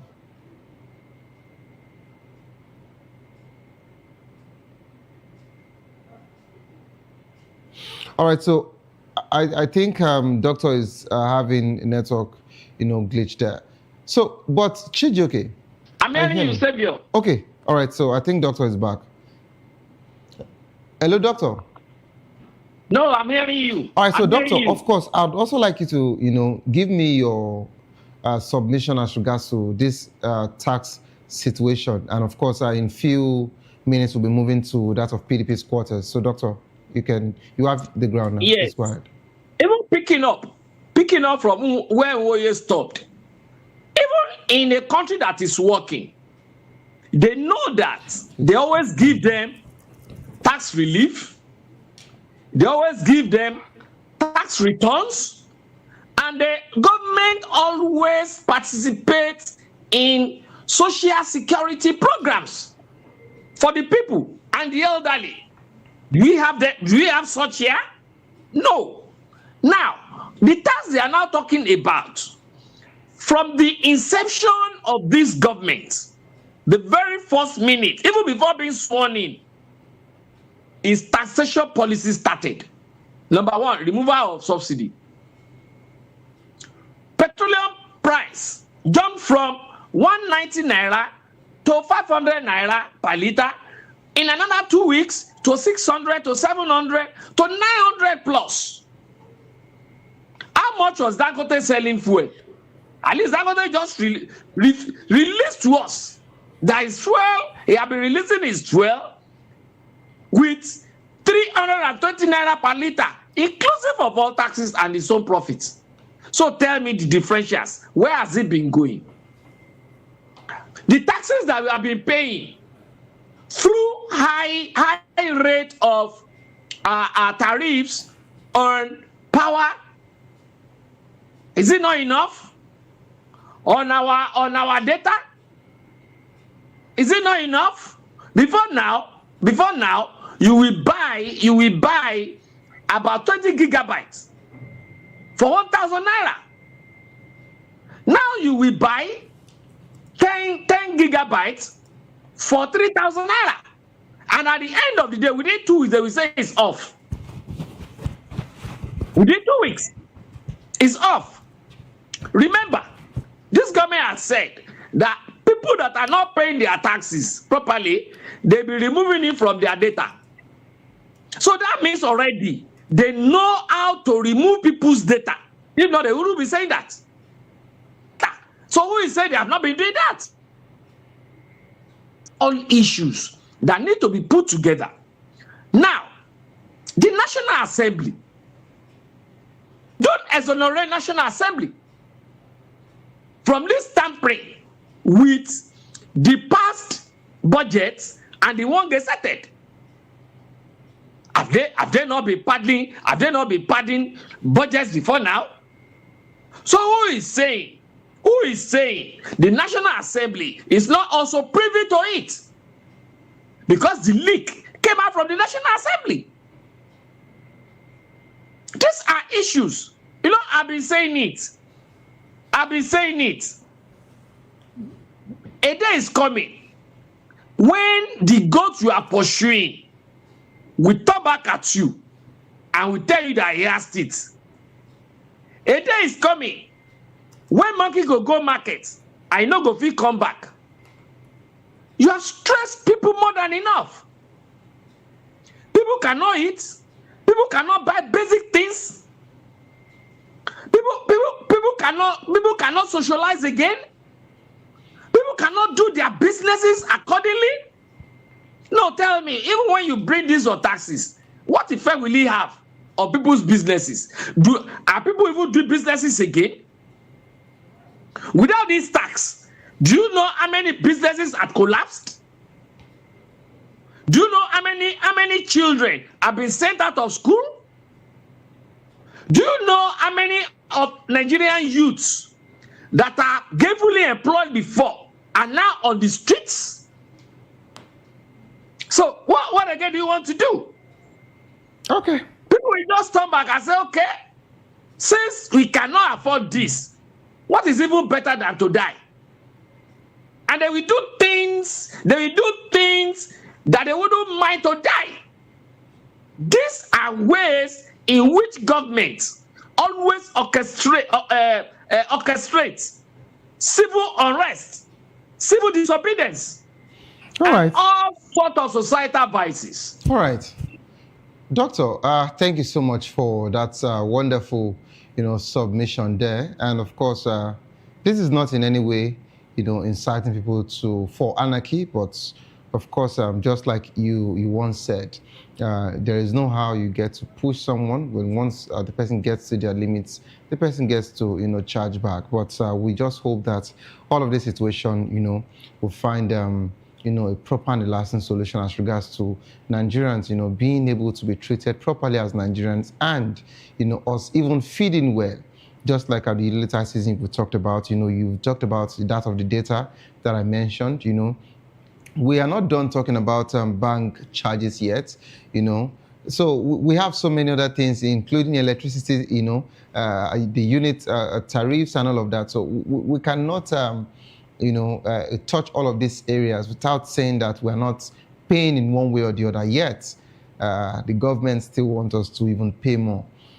Okay, if that's I've not eaten since last night now. You won't believe it. I've not eaten since last night. If doctor, for someone like you, they would say that you're actually dieting. They will actually say you're dieting. So, all right, let's move to the PDP's quarters. PDP crisis deepens as faction refused to budge. The People's Democratic Party is embroiled in a leadership crisis in a particular situation with two rival, factions led by Minister of Federal Capital Territory, Nyesom Wike, and of course, your state governor, Seyi Makinde, refusing to back down despite intervention by the Independent National Electoral Commission. Both factions claim to be legitimate leadership of the party, with Wike's camp embodying the party's original leadership and Makinde bloc maintaining its stance as the rightful custodian. INEC has called for both factions to wait for the Court of Appeal's decision on the matter. The PDP crisis worsening with thousands of members, including engineer Abdullahi Isa Jankara, resigning from the party in Niger State over leadership issues. The mass exit follows a tense meeting where aggrieved members confronted the party leadership over grievances related to transparency, inclusion, and internal democracy. The Kabir Tureki-led faction of the People's Democratic Party has approached the Federal High Court in Abuja seeking an order to compel Inspector General of Police and, of course, the Nigerian Police Force to unseal and vacate the party's National Secretariat and other offices across the country. The police sealed off the party's headquarters in November, citing a dispute over which faction has the right to occupy, the offices.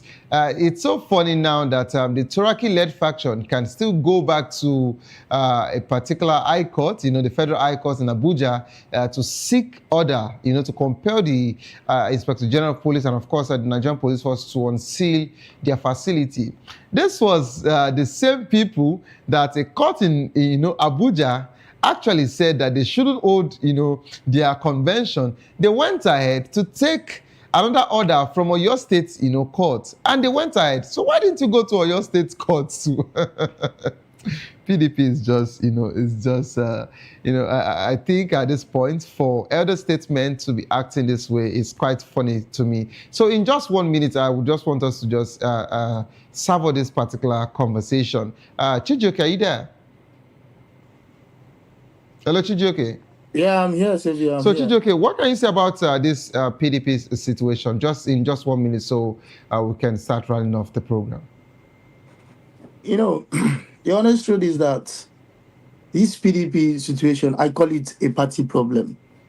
And once it's a party problem, I don't really see it as a big problem because I'm more focused and more concerned about the state of my country, Nigeria. But if I'm going to say one or two things or drop one or two opinions on this PDP thing, I will say these things. It's two things. And in one side, it's two people fighting. One side is fighting to take over the other party, and one other side is fighting to have a bargaining chip, just in case. So at the end of it all, you see that whatever is happening in PDP today is a selfish interest of some people. They are all fighting for themselves, for their head. And to be honest with you, I don't want to see PDP survive. I want to see PDP, I want it to fail and die. The reason is this. Once, I'll tell you, for how many years, these people has been promising us a lot of things, and what have we gotten? So I feel like once PDP dies, the idea dies, and what next? APC is the next target. Because whether you like it or not, APC is not going to survive with all these problems and all these powers. They are all packing together in one party, all packing selfish people, who are all there for it, because these people, they have not done anything for this country, so which means they don't have the interests of the country at heart. They all have their selfish interests. So imagine putting selfish people all together in one room. What do you expect? So I'm happy what is happening in PDP. Let it die. Let their idea die, and we face APC. All right. APC die, and All I right. believe that the new party and the new people that we are going to provide with the new idea, maybe there will be a chance for them. But for now, both PDP and APC, I think, and we should be done with this party. They have not done anything for us to even think about them or even worry about their survival. So that's all I have to say. Thank you. Thank you, Chijioke, for that particular ash one. So, Doctor, hello, Doctor. Yes. You'd agree with me I'm that with you. you'd agree with me that we have election next year as regards to Washington State. Of course, we also have the Abuja Municipal, Council, election. Yeah. And I think we also have Ekiti, Yes. also coming up in 2026. So, and with the way PDP is going, now might PDP's leadership crisis impact its performance in the 2026 elections across board. And of course, what are the key issues driving leadership crisis in PDP? Can these issues, be resolved through internal party mechanism or external? Because INEC has tried their best on Saturday, but it looks like it failed. So please just round off with that. Yes. You see, let me tell you, don't blame PDP. I will not blame PDP. What is happening in PDP is not even leadership problem. No. I was among the very few that was saying the other time that cheaper girls scenario was orchestrated by Nigerians. And I've also been saying that the insecurity in Nigeria till today has the hands of the leadership there. So also in PDP, it is all about equilaton pequita kojoin lati wa jale nule. That is the rat inside telling the rat outside to come and assist in fighting, eating whatever they are seeing there. And let me tell you this. Let me explain it. Wike has been saying it that he will work for emergence of Tinubu in 2027. How will he do it? By causing issues within PDP. Seyi Makinde has been part of the G5, working with Wike until recently. Now that they have seen that a lot of gladiators have left PDP, and they know that if the two of them should be together, there will be respite in PDP. So the best thing is for the two of them to be showing the public that they are against each other, and then creating the problem that is not supposed to be within PDP. So that at the end of the day, when PDP is not settled, every person in PDP will now work for APC for Tinubu's emergence. So what is happening in PDP is nothing other than before now. And thank God for the gladiators, the serious politicians within PDP. They have seen this ahead of time. They have seen this ahead of time to have been able to leave PDP for another vehicle called ADC to ensure that one party state does not exist in our nation. Okay. Thank you so much, Dr. Kayode, for being part of the program today. Sincerely, we're pressed for time, and it's always very, sometimes painful, when we really have so much to say. But of course, time do not permit us, and thank you so much, Chijioke, for, being part of the program as well today. But this is how far we can actually go, on the program. Please don't forget that the views and opinion expressed by our analysts are solely their own and do not reflect that of VOP Media. If you love the world of sports, I would like you to stay put to enjoy the program. Coming up next is Locker Room. Don't give up because it is not over. Tough time doesn't last, but tough will do last. Whatsoever you're facing will soon be over, and you will definitely smile again. My name remains Savior Udo. Have a good evening rest.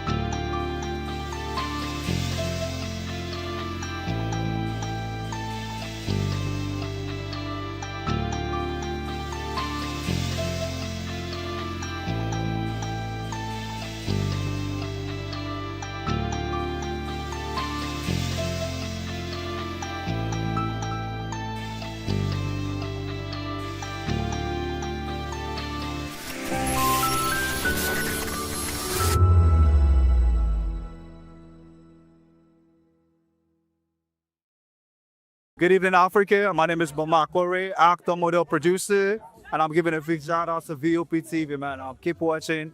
Don't change the dial. Thank you and God bless you. My name is AY, and of course, I represent the voice of the people, and that's why I'm on VOP. AY say so.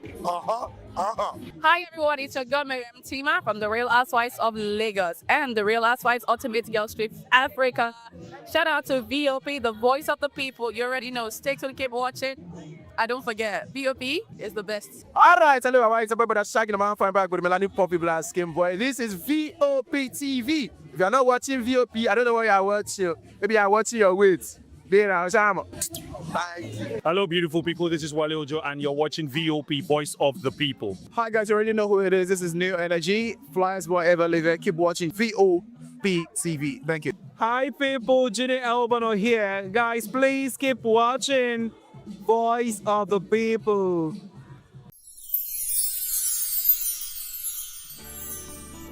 Ẹ̀yin tèmi ní Nàìjíríà lókè òkun, mò ń kí yín fún Kérésìmesì ọdún yìí á yabo fún wa o. Gbogbo wa la rí bá ti ṣe táàárọ̀ náà gbégbá o. I wish my fans all over the world, in Europe, America, Australia, everywhere, a Merry Christmas and a prosperous New Year. Catch ya next year.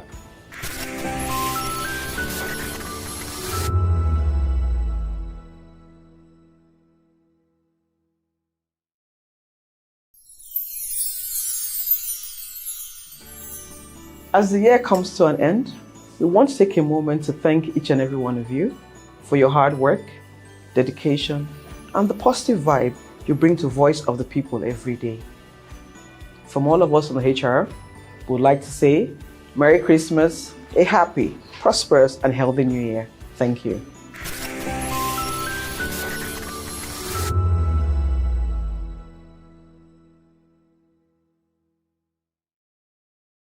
Welcome to the locker room, the home of football talk that matters. I am Jerry Arpelion. Join us every weekday, Monday to Friday at 5 p.m. Nigerian time, as we share the hot takes and hot debates in the exciting world of football. And joining me are the usual suspects, Ikechukwu and Mayowa, as we break down all the hot takes and everything that's happening in the football. Don't just watch football, live it with us. Catch us on the locker room and Voice of the People television at 5 p.m. Nigerian time. And like I always say, if not 20 minutes wrong,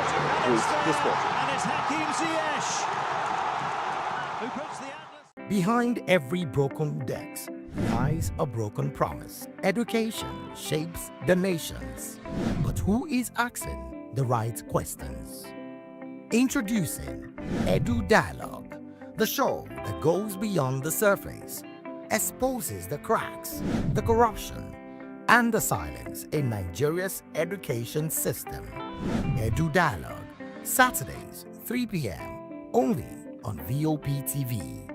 We break the biggest stories, from missing funds to policy failures. We ask the tough questions and demand real answers. Edu Dialogue, this Saturday, 3 p.m.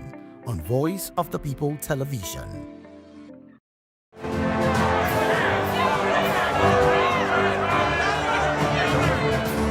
Do you want your voice to be heard? Do you know that you matter in the scheme of things?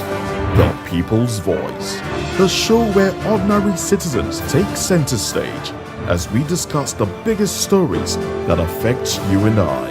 With you in mind, we facilitate lively discussions, debates, and interviews on the topics that matter most to you and I. From social justice to economic empowerment, education to healthcare, governance, and more. Tackling tough topics and amplifying your voice. Join the conversation and make your voice count. The People's Voice. Make your voice count. Are you ready for the extraordinary? Something big is happening on your screen. Introducing VOP TV. Now streaming on SLTV channel 264. From breaking news to captivating conversations, news analysis, giving you all sides to the story. We bring in-depth discussions on the issues that matter, from politics to sports, entertainment, and lifestyle. VOP TV on SLTV, channel 264. Join us as we redefine what television means to you. Voice of the People Television, VOP TV. Now you have more than a voice.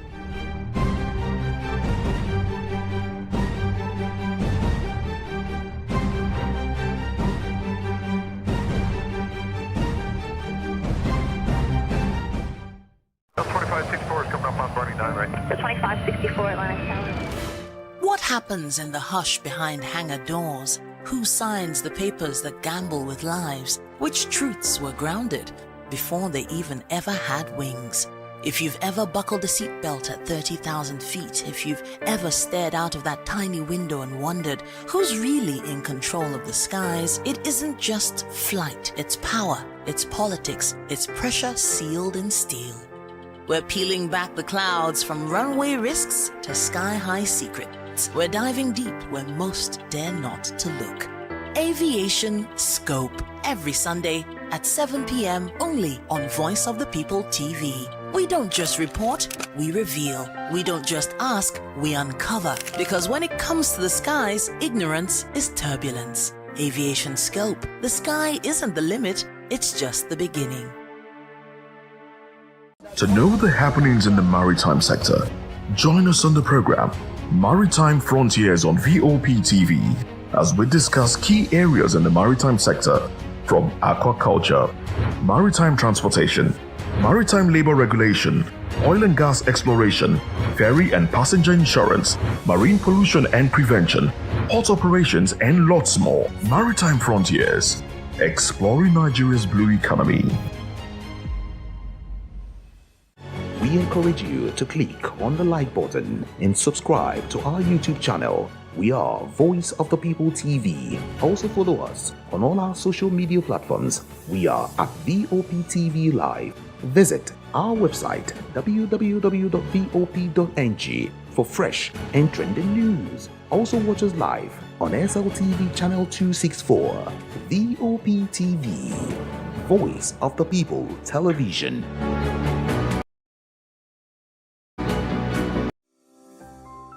VOP TV. Now you have more than a voice.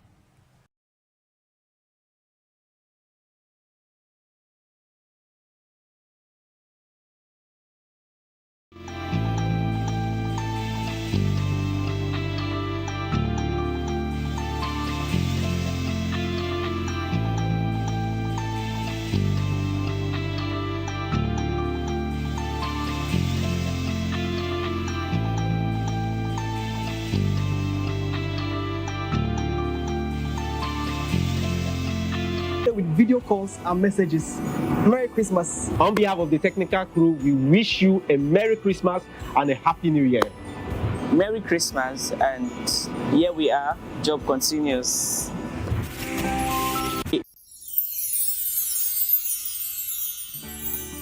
It's the most wonderful time of the year.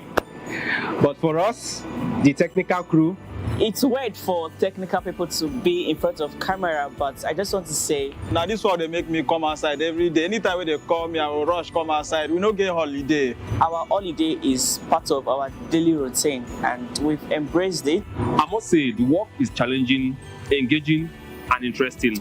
We are all families here at VOP, and we the technical crew. For us, it's another day on the job. But it's tough being away from family. But the latter part of it is that after the work, we stay connected with video calls and messages. Merry Christmas. On behalf of the... This year has been so amazing with you in it. And that's why we're saying from Voice of the People TV, Merry Christmas and Happy New Year. And we love you.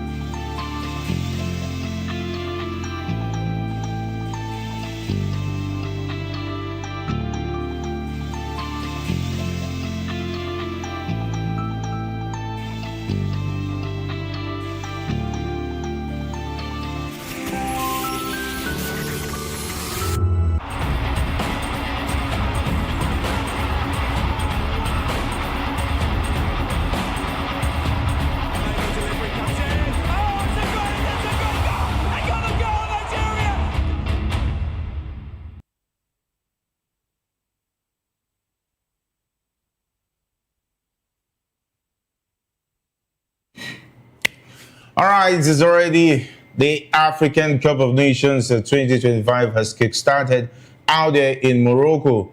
And of course, the best of African football are all lined up to see who will be crowned the kings of Africa.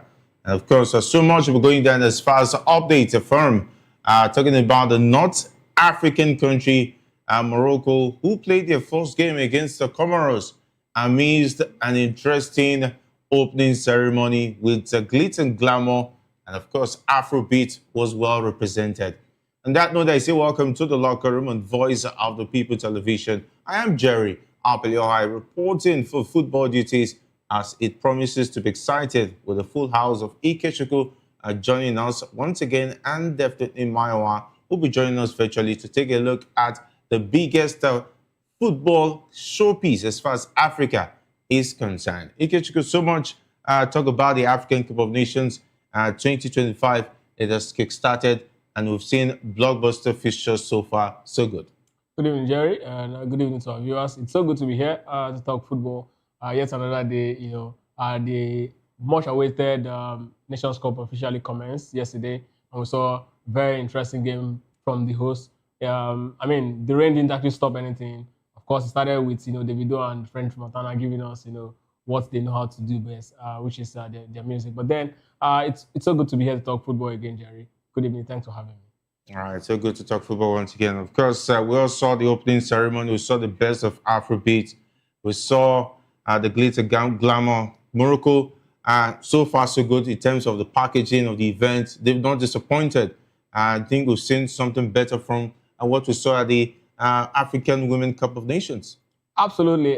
This takes me back to the words of former British Prime Minister and, of course, former head of statesman in England, talking about Winston Churchill, who said to improve is, to change, and, of course, to change consistently is obviously to be perfect. And exactly what Morocco has done over the years. They've consistently tried to actually bail out Africans. It's really helped them to improve as regards organization and, how to actually handle big occasions like this. And that's why, handling the AFCON after they've just concluded the WAFCON championship is actually not a difficult task for them. It was actually a very beautiful one. I think this is definitely going to be a standard for Africa going forward. Definitely, I will know that the next AFCON opening ceremony is going to actually, either, meet the standard or, move it a notch higher. And of course, even the rain that actually fell yesterday didn't actually change anything, as regards the beauty of what we actually saw. Morocco is actually a very beautiful state. They really, really invested a whole lot in football, and that's exactly why we are seeing all we are seeing, in Morocco. I think in the last 3 or 4 years now, Morocco has been that country where, when you talk about football, the first thing that comes to your mind in Africa is definitely Morocco. And from the AFCON, talking about both male and female, to under 20 World Cup, to Olympics, and I mean even to the World Cup, Morocco has really, really represented Africa very well, and it's so beautiful to actually see. And it goes back to actually tell us that it's not about how much you really have as regards to your GDP. It's not even about how big your country is. It's not even about how huge your country is in terms of population. It's just about doing the basic and doing the right thing and ensure that your country actually get the best of the little that you have. Kudos to Morocco, and of course kudos to everyone who's actually putting this to work. All right, kudos to Morocco and all those who have actually put this to work. But of course, there were lots of distractions, side attractions, due to a certain announcement made by Patrice Motsepe. And of course, it has drawn the eye of a lot of Africans all over the world.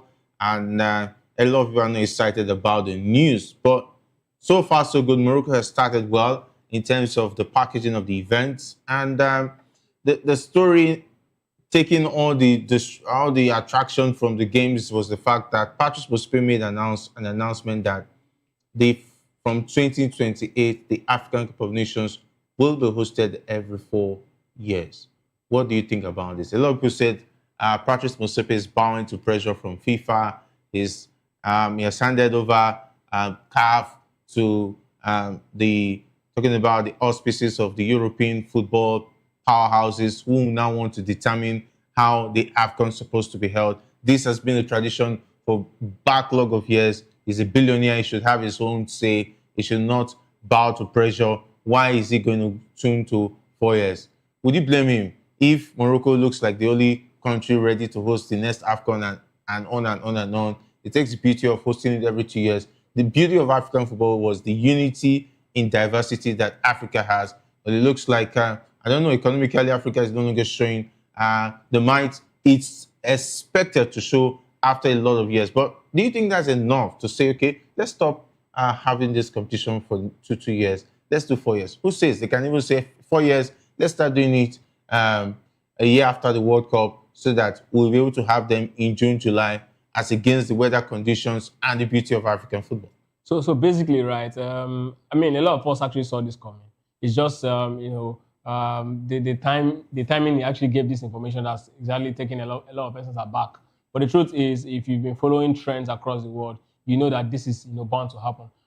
South America actually had to adjust their own calendar to suit the European Euro Cup. Before now, South America don't actually play when Europeans are actually playing their own championship. But now they had to find a way to make it fit into their own calendar so that all their players will be available. Nobody will, there will be no complaint as regards personnel and other resources. The truth is that he who plays the piper dictates his tune.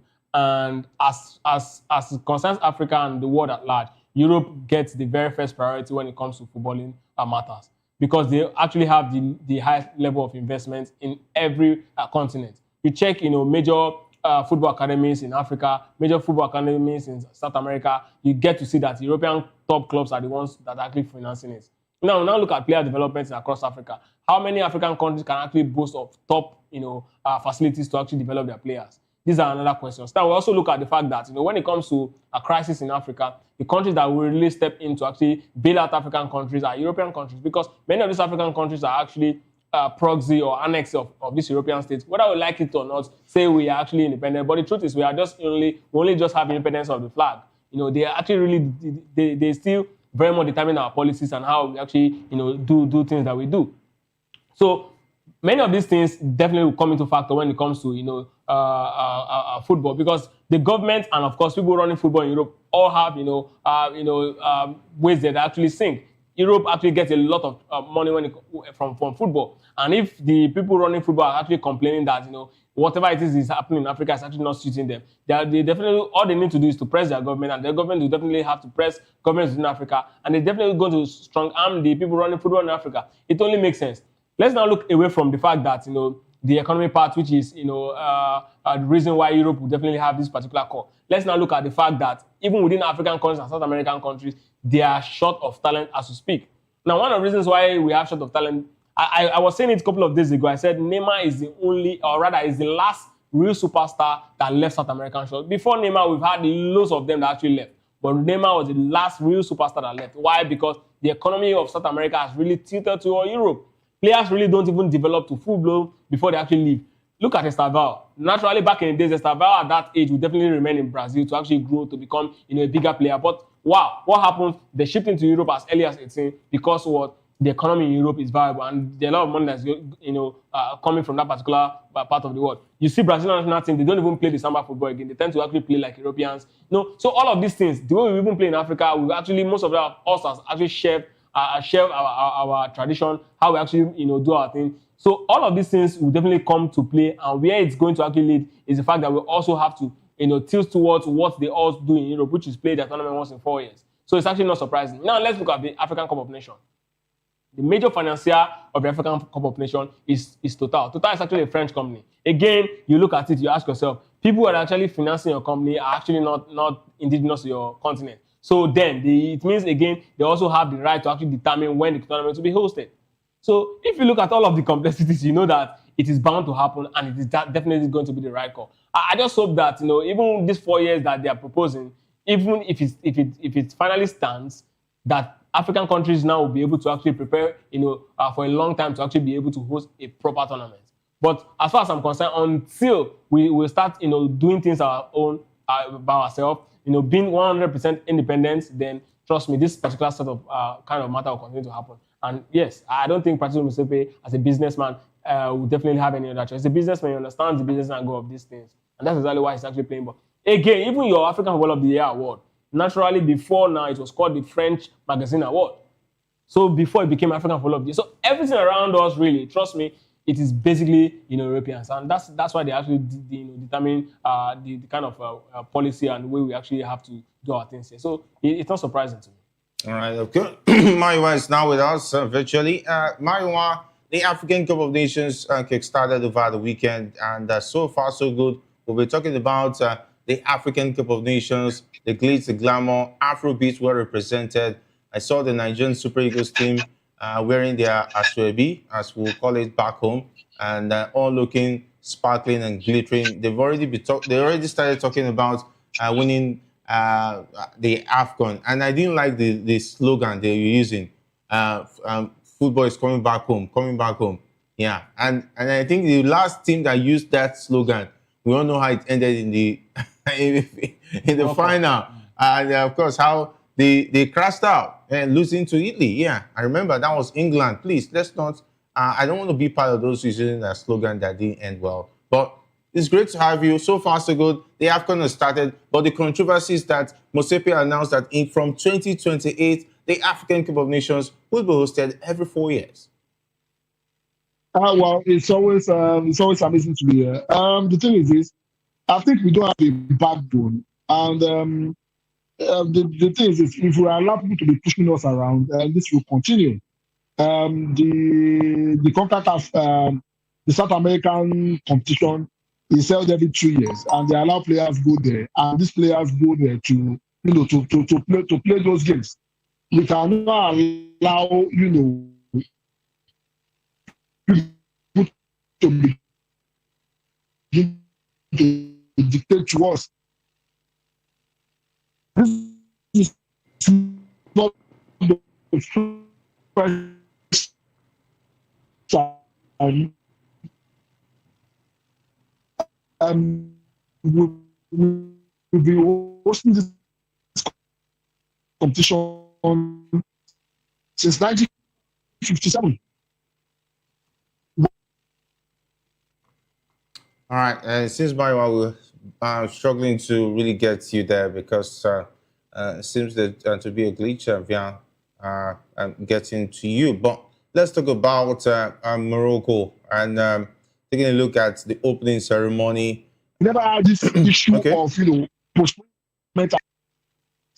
Can you hear me? Yes, Maiwa, it seems you're better now. Yeah. So what I'm saying is the set of people running football right now, running CAF right now, they don't have a backbone and they are not strong enough. Issa Hayatu ran this organization. Yes, he is corrupt, whatever it is, and the rest of that. He ran this organization for over 30 years. And in those 30 years, nothing like this happened. We cannot continue to hide under the guys that, you can talk about, the major sponsor being Total, being a French company and just one. Let me shock you. Majority of the drilling of Total is from Africa. They get their revenue, majority of their revenue from Africa. Angola, Nigeria, and the rest of that, all the countries that have energy in Africa. The investment is here, not in Europe. So even the World Cup that we are talking about, the next World Cup, the revenue from Africa alone is way more than Europe that we are talking about. Yes, because they run their league very well. A lot of people run there and the rest of that. As far as I'm concerned, the people running football right now in Africa, they are a disgrace. If this should fly, because there's a South American there, they host their competition every 2 years, and this is not happening. This should not be happening.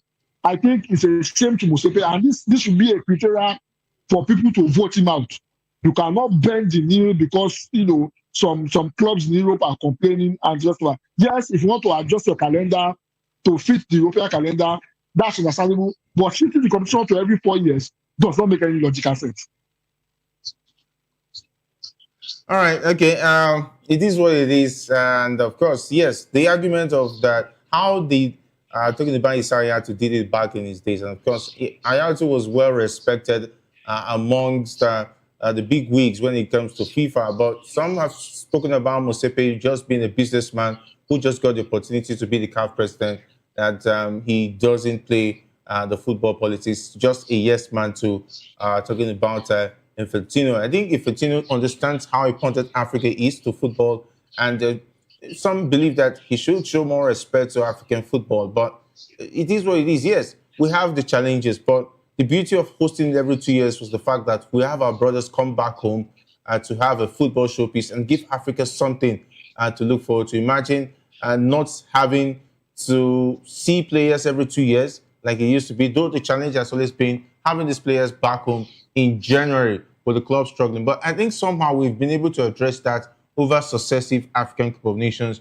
But now going to have it every 4 years, what's the guarantee that the African Cup of Nations is going to eventually have all the attention it deserves, all the glitz and glamour it's supposed to get, and the respect it's supposed to get in Europe if it's hosted every 4 years? And who knows, they might say, let's now have it June, July. Well, the truth is, Jerry, my wife was talking about where they are drilling their oil, Total. And all Which is correct. The truth is, Which is correct. Whether you like it or not, these guys are still very much an European company. Where you get your raw material, how they actually allow them Is it about European? What if an African company decides to partner to host the World Cup anywhere? No, see, Jerry, what's the difference? Jerry, I think football is universal. It doesn't discriminate whether you're coming from Europe to host it. Because if you take a look at this African Cup of Nations, it has one of the biggest sponsorship attraction. We've seen even gaming sponsors. A lot of sponsors are coming in left, right, and center. Morocco is going to benefit. CAF is going to make more money than it has ever made as far as African Cup of Nations hosting is concerned. Jerry, if there's anything about competition, right? Be it World Cup or African Cup of Nations, is that every single tournament, the prize money and the money that comes via ads and all of that will definitely increase. It is normal. The revenue will definitely increase, except there's something wrong with the country or the continent at the time. That is a natural thing to expect. See, Jerry, these guys, football is not just a game you play on the field. I've always said it.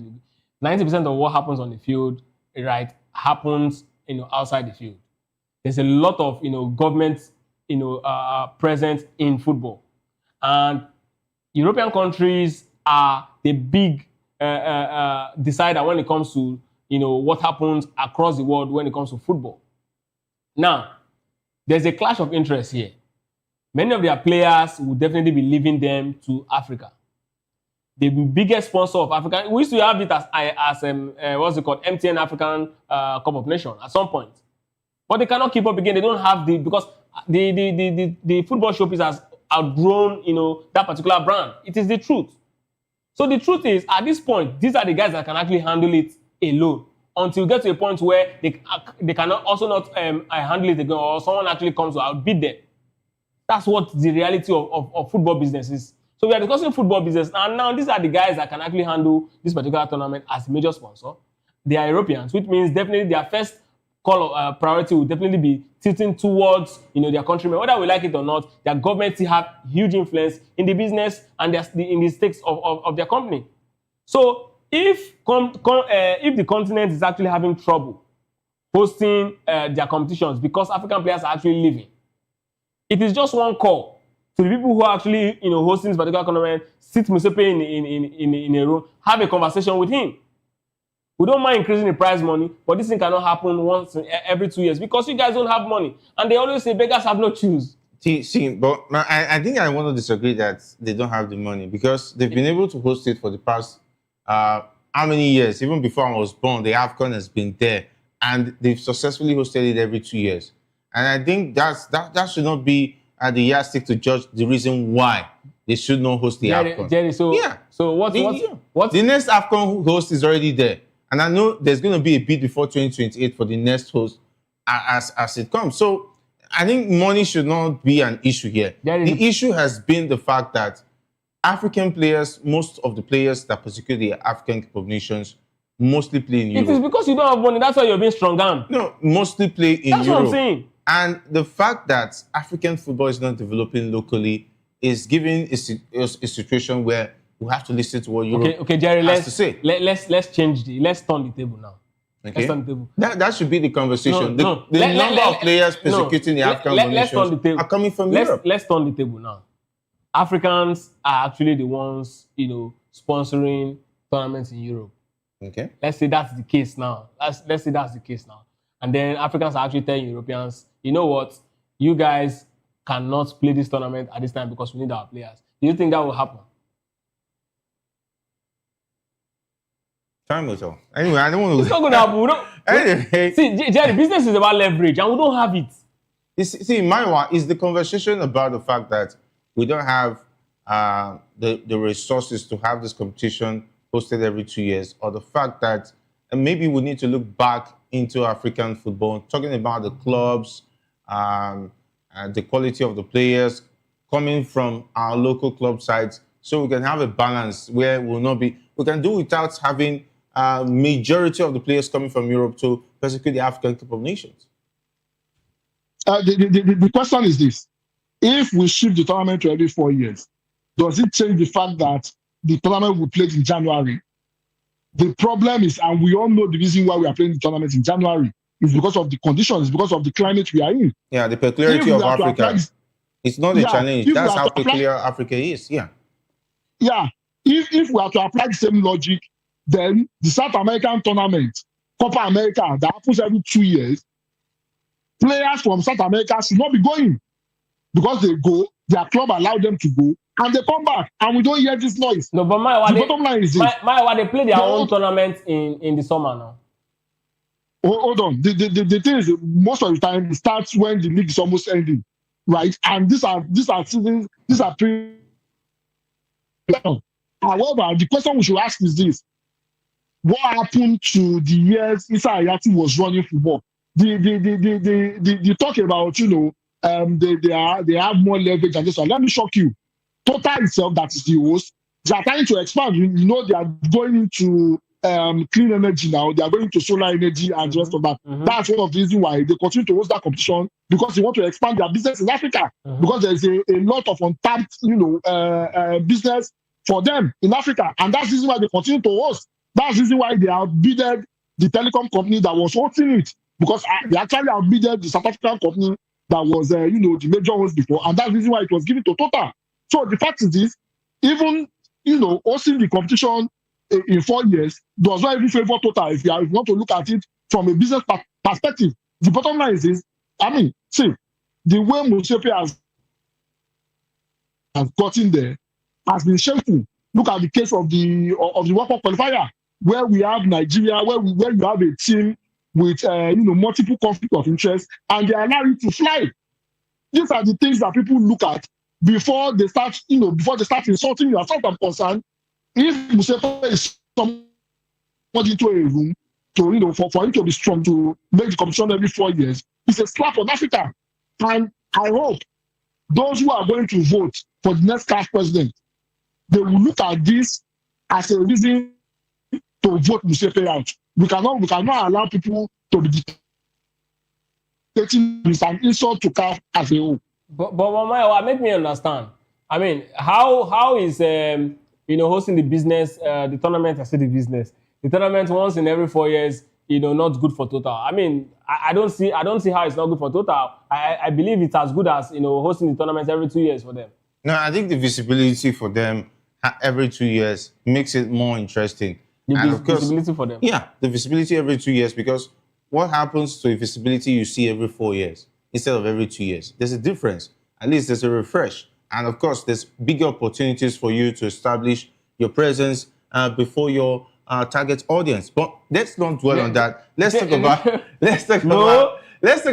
the Super Eagles. Let's not go into public relation advertising here, because I still have a bit of knowledge, because I have a certificate down there as far as that one is concerned. But let's talk about the Super Eagles of Nigeria. The information about the formation they plan to use against Tanzania. And we hear it's going to be 4-4-2. And that means there's going to be some bit of cut down, or maybe some shape up for some to give way, while some players will be given preferential treatment. If a 4-4-2 is going to be used, are we going to have only 2 natural midfielders and 2 wingers in maybe Moses Simon and Demona Lookman? What's going to happen to, is it going to be Alex Iwobi and Ndidi alone? Would that sacrifice the creativity we expect from the middle, meaning that we're going to be all an attack-minded team going into that game? Myra, what do you think about a 4-4-2? It used to be 4-3-3, which was wing play being the strength of the Super Eagles? Well, before we started doing this new modern football, the typical Nigeria will play 4-4-2. You have your Finidi, you have your Amunike, running around, and you have, your Olise and JJ Okocha playing from the midfield. And, that successfully served us so well. And we have, our strikers in front. I think in as much as, we've seen our team play 4-4-3, if the coach has the, material to play 4-4-2 successfully, then why not? What that means is that, those playing from the wings, that is in the old way now, they call it the 7 and the 11. That means they will be doing a good job, feeding the ball very well and supporting the attack very well. While, what's called Iwobi and Ndidi at the center, Iwobi dictating the play, while Ndidi sits a bit backward to protect our defense line. I don't think there's anything wrong with that, provided we have the quality of players to be able to do it. The question is this: do the players that we have at the moment, do they play like the Finidis and the Amunikes that we have those days? That is the question. If they can play like that, I don't see anything wrong with the 4-4-2 formation. However, with the current players that we have at the moment, I'm scratching my head to see who can play like that, and I can't find one. So I don't know what the coach is thinking. I don't know what he has in plan. But if you have the quality of, a Finidi and Amunike. All right. Okay, we'll have to hold on with Maiwa there. Let's look at 4-4-2. How realistic is a 4-4-2 formation? Taking a look at the players in camp. Yeah, Maiwa started by talking about, the history of the 4-4-2 in the Super Eagles. West Ham actually, made that a thing for the Super Eagles. But the truth is, if you've been following Eric Chell, you know that this is actually how he likes to set up his team. 4-4-2 has always been his style. I was actually expecting him to actually start off when he started with Super Eagles, but I don't know if he actually bowed to pressure at some point to actually play the 4-3-3. Well, but all that is, in the past now. I decided to actually go for the 4-4-2. I think we have the personnel that can actually, deliver on that particular formation. But the problem here with Eric Chell that I have is inconsistency. Inconsistency. Eric Chell can decide to actually play 4-4-2 today, and tomorrow he decides to play 4-3-3 again. And even middle of the match. So that's the kind of problem I have with him as a manager.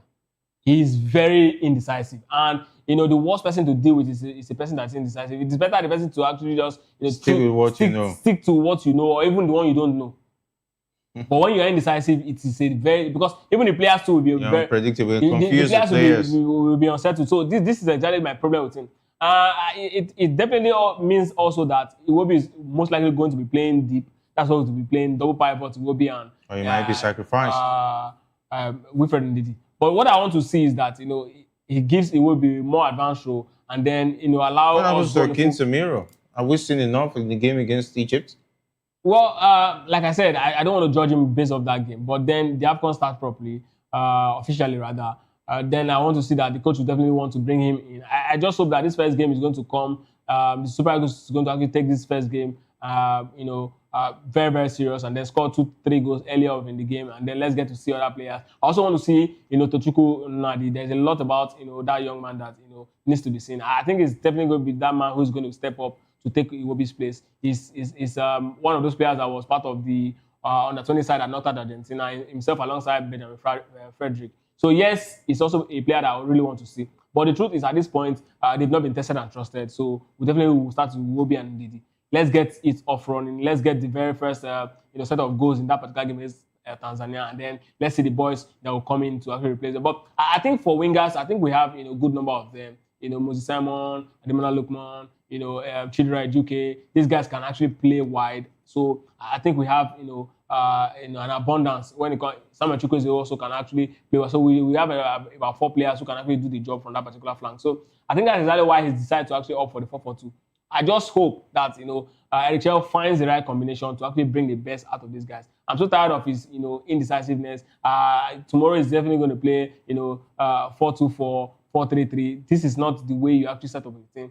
Play a certain way, and let's get to see the identity of your team. And if you're going to actually win a game, let's know that you're winning the game. If you're losing, let's know you're losing based off tactical issues, or even if it's technical issues, you know what to actually correct. All right, let's know what you actually correct. We already heard that Ademola Lookman might be pairing with Victor Osimhen, just like we saw at the last AFCON. Do you think that bit of continuity is majorly a positive one, looking at the fact that it was successful, taking the team to the final? They should continue with it in the next AFCON because at least they'll be familiar with each other. Ademola Lookman behind Victor Osimhen. So I think it's actually good. Ademola Lookman is a player who can actually drop deep. He's actually good on the ball. So I was actually expecting Samuel Chukwueze to be the man behind him, but since it's Ademola Lookman, it's fine. Yeah, Samuel Chukwueze playing from the right, yeah. Moses Simon from the left. So it definitely means that when Ademola Lookman decides to actually drop so deep, Chukwueze will step into that particular role. When he's actually advanced, Chukwueze will actually track back. So it's going to be quite interesting. There's going to be a lot of interchanging between Samuel Chukwueze and Ademola Lookman, even including Moses Simon, because the three of them will really have similar quality in that particular final third. So yes, it's good to actually see. Let's get to see what how much of support they can actually also give to their fullbacks, because that's exactly where it's going to actually end. If you have wingers that can actually really just do a lot going forward and cannot actually really help defensively, then it's going to really hurt the team. So I just hope that whoever it is that is deploying this will also have the right amount of support for the guys who will be playing behind them. That's exactly what's going to actually help the team balance. The Super Eagles has always been known to actually use the wings. So let's get to see if the Super Eagles can actually make good of use of the wings in this particular championship. That's what actually really helped us in last championship, because of how Jose Pastore actually deployed the team. Let's get to see if the same thing is going to happen this time around, because I'm quite curious to see what the is going to actually do. This 4-4-2 for me, I think is the best way considering the personnel that we have. But then I just hope he's got the stomach to actually see through the competition with this formation. All right, if Mario will have us, the coach of the Tanzania national team, known as the Taifa Stars, Miguel Gamondi, has said that beating the Super Eagles will make us feel like champions. It means that he relishes the opportunity to play a star-studded Super Eagles side, and that means he'll be going for the scarf. Well, I mean, no matter the controversy that we have surrounding our team, we are one of the biggest teams to be able to for any team to beat. However, I said something the other time. Anita Chukwu made mention of something, and that's the reason why we have to be careful with this support that we're talking about. The days of Finidi and Amunike, one of the jobs that they do is you have a Finidi helping, and a Guavon on the right hand side in terms of tracking back. You have an Amunike helping a Benirua. The question is this: those that want to deploy, as a 7 and as a 11 now, using the original language, can they do that successfully? Can they do that continuously throughout the game? If they cannot do that, we have a problem in the midfield and we might be exposed. So that's the reason why I said I'm scratching my head to wonder why he wants to play 4-4-2. However, for the Tanzanians, they have nothing to lose. If they lose that particular game, nobody will throw a stone at them. So I mean, they have nothing to lose. They are coming into the game of their lives. What they want to do, what probably would see is they would defend so much and probably want to hit us on the counter. And that is where, how we line up really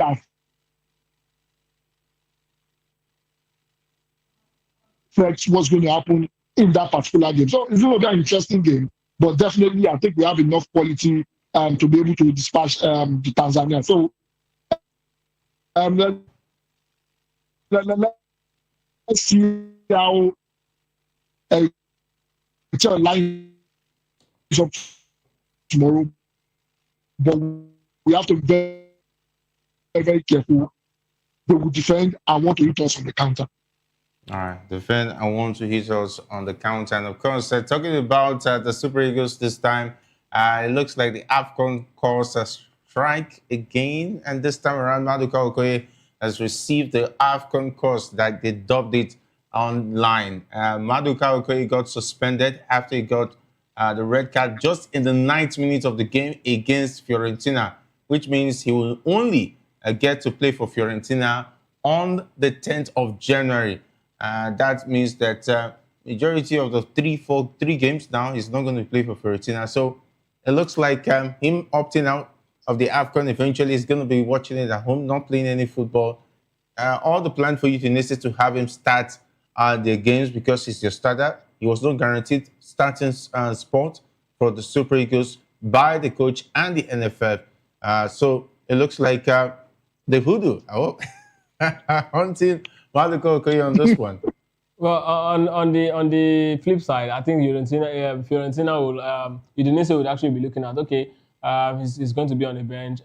He's not going to be injured. There'll be no worry about when he's going to be returning. We know that he's going to stay fit right here with us. So for them, it's better to actually have him around.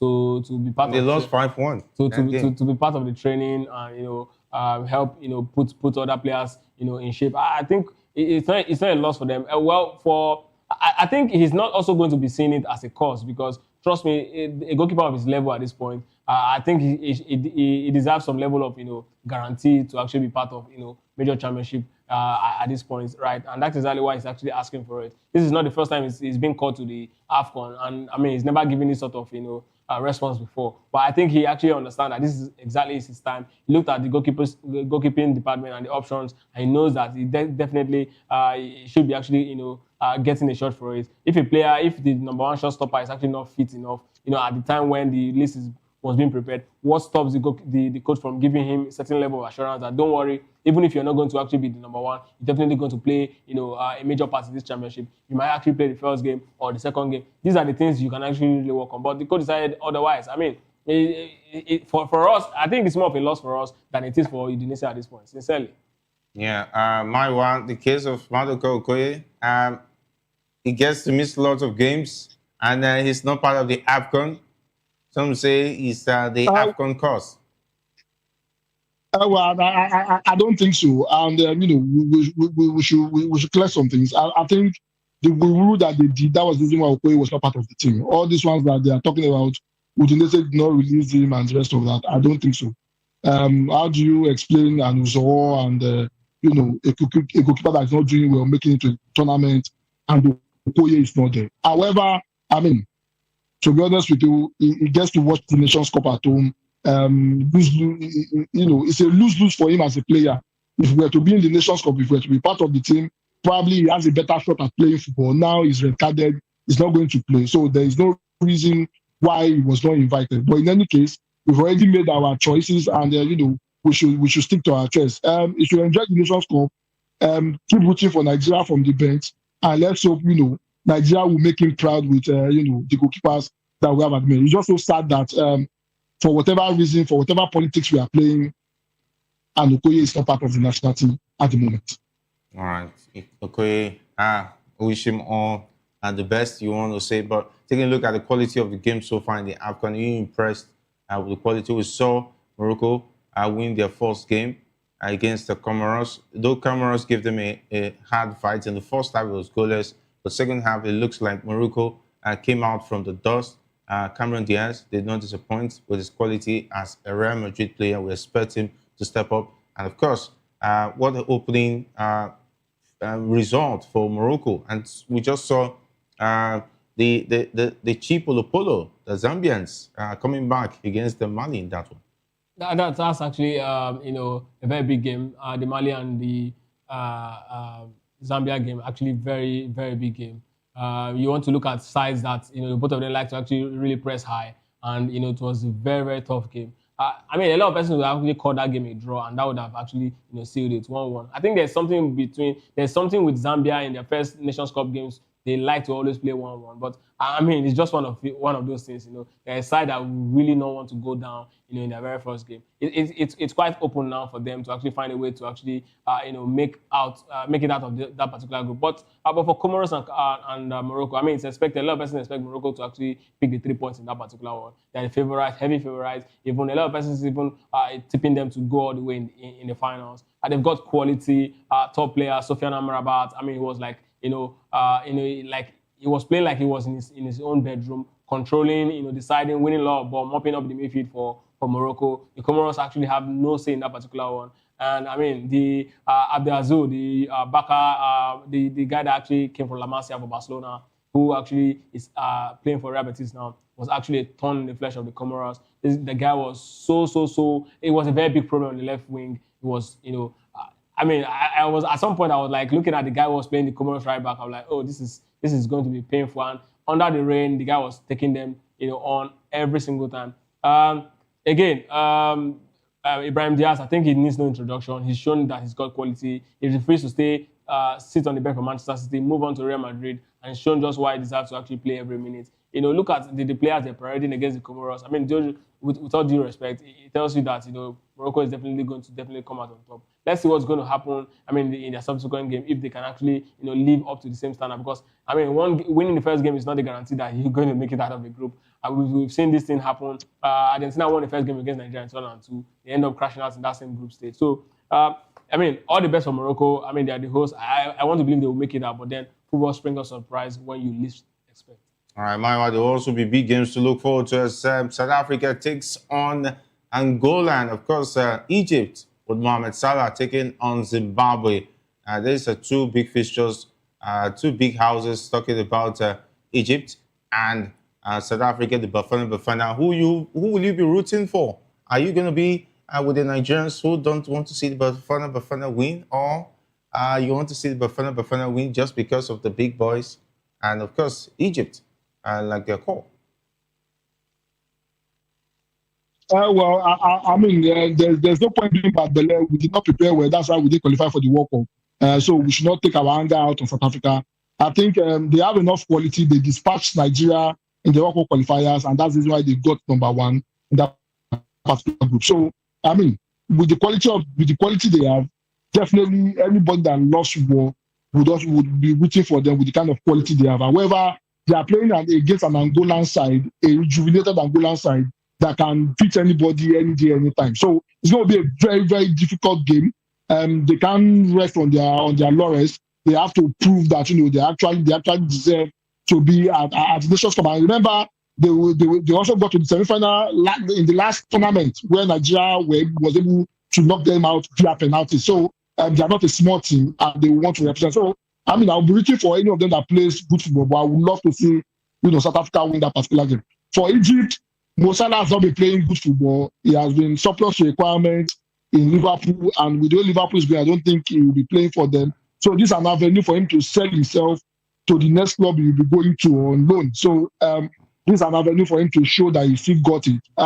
Definitely, you would expect Egypt to win against a Zimbabwe side. I mean, they have enough quality, and Egypt should be able to take this. I want to say exactly what Mo Salah would do, because I mean, he has had a very rough week, a very rough start to the EPL season. Let's see, maybe this is the refresh that he needs. Maybe the Nations Cup will be an interesting game. I'm looking forward to see, what Salah will do against, his Zimbabwe side.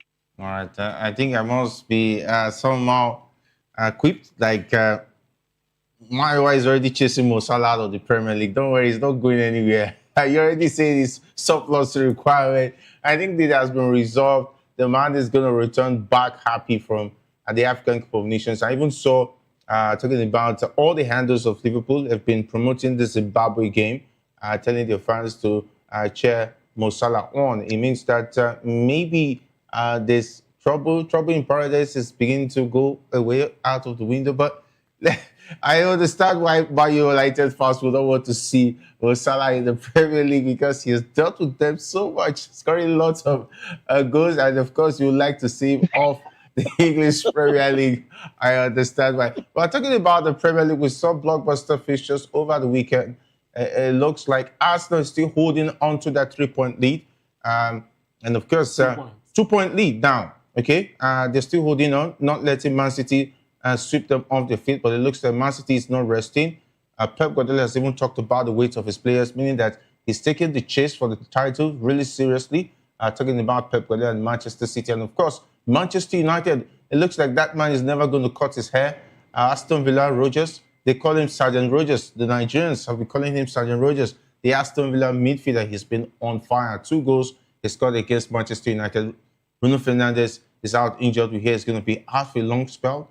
And what's happening to Ruben Amorim and his boys? Well, it's actually a sad time to be a Manchester United fan. I mean, you're saying it's a sad time for Maiwa. Yes, absolutely. And you before you I'm decided to be with Chelsea. Even Chelsea, they're struggling. So Newcastle United. No, you can't compare Chelsea to Liverpool, please.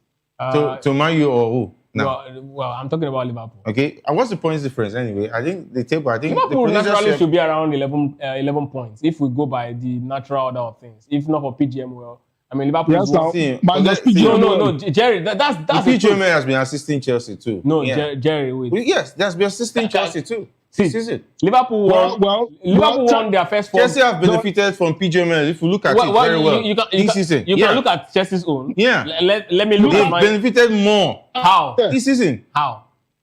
You want me to go to the result? Prove it because I'll prove Liverpool's own for you. See, all right, we'll get into that. Liverpool's got 29 points, right? How many points does Chelsea have? Chelsea is above Liverpool. Liverpool's got 29 points. That's what they say. Man U was above Liverpool. Wait. At the end of the day, we're no longer talking about Man U above Liverpool.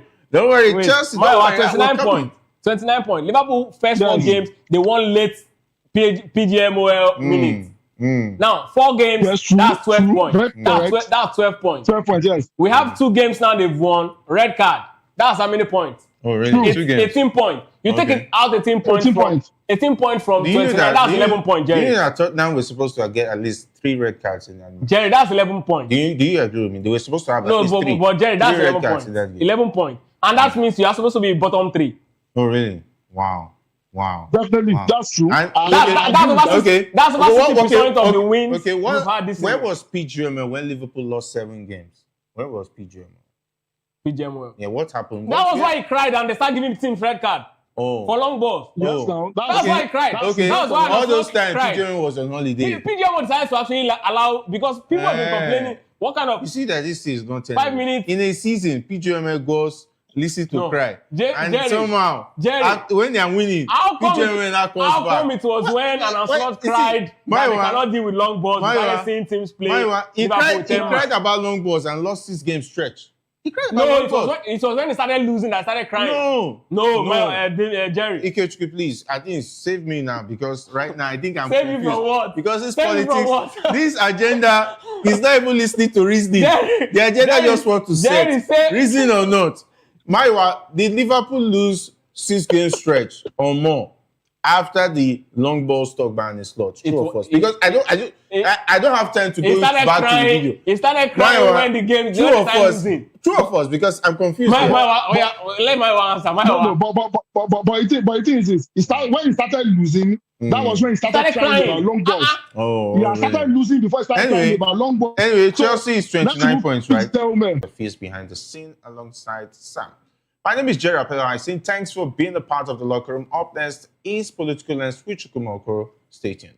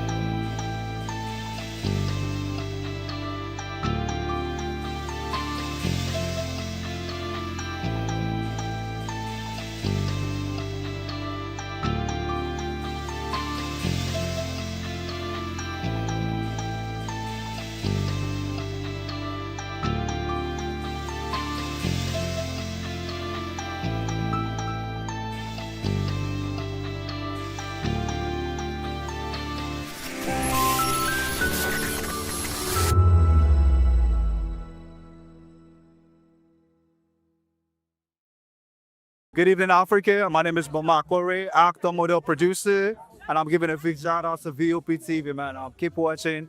Don't change the dial. Thank you and God bless you. My name is AY, and of course, I represent the voice of the people, and that's why I'm on VOP. AY say so. Hi everyone, it's your girl Miriam Tima from The Real Housewives of Lagos and The Real Housewives Ultimate Girls Trip Africa. Shout out to VOP, the voice of the people. You already know. Stay tuned, keep watching.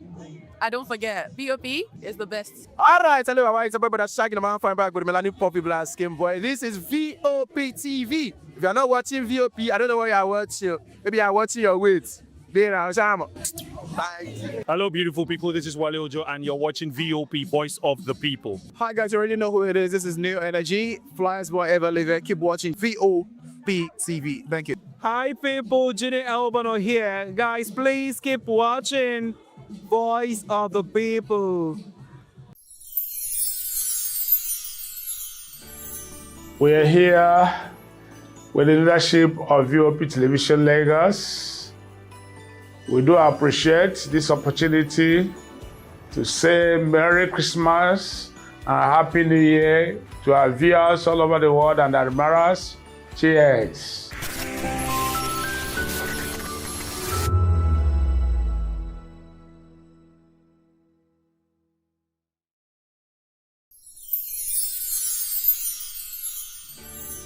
It's a season of love, a season of joy, a season to celebrate you because you deserve it. From all of us at Voice of the People TV, we only want to wish you a very merry, happy Christmas and a prosperous new year ahead.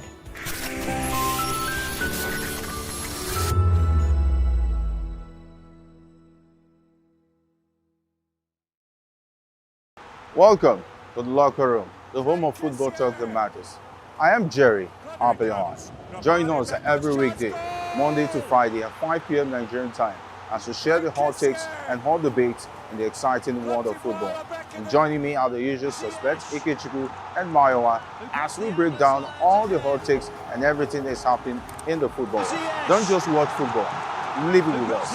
Catch us on the locker room and Voice of the People television at 5 p.m. Nigerian time. And like I always say, if not going to the talk, please discuss. Behind every broken desk lies a broken promise. Education shapes the nations. But who is asking the right questions? Introducing Edu Dialogue, the show that goes beyond the surface, exposes the cracks, the corruption, and the silence in Nigeria's education system. Edu Dialogue, Saturdays, 3 p.m., only on VOP TV. We break the biggest stories, from missing funds to policy failures. We ask the tough questions and demand real answers. Edu Dialogue, this Saturday, 3 p.m. on Voice of the People television.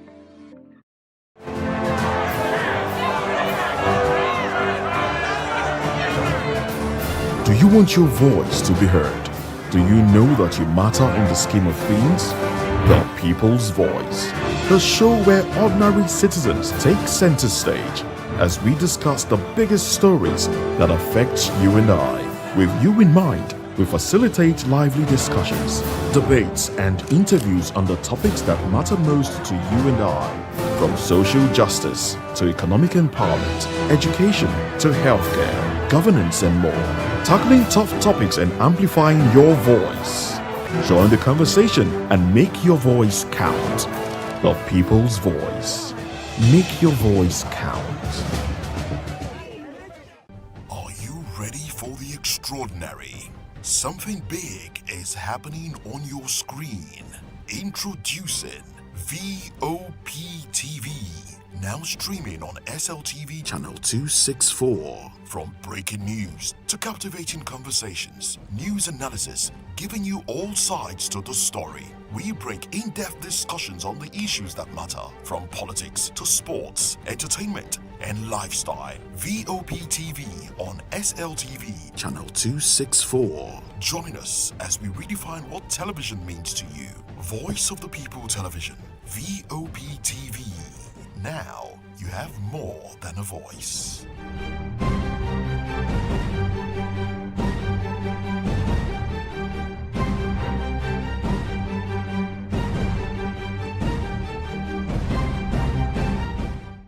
The 2564 is coming up on Bernie 9 right. The 2564 Atlantic Tower.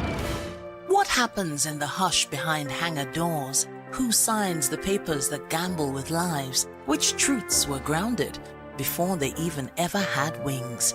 If you've ever buckled a seatbelt at 30,000 feet, if you've ever stared out of that tiny window and wondered who's really in control of the skies, it isn't just flight, it's power, it's politics, it's pressure sealed in steel. We're peeling back the clouds from runway risks to sky-high secrets. We're diving deep where most dare not to look. Aviation Scope, every Sunday at 7 p.m. only on Voice of the People TV. We don't just report, we reveal. We don't just ask, we uncover. Because when it comes to the skies, ignorance is turbulence. Aviation Scope, the sky isn't the limit, it's just the beginning. To know the happenings in the maritime sector, join us on the program Maritime Frontiers on VOP TV as we discuss key areas in the maritime sector from aquaculture, maritime transportation, maritime labor regulation, oil and gas exploration, ferry and passenger insurance, marine pollution and prevention, port operations, and lots more. Maritime Frontiers, exploring Nigeria's blue economy. We encourage you to click on the like button and subscribe to our YouTube channel. We are Voice of the People TV. Also follow us on all our social media platforms. We are at VOP TV Live. Visit our website www.vop.ng for fresh and trending news. Also watch us live on SLTV channel 264. VOP TV, Voice of the People Television. VOP TV. Now, you have more than a voice.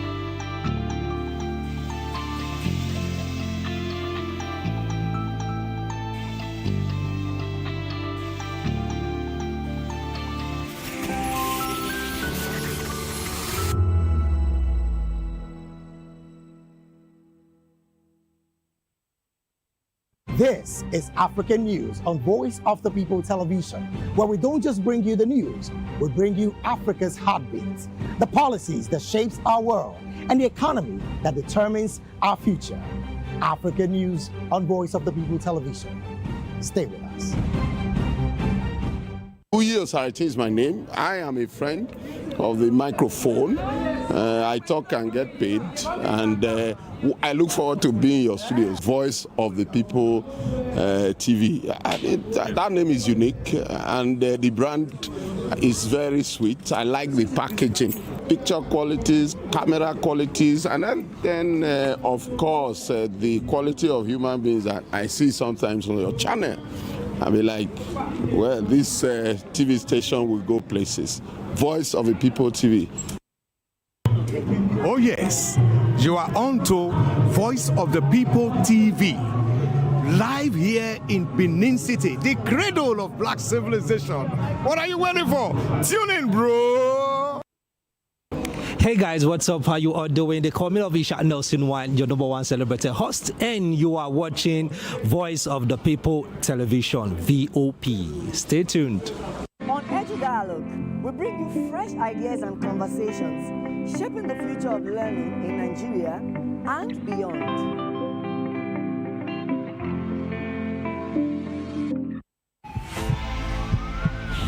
This is held. Arrest defaulters in fake tax law. Allegedly, we understand there's a tax law that is different from what the legislators passed into law, and that it has been gazetted, but the president has reacted and the presidency has reacted and said, look, there is nothing like that. So we are going to talk about all of that on this show. PDP crisis moves to court again over sealing of party headquarters, and renewed duel in the National Assembly as Akpabio drags Natasha to Supreme Court. Now let's bring in our guests. We are joined in the studio here in Lagos, where we are broadcasting from by Barrister Darlington Agbomo. Agbomo is a lawyer and political affairs analyst. Good evening, Mr. Agbomo, and thanks for being part of the show. Mr. Koro. Good to have you, sir. How have you been? It's my pleasure being here. Okay, beautiful. Thanks for coming, sir. Now let's get into it. We are back on the beat. The presidency has rejected claims that Nigeria's newly signed tax reform laws were altered after passage, insisting the laws followed due legislative process and will take effect on January 1, 2026. This comes amid allegations by lawmakers that the gazetted version differs from what the National Assembly approved, prompting the House of Representatives to set up an ad hoc committee to investigate the discrepancies. While former Vice President Atiku Abubakar, Peter Obi, opposition parties and civil society groups have all called for the suspension of the law's implementation, pending a full probe. They argue that the alleged insertions of coercive powers and removal of accountability provisions amount to forgery, undermine constitutional governance, and erode public trust, especially as citizens are being asked to bear heavier tax burdens. Legal experts have also weighed in, warning that any post-passage alteration of legislation via official gazette is unconstitutional and invalid. They stress that the president can only assent to bills exactly as passed by the National Assembly, and if discrepancies are proven, the affected provisions should be struck down or the entire law nullified through legislative correction or court action. Barrister Darlington, Nigerians woke to the news that the tax law, bill to take effect from January 1, 2026, was altered, and some extraneous clauses smuggling. Well, let's treat this first as a lawyer, and let's get your view. Let's know the legal implications of it all. A National Assembly passes a law sent to the president for his assent, and is assented to and gazetted, and boom, we see that where there are alterations made on that particular law, because the moment it's been gazetted, what it means that it has taken full effect of the law. So give us the legal implications of the actions of the nation, the purported action, that was discovered by a member of the House of Representatives from Sokoto State. Mr. Okoro, whenever a law is gazetted by the federal government, that means it has become what? Authentic. The seal of the federal government has been placed on it. And that means that law must have been approved by the National Assembly before it is sent to the presidency for his assent and then gazetting. The responsibility of gazetting is on the executive, that is the president and his group. And so, when such a law is altered in any form or shape by anybody, before gazetting or after gazetting, it becomes what? Invalid. It is null and void under the law. It is as simple as that. So whatever they are parading now, as long as it is the National Assembly member that discovered the discrepancy and raised the alarm, in fact, it gives cause to worry. Because if it is somebody outside the state, outside the state institution, we say, maybe this one is a rabble rouser. Okay. But some people went further to give us the particular passages that was altered. That is very big worry for anybody. How could you just on your own insert non-provided clauses in a document that is to guide you and me and every other Nigerian, Mr. Okoro? Do you know that these people, they don't even think of you when they are doing something seriously? They don't think of you. They just do things as if you don't matter. You don't care. Whoever did that thing, what was that person thinking? You mean he did not know that one day that thing will come up? Maybe when it now comes up, maybe after they have started the implementation, and maybe somebody now fall a victim. By the time you realize what you are, it becomes a matter of litigation. And when you get to court, they said it is a provisions of the law. Meanwhile, nobody provided for it.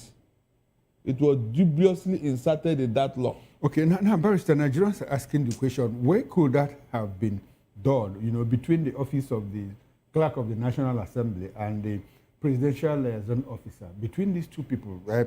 That we had a lawyer on the morning show, Adewale, the former presidential candidate of the So he tried to locate the problem either between the clerk of the house or the presidential liaison officer. And the question will be, does it look like the federal government, because the federal government has come out to say, look, this is not true, that they didn't smuggle anything into all of that. So where should we look at the problem now? With the answer the federal government gave, I am beginning to think that it is from the executive. Because for somebody to raise such an alarm, all you needed to do, if you are concerned, if you are worried, all you needed to tell Nigerian people, look, we are going to investigate the issues raised. We'll find out who did it and all that. No, now the House has set up a committee. The House is different, but the executives are not doing anything at all. No, they simply said it's not true. Is that the solution to such a weighty issue? It's not true. It's not true. Is that a solution? Tell us that yes, you are going to investigate. You will find out what happened and who did it. If I thought something like that happened, is that not the way to go? You just dismiss it and say there's not. Can you just imagine? So people are raising false alarm or what? But Barrister, beyond saying that it is not true, the presidency has also said that this is mere political noise by the opposition. Is that what they should be telling us? I say, with the answers we are getting from the executive, they are the culprits here. They don't want to own up. You know, they never knew that somebody would discover what they have done. And now that it has been discovered, shame will not allow them to admit it. That's the way it looks now. That's what I'm thinking now. Because if they are truly what they claim to be, this matter should have been thoroughly investigated before they even utter a word. Because the clauses and the paragraphs are out there. A newspaper brought it out this morning on their paper. The particular dubious clauses they brought into the document. So is that not enough to tell the federal government that, look, we need to watch this, you know. Who did this? They start investigation. Or outright expunge it and apologize to Nigerians. Whether spirit did it or human being, no, we are not interested. What we are interested in is remove it. Remove it. Okay, now before we go and interrogate those clauses, beyond saying that it is mere political noise and that it is not true, the president's handlers have also said that, look, that there is nothing anybody can do about the tax reform bill because that it will effectively take effect on January 1, 2026. Okay. Is that how Nigerians, is that what they should be telling Nigerians at this moment? You know, they are very sure that Nigerians are conquered people. We no longer have a right, seriously. They believe that Nigeria is a conquered territory for them. And so they can do whatever they like without caring about the people and all that. And they believe that our court may not even help matters. But I believe you, Mr. Okoro, there will be litigation on this matter. Just wait until January. There will be litigation. Even the court will feel embarrassed because an institution have taken over their powers. Yes, they are going to frown at it. Seriously. They will definitely frown at it. Anybody can go to court over this matter. Okay. And I'm very sure. And you think that litigation will solve the problem? You think but that litigation of course, by the time they shut it down, okay, now who do you think will go to court? Nigerians, interested Nigerians? Yes. Lawyers will do that. We have also heard some people describe this as criminal and actionable. Well, a committee has been set up by the House of Representatives to look into this. Do you think that the committee will come up with anything meaningful, especially given the fact that the president's men say, look, it's not true and there's nothing anybody can do to stop the implementation of the tax bill, the tax laws. Now that you don't have anybody to hold responsible here now, that is the worry. Nobody have come to own up and say, yes, I did it, or I did not do it. Or. And the federal government is not helping matters by fishing out the culprit here. So, the best anybody can do is to go to court against that those clauses. And they will definitely remove it. Okay. If they want that document. But why the case is in court? Don't you think that implementation will go on, or are they going to get some kind of stay of execution? The implementation must be put on hold. You can't act on such a dubious law. It's not possible. Something that's under litigation. You can't act on it. You wait until the matter is over. Yes. You must wait. Okay, now, Barrister, let's talk about the clauses that were smuggled in. One of them is the fact that, look, the FIRS handed over itself the power of garnishing, garnishing concept, which means they can deduct at source from your account if they feel that you have underpaid or that you have evaded tax. What's your reaction to that? My reaction from the legal angle of legal perspective. Yes, it is criminal for you to do that. You don't have such powers. Nobody can be given such power to do what? Mr. Okoro, don't you see what happens when somebody is owing somebody? Even the police cannot collect the money for you. But I like that. Please, I'd like for you to explain the concept of garnishing so that our viewer at home will understand. We have said this in the morning, but this is a different program. Exactly. Now, whenever there is litigation in court, and at the end of the day, you, the complainant, win either a corporate entity or a government or an institution. The court will ask them to pay you money to compensate you. It is when you are dying and becoming recalcitrant that the court will now say, okay, there's no problem. They will garnish your account. That means they place order on hold. You cannot access that account until you pay that money. Okay. Simple.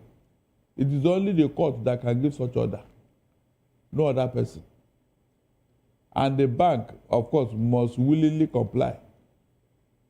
Or the matter will be taken over by the bank. That's the truth. That's how it works. Okay. And this has made government institutions to be careful most times. Whenever a matter is going into garnishee order, they will try quickly to resolve the matter because of the wider implication. So garnishee order is not something anybody can do. It's not something you treat with levity. A frivolous action you take. No. It must come from the court. And it must be obeyed. That's the truth. Okay. So when such a thing happens, it behoves on you now to find a way to, resolve the problem in favor of the person who won the case. Who won the case. It is always given when the person that is supposed to pay you have refused to pay you. Yes, have refused to pay you. That the bank will not issue the order. The court will not issue the order. Exactly. On your account. Okay. To pay that money. To recover that money. Exactly. Simple and short. Now, Barrister, in the light of that, how do you think that the Federal Inland Revenue of Nigeria will be able to collect monies, owed it by Nigerians who either don't pay tax or they evade tax or underpay? How best do you think? If there is such an infraction, you go to court against that corporate entity or that personality. Okay, and slug it out in court. And that is it. That's what I'm saying here. There is no way somebody will not commit infraction when it comes to taxation. But you do what? You carry the person to court. Okay. And then tell the court the relevant sections of the law that was contravened. So exactly the difference now is that FIRON on its own decided that, look, we don't need any court order to recover money from you if we know that you are owing tax or that you underpaid or you evaded tax and all of that. That's the difference. But so while growing up, we used to see taxmen, run after people and arrest them and all of that. All of a sudden, it stopped. But FIRON wants to bring it back, the power to arrest tax defaulters. What's your reaction to that? We're making progress. In fact, we are going backwards. All over the world, such is never, is never tolerated. You don't do this in this age and time. Mr. Okoro, there are many ways to make people comply with the tax law. Many ways is embedded there. You can deny that person government patronage. You can deny that person so many things, maybe import license, all those things. There are things you can do to such a corporate organization for them to comply. But for you to say you are going to use by force, you even miss one of the things they embedded there. They say you should pay 20% of the infractions you committed. Now, Mr. Okoro, if you don't have money to pay, what happens? That you should deposit an amount of money. If you now don't have that kind of money to deposit, what happens, Mr. Okoro? Do you know that there are some corporate organizations that paid millions, if not billions of naira in taxation? Are you aware? Yes, I do. Because of their income. Because of their income. When they look at the book, they say, you are worth so in taxation. Will you doubt it? Your book is saying so. And so, if you don't have it to pay, what happens? Because no matter how big a company is, the responsibility is as big as the company too.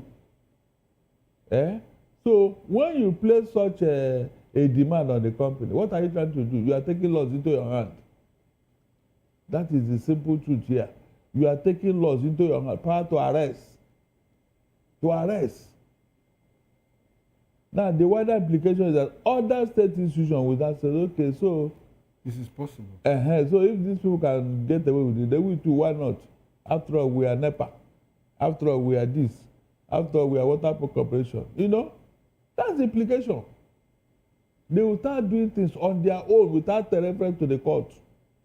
That is the wider implication. And when that happens, there is anarchy. Anarchy is on the loose here.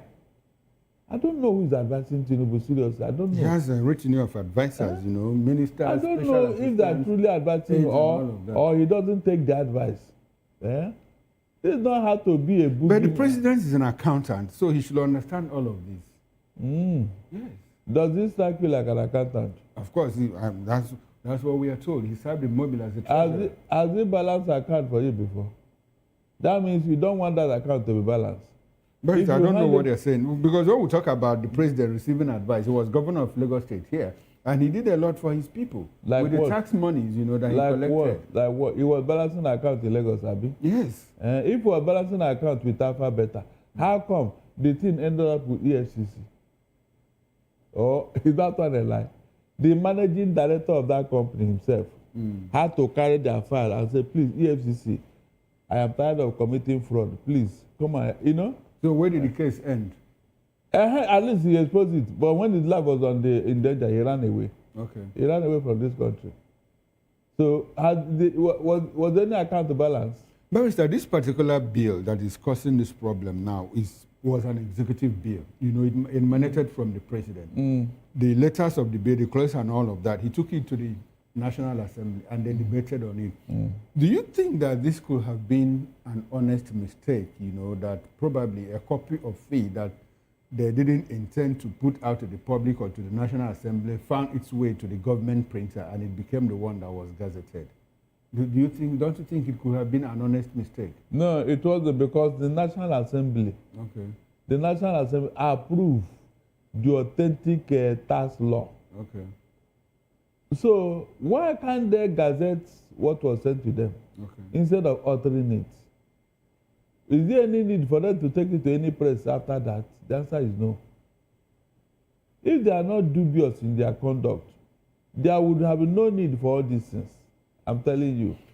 All right, Barrister, talking about tax and budget, there is a news out there, you know, an online national newspaper, you know, put it out there, and they said that there's an allegation that the members of the National Assembly, the senators and members of House of Representatives received $50,000 and $30,000 respectively apiece, you know, for 109 senators, $50,000, and for the 360 members of the House of Reps, $30,000. Onto what? Because Before the president presented the budget yesterday, there were already rumblings in the House. The president had promised to release 850 billion naira for constituency projects, which at the point he reneged. I understand that most of the members of the National Assembly didn't receive this money. So they now plan to stage a protest, on the floor of the National Assembly to embarrass the president. Now, when the president got wind of it, now they got into works and all of that. And at the end of the day, they received messages of $50,000 and $30,000. I don't know if you have heard this information that is out there. It's an online newspaper that put it out, and there's quietude everywhere now. Everywhere is calm, and the budget has been presented. Have you heard about that? Mr. Okoro, I don't even need to hear about it. I know that that's what happens whenever a budget is presented. Really? Yes, it's like a normal thing in Nigeria. It's a normal thing? It's not a normal thing. Because of what? The content of those budgets. Okay. Why must I pay you? Why must I pay you for a responsibility that you are not supposed to carry out? Why must I not bribe you for you to agree to it if I am sincere? That budget, go and check. Mr. Okoro, in fact, as far as I'm concerned, that budget presented last week is the budget of cough and catarrh. Barrister, I need for you to explain more. Yes, it is the budget of cough and catarrh, because cough and catarrh was very prominent in presentation of that budget. Or didn't you hear when catarrh and cough distracted attention and people were clapping and laughing and even making mockery of the president indirectly? Because for somebody who have a flu, you should show sympathy. But whenever the president cough and sneeze, they will start laughing and say, "Cough." Are you sympathizing with the man or are you mocking him? By the way, why couldn't Tinubu take care of the flu before coming to National Assembly? He's human. He's human. Yes, you are human, but it's ordinary flu now. But Barrister, he needed to meet the budget timeline. The budget is coming very late. Please, hold on, Mr. Okoro. Did you see this 2026 budget that they presented? There is no emergency there. Did you hear me? Wow, how come there's no emergency? I'm coming. Just allow me. He who alleges must prove. Okay. Good. The 2025 budget is already 70% outstanding. 70%. And they are going to roll it over into 2026. Is that not true? Okay. Now, you need to finish the 70% outstanding in 2026 before you can now talk of 2026 budget. Is that not true? Okay. That means this CP budget, we may not be talking about it until 2027. Can't you see it? Is there any way they can fulfill that 70% by next year? The answer is capital no. Mr. Okoro, this government cannot finish 70% budgetary allocation next year.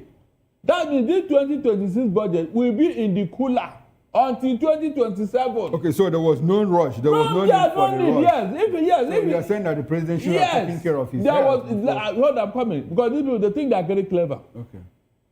It is either this budget... The National Assembly needs to go on recess. Hold on. It's either this budget of cough and catarrh was deliberately presented in such a manner so that if Tinubu commit blunder in the floor of the National Assembly, say, the president is not feeling too well. Have you been told that before? I said that is their plan. Okay. That is because I didn't see why they rush or why they hurry. Tinubu had all the time to take care of himself. He can go to France or anywhere to cure because How about the National Hospital in Abuja? This particular cough and catarrh is a presidential cough and catarrh. It is a rare strain of cough and catarrh. They will have an Asoro clinic, so why shouldn't I said this is a rare strain. We don't have a doctor in Nigeria that can cure it. That's what I'm telling you. Did you hear what you said that the cough and catarrh does not even have respect to have attacked a president of the Federal Republic of Nigeria? Did you hear it? So it's a rare strain of cough and catarrh that needs special attention. And Tinubu had all the resources, all the time to go to France or anywhere and take care of it. Because presidential cough and catarrh is very contagious and very infectious. Okay. It Positive can spread. Or negative? It can When something is contagious and infectious, is that not is it a good omen? Okay. It can spread in that National Assembly now. Like it did spread in cash, you know, like this allegation. Yes, it can spread. So in that's why I form. said positive or negative. Whichever way, this National Assembly, they are not even bothered. They didn't know. They didn't consider their head. They would have told the president, now that you are not feeling too, why not postpone this until you are taking care of yourself? No, they want to make mockery of him, and they were doing it big time, laughing and clapping whenever he cough and sneeze. Is that respect? Barrister, since talking about the budget, now at the session, the president said sometime that the country met its revenue target by August.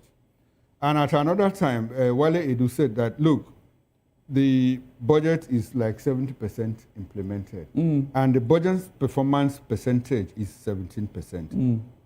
2025 budget. So what does that tell you? It means that they are speaking from both sides of them. You know, when somebody is lying, he won't even remember the lie he told me yesterday. He will repeat the same lie today to cover up. Himself and his oga, his principal, they are speaking from. In fact, they are speaking with three mouths. Three mouths for a particular issue. Is that problem between the president and the Minister of Finance, or is it between the lack of interagency coordination between the Federal Minister of Finance and the Federal Minister of Budget and Planning? Right. Where do you think the problem is? Right from? Now, I don't think... Because the president says one thing, the Minister of Finance says one thing, the Minister of Budget and Planning says another thing. In the same breath, talking about one particular budget, what does that tell you? It lack of interagency. Yes, it tells you that these people are not coordinated. Simple. Everybody wants to claim credit where there is none. Like the president that was speaking, does he know anything about facts and figures? He should have communicated with the Minister of Finance.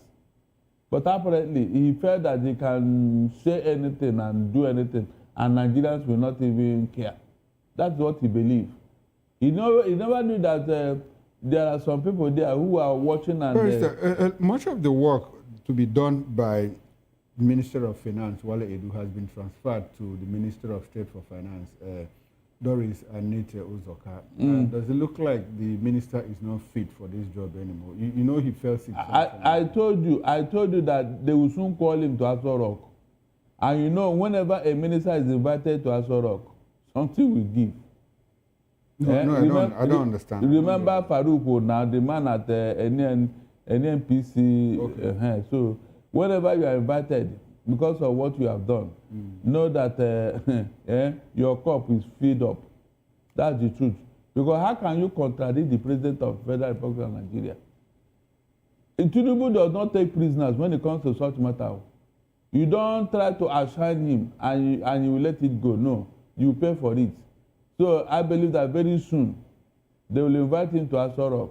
Okay. And advise him to resign. Okay, now, Barrister, let's round off on this topic. Going forward, as a wrap, what do you expect the Nigerian people to do, the civil society organization, with regard to these particular, extraneous clauses that we find in the new tax law?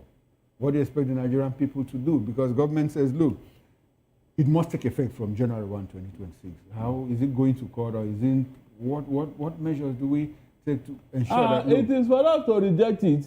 How do we do that? By the way we are discussing it now. Yes, by everybody flooding the court with the cases on this. Atiku is talking, Obi is talking, others are talking. Yes. Why would they pay attention? Does it look like the government case? Well, this time around they will, because and if they don't, and if they don't, because the president's handlers have said there is nothing anybody can do. It means it must come into effect. It cannot be implemented.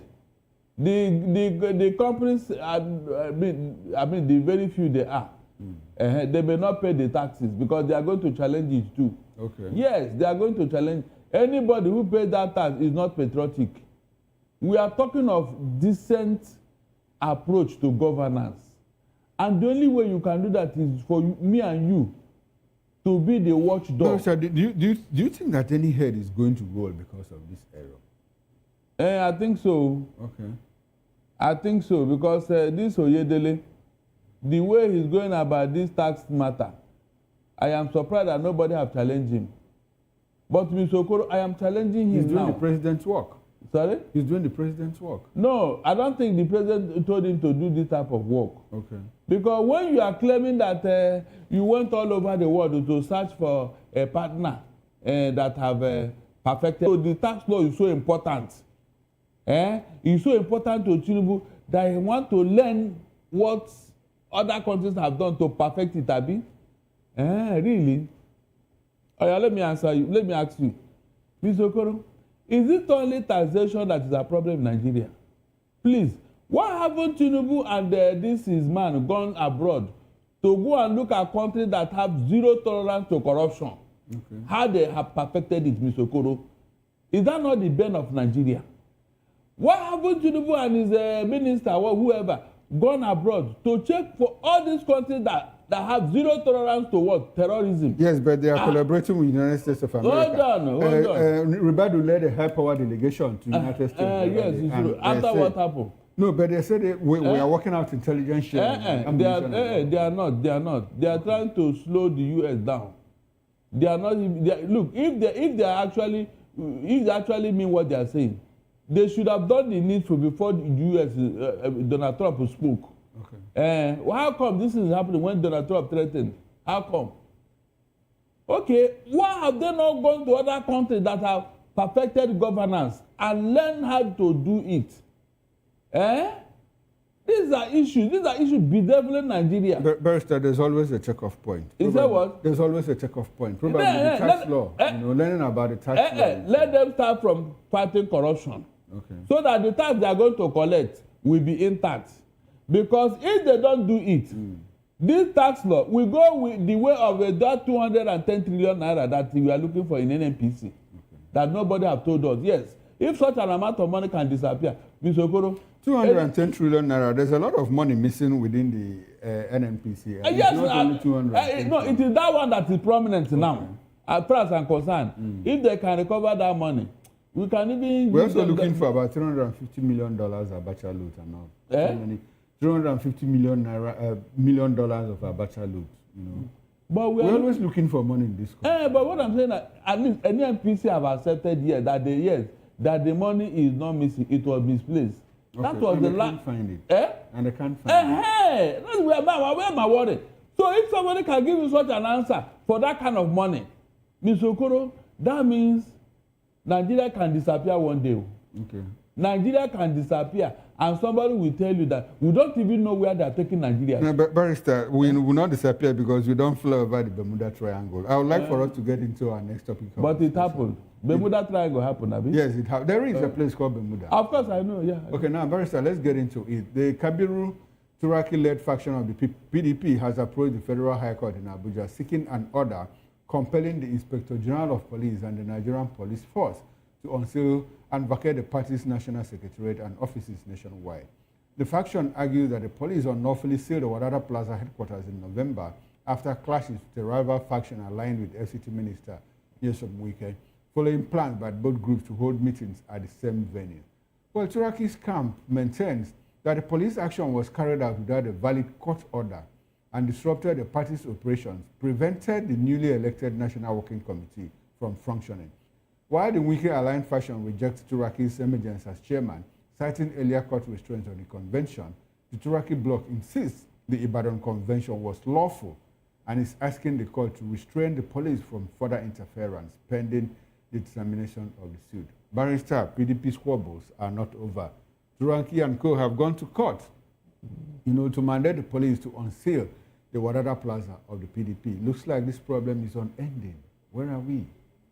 Where we are is that PDP may not feature any presidential candidate in 2027. That is where we are now. That is the way I'm looking at the weather. The political climate in PDP is not too good. If this rough fight continue into 2027, how can they feature a presidential candidate? How? Have you seen why PDP members are running to APC? Where they claim is stable.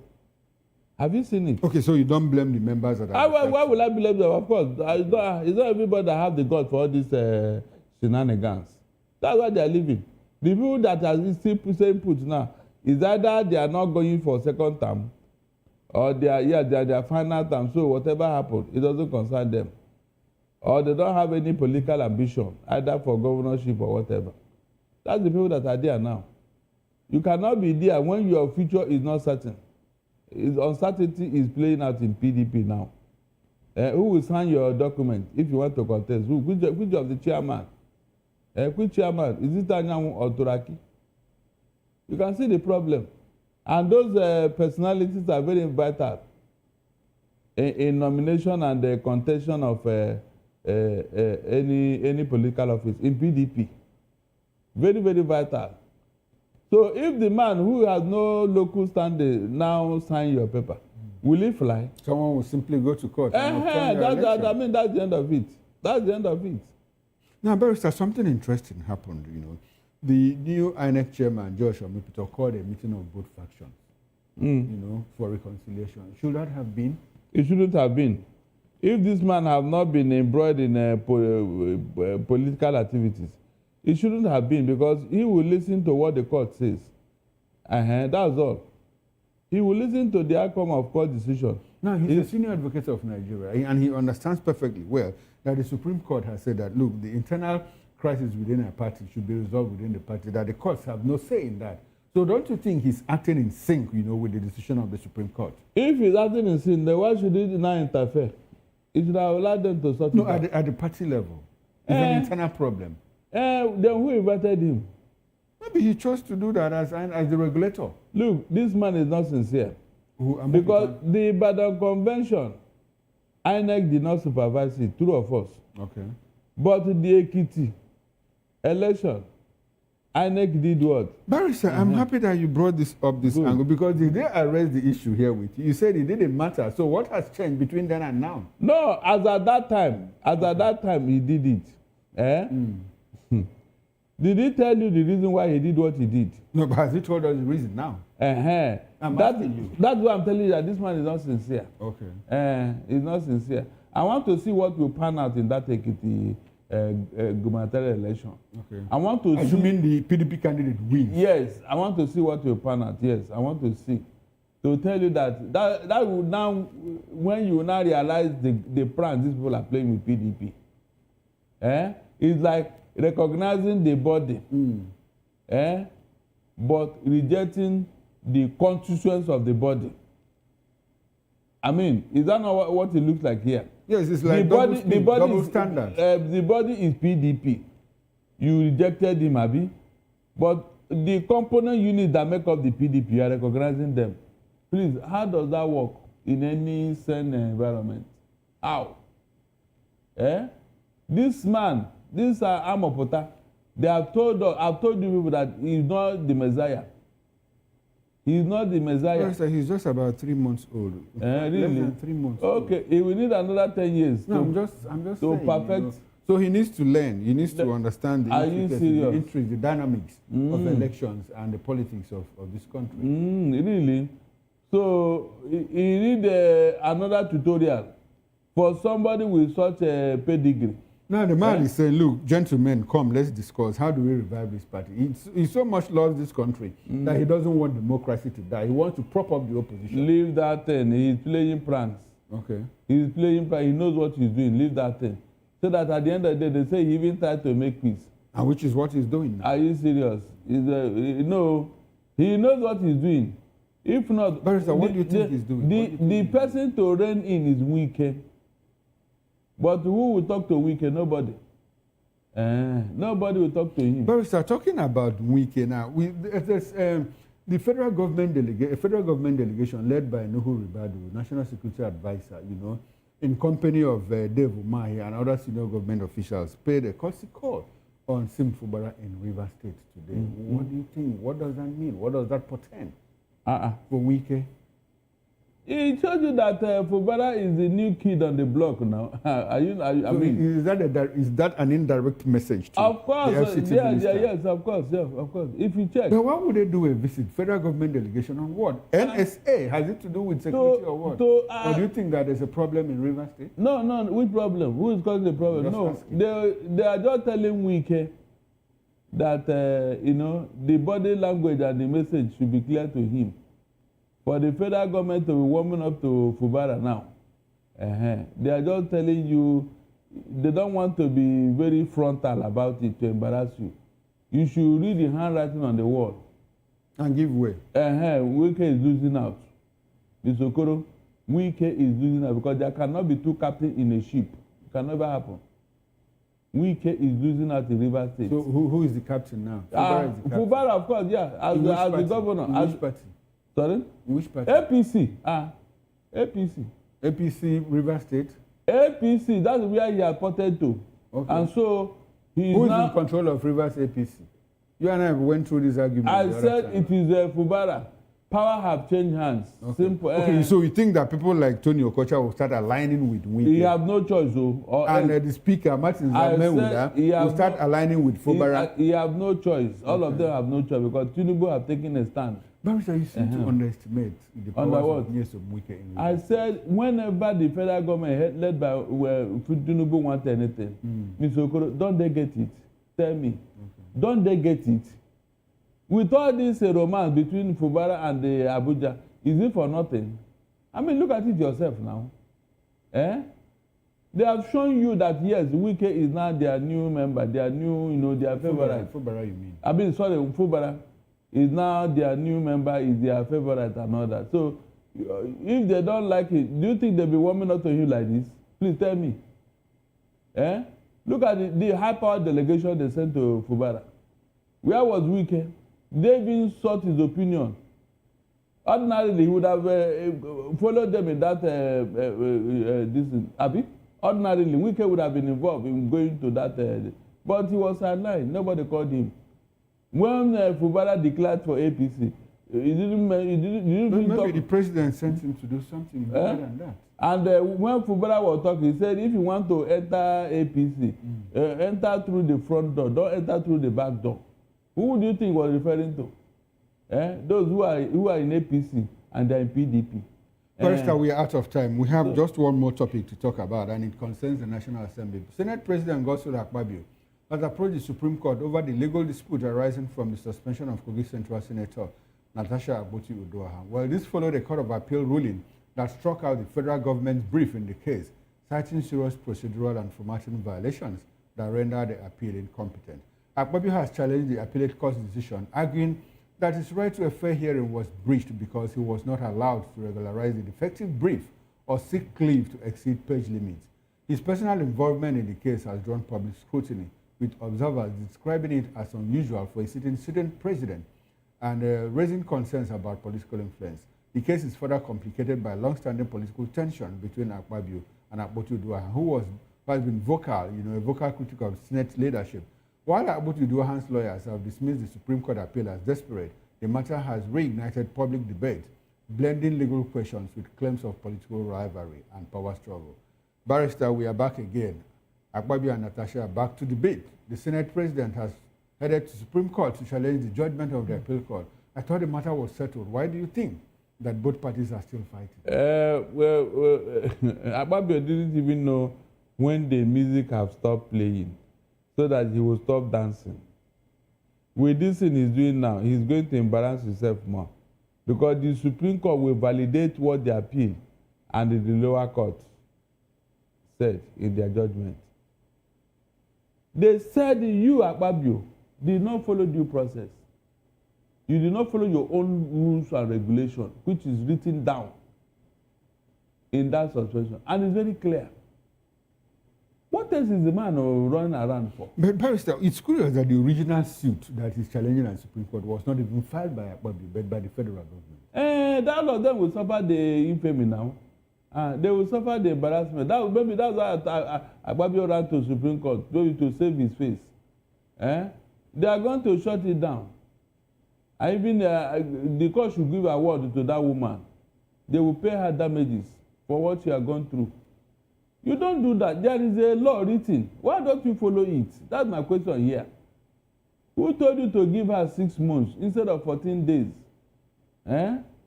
Did she commit murder? That is what the court looked at and said you are wrong. Is that what Akpabio wanted the Supreme Court to validate? That you committed infamy. You committed a contravention of your own law, your house rule. You contravened it, and they are not even apologetic. You want the court to validate it. No, it cannot happen. Okay, but Barrister, if you were a Babio's legal counsel, what would be your advice? I wanted to be a rap on the show. I would tell him to save your face. Okay. No court will validate that you contravene your own rule, your own house rule. No court. No court will validate it. They are going to be very harsh on you if you continue to do what you are doing. Since the federal court have ruled and then the appeal court have ruled in favor of Natasha, why do you now think that the Supreme Court will not say, no, what they did is wrong? Is it possible, Mr. Okoro? Remember the issue here is what? Due process. Okay. Did you follow it? If you do not follow it, then what are you running about for? And maybe after the Supreme Court, you go to what? Which court? ECOWAS court, have you? To embarrass yourself the more. All right, then, this is where we have to drop anchor on political lens. I've been speaking with Barrister Darlington Agomo, a lawyer and political affairs analyst. Barrister Agomo, I must say a very big thank you to you. Thanks for your presence on political lens. My pleasure. I am Chukwuma Okoro. Now, on behalf of the backroom staff and talking about the technical director, the issues, technical director, bus manager, the sound engineer, and the ingest manager. Once again, I am Chukwuma Okoro. Up next is issues with Nana and Dimdu. So stay with us and don't go away. Bye for now. I'll see you tomorrow, 8 o'clock in the morning show. Enjoy the rest of your evening.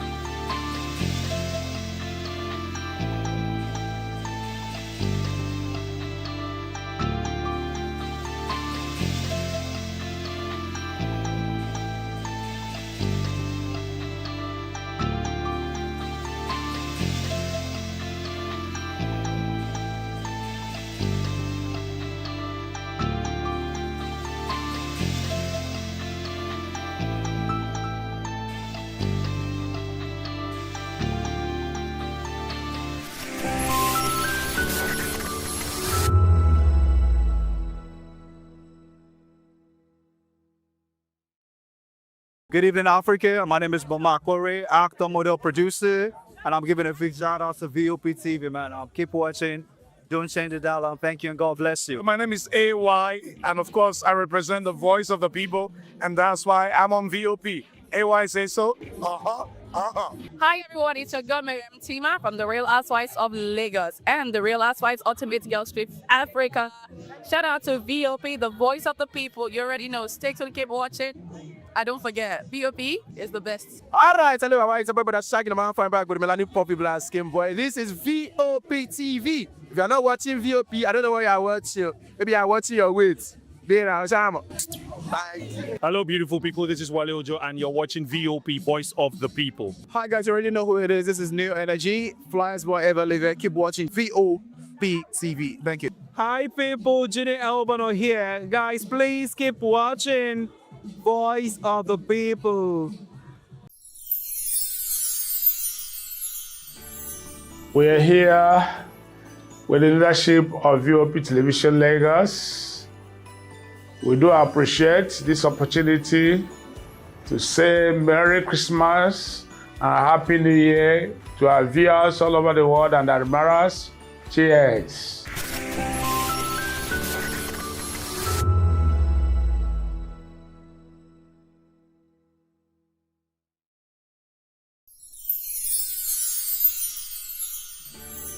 It's a season of love, a season of joy, a season to celebrate you because you deserve it.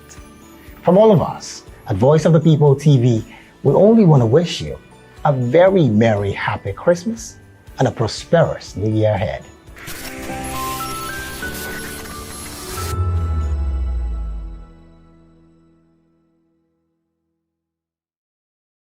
Behind every broken deck lies a broken promise. Education shapes the nations, but who is asking the right questions? Introducing Edu Dialogue, the show that goes beyond the surface. exposes the cracks, the corruption, and the silence in Nigeria's education system. Edu Dialogue, Saturdays, 3 p.m., only on VOP TV. We break the biggest stories, from missing funds to policy failures. We ask the tough questions and demand real answers. Edu Dialogue, this Saturday, 3 p.m. on Voice of the People Television.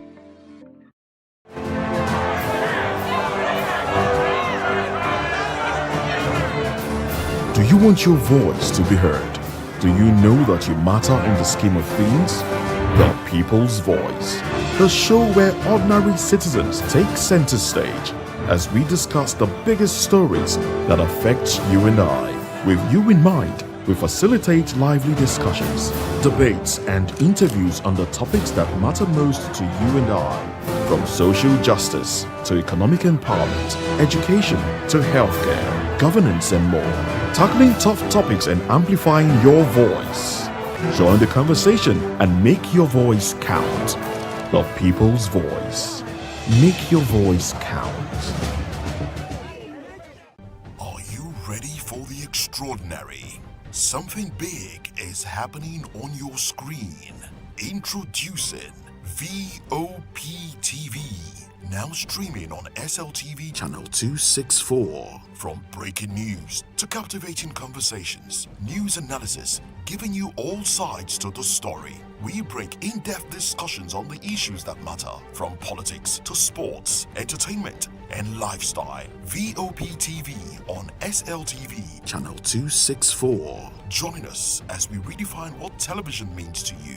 Voice of the People Television, VOP TV. Now you have more than a voice.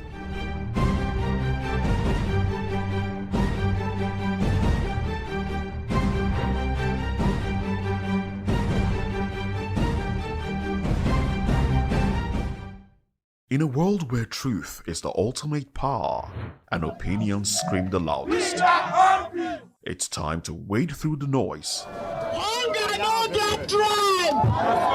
Hunger no get religion! And scan the human interest and trending topics that matter. Stay tuned to The Issues, your plug to the stories making the buzz, from politics to science and technology, social justice, and more. Let's tackle the tough questions and expose the truth. The Issues, on Voice of the People Television, Mondays to Fridays, 8 to 9 p.m. The Issues. Don't just react, understand. Join us as we drive into the world of politics through insightful interviews with prominent political figures, both serving and former governors, ministers, senators, legislators, party chieftains, activists, and analysts. Get first-hand information into the decision-making processes that affect our daily lives. Highly engaging one-hour program that brings political discourse into focus. I am Chukwuma Okoro. Political Lens, Monday through Friday, 6 to 7 p.m. Join us. 2564 is coming up on Barney 9, right? The 2564 Atlantic Tower. What happens in the hush behind hangar doors? Who signs the papers that gamble with lives? Which truths were grounded before they even ever had wings? If you've ever buckled a seatbelt at 30,000 feet, if you've ever stared out of that tiny window and wondered who's really in control of the skies, it isn't just flight, it's power, it's politics, it's pressure sealed in steel. We're peeling back the clouds from runway risks to sky-high secrets. We're diving deep where most dare not to look. Aviation Scope, every Sunday at 7 p.m. only on Voice of the People TV. We don't just report, we reveal. We don't just ask, we uncover. Because when it comes to the skies, ignorance is turbulence. Aviation Scope, the sky isn't the limit, it's just the beginning. To know the happenings in the maritime sector, join us on the program Maritime Frontiers on VOP TV as we discuss key areas in the maritime sector, from aquaculture, maritime transportation, maritime labor regulation, oil and gas exploration, ferry and passenger insurance, marine pollution and prevention, port operations, and lots more. Maritime Frontiers, exploring Nigeria's blue economy. We encourage you to click on the like button and subscribe to our YouTube channel. We are Voice of the People TV. Also follow us on all our social media platforms. We are at VOP TV Live. Visit our website www.vop.ng for fresh and trending news. Also watch us live on SLTV channel 264. VOP TV, Voice of the People Television. VOP TV. Now, you have more than a voice.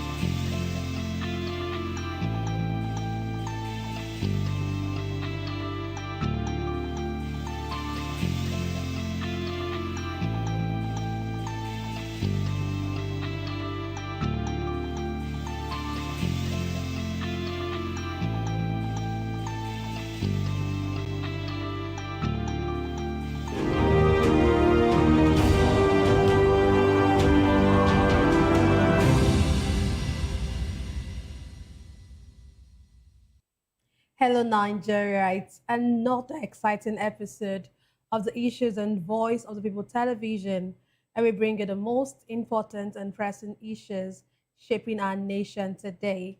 I am your host, Nenna Ndomdioto. Today on the issues, we're examining the complexities of Nigeria's politics and governance, from federal government announcing reserve of diplomatic ties with the United States, to Niger State Governor receiving remaining rescued school children. Also, ADC criticizes 2026 budget, calls it a debt trap. And finally, Pengerson warns against 100% sale of refineries. Join us as we break down the facts and provide context to help you stay informed. We'll take a break, and when we return, we'll dig deeper into these topics. Don't go away.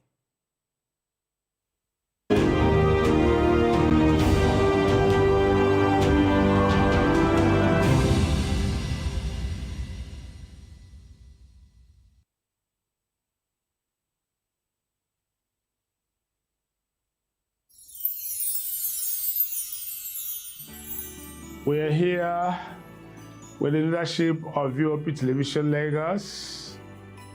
We do appreciate this opportunity to say Merry Christmas and Happy New Year to our viewers all over the world and admirers. Cheers.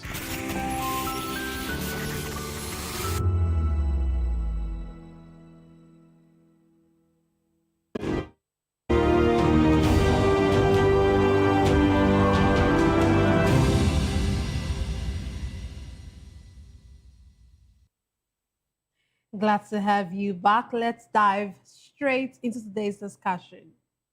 The federal government has announced that the recent diplomatic disagreement between Nigeria and the United States has been largely resolved, with both countries reaffirming their commitment to strong bilateral relations. Minister of Information and National Orientation, Mohammed Idris, said Nigeria navigated complex international diplomacy with maturity and principle in 2025. Reiterating the bilateral relations of the two countries, he recalled that the federal government has signed a 5-year, $5.1 billion bilateral health cooperation memorandum of understanding with the government of the United States. The minister added that the MOU will strengthen Nigeria's health care system, save lives, and attract investment. Earlier, reports had indicated that US President Donald Trump recalled the American ambassador to Nigeria amid the diplomatic strain, fueling speculation about deteriorating ties between the two countries. However, Nigerian authorities insist the recall was part of broader diplomatic adjustments and not a breakdown in relations. Maintain that Nigeria and the US continue to cooperate on security, trade, and regional stability.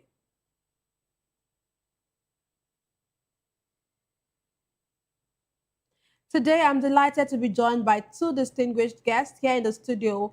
We have Dr. Peter Anosike. Dr. Anosike is a philosopher, development economist, and best-selling author. He's also an erudite commentator on economy, finance, politics, and power. He's also the author of the most talked about book titled Abuse of Power, How Democracy Turned into Tyranny of the Few. Thank you for joining us tonight. Thank you for having me. Yes, sir. Joining us virtually, we have Fimba Ajego. He is the chairman, Safety Engineers, Anambra State Council. He's also a member of Nigeria Society of Engineers. We'll get to have him join us during the show. Let's start with our guests in the studio. Dr. Peter, the federal government says the diplomatic spurt with the U.S. has been largely resolved. Would you agree with this? The issue is this: we are just hearing from what the minister said, and over the years, over the months, the minister has not really been telling us all the whole truth. He has not been telling us the whole truth because a lot of the time, what he said is being countered or rejected by other countries. And Donald Trump today, not yesterday, withdraw ambassadors from 31 countries, including Nigeria. So if they have resolved it as he said, he wouldn't have withdrawn that of Nigeria. Even though I know that they were appointed by Joe Biden, and Trump needed that to appoint his own, understand? But if there's a rapport, if Nigeria and the United States are on the same page, at least there will have been guidelines on the withdrawal, because this is an emergency announcement that was made that the guy should come back alongside other 31 countries in Africa. So it doesn't show that Nigeria and the United States are now on the same page. Okay, I was actually going to ask you about this withdrawal. I was actually going to ask you that doesn't this claim, or doesn't this withdrawal, does it not, it looks like when you just oppose it with our claims, or as in our government claims that there's very good relationship or it's been largely resolved, you begin to wonder if isn't there a kind of strain between the two countries. But like you mentioned, if there was a very good relationship with them, they should have been able to, that shouldn't have been so sudden. It would not have been so sudden. So for me, there's not really cordial relationship between Nigeria and the United States. So what would you call what our federal government is doing? Would you call it reputational, trying to avoid reputational damage, or trying to just, I don't know, maybe try to... One, they want to look good before the Nigerian masses, understand? Because when Donald Trump tweeted calling Nigeria a disgraced country, so it really showed that there was a strain. Understand me? So they now want to give an impression that it has been let me use that's what Sam Peppard, which I know Donald Trump. I know that doesn't stop any fight halfway. That's Donald Trump. I know doesn't stop any fight halfway. So, and I don't really believe what I hear from our Minister of Information because they have disappointed over and over. Okay, what would you say would be the implications or are the implications of the withdrawal or the recall of the ambassador? Now, you recall an ambassador, maybe if there's an emergency, understand, if you are not at peace with the country, understand me, that if there's a vital information that you need a face-to-face verification. So, it is not very unusual. And it's not just Nigeria alone. They also withdraw from 30 other countries. And it's a case of emergency, not peaceful withdrawal or callback. Okay. Does this actually expose weaknesses in Nigeria's diplomatic communication and our crisis management? That's not just about the withdrawal of the ambassador. I mean, even this so-called reserve of diplomatic, even like the issues that they had diplomatically before the federal government says that it's been reserved. Mind you, it takes Donald Trump waking them up for Tinubu to realize that he has to appoint ambassadors. And as we speak, the ambassadors have just been screened, about 65 of them, but they have not been posted.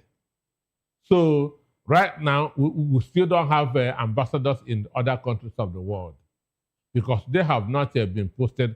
And when you don't have ambassadors in countries, nobody will be speaking for you in those countries because ambassadors are like the image makers of Nigeria in the other countries of the world. So if there's anything you need, you have to first of all call the ambassador before taking any action. So that situation remains as we speak. Okay. We have our virtual guest join us. Glad to have you join us, Fimba Jego. Yes, thank you. I'm pleased to be here. Yes. Okay, so let me bring you up to speed to what we've been discussing. Well, can you hear me? Yes, we can hear you clearly. So the federal government has announced that the recent diplomatic agreement between Nigeria and the United States has been largely reserved. Would you agree with this? These days we hardly believe what the federal government tells us because over the years, the representative of the federal government at various capacities have not been very sincere with us, and it's very appalling. I am very optimistic and hope that they really have sincerely they now have an MOU that is seamless and that is workable, so that it can add value to the bilateral relationships which both countries have been enjoying over the years. And under the leadership of President Tinubu, we have a lot more which we are looking out for and hope that we can enjoy. Because very recently, we understand that there was a shortlisting of Nigeria, which is now undergoing a partial ban in visa policies, which is very sad. And I happen to be one of those who could have been enjoying such kind of services. It's unfortunate that perhaps we look towards an improvement anyway. Okay, thank you. Let me come back to Dr. Peter. Dr. Peter, one of the things the minister said while he was talking about this reserve, the diplomatic issues between those two countries, he mentioned that the federal government of Nigeria, has signed a 5-year, $5.1 billion bilateral health cooperation memorandum of understanding with the government of the United States. And he's actually saying, according to him, he said that this has been described as the largest co-investment by any country to date under the America First Global Health Strategy. And he went on to say that this will strengthen Nigeria's healthcare system, save lives, and attract investment What do you make of this kind of MOU? We still have to investigate the MOU if actually it is in existence, because Nigeria is still a country of particular concern as long as America is concerned. So if they have some prepared the relationship, understand, America would have removed Nigeria from a country of particular concern. So we are still a country of particular concern as far as the United States is concerned. We are still a disgraced country as long as Donald Trump is concerned, because that statement has not been withdrawn. We are still among the countries that we are listed for visa ban. So how has the relationship been cordial? Understand? How has the relationship been? Because nothing has changed from the beginning. We are still a country of particular concern. We are still among the countries with a visa restriction, visa ban. And one of the things that happens when you are a country of particular concern, they will withdraw aid and other assistance from you. So it's now a concern how you'll be signing a $5.1 billion agreement while you are a country of particular concern. So that's why I said we need to actually find out whether that agreement, that MOU, existed or not. Understand me? I think who have heard from the side of the United States. So I cannot believe only the side of the Minister of Information. Understand? Because he has fooled us many times in the past. Okay, let's move on to our next conversation tonight. Niger State Governor Umar Ubago has received the remaining abducted students and staff of St. Mary's Catholic Church in Papiri, Agbara local government area of the state, bringing an end to one of the most harrowing mass kidnapping incidents in recent memory. National Security Advisor Nuhu Ribadu, represented by Major General Adamu Laka, formally handed over the freed pupils and school personnel to the state government on Monday. Governor Bago, visibly emotional at the reception ceremony, expressed deep gratitude to President Bola Tinubu and the nation's security agencies for their roles in securing the students' release.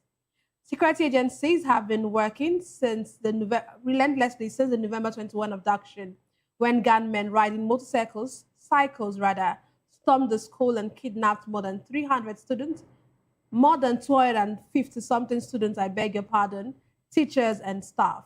The governor reaffirmed the government's commitment to protecting the rights and safety of every Nigerian child, pledging continued collaboration with federal authorities and stakeholders to safeguard citizens against future attacks. He also called on Nigerians to join in thanking God for the safe return of the victims, while urging ongoing support for efforts to stem insecurity in the region. Let me come to you first, Fimbar. What do you make of this, the successful release of the remaining students, or remaining pupils and teachers of St. Mary's Catholic Church? What's your take on this?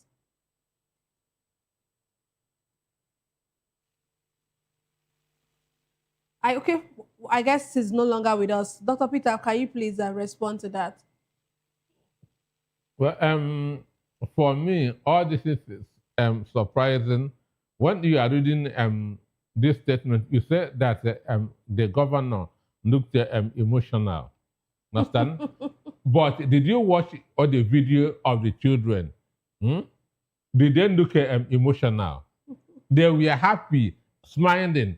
Children that are supposed to have been in the forest for almost a month now. Understand? They are very, very happy. Understand? Now, that's a victim looking happier than the victor. So Nigeria is a dramatic country. Well, he has commended the president for their release. We were not told how they were released. Exactly. Understand? The bandits got tired of feeding them and said, okay, we are tired. We've run out of money. Go home. Understand? Or were money paid for them to be released? How were they released? Understand? Then those that abducted them, where are they? Where are they? Because if they are not arrested tomorrow, they can still come again and abduct other people. So what is the condition of their release? We are not told. Understand?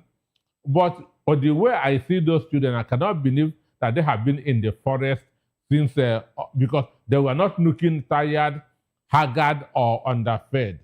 Understand?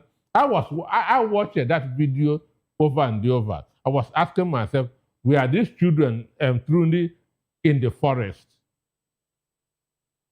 Were these children in the forest? My mind did not tell me that they have been in the forest. So, but the most important thing is that they are now home. They can now be united with their children. That's the most important thing. And we thank God, we are happy for that. But they need to tell us more about what really happened. Understand? Okay, children that were abducted from school, how are they able, because they should be wearing school uniform, isn't it? We are not fools. But let me come in here, Dr. Peter. But you don't expect that they should be wearing the uniform from the time they were abducted to... When they were abducted, one, there will be no time to carry an extra Exactly. knot. Probably... If they understand me, there will be no time to carry an extra knot or even to carry a bag. Because, understand? So, how are they able to dress this way or that they have been released before, then government went and measured them? No, all these are funny. But if there's a probability that the government, you know, there are other cases where I know that after the release of these children, they will say there'll be a report that they were handed over to probably the governor's wife or the government officials to be as a, like, of course they have to be in good conditions for camera's sake. Don't you think that's what happened here? Like, probably. So maybe they were released last week. Maybe, I don't Dr. Peter, I wasn't there. Maybe they were released yesterday and then they got them dressed. And they got them dressed. They got them dressed for camera today. Get matching clothes for one of them. Okay, is that? And now tell them to come and smile before cameras. But if you feel that they've not been in the forest, where would they have been? If not, I understand that. Okay, we know that we don't even know. An analyst once said the lesser you see, or that was the way the analyst said it. Can't remember how he said it, but you know what Nigeria is. I say the most important thing is that they have been released and they can now be reunited with their families, with their parents, who must have developed hypertension over wondering where their children are. Understand me? But we need to know how they were released, because they seem to be in good condition. They seem to be happy. Children who have been in the forest for more than 1 month, understand, when you bring them out, they should be emotional. But I don't see emotion written in any of their faces. I watched the video over and over. I didn't see any emotion written over their faces. Understand? So that's why there are so many things that they are not telling us. But do you see them telling you anything, any of such? Who? The government. Do you see them saying anything? Because they have literally come out to say in different times that it's coming out to really spell out how the release of this abductees is not really, it's not the way to go. So, no, they used to say that how they were released is not important. The important thing is that they have been released. which is keeping us in the dark. Understand me? If they tell us how they were released, then speculations, rumors, theories will end. But when they say that they have been released, and you don't tell us how they were, was it a handover ceremony from the bandits to the government? Understand? Or were money paid, or they were rescued? Understand? Or that the bandits got tired of feeding them and said, we've run out of food. Let them go back and join their parents. So what really happened? This is what government is not telling us. This is what we need to hear. This is what we need to hear. But they said that governor of Niger has commended the president for helping in their release. How did he help? That we are troops sent to go and rescue them, or we are phone calls made to the bandits to hand over those children as like happened in Kwara State, according to what's the name? Bayo Ononoga. How were they released?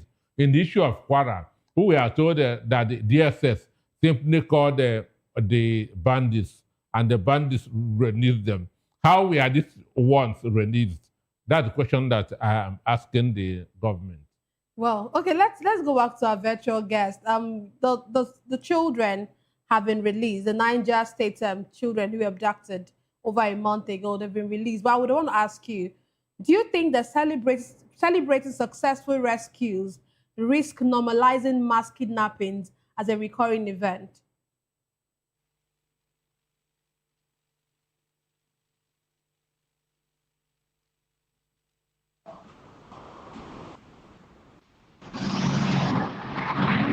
Can't hear you. You can go ahead and respond to the question, please. Yes, I didn't hear you clearly. Okay, I said the school children, the abducted children from Niger State have been released. And I'm asking you that, do you think that celebrating successful rescues like this... Not rescue, release. Oh, sorry. Dr. Miller just corrected me that it's not a rescue, it's a release. Okay, well, do you think celebrating successful release, because we cannot call it a rescue, because we don't even know how they were released or how they were rescued. But do you think that celebrating this risks normalizing mass kidnappings as a recurring event? Well, I think quite it's very, very bitter that we have to be celebrating such a release. Like my colleagues clearly said that it's rescue. It's not rescue because it's release. You must use the right words to qualify the activity that's taking place. Sincerely, the government has not really helped us over time. And for them to take a case like this of releasing from the custody of the bandits, you release young ladies and children of citizens of our great country, and then you allow the bandits to continue to have a field day. It's not a patriotic gesture. I sincerely think that the federal government and all the apparatus they put in place, all the institutions have failed over time, and they continue to fail because by demonstrating that you have successfully achieved release of a number of people that have been captured. It's not a good one because what happens next? It will continue to occur. What happens next? That's the point. You allow such things to continue to fester, such bandits continue to make business, and then many more people will join the bandit business, and then becomes a lucrative business, and then you continue to celebrate people that they release on exchange of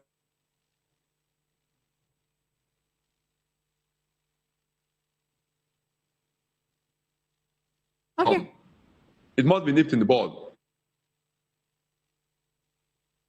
Okay, many persons have said that there's a need for the government to disclose if ransom was given for the release of these children. Yes, we can hear you. Can you hear me as well? Yes, can you hear me? Yes, I said many persons have said that there should be that the government should disclose whether ransom was paid or not. But do you really think that government should disclose? Yes. Government should be very sincere with information which they disclose to the citizens. for us to continue to be patriotic in our services, in our places of work, in all activities that concern our great country. We must be patriotic in sincere responses and answers or activities that takes place that concerns the citizens. You cannot expect someone to be patriotic and then you come with a bunch of insincere statements that are not consistent and not coherent to this, to make people feel that I don't know what you intend to achieve, but it's not helping. Sincerely, it will make more bandits out of a good number of those children that are jobless. Okay, thank you. Let me come back to the studios. Dr. Peter, you know that at some point, federal government shut down some of these unity schools. And then sometime last week, I think, it was reopened. But do you really think that some schools, do you think that there's a need to open? Do you think that the schools should be reopened? Or should some schools in high-risk zones, should they remain closed until permanent security infrastructure is in place? It was 41 unity schools that were shut. Understand? And I was even shocked that's by the reopening because the school term is almost and it has ended. Understand? That's why are you opening them now? I feel that maybe it could be because some of them did not take their first term exams, and they can say, go back and take your exams, which to me is still risky. They should have shut down the school and take some time to provide the security. Because where most of these unity schools were built are outside the communities, which then is a good idea. When they were being built, it's a good idea, understand? Because they don't want where people will be coming to be distracting them. But then there was no kidnapping, there was no abduction. We don't have bandits and terrorists. But now it's no more a good idea. So my thinking is that they should start relocating these unity schools into the town. Because where this is happening mostly is in the hinterlands, the rural areas. They should have taken some time to relocate those that we are located out of the town, so that they will have the courage to go back to the schools, because there's already fear in them. So I'm not really in support of reopening them without making sure that there's adequate security for their protection, because this abduction is now a lucrative business. The abduction has become a lucrative business, and mind you, last week they said that over 80 million Nigerian youths are unemployed. So when since government cannot provide jobs for them, God forbid, they may be seeing this as a way of surviving. So for me, I feel that adequate security measures should be put around all the schools, not just unity schools, all the schools, and the schools that are located outside of the town should be relocated into the main town. Because if they are in the city, abducting them wouldn't be very, very easy. Why they are succeeding is because the schools are located at the outskirts, so they can just pick the children and move into the bush without traffic disturbing them, and so on and so forth. Okay, we've had repeated disruptions of to our schooling. Disrupted, of course, this is one of it. This closure of the school has, of course, disrupted the schools as all the academic year of that school, the academic term. But how does this affect Nigeria's already fragile human capital development?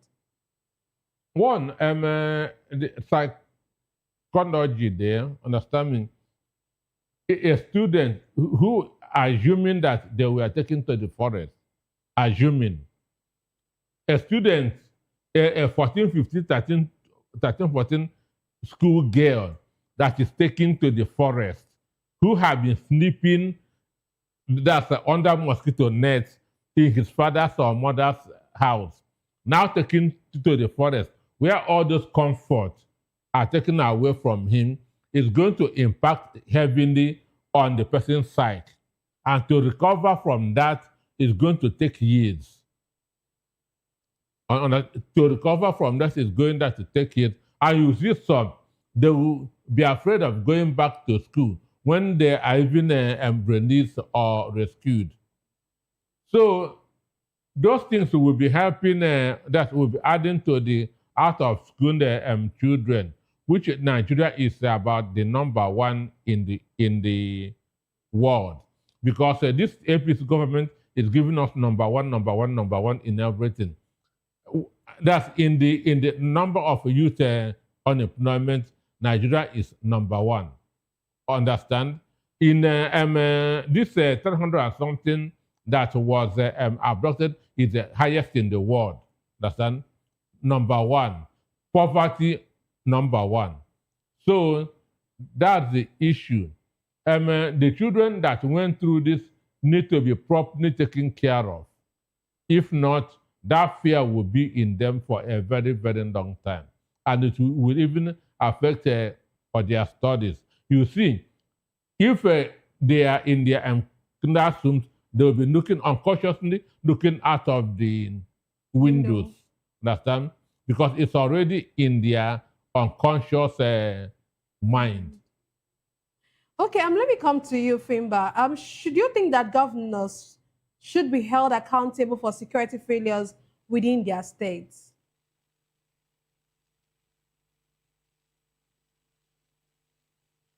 Please unmute your device. Okay, you can hear me now. Yes, please. Please repeat. Yes, you were talking about the governors. I said, looking at the security situation in our country, do you think we should get to the point where governors should be held accountable for security failures within their states?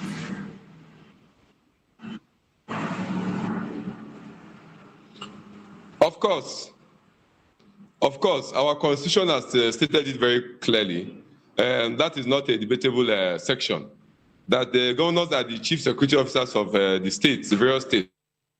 They were duly elected, and their first assignment and responsibility is the safety of lives and property within the states.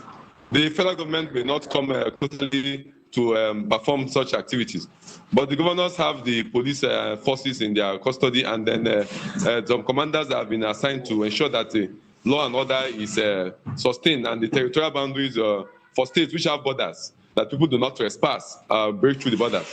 So the governors are fully and squarely responsible for security of lives and properties. It's not about for us to start debating it.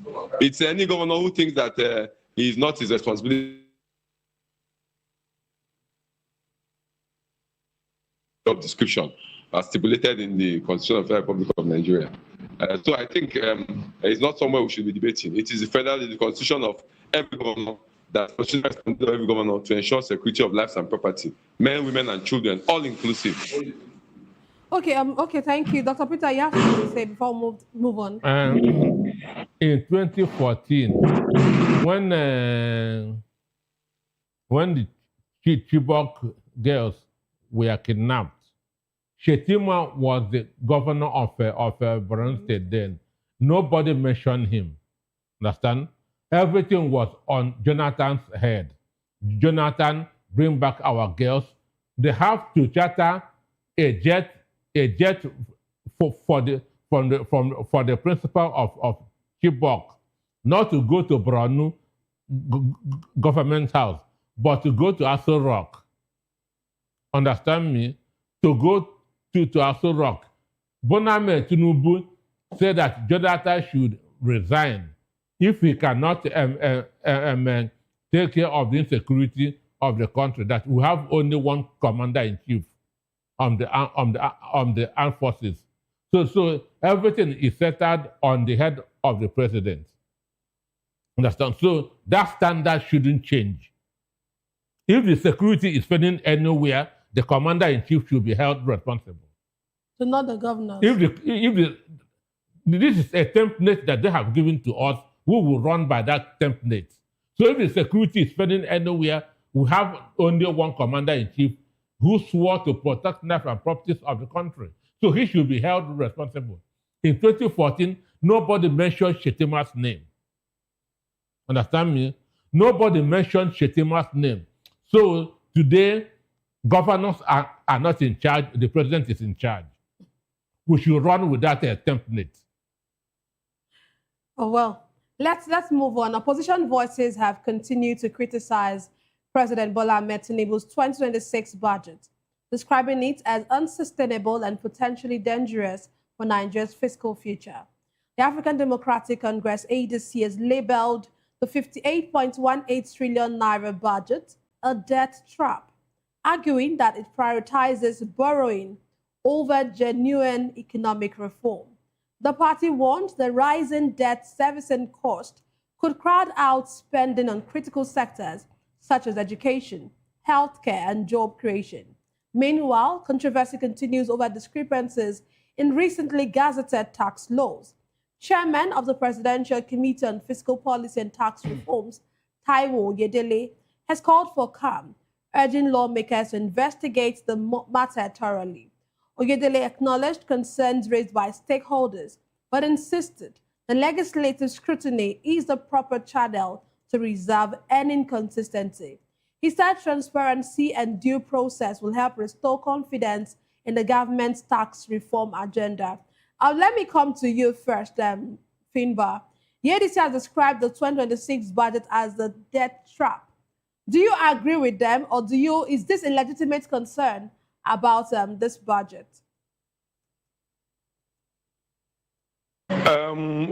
Sincerely, the budget, to me, in my own opinion, is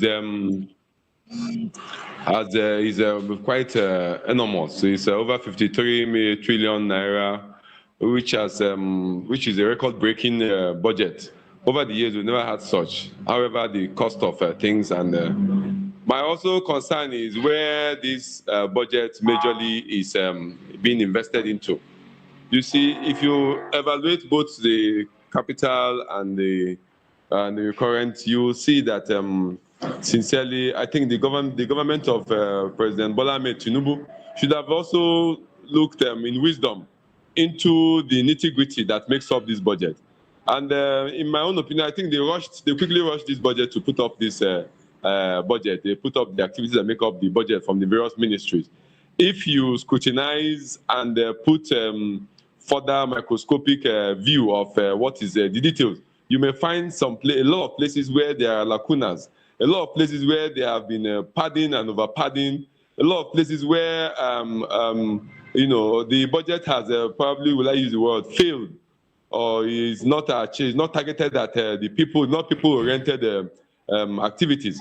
Sincerely, the budget for me, I think it should be want more, perhaps, to see that the loose ends are tightened and that the dividends of democracy through this budget for 2026 is a difference from the usual business as usual. Okay, thank you. Dr. Peter, can a budget driven by heavy borrowing such as this, can it still be credibly described as reform-oriented? We heard what our president said.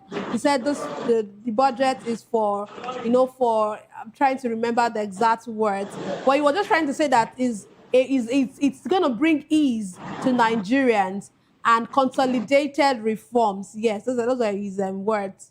APC from 2015 is very fond of mantra, propaganda, slogans. Understand? That's what their change. What did we see from their change? Understand? In their change, the disease became worse than the cure. So now this is reform. What use of a medicine? Why patients are dying because of the side effects? So the truth is that this reform is going to go the way of the 2025. Understand? This 2026 budget is going to go the way of the 2025. The way you know, those in the National Assembly did not even ask what is the performance of the 2025 budget. We don't know or the percentage performance of the 2025 budget, which should have been a critical question. Understand? Before we pass 2026 budget, how the 2025 budget performed. That question was not asked. So those who are saying that we have that the National Assembly has become a department of the executive is true, because they are not doing what they are supposed to do. The separation of powers has totally failed in this Tinubu administration. What we just have now is the executive. The legislature has gone under, the judiciary has gone under. So the 2026 budget, there's nothing in it for the Nigerian people. Tinubu talked about expanding on the tax net and reducing the purchasing power of the people. That's what he has been doing since 2023. And it's going to continue in 2026. Things are really going to get worse in 2026. The only ministry that is working under Tinubu's government is the Ministry of Taxation. Oyedele is an ace in checking where can we tax. Where can we tax? That's the only ministry that is functioning. And in 2026, I pray that they shouldn't tax the air that we are breathing. Okay, so talking about tax, I was actually going to get to that. We already know, I'm sure you already read that there have been allegations that the gazetted tax laws differ from what the lawmakers said at past. Of course, one of the lawmakers was had raised this accusation, this allegation. And what would you call this? Would you say this? Would you describe this as an administrative error or an executive overreach or system? You know, what would you term this as? You know, this before I have described this government as a government of impunity, a government that everything goes. Understand? So under APC government, evil and wrongdoing has been normalized. They are no more being viewed as something strange. So that's I carefully observe the two budgets. Understand? That's what was gazetted. Understand me? That's in the tax reform and what was passed. You see, even where they're supposed to be 25 in the gazette, they changed that to 50. That's from 25 million to 50 million. And you do this when you lack the creativity to build your own wealth. Understand? You now begin that to look for crooked ways of raising money from people. That is what is happening. Okay, I was reading one news before I walked into the studio of a tax on recycling of vehicles. I've never heard that before. That's the creativity of Taiwo Oyedele, looking for anything to tax. So what happened is forgery. Understand me? What happened is forgery. And I pray that the committee that National Assembly set will be able to call a spade. Because Dasuki, the House of Reps member from Sokoto, said he used 3 days to compare the budget and was able to spot the discrepancies. We've never had this kind of experience in Nigeria before.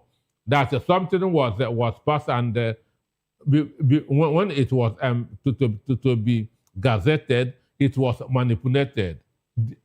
This is the first time. That's why I say these people are almost coming first negatively in everything. okay. Coming negative first.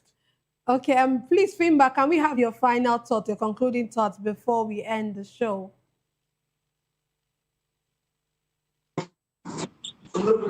Yes, with regards to, sorry, the question. I said, let's have your concluding thoughts. It's already almost time for us to round off the show. Can we have a concluding thoughts, please?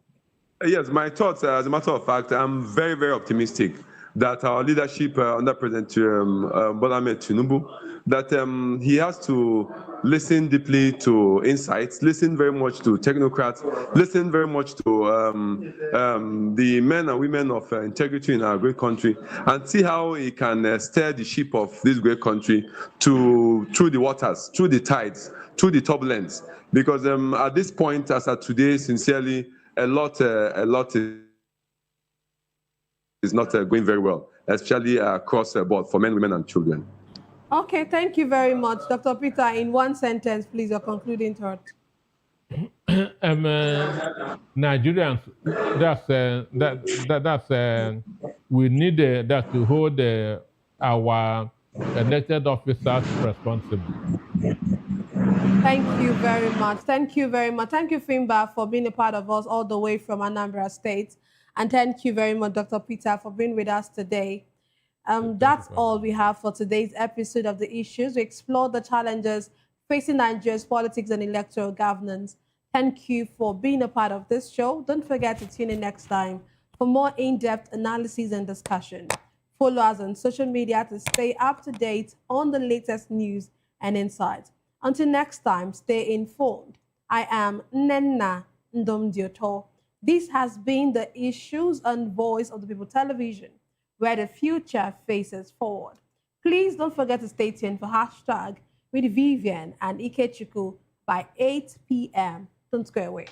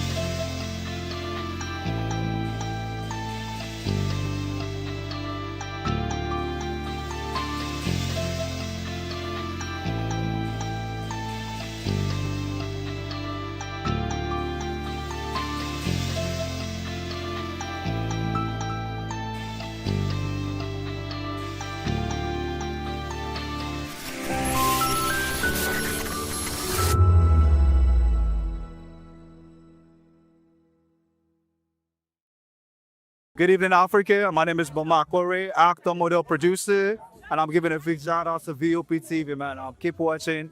Don't change the dial. Thank you and God bless you. My name is AY, and of course, I represent the voice of the people, and that's why I'm on VOP. AY say so. Hi everyone, it's your girl Miriam Tima from the Real Housewives of Lagos and the Real Housewives Ultimate Girl Strip Africa. Shout out to VOP, the voice of the people. You already know. Stay tuned, keep watching. And don't forget, VOP is the best. All right, hello, it's a boy, but I'm shagging the man fine back with Melanie Poppy Black Skin Boy. This is VOP TV. If you're not watching VOP, I don't know what you're watching. Maybe you're watching your weight. Hello, beautiful people. This is Wale Ojo, and you're watching VOP, Voice of the People. Hi, guys. You already know who it is. This is New Energy. Flyers, whatever, live it. Keep watching VOP TV. Thank you. Hi, people. Ginny Albano here. Guys, please keep watching Voice of the People. As the year comes to an end, we want to take a moment to thank each and every one of you for your hard work, dedication, and the positive vibe you bring to Voice of the People every day. From all of us on the HR, we would like to say Merry Christmas, a happy, prosperous, and healthy New Year. Thank you.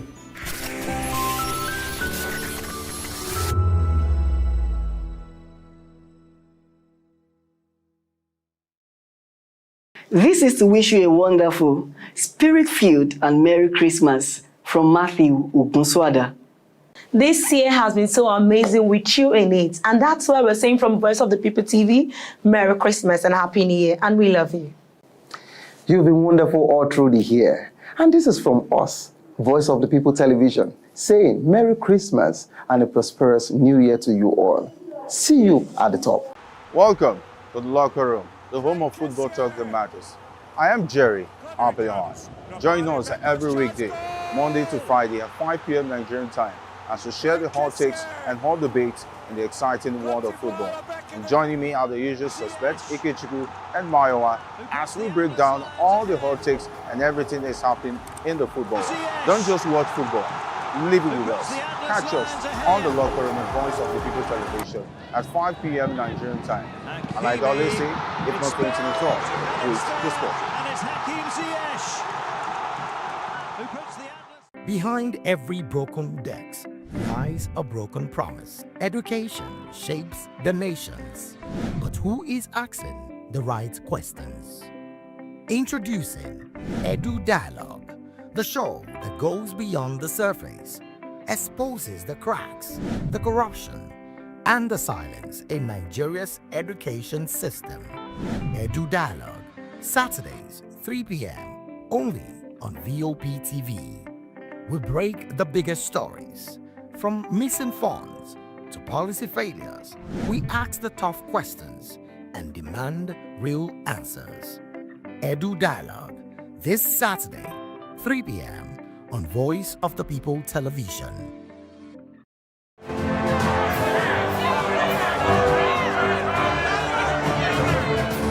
Do you want your voice to be heard? Do you know that you matter in the scheme of things? The People's Voice, the show where ordinary citizens take center stage as we discuss the biggest stories that affect you and I. With you in mind, we facilitate lively discussions, debates, and interviews on the topics that matter most to you and I. From social justice to economic empowerment, education to healthcare, governance, and more. Tackling tough topics and amplifying your voice. Join the conversation and make your voice count. The People's Voice. Make your voice count. Are you ready for the extraordinary? Something big is happening on your screen. Introducing VOP TV. Now streaming on SLTV channel 264. From breaking news to captivating conversations, news analysis, giving you all sides to the story. We bring in-depth discussions on the issues that matter, from politics to sports, entertainment, and lifestyle. VOP TV on SLTV channel 264. Join us as we redefine what television means to you. Voice of the People Television, VOP TV. Now you have more than a voice.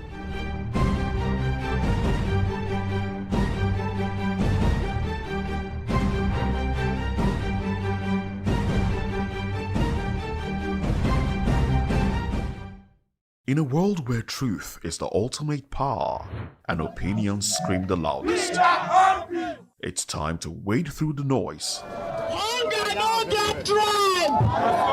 Hunger no get religion! And scan the human interest and trending topics that matter.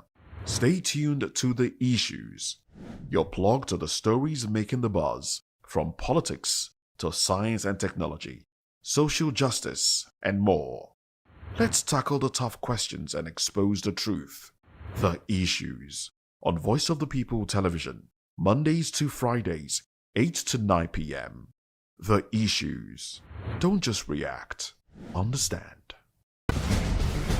Join us as we drive into the world of politics through insightful interviews with prominent political figures, both serving and former governors, ministers, senators, legislators, party chieftains, activists, and analysts. Get first-hand information into the decision-making processes that affect our daily lives. Highly engaging one-hour program that brings political discourse into focus. I am Chukwuma Okoro. Political Lens, Monday through Friday, 6 to 7 p.m. Join us. 2564 is coming up on Barney 9, right? The 2564 Atlantic Tower. What happens in the hush behind hangar doors? Who signs the papers that gamble with lives? Which truths were grounded before they even ever had wings? If you've ever buckled a seatbelt at 30,000 feet, if you've ever stared out of that tiny window and wondered who's really in control of the skies, it isn't just flight, it's power, it's politics, it's pressure sealed in steel. We're peeling back the clouds from runway risks to sky-high secrets. We're diving deep where most dare not to look. Aviation Scope, every Sunday at 7 p.m. only on Voice of the People TV. We don't just report, we reveal. We don't just ask, we uncover. Because when it comes to the skies, ignorance is turbulence. Aviation Scope, the sky isn't the limit, it's just the beginning.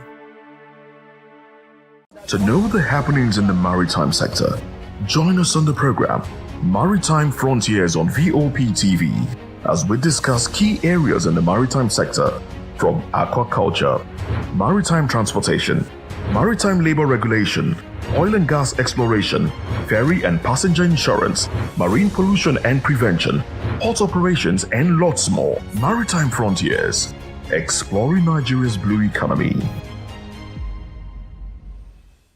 We encourage you to click on the like button and subscribe to our YouTube channel. We are Voice of the People TV. Also follow us on all our social media platforms. We are at VOP TV Live.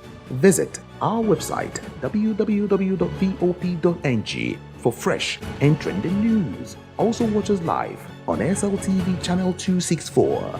VOP TV, Voice of the People Television. VOP TV. Now you have more.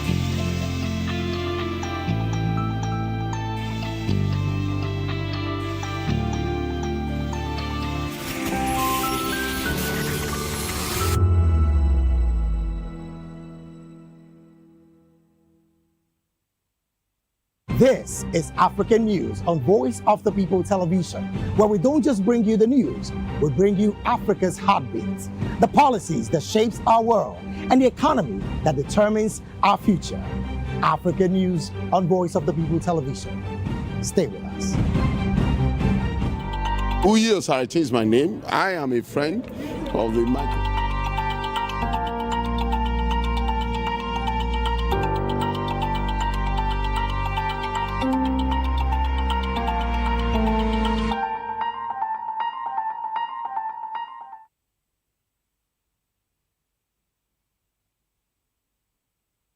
show hashtags right here on VOP TV. And this is where we're going to tell you all things trending and all things topical. Now, today is the first edition of the show for this week, and it promises to be an awesome edition because we've got loads and loads of stuff for you, right? So just tighten your seatbelt and let's have a roller coaster.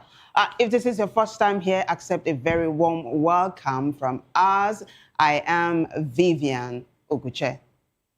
Ikechukwu Agwa. And if this is your very first time, like Vivian said, you're welcome. And if you're not part of the family, please do ensure that you like, subscribe, and of course hit that notification bell so you don't get to miss another episode of our show. Without further ado, Vivian, let's fly this plane. All right, guys. So the very first hashtag for today is hashtag tax laws. This is something that has carried over from last week. I mean, when we broke the news last week that a House of Representatives member, Honorable Dasuki from Sokoto State, had raised the red flag during plenary, really, that the harmonized version of the tax law that was passed is not the same as what the federal government gazetted, right? So he insisted that it must be investigated because he felt it was, an abuse of his rights, especially as a lawmaker. Nigerians have been applauding him, and overnight he has become a very popular figure in the country. So today, Taiwo Oyedele, he is an economist, but most importantly, he is the chairman of President Tinubu's Presidential Committee on Tax Reforms, Fiscal Policy and Tax Reforms. So he put up a post, but before that, there was actually an interview that he had. You're going to be having a sneak peek at it and lots of chatter on this particular matter. But first, I was going to say, let's take a short break, but it looks like things have resolved themselves. And so I'm just going to take you to X now so you take a look at the post that's going to introduce us to a video. Let's do it. So Imran Mohammed says, I think it's a process and system issue that has to be addressed, and I don't think it is about finger pointing or looking for who to blame. If you think about the process today, there are a lot of stages with manual hands-on that anything can go wrong. Taiwo Oyedele, discussing what might have gone wrong with the harmonization and gazetting of new tax laws, added that just because the president, the speaker, the Senate president, and he were present when the law was signed, it doesn't mean you can read 400 pages just because you were there and confirmed everything was fine. And people will wait for the outcome of the investigations. People should actually wait for the outcome of the investigations. So it's a mouthful, lots of things jam-packed into a couple of sentences. But netizens are jumping on that particular one. So you were there and you can't sit down and read the 400 pages. But that's what the lawmaker did, Honorable Dasuki. That's how he discovered this red herring. Yeah. So netizens are reacting. But before that, why don't you take a listen to Taiwo Oyedele himself, shall we?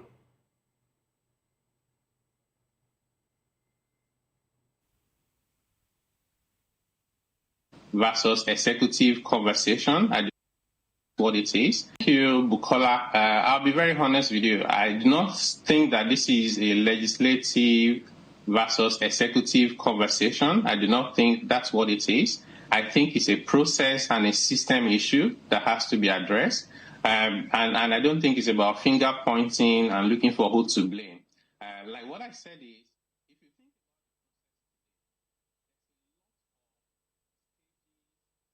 with manual hands-offs, that anything can